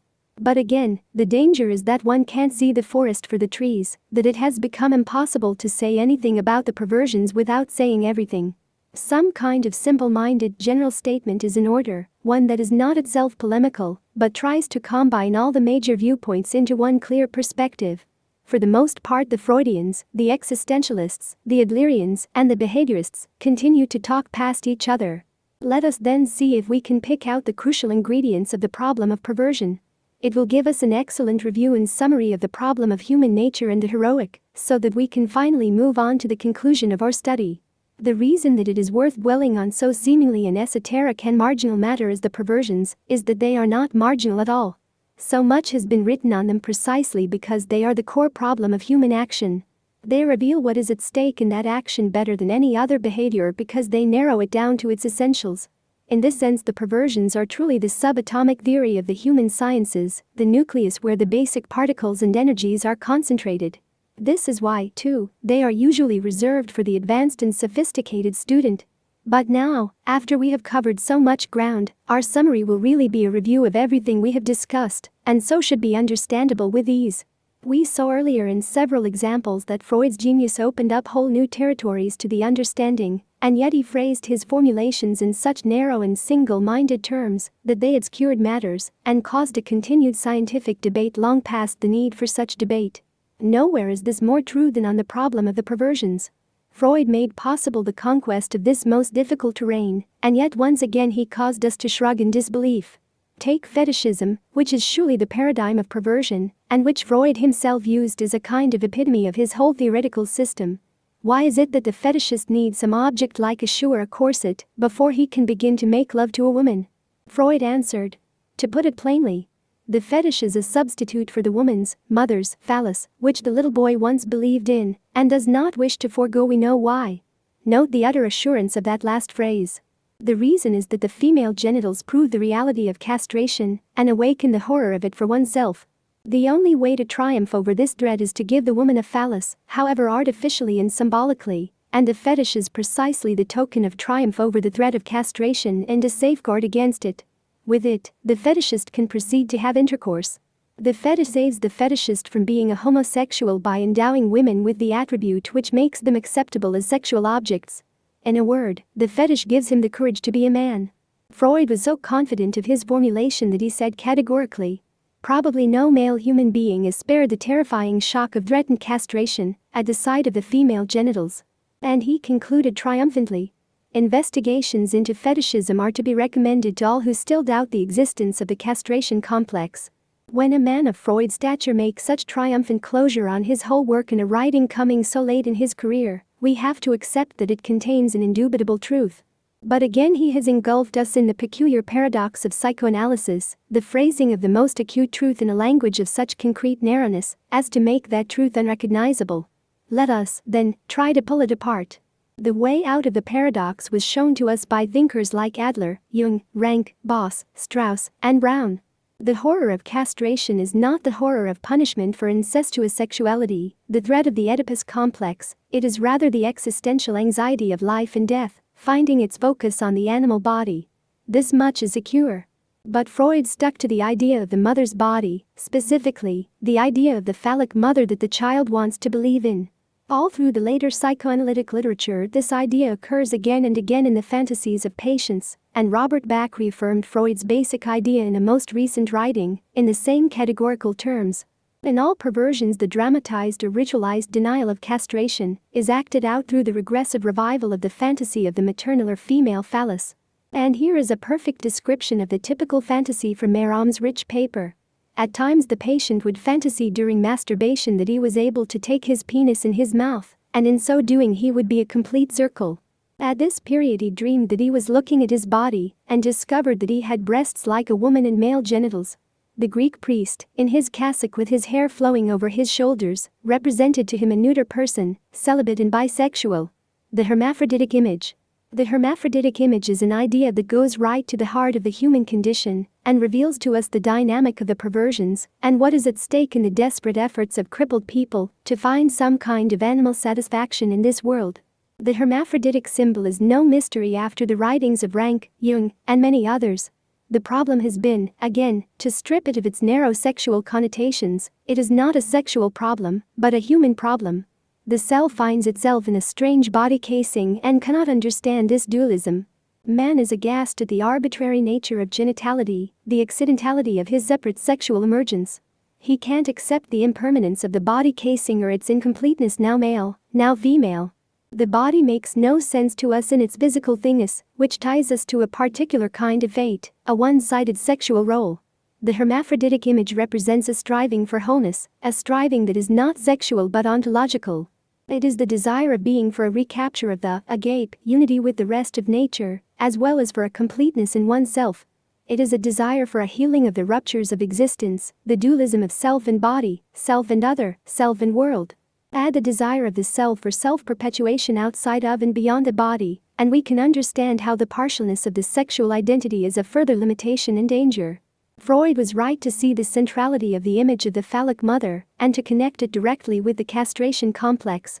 but he was wrong to make the sexual side of the problem the central core of it, to take what is derivative, the sexual, and make it primary, the existential dilemma. The wish for the phallic mother, the horror of the female genitals, may well be a universal experience of mankind, for girls as well as boys. But the reason is that the child wants to see the omnipotent mother, the miraculous source of all his protection, nourishment, and love, as a really godlike creature, complete beyond the accident of a split into two sexes. The threat of the castrated mother is thus a threat to his whole existence, in that his mother is an animal thing, and not a transcendent angel. The fate that he then fears, that turns him away from the mother in horror, is that he too is a fallen bodily creature, the very thing that he fights to overcome by his anal training. The horror of the female genitals, then, is the shock of the tiny child who is all at once before the age of 6 suddenly turned into a philosopher, a tragedian who must be a man long before his time, and who must draw on reserves of wisdom and strength that he doesn't have. Again, this is the burden of the primal scene. Not that it awakens unbearable sexual desires in the child or aggressive hate and jealousy toward the father, but rather that it thoroughly confuses him about the nature of man. Ram observed on her patient. His distrust of everyone he attributed mostly to the disappointment consequent to his discovery of the sexual relationship between his parents. The mother, who was supposed to be an angel, turned out to be human and carnal. This is perfect. How can you trust people who represent the priority of the cultural code of morality, the angelic transcendence of the decay of the body, and yet who cast it all aside in their most intimate relations? The parents are the gods who set the standards for one's highest victory, and the more unambiguously they themselves embody it, the more secure is the child's budding identity. When they themselves engage in grunting and groaning animal activities, the child finds it disgusting. The experience of disgust arises when straightforward meanings are undermined. This is why if he has never witnessed the primal scene, the child often resists the revelation by his street friends that his parents engage in sexual intercourse as everyone else. How apt was Tolstoy's observation that so much separates him from the newborn babe, and so little from the child of 5. In those 5 years the child must shoulder the whole existential burden of the human condition. There is really little more for him to learn about his basic fate during the remainder of his life. Jung saw the wishful meaning and centrality of the hermaphroditic image with great clarity and historical sweep, as did Rank all through his work, Boss, and Brown. Nothing is more eloquent and to the point than the words of a psychoanalytic patient, a female fetishist who condemned the abhorrent envelope of her body by saying, "I wish I could tear the skin off. If I didn't have this stupid body, I would be as pure outside as I feel inside." The body is definitely the hurdle for man, the decaying drag of the species on the inner freedom and purity of his self. The basic problem of life, in this sense, is whether the species, body, will predominate over one's individuality, inner self. This explains all hypochondria, the body being the major threat to one's existence as a self-perpetuating creature. It explains too such dreams of children as that their hands are turning into claws. The emotional message is that they have no control over their fate, that the accidentality of the body form inhibits and restricts their freedom and determines them. One of the favorite games of childhood is pinning the tail on the donkey. What better way to work off anxiety about the accidentality of the forms of things than to rearrange nature playfully with the same casualness with which she seems to have placed bodily appendages? At heart, children are Picassos protesting the arbitrariness of external forms and affirming the priority of the inner spirit. Anxiety over the body shows up too in all anal dreams, when people find themselves soiled by overflowing toilets, someone splashing urine in the midst of the most important affairs, and all dressed up in their social finery. No mistake, the turd is mankind's real threat.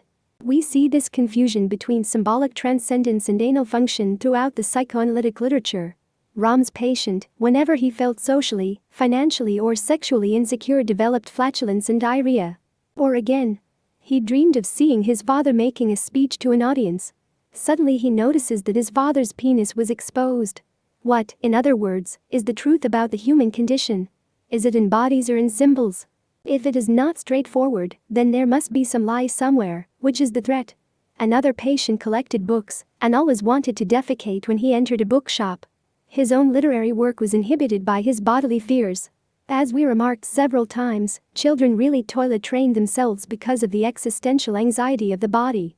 It is often pathetic how broken up they get when they accidentally wet their pants, or how quickly and easily they give in to public morality and will not urinate or defecate anymore in the street where someone might see. They do this quite on their own, even after being raised by the most unashamed parents.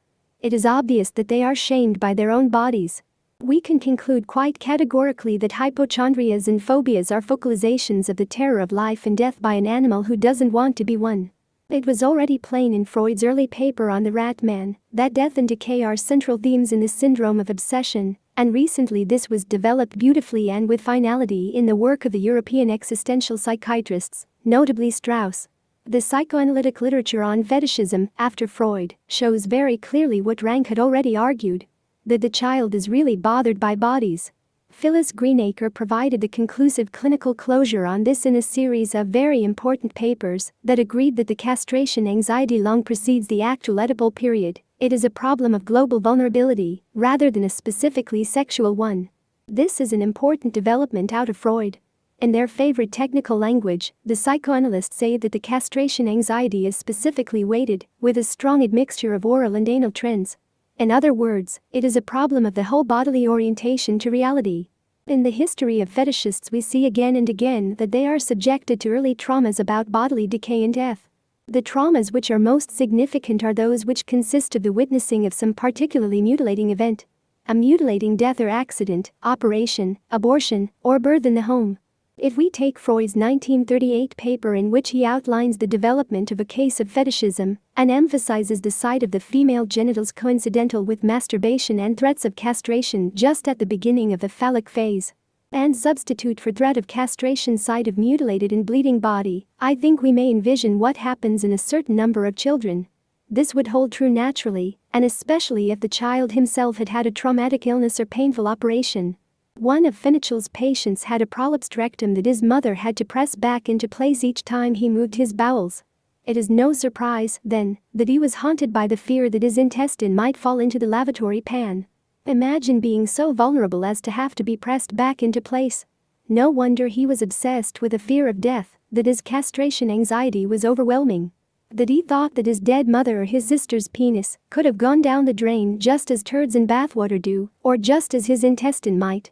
The world is not particular about what it flushes away of bodies, things just mysteriously disappear. One of Lauren's patients, a boy of 4, could not understand why a girl he had seen at camp had no fingers on her hand, or why one of his relatives was missing a leg. He could not enter the same room with the man and ran away screaming at the sound of his voice. He asked the doctor, quietly and with fear in his eyes, "You won't make me disappear, will you?" Here again we see the child as philosopher, voicing the concern of Whitehead over one of the two great evils of organismic life: that things fade. One of the main conclusions that Greenacre arrived at about fetishists was that their faulty early development was due to a number of similar things: excessive traumas, disturbed mother-child relations, ruptured home life with absent fathers, or very weak fathers who present a poor model for the child's strength. These kinds of disturbance lead to one main disturbance. These people were weak in their body confidence, to put it in non-clinical terms. Simon Nagler, in an important paper, traced the whole problem of fetishism to low self-esteem, the sense of inadequacy, and hence fear of the male role. These accents are important modifications on Freud because they stress the role of development rather than instinct. Freud lacked the rich developmental theory that has accumulated since his time, which is why it had to be a mystery to him why some people become homosexuals and others fetishists, and yet the great majority of men become neither, but transcend the horror of the female genitals.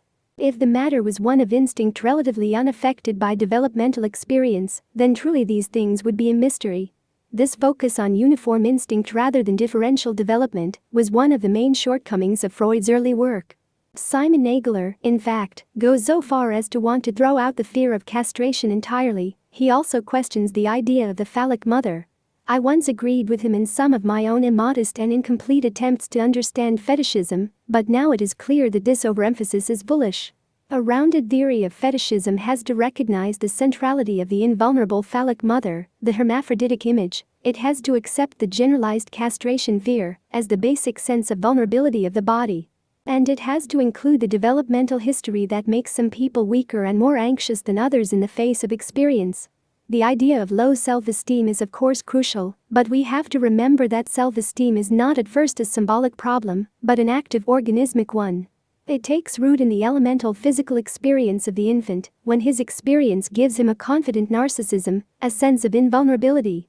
High self-esteem means such a sense of invulnerability, and one gets it in three basic ways. It derives first from the power of the other, from the mother when she is a dependable support and does not interfere too much with the child's own activity, and from a strong father with whom the child can identify. The second source of power to overcome vulnerability is one we have mentioned: the secure possession of one's own body as a safe locus under one's control. We see that this security can be weakened by traumas, as well as by the quality of the early family environment. A third way one obtains power is, of course, from the cultural Casa Sui project, the symbols and dramatizations of our transcendence of animal vulnerability. We will see shortly how important this third source is in fetishism. Only these three things taken together can give us a coherent view of the dynamics of fetishism. The problem of personal freedom versus species determinism. Most people, then, avoid extreme fetishism because somehow they get the power to use their bodies as nature intended. They fulfill the species role of intercourse with their partner without being massively threatened by it. But when the body does present a massive threat to oneself, then, logically, the species role becomes a frightening chore, a possibly annihilating experience.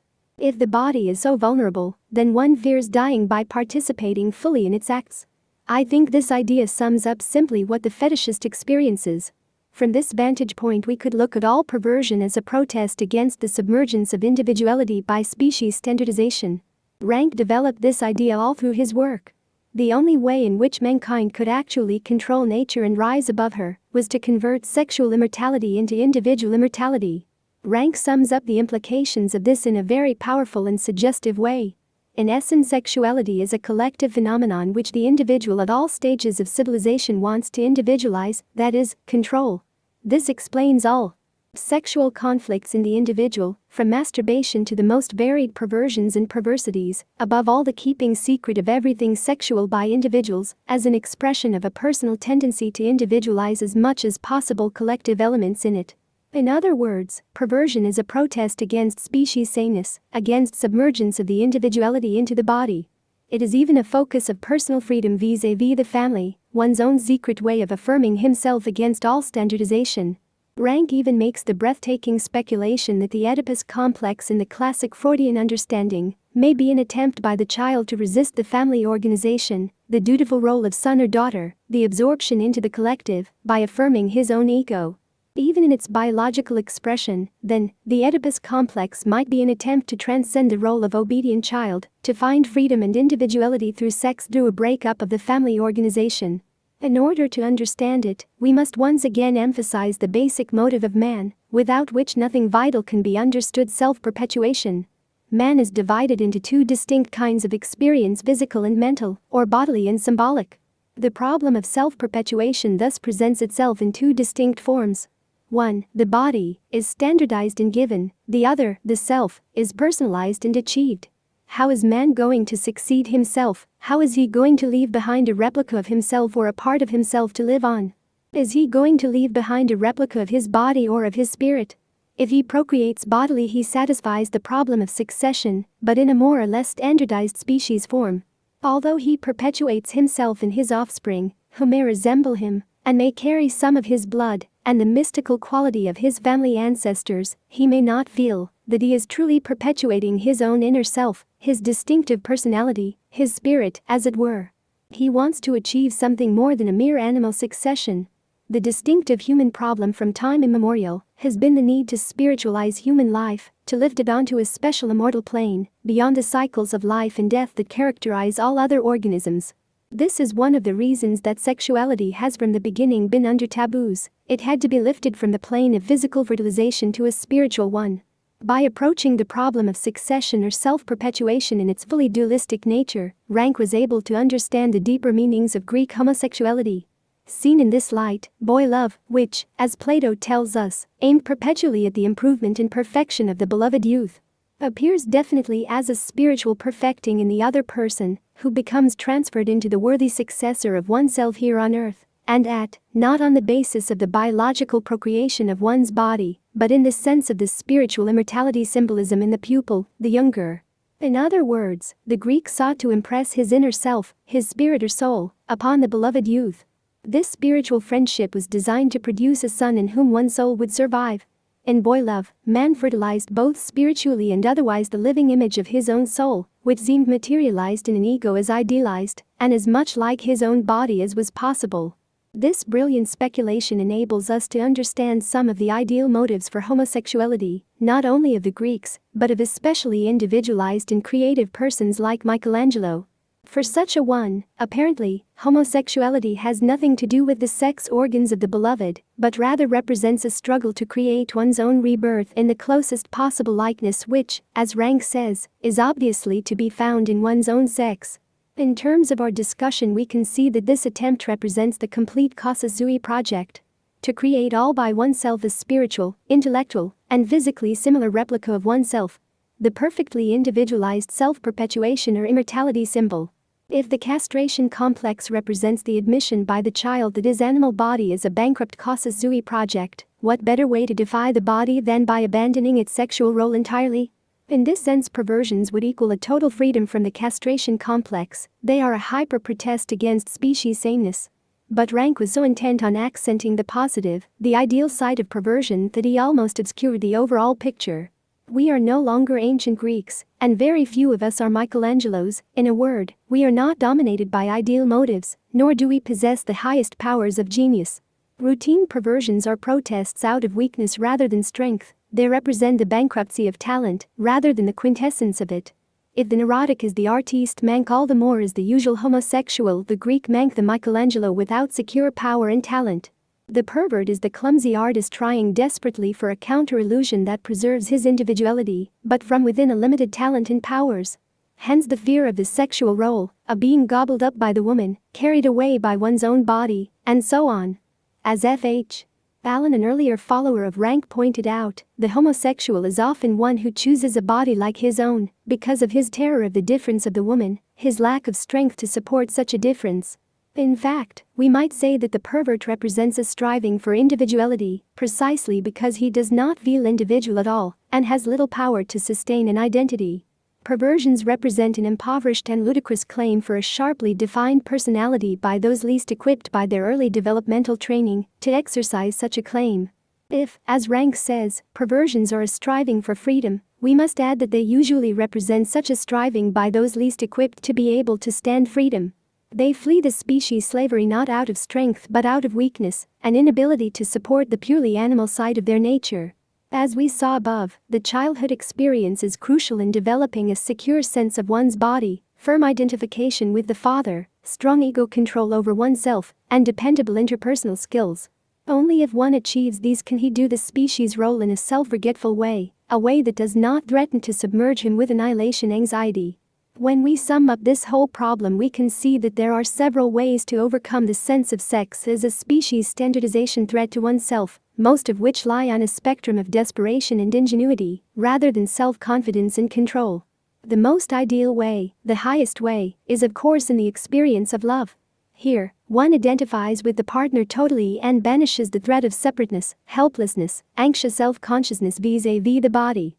The lover gives himself in joy and self-forgetful fulfillment, the body becomes the treasured vehicle for one's apotheosis, and one experiences real gratitude precisely to the species sameness. One is glad to have a standardized body because it permits the love union. But even without ideal love, one can give in to strong physical desire and allow himself to be carried away in a self-forgetful manner, so that the species is no threat to one's distinctive inner self. We see this in phallic narcissism and in some forms of what is called nymphomania. Here the person seems to give in to the species identity with a vengeance, to submerge himself in it totally. Perhaps this activity gives the person a relief from the burdens of his self and his dualism. It may often be what the psychoanalysts call a counterphobic attitude. To embrace wholeheartedly just what one dreads, as a means of protesting that it holds no anxiety. In many forms of sadomasochism, it must also represent the plunging into the truth of the body, the affirmation of the physical as the primary area of reality, as Fromm has so well speculated. Finally, in schizoid persons, the anxiety connected with the species body is so great that they can simply dissociate themselves from their bodies, even during the act of sexual intercourse. In this way they preserve the sanctity of their own inner selves against the degradations of the body. Prostitutes, too, are said to actively practice this kind of self-body dissociation to keep their personal identities intact and pure, no matter how degraded they may feel physically. As one schizophrenic girl remarked, in the most offhand manner, "I think I was raped on the way here." This is an affirmation, with a vengeance, of the transcendence of the inner spirit, a complete freedom from contamination by the body. Once again we see that schizophrenia represents the extreme frontier of the human condition, a desperate solution of the problem of dualism that evolution has saddled us with. This kind of desperation partakes necessarily of caricature. Man cannot get rid of his body even if he throws it away, to paraphrase Goethe. There can be no absolute transcendence of the species role while men live. When even the greatest talents of a Michelangelo leave us filled with some doubts about human victory, what are we to say of the pathetic efforts of lesser beings, who must still drag their bodies through the span of life and use them to relate to others? The fetish object in the dramatization. Once we understand the problems of hermaphroditic wholeness, self and body, strength and weakness, species determinism and personal freedom, we can begin to get some idea of what the fetishists are trying to do.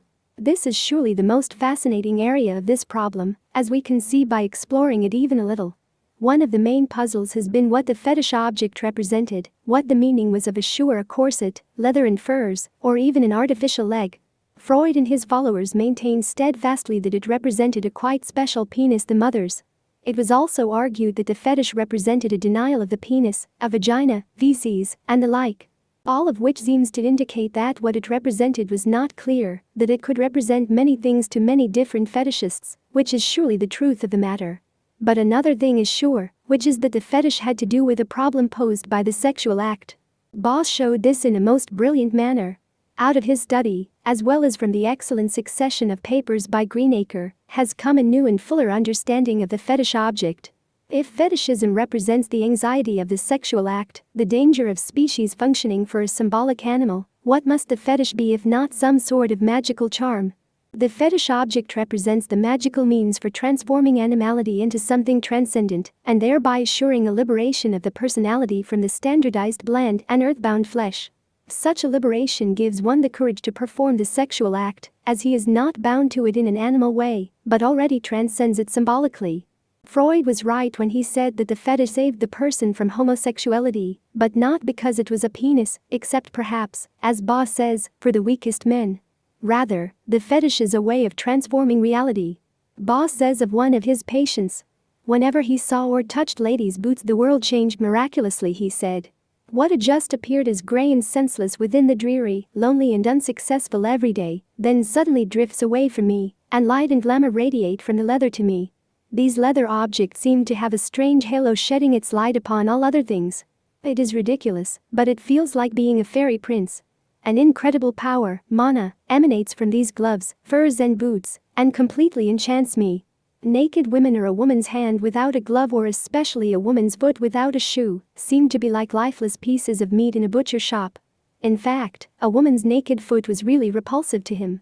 However, when the woman wore a glove, a piece of fur, or a riding boot, she was at once raised above her arrogant, too humanly personal level. She then grew above the pettiness and vicious concreteness of the common female with her abhorrent genitals, and she was raised into the super-individual sphere, the sphere where superhuman and subhuman blend into universal godliness. Not much more needs to be said after such an astonishingly probing revelation.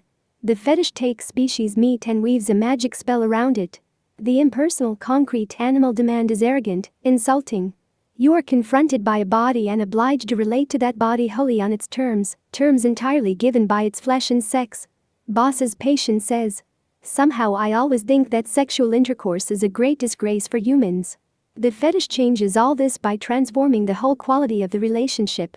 Everything is spiritualized, etherealized. The body is no longer flesh, no longer an impersonal demand by the species. It has a halo, emanates light and freedom, becomes a really personal, individual thing. As Greenacre so well argued, pills and pellets are forms of fetishes too, ways of overcoming anxiety, the terror of the body, in a reassuring magical way. Fetishism exists on a gamut running from pills all the way to furs, leather, silks, and shoes. We then have full-blown articles for the exercise of a kind of symbolic magic. The person hypnotizes himself with the fetish and creates his own aura of fascination that completely transforms the threatening reality. In other words, men use the fabrications of culture, in whatever form, as charms with which to transcend natural reality. This is really the extension of the whole problem of childhood. The abandonment of the body as casus sui project, in favor of the new magic of cultural transcendence. No wonder fetishism is universal, as Freud himself remarked. All cultural contrivances are self-hypnotic devices from metorkers to moon rockets, ways that a sorely limited animal can drum up to fascinate himself with the powers of transcendence over natural reality. As no one can be exactly comfortable in the species submergence of his distinctive inner self, all of us use a bit of magical charming in our relations to the world. If the fetish object is a magical charm, then it naturally partakes of the qualities of magic, that is, it must have some of the properties of the thing that it seeks to control. To control the body, then, it must show some intimate relationship to the body, have an impress of its form, possess some of its smell, testify to its concreteness and animality. This is why, I think, the shoe is the most common fetish. It is the closest thing to the body, and yet is not the body, and it is associated with what almost always strikes fetishists as the most ugly thing. The despised foot with its calloused toes and yellow toenails. The foot is the absolute and unmitigated testimonial to our degraded animality, to the incongruity between our proud, rich, lively, infinitely transcendent, free inner spirit and our earthbound body. Someone I know summed it up perfectly. The foot is such a dumb-looking thing. Freud thought that the shoe was fetishized because, as it was the last thing the child saw before looking up at the dreaded genitals, he could safely stop there for his denial. But the foot is its own horror. What is more, it is accompanied by its own striking and transcending denial, and contrast the shoe. The genitals and breasts, it is true, are contrasted by underclothing and stiff corsets, which are popular as fetishes, but nothing equals the foot for ugliness or the shoe for contrast in cultural contrivance. The shoe has straps, buckles, the softest leather, the most elegant curved arch, the hardest, smoothest, shiniest heel. There is nothing like the spiked high heel in all of nature, I venture. In a word, here is the quintessence of cultural contrivance and contrast, so different from the body that it takes one a safe world away from it, even while remaining intimately associated to it. Also, if the fetish is a charm, it has to be a very personal and secret charm, as Greenacre argues. We have long known, from sociology and the writings of Simmel, how important the secret is for man. The secret ritual, the secret club, the secret formula, these create a new reality for man, a way of transcending and transforming the everyday world of nature. Giving it dimensions it would not otherwise possess and controlling it in arcane ways. The secret implies, above all, power to control the given by the hidden and thus power to transcend the given nature, fate, animal destiny. Or, as Greenacre put it, the secret relates at its most primitive level to body organs and processes, it contains more fundamentally the struggle with the fear of death. The secret, in other words, is man's illusion par excellence, the denial of the bodily reality of his destiny. No wonder man has always been in search of fountains of youth, holy grails, buried treasures, some kind of omnipotent power that would instantly reverse his fate and change the natural order of things. Greenacre recalls, too, with brilliant appositeness, that Hermann Göring hid capsules of poison in his and us, using them to take his own life in a final gesture of defiant power. This is the reversal of things with a vengeance. Using the locus of animal fallibility as the source of transcendence, the container for the secret amulet that will cheat destiny. And yet this, after all, is the quintessential meaning of anality. It is the protest of all of man's cultural contrivances as anal magic to prove that of all animals he alone leads a charmed life, because of the splendor of what he can imagine and fashion. What he can symbolically spin out of his and us. The final characteristic of mysterious rituals is that they be dramatized, and the activities of fetishists and allied perverts such as transvestites have always fascinated observers precisely because of that. They stage a complicated drama in which their gratification depends on a minutely correct staging of the scene. Any small detail or failure to conform to the precise formula spoils the whole thing. The right words have to be pronounced at the right time, the shoes arranged in a certain way, the corset put on and laced correctly, and so on. The fetishist prepares for intercourse in just the right way to make it safe. The castration anxiety can be overcome only if the proper forms of things prevail. This pattern sums up the whole idea of ritual and again, of all of culture. The man-made forms of things prevailing over the natural order in taming it, transforming it, and making it safe. It is in transvestism that we see an especially rich staging of the drama of transcendence. Nowhere do we see the dualism of culture and nature so strikingly. Transvestites believe that they can transform animal reality by dressing it in cultural clothing, exactly as men everywhere do who dress pompously to deny, as Montaigne put it, that they sit on their arse just like any animal, no matter how grandiose the throne. The clinical transvestite, however, is even more dedicated than the average man, more simple-minded it seems, completely obsessed by the power of clothing to create an identity. Often there is a past history of dressing dolls or of playing games with one's sister, in which clothing was exchanged, and with it the identity of each one.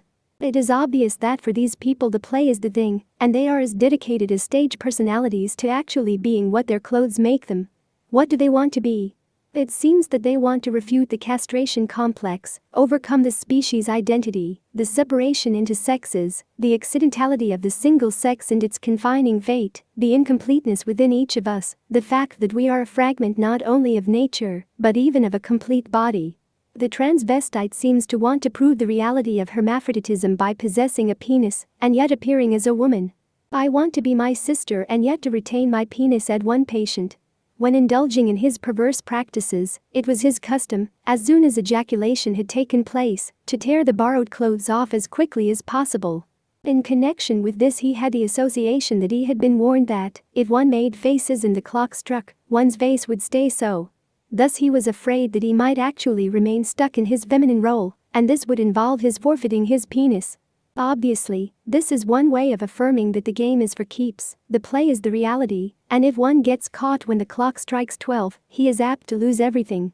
Back reports similarly on his patient. Dressing up and undressing in front of a mirror dominated his practice for a long time. The penis was bandaged and very forcefully tied backward, and the teats pushed back into the inguinal canal. Such episodes were followed by intense castration anxiety. He feared that the shaft was broken, that the penis had become crooked, that the spermal duct was torn, and he would be sterile. The dramatic play control of sex does not absorb the anxiety completely, probably again, because the danger of it heightens the sense of the reality of the games, and because of the inevitable sense of guilt from the fact that the self is now completely overshadowed by the body in both its sexual forms, which can only mean that individuation is completely stunted. There is no doubt about the simple-minded dedication to the magical efficacy of clothing. Finichel's patient, on one occasion when he caught sight of a crippled boy, felt an impulse to change clothes with him. The implication was a denial that the boy really was a cripple. But often these fantasies can be turned to reality. One of Greenacre's patients had many fantasies of changing boys into girls, and vice versa, and went on to become an endocrinologist. From which we can conclude that the transvestite and the fetishist do not live entirely in illusion. They have glimpsed the truth that all men live, that culture can indeed transform natural reality. There is no hard and fast line between cultural and natural creativity. Culture is a symbol system that actually does give power to overcome the castration complex. Man can partly create himself. In fact, from this point of view, we can understand transvestism as the perfect form of casus sui, the direct sexual relationship to oneself, without having to go via the circuitous route of a female partner. As Buckner pointed out in a stimulating essay, the transvestite seems to develop a female personality within himself. This gives him an internal two-person relationship, actually an internal marriage. He is not dependent on anyone for sexual gratification, since he can enact his own counter-role. This is the logical consequence of the hermaphroditic completeness, the becoming of a whole world unto oneself. Nowhere is there a better example of the blurring of the line between fetishist creativity and cultural creativity than in the ancient Chinese practice of binding the feet of females. This practice mutilated the feet, which were then an object of veneration by the men even though deformed. Freud himself remarked on this practice in relation to fetishism and observed that the Chinese man seems to want to thank the woman for having submitted to castration. Again, a profound insight conceptualized and phrased slightly beside the point. We should rather say that this practice represents the perfect triumph of cultural contrivance over the animal foot, exactly what the fetishist achieves with the shoe. The veneration, then, is the same. Gratitude for the transformation of natural reality. The mutilated foot is a testimonial and token sacrifice to the efficacy of culture. The Chinese are then revering themselves, their culture, in the foot, which has now become sacred, precisely because it has left the given and bland reality of the everyday animal world. But somewhere we have to draw the line between creativity and failure, and nowhere is this line more clear than in fetishism. The anal protest of culture can be self-defeating, especially if we like our women to walk, or if we want to relate to them as full human beings. That is precisely what the fetishist cannot do. Secret magic and private dramatization may be a hold on reality, the creation of a personal world, but they also separate the practitioner from reality, just as cultural contrivances do on a more standardized level. Greenacre has understood this very acutely, remarking that the secret is Janus-faced, a subterfuge that weakens the person's relationships to others. The transvestite in his secret internal marriage actually does without the marriage relationship entirely. In all of this we must not forget the general impoverishment of the fetishist and transvestite. The insecure identification with the father, the weak body ego. Perversion has been called a private religion, and that it really is, but it testifies to fear and trembling and not to faith. It is an idiosyncratic, symbolic protest of control and safety by those who can rely on nothing, neither their own powers, nor the shared cultural map for interpersonal action. This is what makes their ingenuity pathetic. As the fetishist, unlike the matter-of-fact cultural performer, is not secure in his repressions and body ego, he is still overwhelmed by the sexual act, the demand that he do something responsible to someone else with his entire body. Ram says of her patient, while he had a very sensitive need for his wife's sexual compliance, all desire left him whenever his wife indicated any sexual drive. We can look at this as the refusal of the impersonal, instrumental species role, but it is a refusal based in insecurity when one is called upon to perform. Remember we said, with rank, that a major characteristic of neurosis was seeing the world as it is, in all its superordinacy, power, overwhelmingness. The fetishist must feel the truth of his helplessness vis-a-vis the ponderous object and the task he has to perform. He is not securely enough programmed merely by solid repressions and body ego to be able to falsify his real situation, and hence act his animal role with indifference. The object must be overwhelming in its massiveness of hair, pendulous breasts, buttocks, and stomach. What attitude to take toward all this thingness when one feels so empty in himself? One of the reasons that the fetish object is itself so splendid and fascinating to the fetishist must be that he transfers to it the awesomeness of the other human presence. The fetish is then the manageable miracle, while the partner is not. The result is that the fetish becomes supercharged with a halo-like effect. Ram's patient saw things in their pristineness and never got over the effect. The patient's earliest recollection was of his mother washing her hair. When drying her hair in the sun, she would throw it over her face. He was both fascinated and horrified at not being able to see her face, and relieved when it was again visible. Her hair combings held a great fascination for him. On one level we might understand this as expressing the anxiety of the child that the most personal and human part of the object, the face, can be eclipsed by the animal hair. But the whole feeling of the scene is one of awesomeness at the miracle of the created object. Most of us manage to get over the hypnotic quality of natural objects, and we do it, I think, in two related ways. One is by achieving a sense of our own power, and so establishing a kind of balance between ourselves and the world.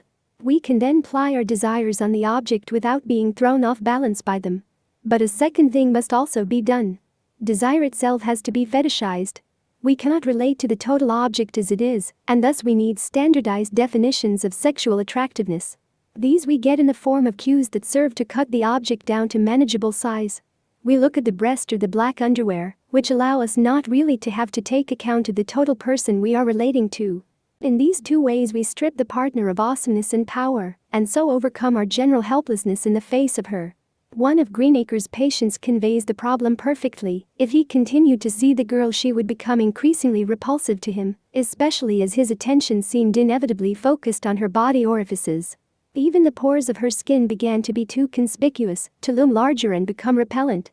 Gradually he found too that he could be more successful if he approached a girl from the rear, and did not have to be visually or tactually too aware of the difference between them. I think here, too, of Rousseau's famous account of his repulsion from the breathtaking Venetian whore, when he noticed a slight imperfection on her breast. When the overwhelming object cannot be shrunken as a straightforward vehicle of desire, it could become repulsive because its animal qualities become disengaged from it and begin to loom larger and larger. This, I think, might explain the paradox that the fetishist is overwhelmed by the awesomeness of the object, the superordinacy of it, and yet finds it repulsive in its animality. The foot only becomes a problem in itself as a paradigm of ugliness when we cannot fuse it into the body under the secure rush of our own desire and will. Otherwise it is a neutral part of an attractive woman. The fetishist's difficulty, then, is like the child's exactly. The inability to master pragmatic action situations with the requisite equanimity. I think this helps explain, too, why the typical phallic narcissist, the Don Juan character, often takes any object ugly or beautiful that comes along with the same unconcern. He does not really take account of it in its total personal qualities. All perversions, then, can truly be seen as private religions, as attempts to heroically transcend the human condition and to achieve some kind of satisfaction in that condition. That is why perverts are forever saying how superior and life-enhancing their particular approach is, how they cannot understand why anyone would not prefer it. It is the same sentiment that animates all true believers, the trumpeting of who is the true hero and what is the only genuine path to eternal glory. At this point, perversions and so-called normality meet. There is no way to experience all of life. Each person must close off large portions of it, must partialize, as Rank put it, in order to avoid being overwhelmed. There is no way to surely avoid and transcend death, for all organisms perish. The biggest, warmest, most secure, courageous spirits can still only bite off pieces of the world. The smallest, meanest, most frightened ones merely bite off the smallest possible pieces. I recall the episode of the illustrious Immanuel Kant, when a glass was broken at one of his gatherings, how carefully he weighed the alternatives for a perfect place in the garden, where the fragments could safely be buried, so that no one would be injured by them accidentally. Even our greatest spirits must indulge in the fetishist's magical ritual drama to banish accident because of animal vulnerability. The naturalness of sadomasochism. Although there is nothing new to say on this problem, with all the vast writings that have covered it, I want to again stress the naturalness of these perversions. Sadism and masochism seem like frighteningly technical ideas, secrets about the inner recesses of man only fully revealed to practicing psychoanalysts. Even more than that, they seem like rare and grotesque aberrations of normal human conduct. Both these suppositions are false. Masochism comes naturally to man, as we have seen again and again in these pages. Man is naturally humble, naturally grateful, naturally guilty, naturally transcended, naturally a sufferer. He is small, pitiful, weak, a passive taker who tucks himself naturally in a beyond of superior, awesome, all-embracing power. Sadism likewise is the natural activity of the creature, the drive toward experience, mastery, pleasure, the need to take from the world what it needs in order to increase itself and thrive. What is more, a human creature who has to forget himself, resolve his own painful inner contradictions. The hyphenated word sadomasochism expresses a natural complementarity of polar opposites. No weakness without intensive focus of power, and no use of power without falling back on a secure merger with a larger source of power. Sadomasochism, then, reflects the general human condition, the daily lives of most people. It reflects man living by the nature of the world and his own nature as it has been given to him. Actually, then, it reflects normal mental health. Do we wonder, for example, that rape is on the increase in today's confused world? People feel more and more powerless. How can they express their energies, get things more in balance between overwhelming input and feeble output? Rape gives a feeling of personal power in the ability to cause pain, to totally manipulate and dominate another creature. The autocratic ruler, as Canetti so well observes, gets the ultimate in the experience of domination and control by turning all persons into animals and treating them as chattels. The rapist gets the same kind of satisfaction in what seems a perfectly natural way. There are very few situations in life in which people can get a sense of the perfect appropriateness of their energies. The quickened vitality that comes when we prove that our animal bodies have the requisite power to secure their dominion in this world, or at least a living segment of it. Have we always been puzzled by how willingly the masochist experiences pain? Well, for one thing, pain calls the body to the forefront of experience. It puts the person back into the center of things forcefully as a feeling animal. It is thus a natural complement to sadism. Both are techniques for experiencing forceful self-feeling, now in outer directed action, now in passive suffering. Both give intensity in the place of vagueness and emptiness. Furthermore, to experience pain is to use it with the possibility of controlling it and triumphing over it. As Irving Bieber argued in his important paper, the masochist doesn't want pain. He wants to be able to identify its source, localize it, and so control it. Masochism is thus a way of taking the anxiety of life and death and the overwhelming terror of existence and congealing them into a small dosage. One then experiences pain from the terrifying power and yet lives through it without experiencing the ultimate threat of annihilation and death. As Zilberg so penetratingly observed, the sadomasochistic combination is the perfect formula for transmuting the fear of death. Rank called masochism the small sacrifice, the lighter punishment, the placation that allows one to avoid the arch-evil of death. When applied to sexuality, masochism is thus a way of taking suffering and pain, which in the last analysis are symbols of death, and transmuting them into desired sources of pleasure. As Henry Hard also observed so well, this is a way of taking self-administered homeopathic doses. The ego controls total pain, total defeat, and total humiliation by experiencing them in small doses as a sort of vaccination. From still another point of view, then, we see the fascinating ingenuity of the perversions. The turning of pain, the symbol of death, into ecstasy and the experience of more life. But again, the limits of the ingenuity of perversion are obvious. If you fix the terror of life and death magically on one person as the source of pain, you control that terror, but you also overinflate that person. This is a private religion that makes believe too much, and so humiliates the masochist by placing him in the power of another person. No wonder sadomasochism is ultimately belittling, a hothouse drama of control and transcendence played by pint-sized characters. All heroism is relative to some kind of beyond, the question is, which kind? This question reminds us of something we discussed earlier. The problem of too limited beyonds. From this point of view, perversions are merely a demonstration of the severe limitation of the beyonds one chooses for his drama of heroic apotheosis. The sadomasochist is someone who plays out his drama of heroism vis-a-vis one person only. He is exercising his two ontological motive zeros and agape on the love object alone.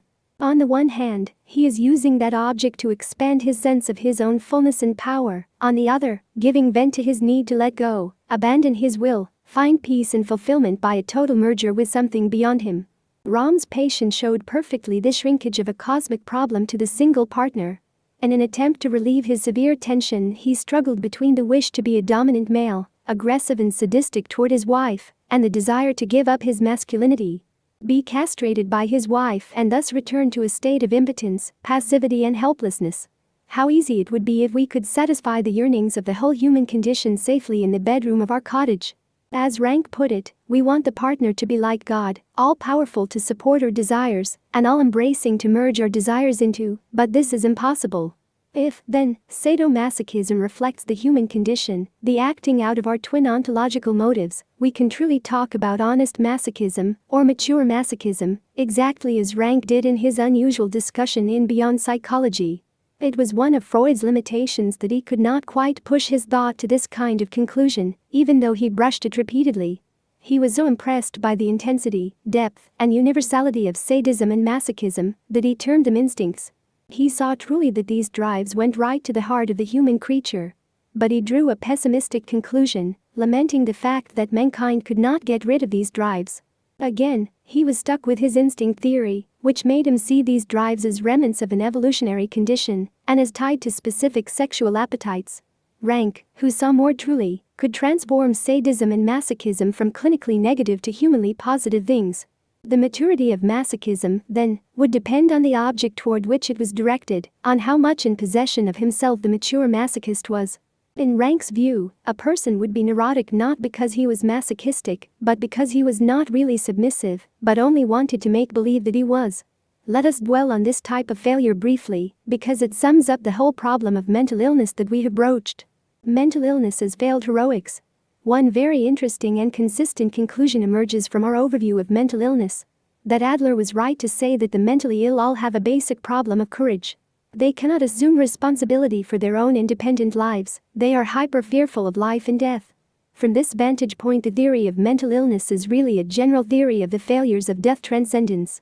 The avoidance of life and the terror of death become enmeshed in the personality to such an extent that it is crippled, unable to exercise the normal cultural heroism of other members of the society. The result is that the person cannot permit himself the routine heroic self-expansion, nor the easy yielding to the superordinate cultural worldview that other members can. This is why he becomes a burden on others in some way. Mental illness, then, is also a way of talking about those people who burden others with their hyper-fears of life and death, their own failed heroics. As we have seen, the depressed person is one who has embedded himself so comfortably in the powers and protection of others that he has forfeited his own life. As Adler taught us long ago, the people around the depressed person have to pay for it. Guilt, self-torture, and accusations are also ways of coercing others. What is more coercive than the magical transference of the schizophrenic, which reflects so excellently the failure of courage? Or paranoia, where the person is so weak and so alone that he creates imaginary objects of hatred in order to have any relationship at all. We have to consent to be hated in order that the paranoid can feel some small measure of vitality. This is the ultimate of laying one's trip on someone else. It is truly a trip through life and towards death that weak and frightened people lay especially hard upon others. The point is that we are coerced by the magical transference and the paranoia, and they may not be our problems. In the specific perversions we see this coercion in an almost pure culture, where it becomes negation of ourselves as whole persons.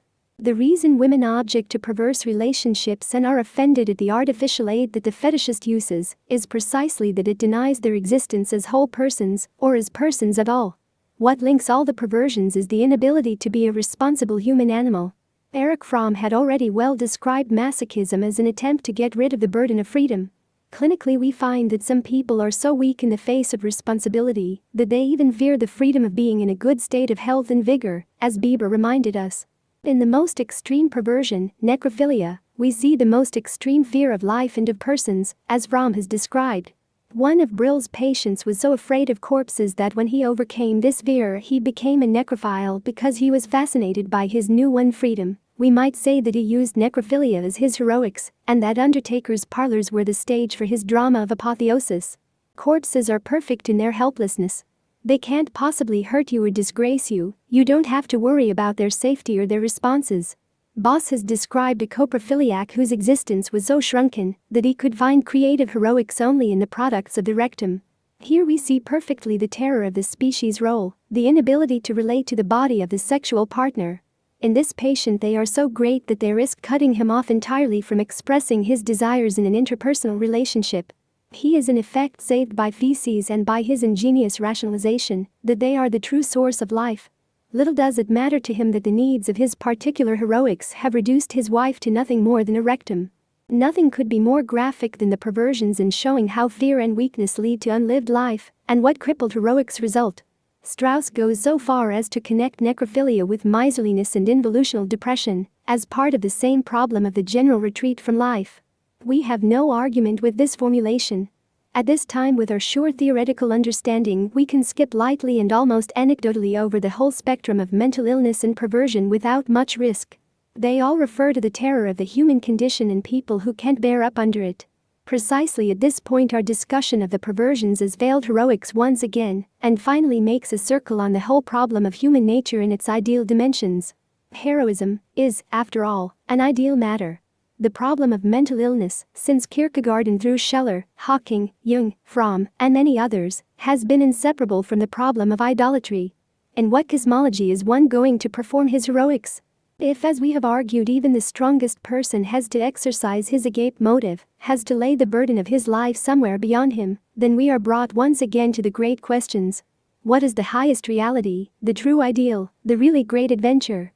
What kind of heroism is called for, in what kind of drama, submission to what kind of God? The religious geniuses of history have argued that to be really submissive means to be submissive to the highest power, the true infinity and absolute, and not to any human substitutes, lovers, leaders, nation-states. From this point of view, the problem of mental illness is one of not knowing what kind of heroics one is practicing or not being able, once one does know, to broaden one's heroics from their crippling narrowness. Paradoxical as it may sound, mental illness is thus a matter of weakness and stupidity. It reflects ignorance about how one is going about satisfying his twin ontological motives. The desire to affirm oneself and to yield oneself are, after all, very neutral. We can choose any path for them, any object, any level of heroics. The suffering and the evil that stems from these motives are not a consequence of the nature of the motives themselves, but of our stupidity about satisfying them. This is the deeper meaning of one of Ranke's insights, which otherwise would seem flippant. In a letter of 1937 he wrote, "Suddenly while I was resting in bed it occurred to me what really was, or is, beyond psychology. You know what? Stupidity. All that complicated and elaborate explanation of human behavior is nothing but an attempt to give a meaning to one of the most powerful motives of behavior, namely stupidity. I began to think that it is even more powerful than badness, meanness, because many actions or reactions that appear mean are simply stupid, and even calling them bad is a justification. Finally, then, we can see how truly inseparable are the domains of psychiatry and religion, as they both deal with human nature and the ultimate meaning of life. To leave behind stupidity is to become aware of life as a problem of heroics, which inevitably becomes a reflection about what life ought to be in its ideal dimensions. From this point of view, we can see that the perversions of private religions are not false in comparison to true religions. They are simply less expansive, less humanly noble and responsible. All living organisms are condemned to perversity, to the narrowness of being mere fragments of a larger totality that overwhelms them, which they cannot understand or truly cope with, yet must still live and struggle in. We still must ask, then, in the spirit of the wise old Epictetus, what kind of perversity is fitting for man? Part 3. Retrospect and conclusion. The dilemmas of heroism. Chapter 11. Psychology and religion. What is the heroic individual? If there is any science man really needs, it is the one I teach, of how to occupy properly that place in creation that is assigned to man, and how to learn from it what one must be in order to be a man. Immanuel Kant. When we are young, we are often puzzled by the fact that each person we admire seems to have a different version of what life ought to be, what a good man is, how to live, and so on. If we are especially sensitive, it seems more than puzzling, it is disheartening. What most people usually do is to follow one person's ideas and then another's, depending on who looms largest on one's horizon at the time. The one with the deepest voice, the strongest appearance, the most authority and success, is usually the one who gets our momentary allegiance, and we try to pattern our ideals after him. But as life goes on, we get a perspective on this, and all these different versions of truth become a little pathetic. Each person thinks that he has the formula for triumphing over life's limitations, and knows with authority what it means to be a man, and he usually tries to win a following for his particular patent. Today we know that people try so hard to win converts for their point of view, because it is more than merely an outlook on life. It is an immortality formula. Not everyone, of course, has the authority of Kant speaking the words we have used in our epigraph to this chapter, but in matters of immortality, everyone has the same self-righteous conviction. The thing seems perverse because each diametrically opposed view is put forth with the same maddening certainty, and authorities who are equally unimpeachable hold opposite views. Take, for example, Freud's and thoughts on human nature, and his idea of where he stood on the pyramid of struggling mankind. I have found little that is good about human beings on the whole. In my experience, most of them are trash, no matter whether they publicly subscribe to this or that ethical doctrine or none at all. If we are to talk of ethics, I subscribe to a high ideal from which most of the human beings I have come across depart most lamentably. When perhaps the greatest psychologist who ever lived lets drop the stock phrase in my experience, it has the authority of a papal bull during medieval times. Of course, he also implies that if most people are trash, some aren't, and we can surmise who is one of the few exceptions. We are reminded of those once popular books on eugenics that always carried a handsome frontispiece photograph of the author, beaming his vitality and personality as the ideal type for the book's argument. As we would expect, Freud's self-evaluation would hardly be agreed upon by everyone. Almost each of his major dissenting disciples could find something to look down upon him for, with a certain condescending pity. Wilhelm Reich once remarked that Freud was caught in a psychoanalytic movement, trapped by his disciples and his own creation, that his very cancer was the result of being shut in upon himself, unable to speak as a free agent. There's our problem again, you see. Reich's judgment would have carried more authority if it had come from a god instead of from a man who was even more caught up in his own movement, and who was more decisively and ignominiously undone by it. Jung, too, thought Freud had great limitations, but he saw these limitations as a necessary part of Freud's daemon, of his genius and peculiar message. But maybe this understanding was actually a reflection of Jung's own demonic drivenness into alchemy, of the almost shamanistic quality of his inner life. No less a student of man than Erich Fromm has written the bitterest lines on Jung, denouncing him as an enemy of science. Pity the layman scurrying under the feet of all these giants, dropping their weighty pronunciamentos on one another. I haven't even mentioned Ranke's powerful views on Freud's limitations. In Ranke's system of thought, the most generous judgment that might probably be made about Freud's limitations was that he shared the human weakness of the neurotic. He lacked the capacity for illusion, for a creative myth about the possibilities of creation. He saw things too realistically without their aura of miracle and infinite possibility. The only illusion he allowed himself was that of his own science, and such a source is bound to be a shaky support because it comes from one's own energies and not from a powerful beyond. This is the problem of the artist generally. That he creates his own new meanings and must, in turn, be sustained by them. The dialogue is too inverted to be secure. And hence Freud's lifelong ambivalence about the value of posterity and fame, the security of the whole panorama of evolution. We touched on all these questions in our comparison of Freud and Kierkegaard, and now we are back to it. One can only talk about an ideal human character from a perspective of absolute transcendence. Kierkegaard would say that Freud still had pride, that he lacked the creature consciousness of the truly analyzed man, that he had not fully served his apprenticeship in the school of anxiety. In Kierkegaard's understanding of man, the casus sui project is the Oedipus complex, and in order to be a man, one has to abandon it completely. From this point of view, Freud still had not analyzed away his Oedipus complex, no matter how much he and the early psychoanalysts prided themselves that they had. He could not yield emotionally to superordinate power or conceptually to the transcendental dimension. He lived still wholly in the dimension of the visible world and was limited by what was possible in that dimension only, therefore, all his meanings had to come from that dimension. Kierkegaard had his own formula for what it means to be a man. He put it forth in those superb pages wherein he describes what he calls the Knight of Faith. This figure is the man who lives in faith, who has given over the meaning of life to his Creator, and who lives centered on the energies of his Maker. He accepts whatever happens in this visible dimension without complaint, lives his life as a duty, faces his death without a qualm. No pettiness is so petty that it threatens his meanings, no task is too frightening to be beyond his courage. He is fully in the world on its terms and wholly beyond the world in his trust in the invisible dimension. It is very much the old pietistic ideal that was lived by Kant's parents. The great strength of such an ideal is that it allows one to be open, generous, courageous, to touch others' lives and enrich them and open them in turn. As the Knight of Faith has no fear of life and death trip to lay onto others, he does not cause them to shrink back upon themselves, he does not coerce or manipulate them. The Knight of Faith, then, represents what we might call an ideal of mental health, the continuing openness of life out of the death throes of dread. Put in these abstract terms, the ideal of the Knight of Faith is surely one of the most beautiful and challenging ideals ever put forth by man.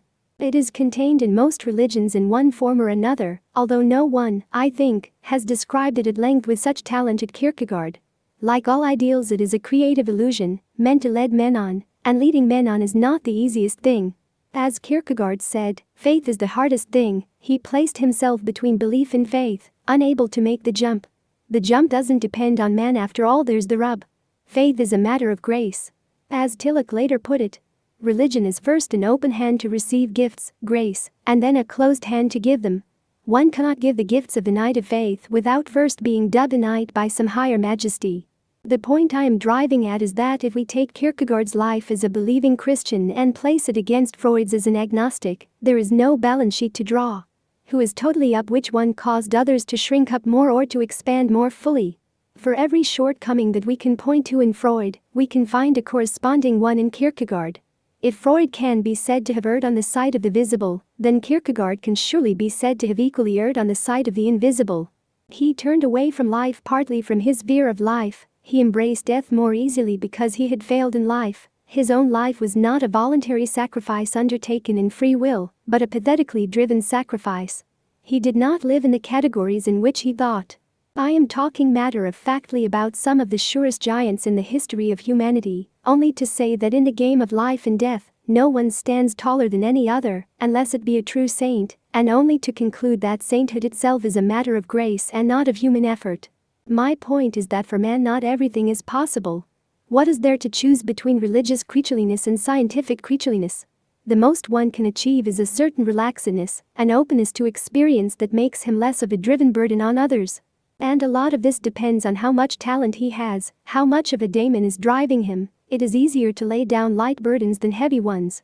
How does a man create from all his living energies a system of thought, as Freud did, a system directed wholly to the problems of this world, and then just give it up to the invisible one? How, in other words, can one be a saint and still organize scientific movements of world historical importance? How does one lean on God and give over everything to Him, and still stand on his own feet as a passionate human being? These are not rhetorical questions, they are real ones that go right to the heart of the problem of how to be a man, a problem that no one can satisfactorily advise anyone else on, as the wise William James knew. The whole thing is loaded with ambiguity impossible to resolve. As James said, each person sums up a whole range of very personal experiences, so that his life is a very unique problem needing very individual kinds of solutions. Kierkegaard had said that same thing when he answered those who objected to his lifestyle.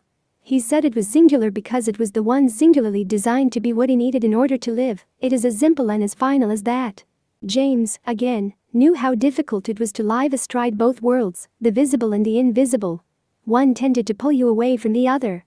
One of his favorite precepts, which he often repeated, was, "Son of man, stand upon your own feet so that I may speak with you." If men lean too much on God, they don't accomplish what they have to in this world on their own powers. In order to do anything, one must first be a man, apart from everything else. This throws the whole splendid ideal of sainthood into doubt, because there are many ways of being a good man. Was Norman Bethlen any less a saint than Vincent de Paul? That, I suppose, is another way of saying that in this world each organism lives to be consumed by its own energies, and those that are consumed with the most relentlessness, and burn with the brightest flame, seem to serve the purposes of nature best, so far as accomplishing anything on this planet is concerned. It is another way, too, with rank of talking about the priority of the irrational life force that uses organismic forms only to consume them. The impossible heroism. In the light of all this ambiguity, we can take an understanding look at some of the modern prophets on human nature. I have been saying that a man cannot evolve beyond his character, that he is stuck with it. Goethe said that a man cannot get rid of his nature even if he throws it away, to which we can add, even if he tries to throw it to God. Now it is time to see that if a man cannot evolve beyond his character, he surely can't evolve without character. This brings up one of the great debates in contemporary thought. If we talk about the irrational life force living the limitations of organisms, we are not going to take the next step and get carried away into abstractions that are so popular today. Abstractions in which the life force suddenly and miraculously seems to emerge from nature without any limits. I am referring, of course, to the new propheticism of people like Marcuse, Brown, and so many others, on what man may achieve, what it really means to be a man. I promised at the beginning of this book to linger a bit on the details of this problem, and now is the time for it. Take Norman Brown's Life Against Death. Rarely does a work of this brilliance appear. Rarely does a book so full of closely reasoned argument, a very threatening argument, achieve such popularity, but like most other foundation-shaking messages, this one is popular for all the wrong reasons. It is prized not for its shattering revelations on death and anality, but for its wholly non-sequitur conclusions.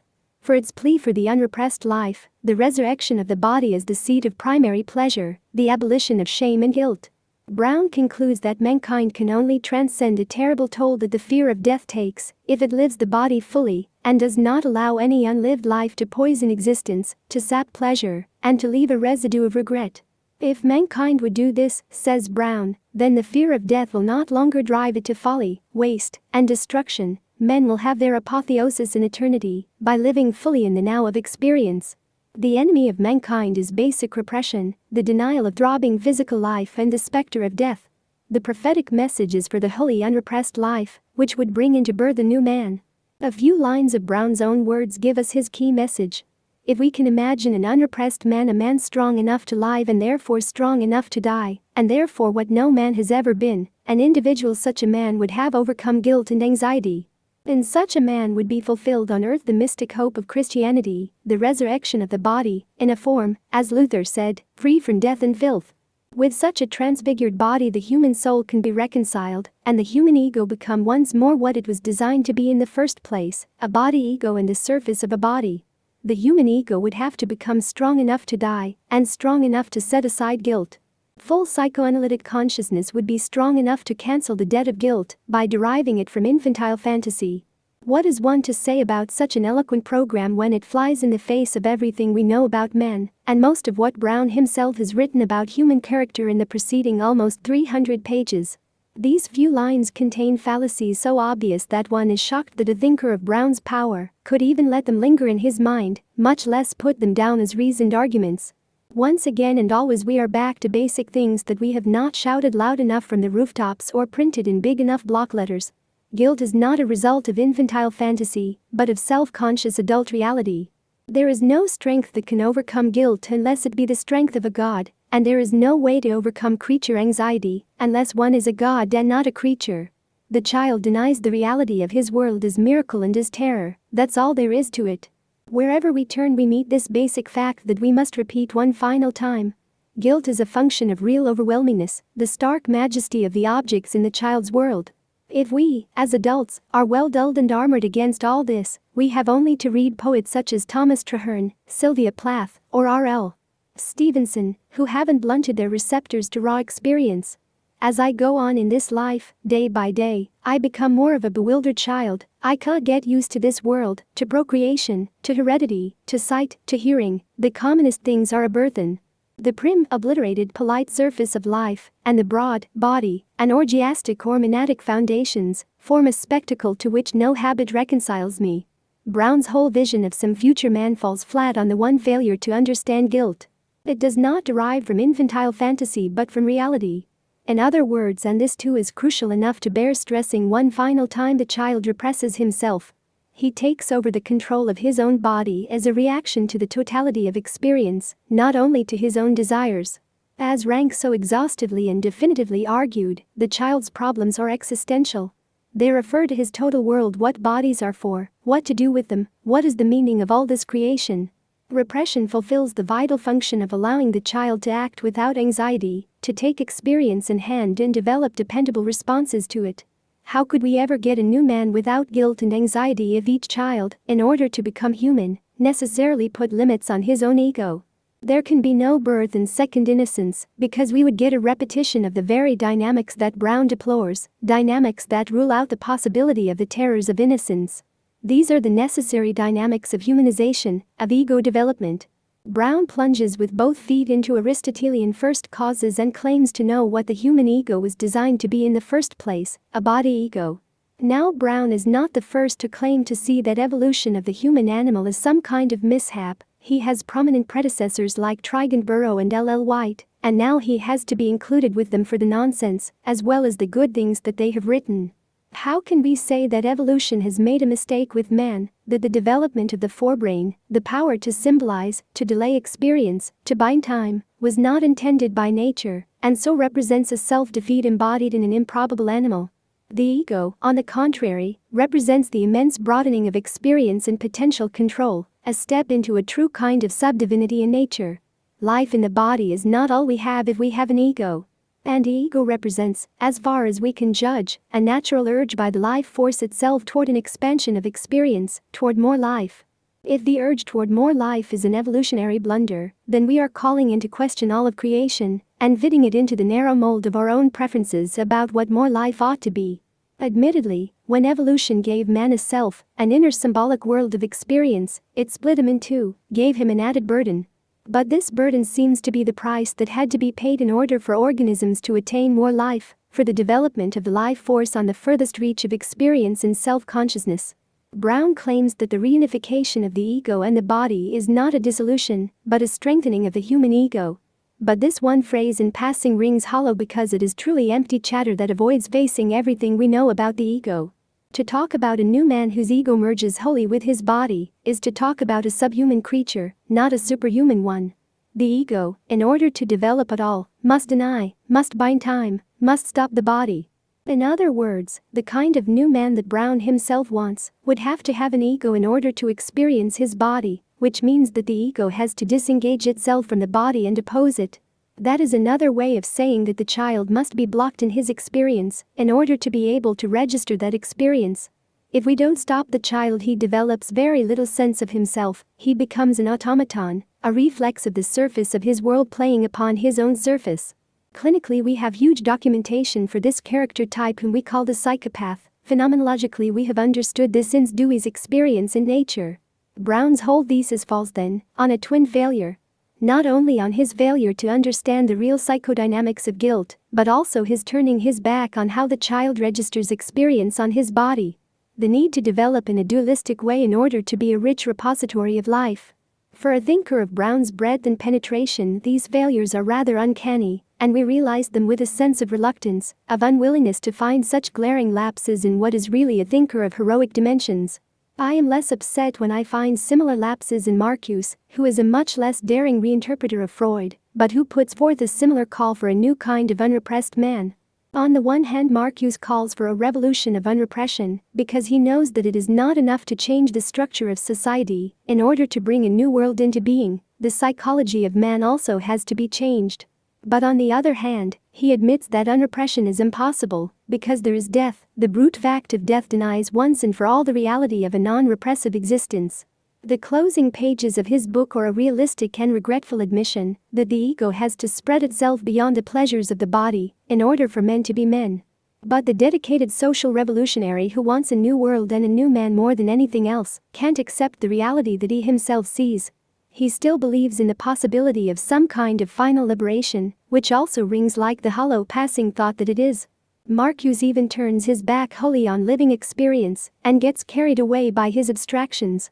Men can die without anxiety if they know that what they love is protected from misery and oblivion by the new utopian society, as if men could ever know that. As if you and I can be sure at any instant that our children will not be obliterated by a senseless accident, or that the whole planet will not be smashed by a gigantic meteor. Why do brilliant thinkers become so flaccid, dissipate so carelessly their own careful arguments? Probably because they see their task as a serious and gigantic one. The critique of an entire way of life, and they see themselves in an equally gigantic prophetic role. To point to a way out once and for all, in the most uncompromising terms. This is why their popularity is so great. They are prophets and simplifiers. Like Brown, Marcuse wants a sure indicator of alienation, a focal point in nature, and finds it in the ideology and fear of death. Being a true revolutionary, he wants to change this in his lifetime, wants to see a new world born. He is so committed to this fulfillment that he cannot allow himself to stop in midstream and follow out the implications of his own reservations on unrepression. His own admissions about the inevitable grip of death. Fear of death is obviously deeper than ideology. To admit this would make his whole thesis ambiguous, and what revolutionary wants that? He would have to put forth a program that is not totally revolutionary, that allows for repression, that questions what men may become, that sees how inevitably men work against their own better interests, how they must shut out life and pleasure.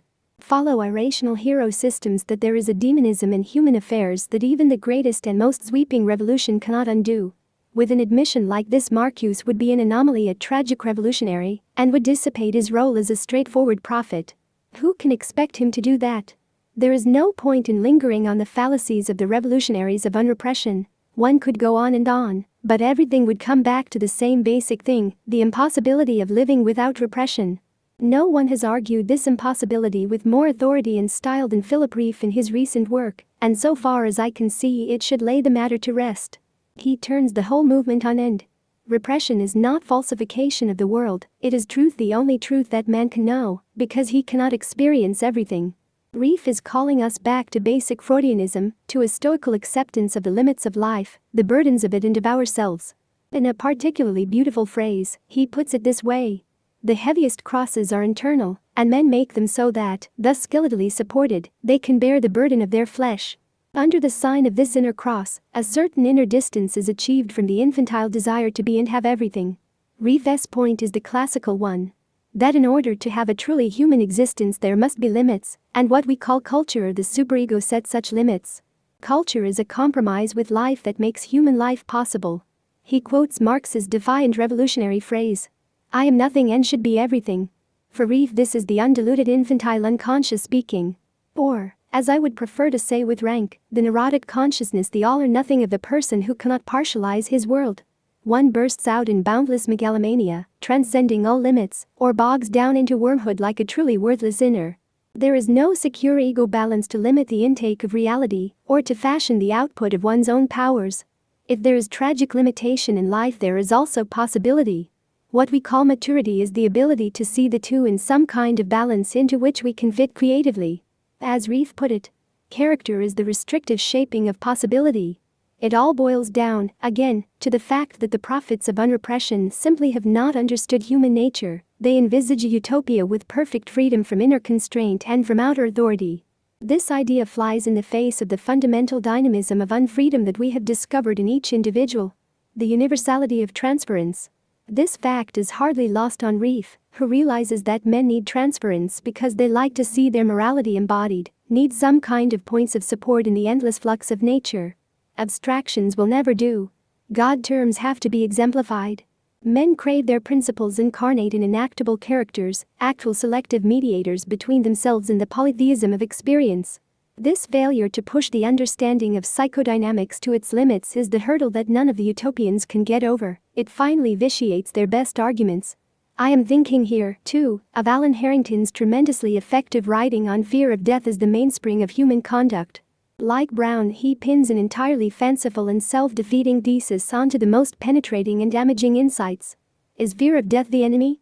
Then the cure is obvious. Abolish death. Is this fanciful? No, he answers, science is working on the problem. Admittedly, we may not be able to abolish death entirely, but we can prolong life to a great extent, who knows how much eventually.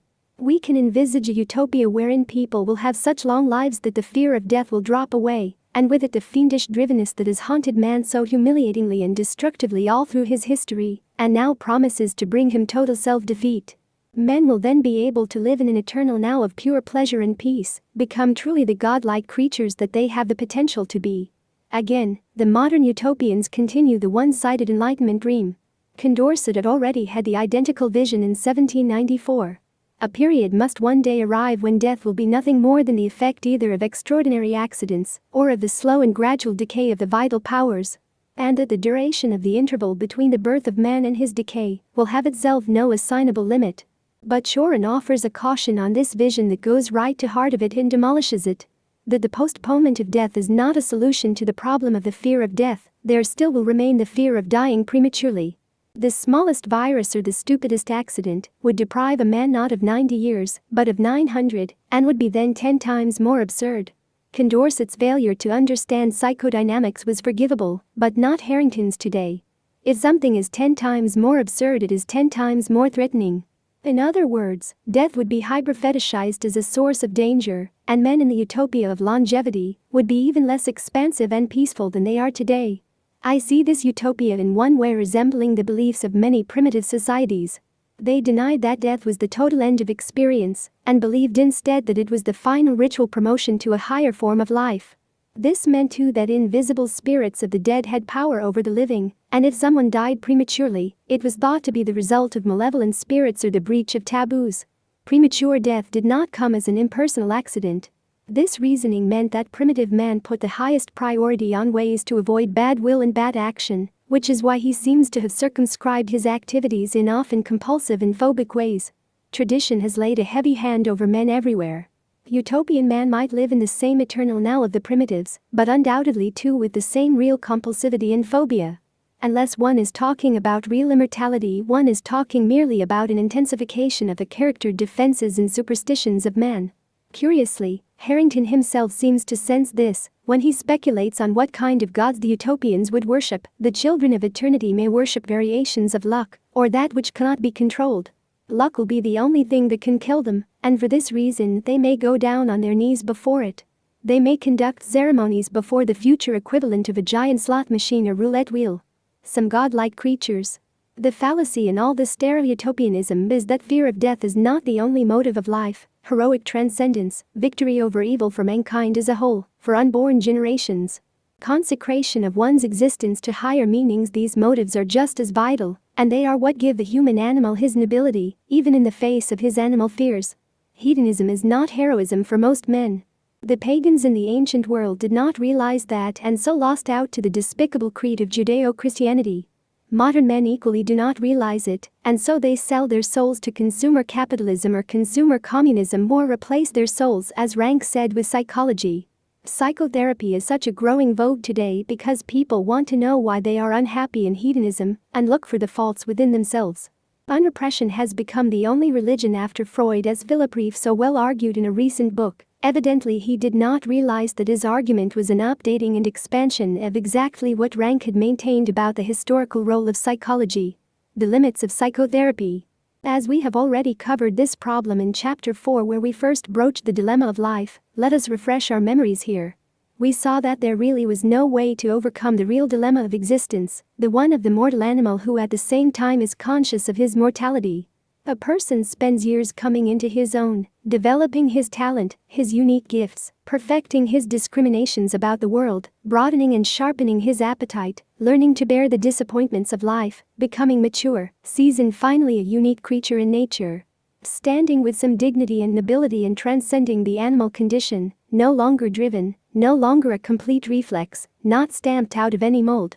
And then the real tragedy, as André Malraux wrote in The Human Condition, that it takes 60 years of incredible suffering and effort to make such an individual, and then he is good only for dying. This painful paradox is not lost on the person himself, least of all himself. He feels agonizingly unique, and yet he knows that this doesn't make any difference as far as ultimates are concerned. He has to go the way of the grasshopper, even though it takes longer. We said that the point was that even with the highest personal development and liberation, the person comes up against the real despair of the human condition.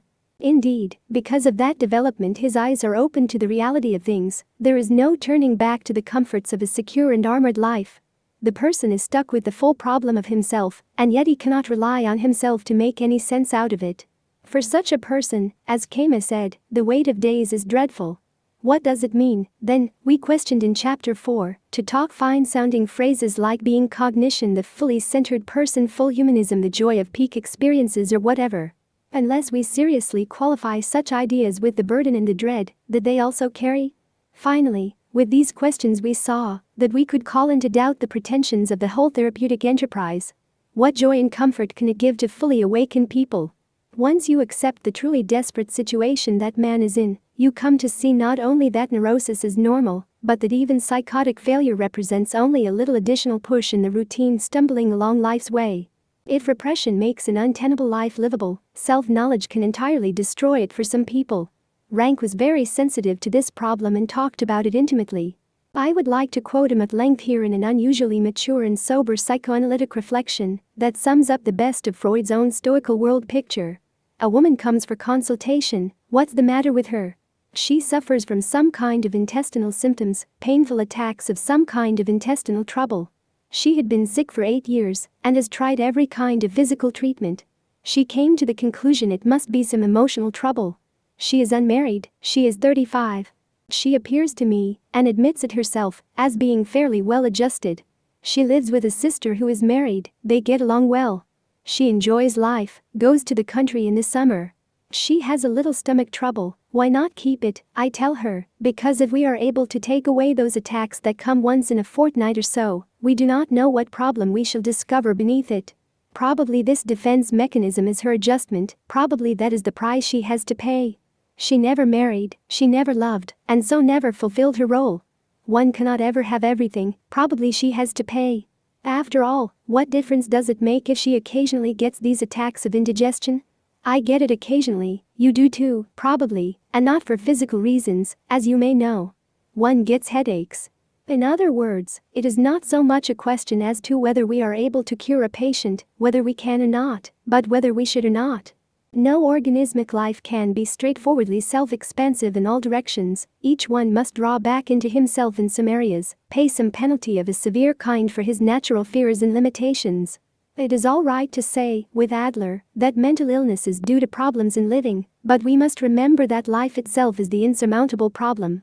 This is not to say that psychotherapy cannot give great gifts to tortured and overwhelmed people, and even added dignity to anyone who values and can use self-knowledge.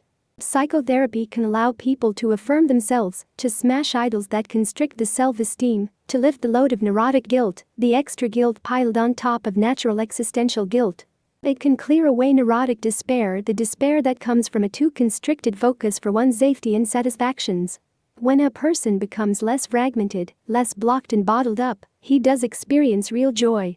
The joy of finding more of himself, of the release from armor and binding reflexes, of throwing off the chains of uncritical and self-defeating dependency, of controlling his own energies, of discovering aspects of the world, intense experience in the present moment that is now freer of prefixed perceptions, new possibilities of choice and action, and so on. Yes, psychotherapy can do all these things, but there are many things it cannot do, and they have not been aired widely enough. Often psychotherapy seems to promise the moon. A more constant joy, delight, celebration of life, perfect love, and perfect freedom. It seems to promise that these things are easy to come by once self-knowledge is achieved, that they are things that should and could characterize one's whole waking awareness. As one patient said, who had just undergone a course in primal scream therapy, "I feel so fantastic and wonderful, but this is only a beginning. Wait till you see me in 5 years, it'll be tremendous." We can only hope that she won't be too unhappy. Not everyone is as honest as Freud was when he said that he cured the miseries of the neurotic, only to open him up to the normal misery of life. Only angels know unrelieved joy or are able to stand it. Yet we see the books by the mind healers with their garish titles, Joy, Awakening and the like. We see them in person in lecture halls or in groups, beaming their peculiar brand of inward confident well-being, so that it communicates its unmistakable message. We can do this for you, too, if you will only let us. I have never seen or heard them communicate the dangers of the total liberation that they claim to offer, say, to put up a small sign next to the one advertising joy, carrying some inscription like danger. Real probability of the awakening of terror and dread, from which there is no turning back. It would be honest and would also relieve them of some of the guilt of the occasional suicide that takes place in therapy. But it would also be most difficult to take the straightforward prescription for paradise on earth and make it ambiguous. One cannot be a functioning prophet with a message that he half takes back, especially if he needs paying customers and devoted admirers. The psychotherapists are caught up in contemporary culture and are forced to be a part of it. Commercial industrialism promised Western man a paradise on earth, described in great detail by the Hollywood myth, that replaced the paradise in heaven of the Christian myth. And now psychology must replace them both with the myth of paradise through self-knowledge. This is the promise of psychology, and for the most part the psychotherapists are obliged to live it and embody it. But it was Rank who saw how false this claim is.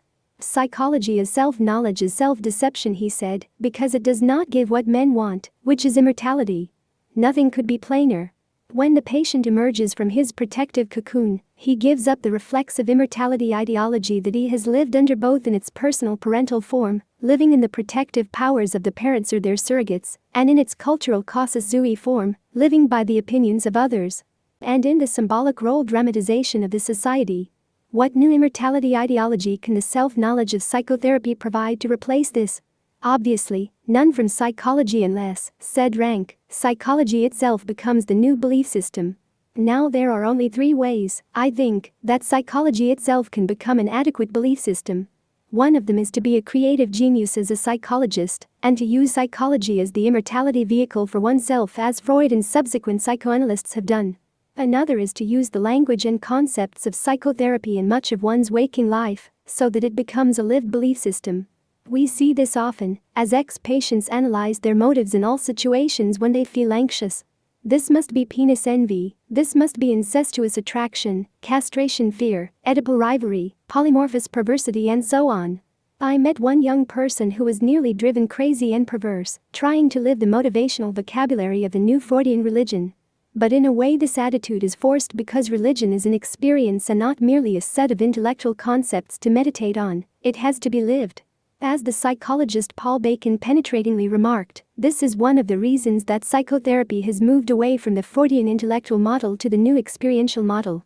If psychology is to be the modern religion, then it has to reflect lived experience, it has to move away from mere talking and intellectual analysis to the actual screaming out of the traumas of birth and childhood, the acting out of dreams and hostility, and so on. What this does is to make the hour of psychotherapy itself a ritual experience, an initiation, a holy excursion into a tabooed and sacred realm. The patient imbibes another dimension of life, one previously unknown to him and unsuspected by him, truly a mystery religion separate from the everyday secular world. He engages in behaviors that are very esoteric and permit the expression of aspects of his personality that he never thought of expressing or even imagined that he had.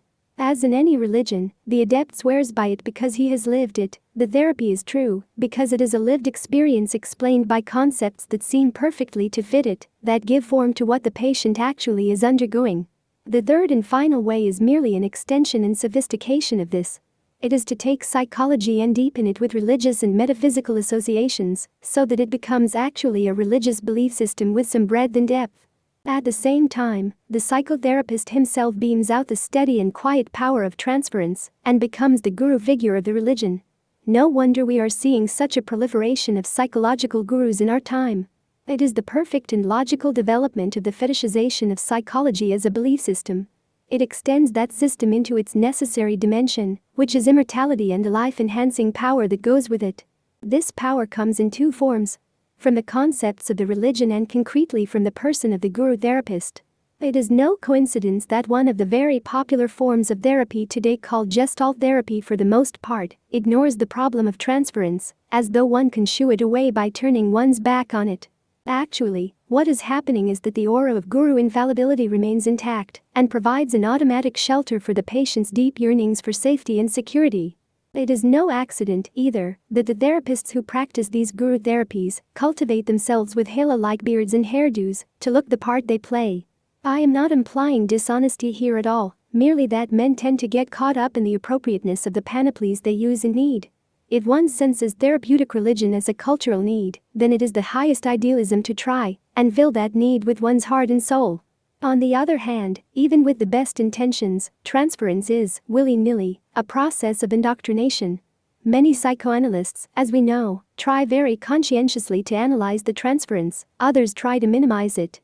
Despite the best efforts, the patient usually becomes in some way a slavish admirer of the man and the techniques of his liberation, however small it is. We already know that one of the reasons that Freud's influence on ideas was so great was that many of the leading thinkers of our time underwent Freudian analysis and so came away with a personal, emotional stake in the Freudian worldview. The thing about transference is that it takes root very subtly, all the while that the person seems to be squarely on his own feet. A person can be indoctrinated into a worldview that he comes to believe without suspecting that he may have embraced it because of his relationship to a therapist or a master. We find this in very subtle form in those therapies that seek to put man back into contact with his own authentic self, meaning the pristine powers that are locked inside him. The person is enjoined to try to tap these powers, this insight of nature, to dig down deeply into the subjectivity of his organism. The theory is that as one progressively peels away the social facade, the character defenses, the unconscious anxieties, he then gets down to his real self, the source of vitality and creativity behind an erotic shield of character. In order to make psychology a complete belief system, all the therapist has to do is to borrow words for the inner depths of the personality from traditional mystical religions. It can be called, variously, the great void, the inner room of Taoism, the realm of essence, the source of things. The it, the creative unconscious, or whatever. The whole thing seems very logical, factual, and true to nature. Man peels away his armor and unfolds his inner self, primal energies from the ground of his being, in which he takes root. The person is, after all, not his own creator. He is sustained at all times by the workings of his physiochemistry and, beneath that, of his atomic and subatomic structure. These structures contain within themselves the immense powers of nature, and so it seems logical to say that we are being constantly created and sustained out of the invisible void. How can one be betrayed by therapy if he is being brought back to primary realities? It is obvious from techniques like Zen that the initiation into the world of the it takes place by a process of breakdown and reintegration. This process is much like Western therapy, wherein the mask of society is peeled away and the drivenness is relaxed. In Zen, however, it is the primal powers that now are supposed to take over, to act through the person as he opens himself up for them. He becomes their tool and their vehicle.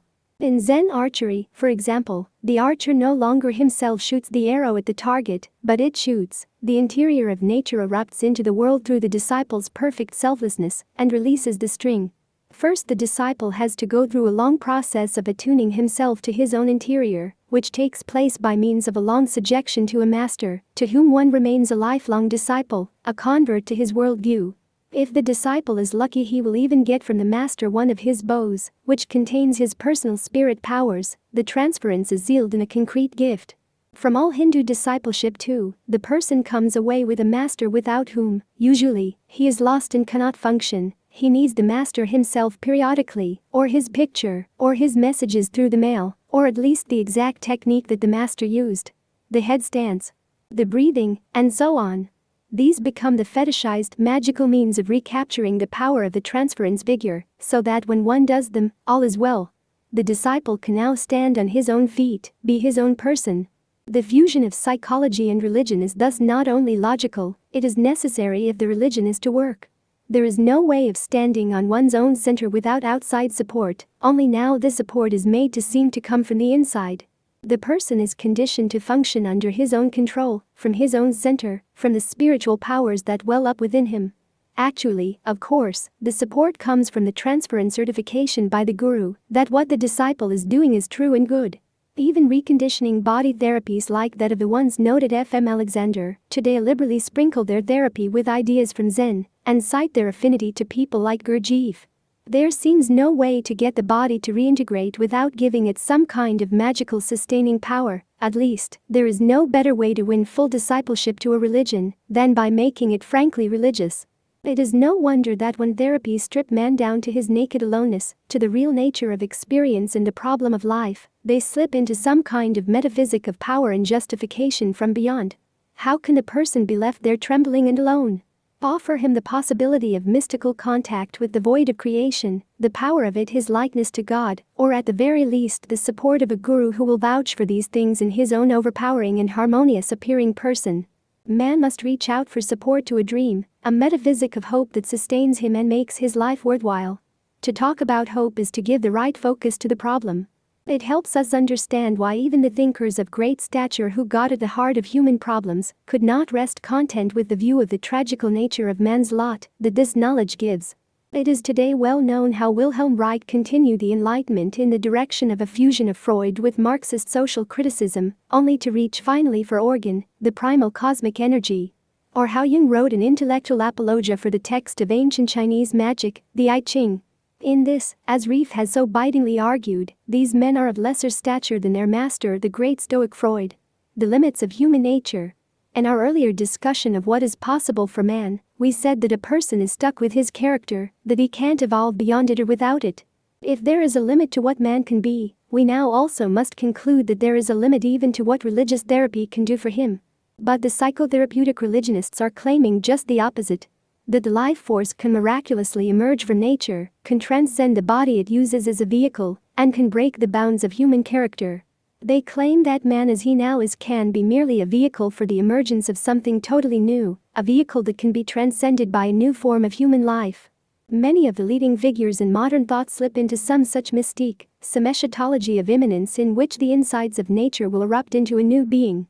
Jung wrote such an argument in his answer to Job. The answer to the laments of Job was that man's condition would not always be the same, because a new man would break out of the womb of creation. Erich Fromm once lamented that it is a wonder that more people are not insane, since life is such a terrible burden, and then he went on to write a book with the title, You Shall Be as Gods. Gods verging on insanity, one must assume. Fortunately, there is no need for us to take up the metaphysical aspects of this problem. It is now the center of a passionate and at the same time coolly intellectual review by some of our best critical minds.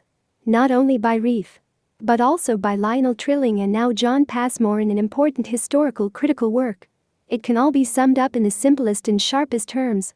How can an ego-controlled animal change his structure? How can a self-conscious creature change the dilemma of his existence? There is simply no way to transcend the limits of the human condition, or to change the psychological structural conditions that make humanity possible. What can it mean for something new to emerge from such an animal and to triumph over his nature? Even though men have repeated such a notion since the most ancient times and in the most subtle and weightiest ways, even though whole movements of social action as well as thought have been inspired by such ideas, still they are mere fancy, as Passmore has so well reminded us. I myself have been fond of using ideas like the developing spirit of man and the promise of new birth, but I don't think I ever meant them to conjure up a new creature. Rather, I was thinking more of new birth, bringing new adaptations, new creative solutions to our problems. A new openness in dealing with stale perceptions about reality, new forms of art, music, literature, architecture that would be a continual transformation of reality, but behind it all would be the same type of evolutionary creature, making his own peculiar responses to a world that continued to transcend him. If psychotherapists and scientists lapse into metaphysics so easily, we should not blame theologians for doing the same. But ironically, theologians today are often the most sober about immanence and its possibilities. Consider Paul Tillich. He too had his metaphysic of new being, the belief in the emergence of a new type of person who would be more in harmony with nature, less driven, more perceptive, more in touch with his own creative energies. and who might go on to form genuine communities to replace the collectivities of our time, communities of truer persons in place of the objective creatures created by our materialistic culture. But Tillich had fewer illusions about this new being than most of the psychotherapeutic religionists. He saw that the idea was actually a myth, an ideal that might be worked toward and so partly realized. It was not a fixed truth about the insides of nature. This point is crucial. As he so honestly put it, the only argument for the truth of this gospel of new being is that the message makes itself true. Or, as we would say in the science of man, it is an ideal typical enjoinder. I think the whole question of what is possible for the inner life of man was nicely summed up by Suzanne Langer in the phrase the myth of the inner life. She used this term in reference to the experience of music, but it seems to apply to the whole metaphysic of the unconscious, of the emergence of new energies from the heart of nature. But let us quickly add that this use of the term myth is not meant to be disparaging or to reflect simple illusion. As Langer explained, some myths are vegetative, they generate real conceptual power, real apprehension of a dim truth, some kind of global adumbration of what we miss by sharp analytic reason. Most of all, as William James and Tillich have argued, beliefs about reality affect people's real actions. They help introduce the new into the world. Especially is this true for beliefs about man, about human nature, and about what man may yet become. If something influences our efforts to change the world, then to some extent it must change that world. This helps explain one of the things that perplex us about psychoanalytic prophets like Erich Fromm. We wonder how they can so easily forget about the dilemmas of the human condition that tragically limit man's efforts. The answer is, on one level, that they have to leave tragedy behind as part of a program to awaken some kind of hopeful creative effort by men. Fromm has nicely argued the Deweyan thesis that, as reality is partly the result of human effort, the person who prides himself on being a hard-headed realist and refrains from hopeful action is really abdicating the human task. This accent on human effort, vision, and hope in order to help shape reality seems to me largely to exonerate Fromm from the charges that he really is a rabbi at heart who is impelled to redeem man and cannot let the world be. If the alternative is fatalistic acceptance of the present human condition, then each of us is a rabbi or had better be. But once we say this, once we make a pragmatic argument for creative myth, it does not let us off the hook so easily about the nature of the real world. It only makes us more uncomfortable with the therapeutic religionists. If you are going to have a myth of new being, then, like Tillich, you have to use this myth as a call to the highest and most difficult effort, and not to simple joy. A creative myth is not simply a relapse into comfortable illusion, it has to be as bold as possible in order to be truly generative. What singles out Tillich's cogitations about the new being is that there is no nonsense here. Tillich means that man has to have the courage to be himself, to stand on his own feet, to face up to the eternal contradictions of the real world. The bold goal of this kind of courage is to absorb into one's own being the maximum amount of non-being. As a being, as an extension of all of being, man has an organismic compulsion to take into his own organization the maximum amount of the problematic of life. His daily life, then, becomes truly a duty of cosmic proportions, and his courage to face the anxiety of meaninglessness becomes a true cosmic heroism. No longer does one do as God wills, set over against some imaginary figure in heaven.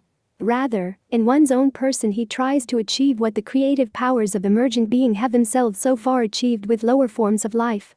The overcoming of that which would negate life.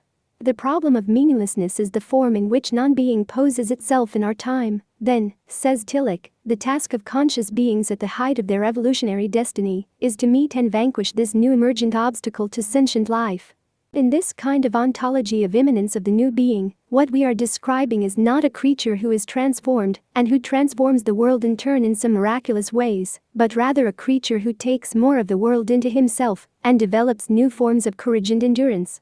It is not very different from the Athenian ideal as expressed in Oedipus, or from what it meant to Kant to be a man. At least, this is the ideal for a new kind of man. It shows why Tillich's myth of being truly centered on one's own energies is a radical one. It points to all the evasions of centeredness in man. Always being part of something or someone else, sheltering oneself in alien powers.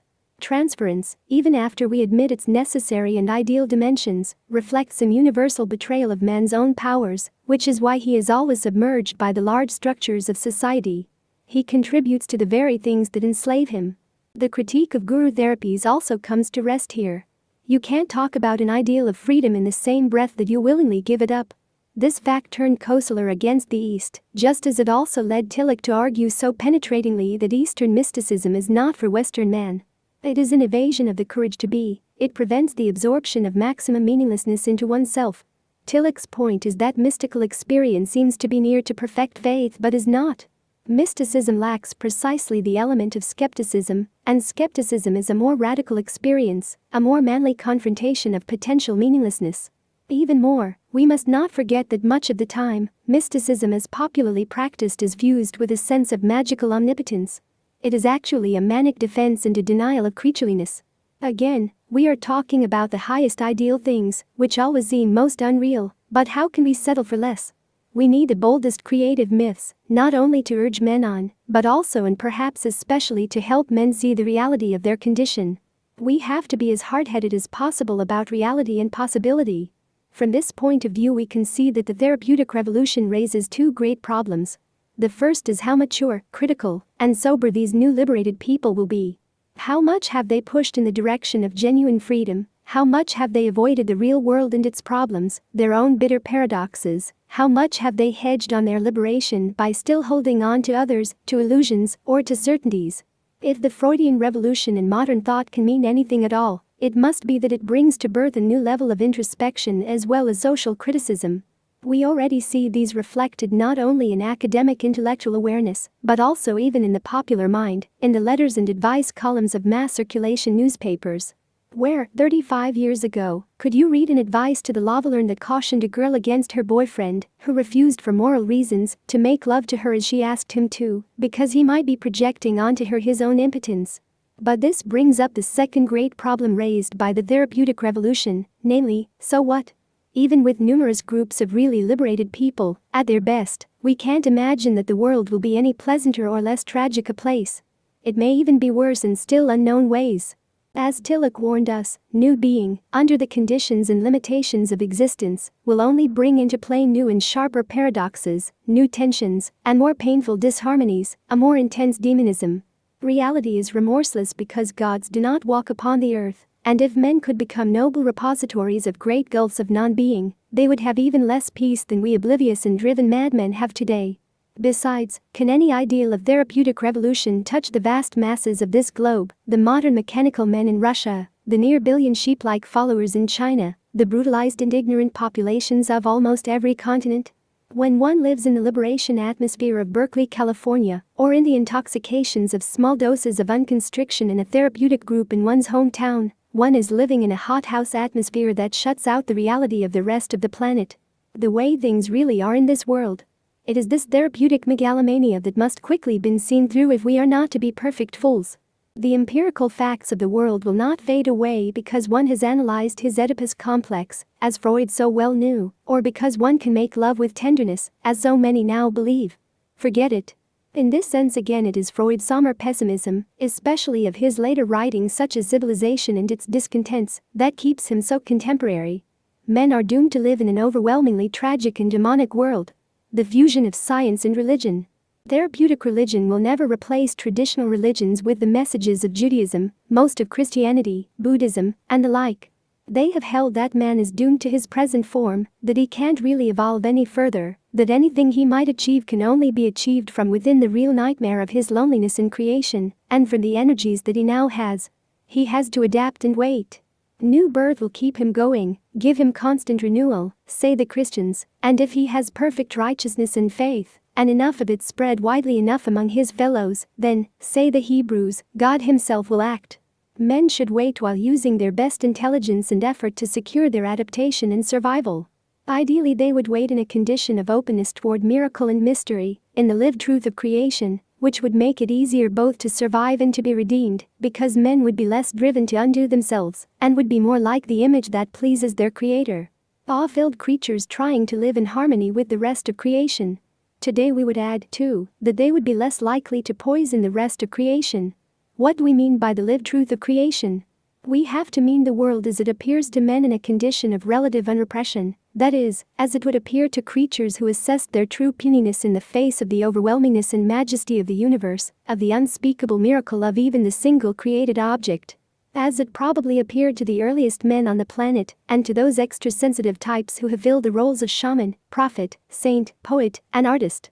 What is unique about their perception of reality is that it is alive to the panic inherent in creation. Sylvia Plath somewhere named God King Panic. And Panic is fittingly king of the grotesque. What are we to make of a creation in which the routine activity is for organisms to be tearing others apart, with teeth of all types biting, grinding flesh, plant stalks, bones between molars, pushing the pulp greedily down the gullet with delight, incorporating its essence into one's own organization, and then excreting with foul stench and gases the residue. Everyone reaching out to incorporate others who are edible to him. The mosquitoes bloating themselves on blood, the maggots, the killer bees attacking with a fury into demonism, sharks continuing to tear and swallow, while their own innards are being torn out, not to mention the daily dismemberment and slaughter and natural accidents of all types. An earthquake buries alive 70,000 bodies in Peru, automobiles make a pyramid heap of over 50,000 a year in the US alone, a tidal wave washes over 250,000 in the Indian Ocean. Creation is a nightmare spectacular taking place on a planet that has been soaked for hundreds of millions of years in the blood of all its creatures. The soberest conclusion that we could make about what has actually been taking place on the planet for about 3 billion years is that it is being turned into a vast pit of fertilizer. But the sun distracts our attention, always baking the blood dry, making things grow over it, and with its warmth, giving the hope that comes with the organism's comfort and expansiveness. Questo sol mard, e questo minamor, as Michelangelo put it. Science and religion merge in a critique of the deadening of perception of this kind of truth, and science betrays us when it is willing to absorb lived truth all into itself. Here the criticism of all behaviorist psychology, all manipulations of men, and all coercive utopianism comes to rest. These techniques try to make the world other than it is, legislate the grotesque out of it, inaugurate a proper human condition. The psychologist Kenneth Clark, in his recent presidential address to the American Psychological Association, called for a new kind of chemical to deaden man's aggressiveness and so make the world a less dangerous place. The Watsons, the Skinners, the Pavlovians all have their formulas for smoothing things out. Even Freud, Enlightenment man that he was, after all, wanted to see a saner world and seemed willing to absorb lived truth into science, if only it were possible. He once mused that in order to really change things by therapy, one would have to get at the masses of men, and that the only way to do this would be to mix the copper of suggestion into the pure gold of psychoanalysis. In other words, to coerce, by transference, a less evil world. But Freud knew better, as he gradually came to see that the evil in the world is not only in the insides of people, but on the outside, in nature, which is why he became more realistic and pessimistic in his later work. The problem with all the scientific manipulators is that somehow they don't take life seriously enough. In this sense, all science is bourgeois, an affair of bureaucrats. I think that taking life seriously means something such as this: that whatever man does on this planet has to be done in the lived truth of the terror of creation, of the grotesque, of the rumble of panic underneath everything. Otherwise it is false. Whatever is achieved must be achieved from within the subjective energies of creatures, without deadening, with the full exercise of passion, of vision, of pain, of fear, and of sorrow. How do we know with Rilke that our part of the meaning of the universe might not be a rhythm in sorrow? Manipulative, utopian science, by deadening human sensitivity, would also deprive men of the heroic in their urge to victory. And we know that in some very important way this falsifies our struggle by emptying us, by preventing us from incorporating the maximum of experience. It means the end of the distinctively human, or even, we must say, the distinctively organismic. In the mysterious way in which life is given to us in evolution on this planet, it pushes in the direction of its own expansion. We don't understand it simply because we don't know the purpose of creation. We only feel life straining in ourselves and see it thrashing others about as they devour each other. Life seeks to expand in an unknown direction for unknown reasons. Not even psychology should meddle with this sacrosanct vitality, concluded Rank. This is the meaning of his option for the irrational as the basis for life. It is an option based on empirical experience. There is a driving force behind a mystery that we cannot understand, and it includes more than reason alone. The urge to cosmic heroism, then, is sacred and mysterious, and not to be neatly ordered and rationalized by science and secularism. Science, after all, is a credo that is attempted to absorb into itself and to deny the fear of life and death, and it is only one more competitor in the spectrum of roles for cosmic heroics. Modern man is drinking and drugging himself out of awareness, or he spends his time shopping, which is the same thing. As awareness calls for types of heroic dedication that his culture no longer provides for him, society contrives to help him forget. Or, alternatively, he buries himself in psychology in the belief that awareness all by itself will be some kind of magical cure for his problems. But psychology was born with the breakdown of shared social heroisms. It can only be gone beyond with the creation of new heroisms that are basically matters of belief and will, dedication to a vision. Lifton has recently concluded the same thing, from a conceptual point of view almost identical to Rank's. When a thinker of Norman Brown's stature wrote his later book Love's Body, he was led to take his thought to the same point. He realized that the only way to get beyond the natural contradictions of existence was in the time-worn religious way. To project one's problems onto a God figure, to be healed by an all-embracing and all-justifying beyond. To talk in these terms is not at all the same thing as to talk the language of the psychotherapeutic religionists. Rank was not so naive nor so messianic. He saw that the orientation of men has to be always beyond their bodies, has to be grounded in healthy repressions, and toward explicit immortality ideologies, myths of heroic transcendence. We can conclude that a project as grand as the scientific mythical construction of victory over human limitation is not something that can be programmed by science. Even more, it comes from the vital energies of masses of men sweating within the nightmare of creation, and it is not even in man's hands to program. Who knows what form the forward momentum of life will take in the time ahead, or what use it will make of our anguished searching. The most that any one of us can seem to do is to fashion something, an object or ourselves, and drop it into the confusion, make an offering of it, so to speak, to the life force.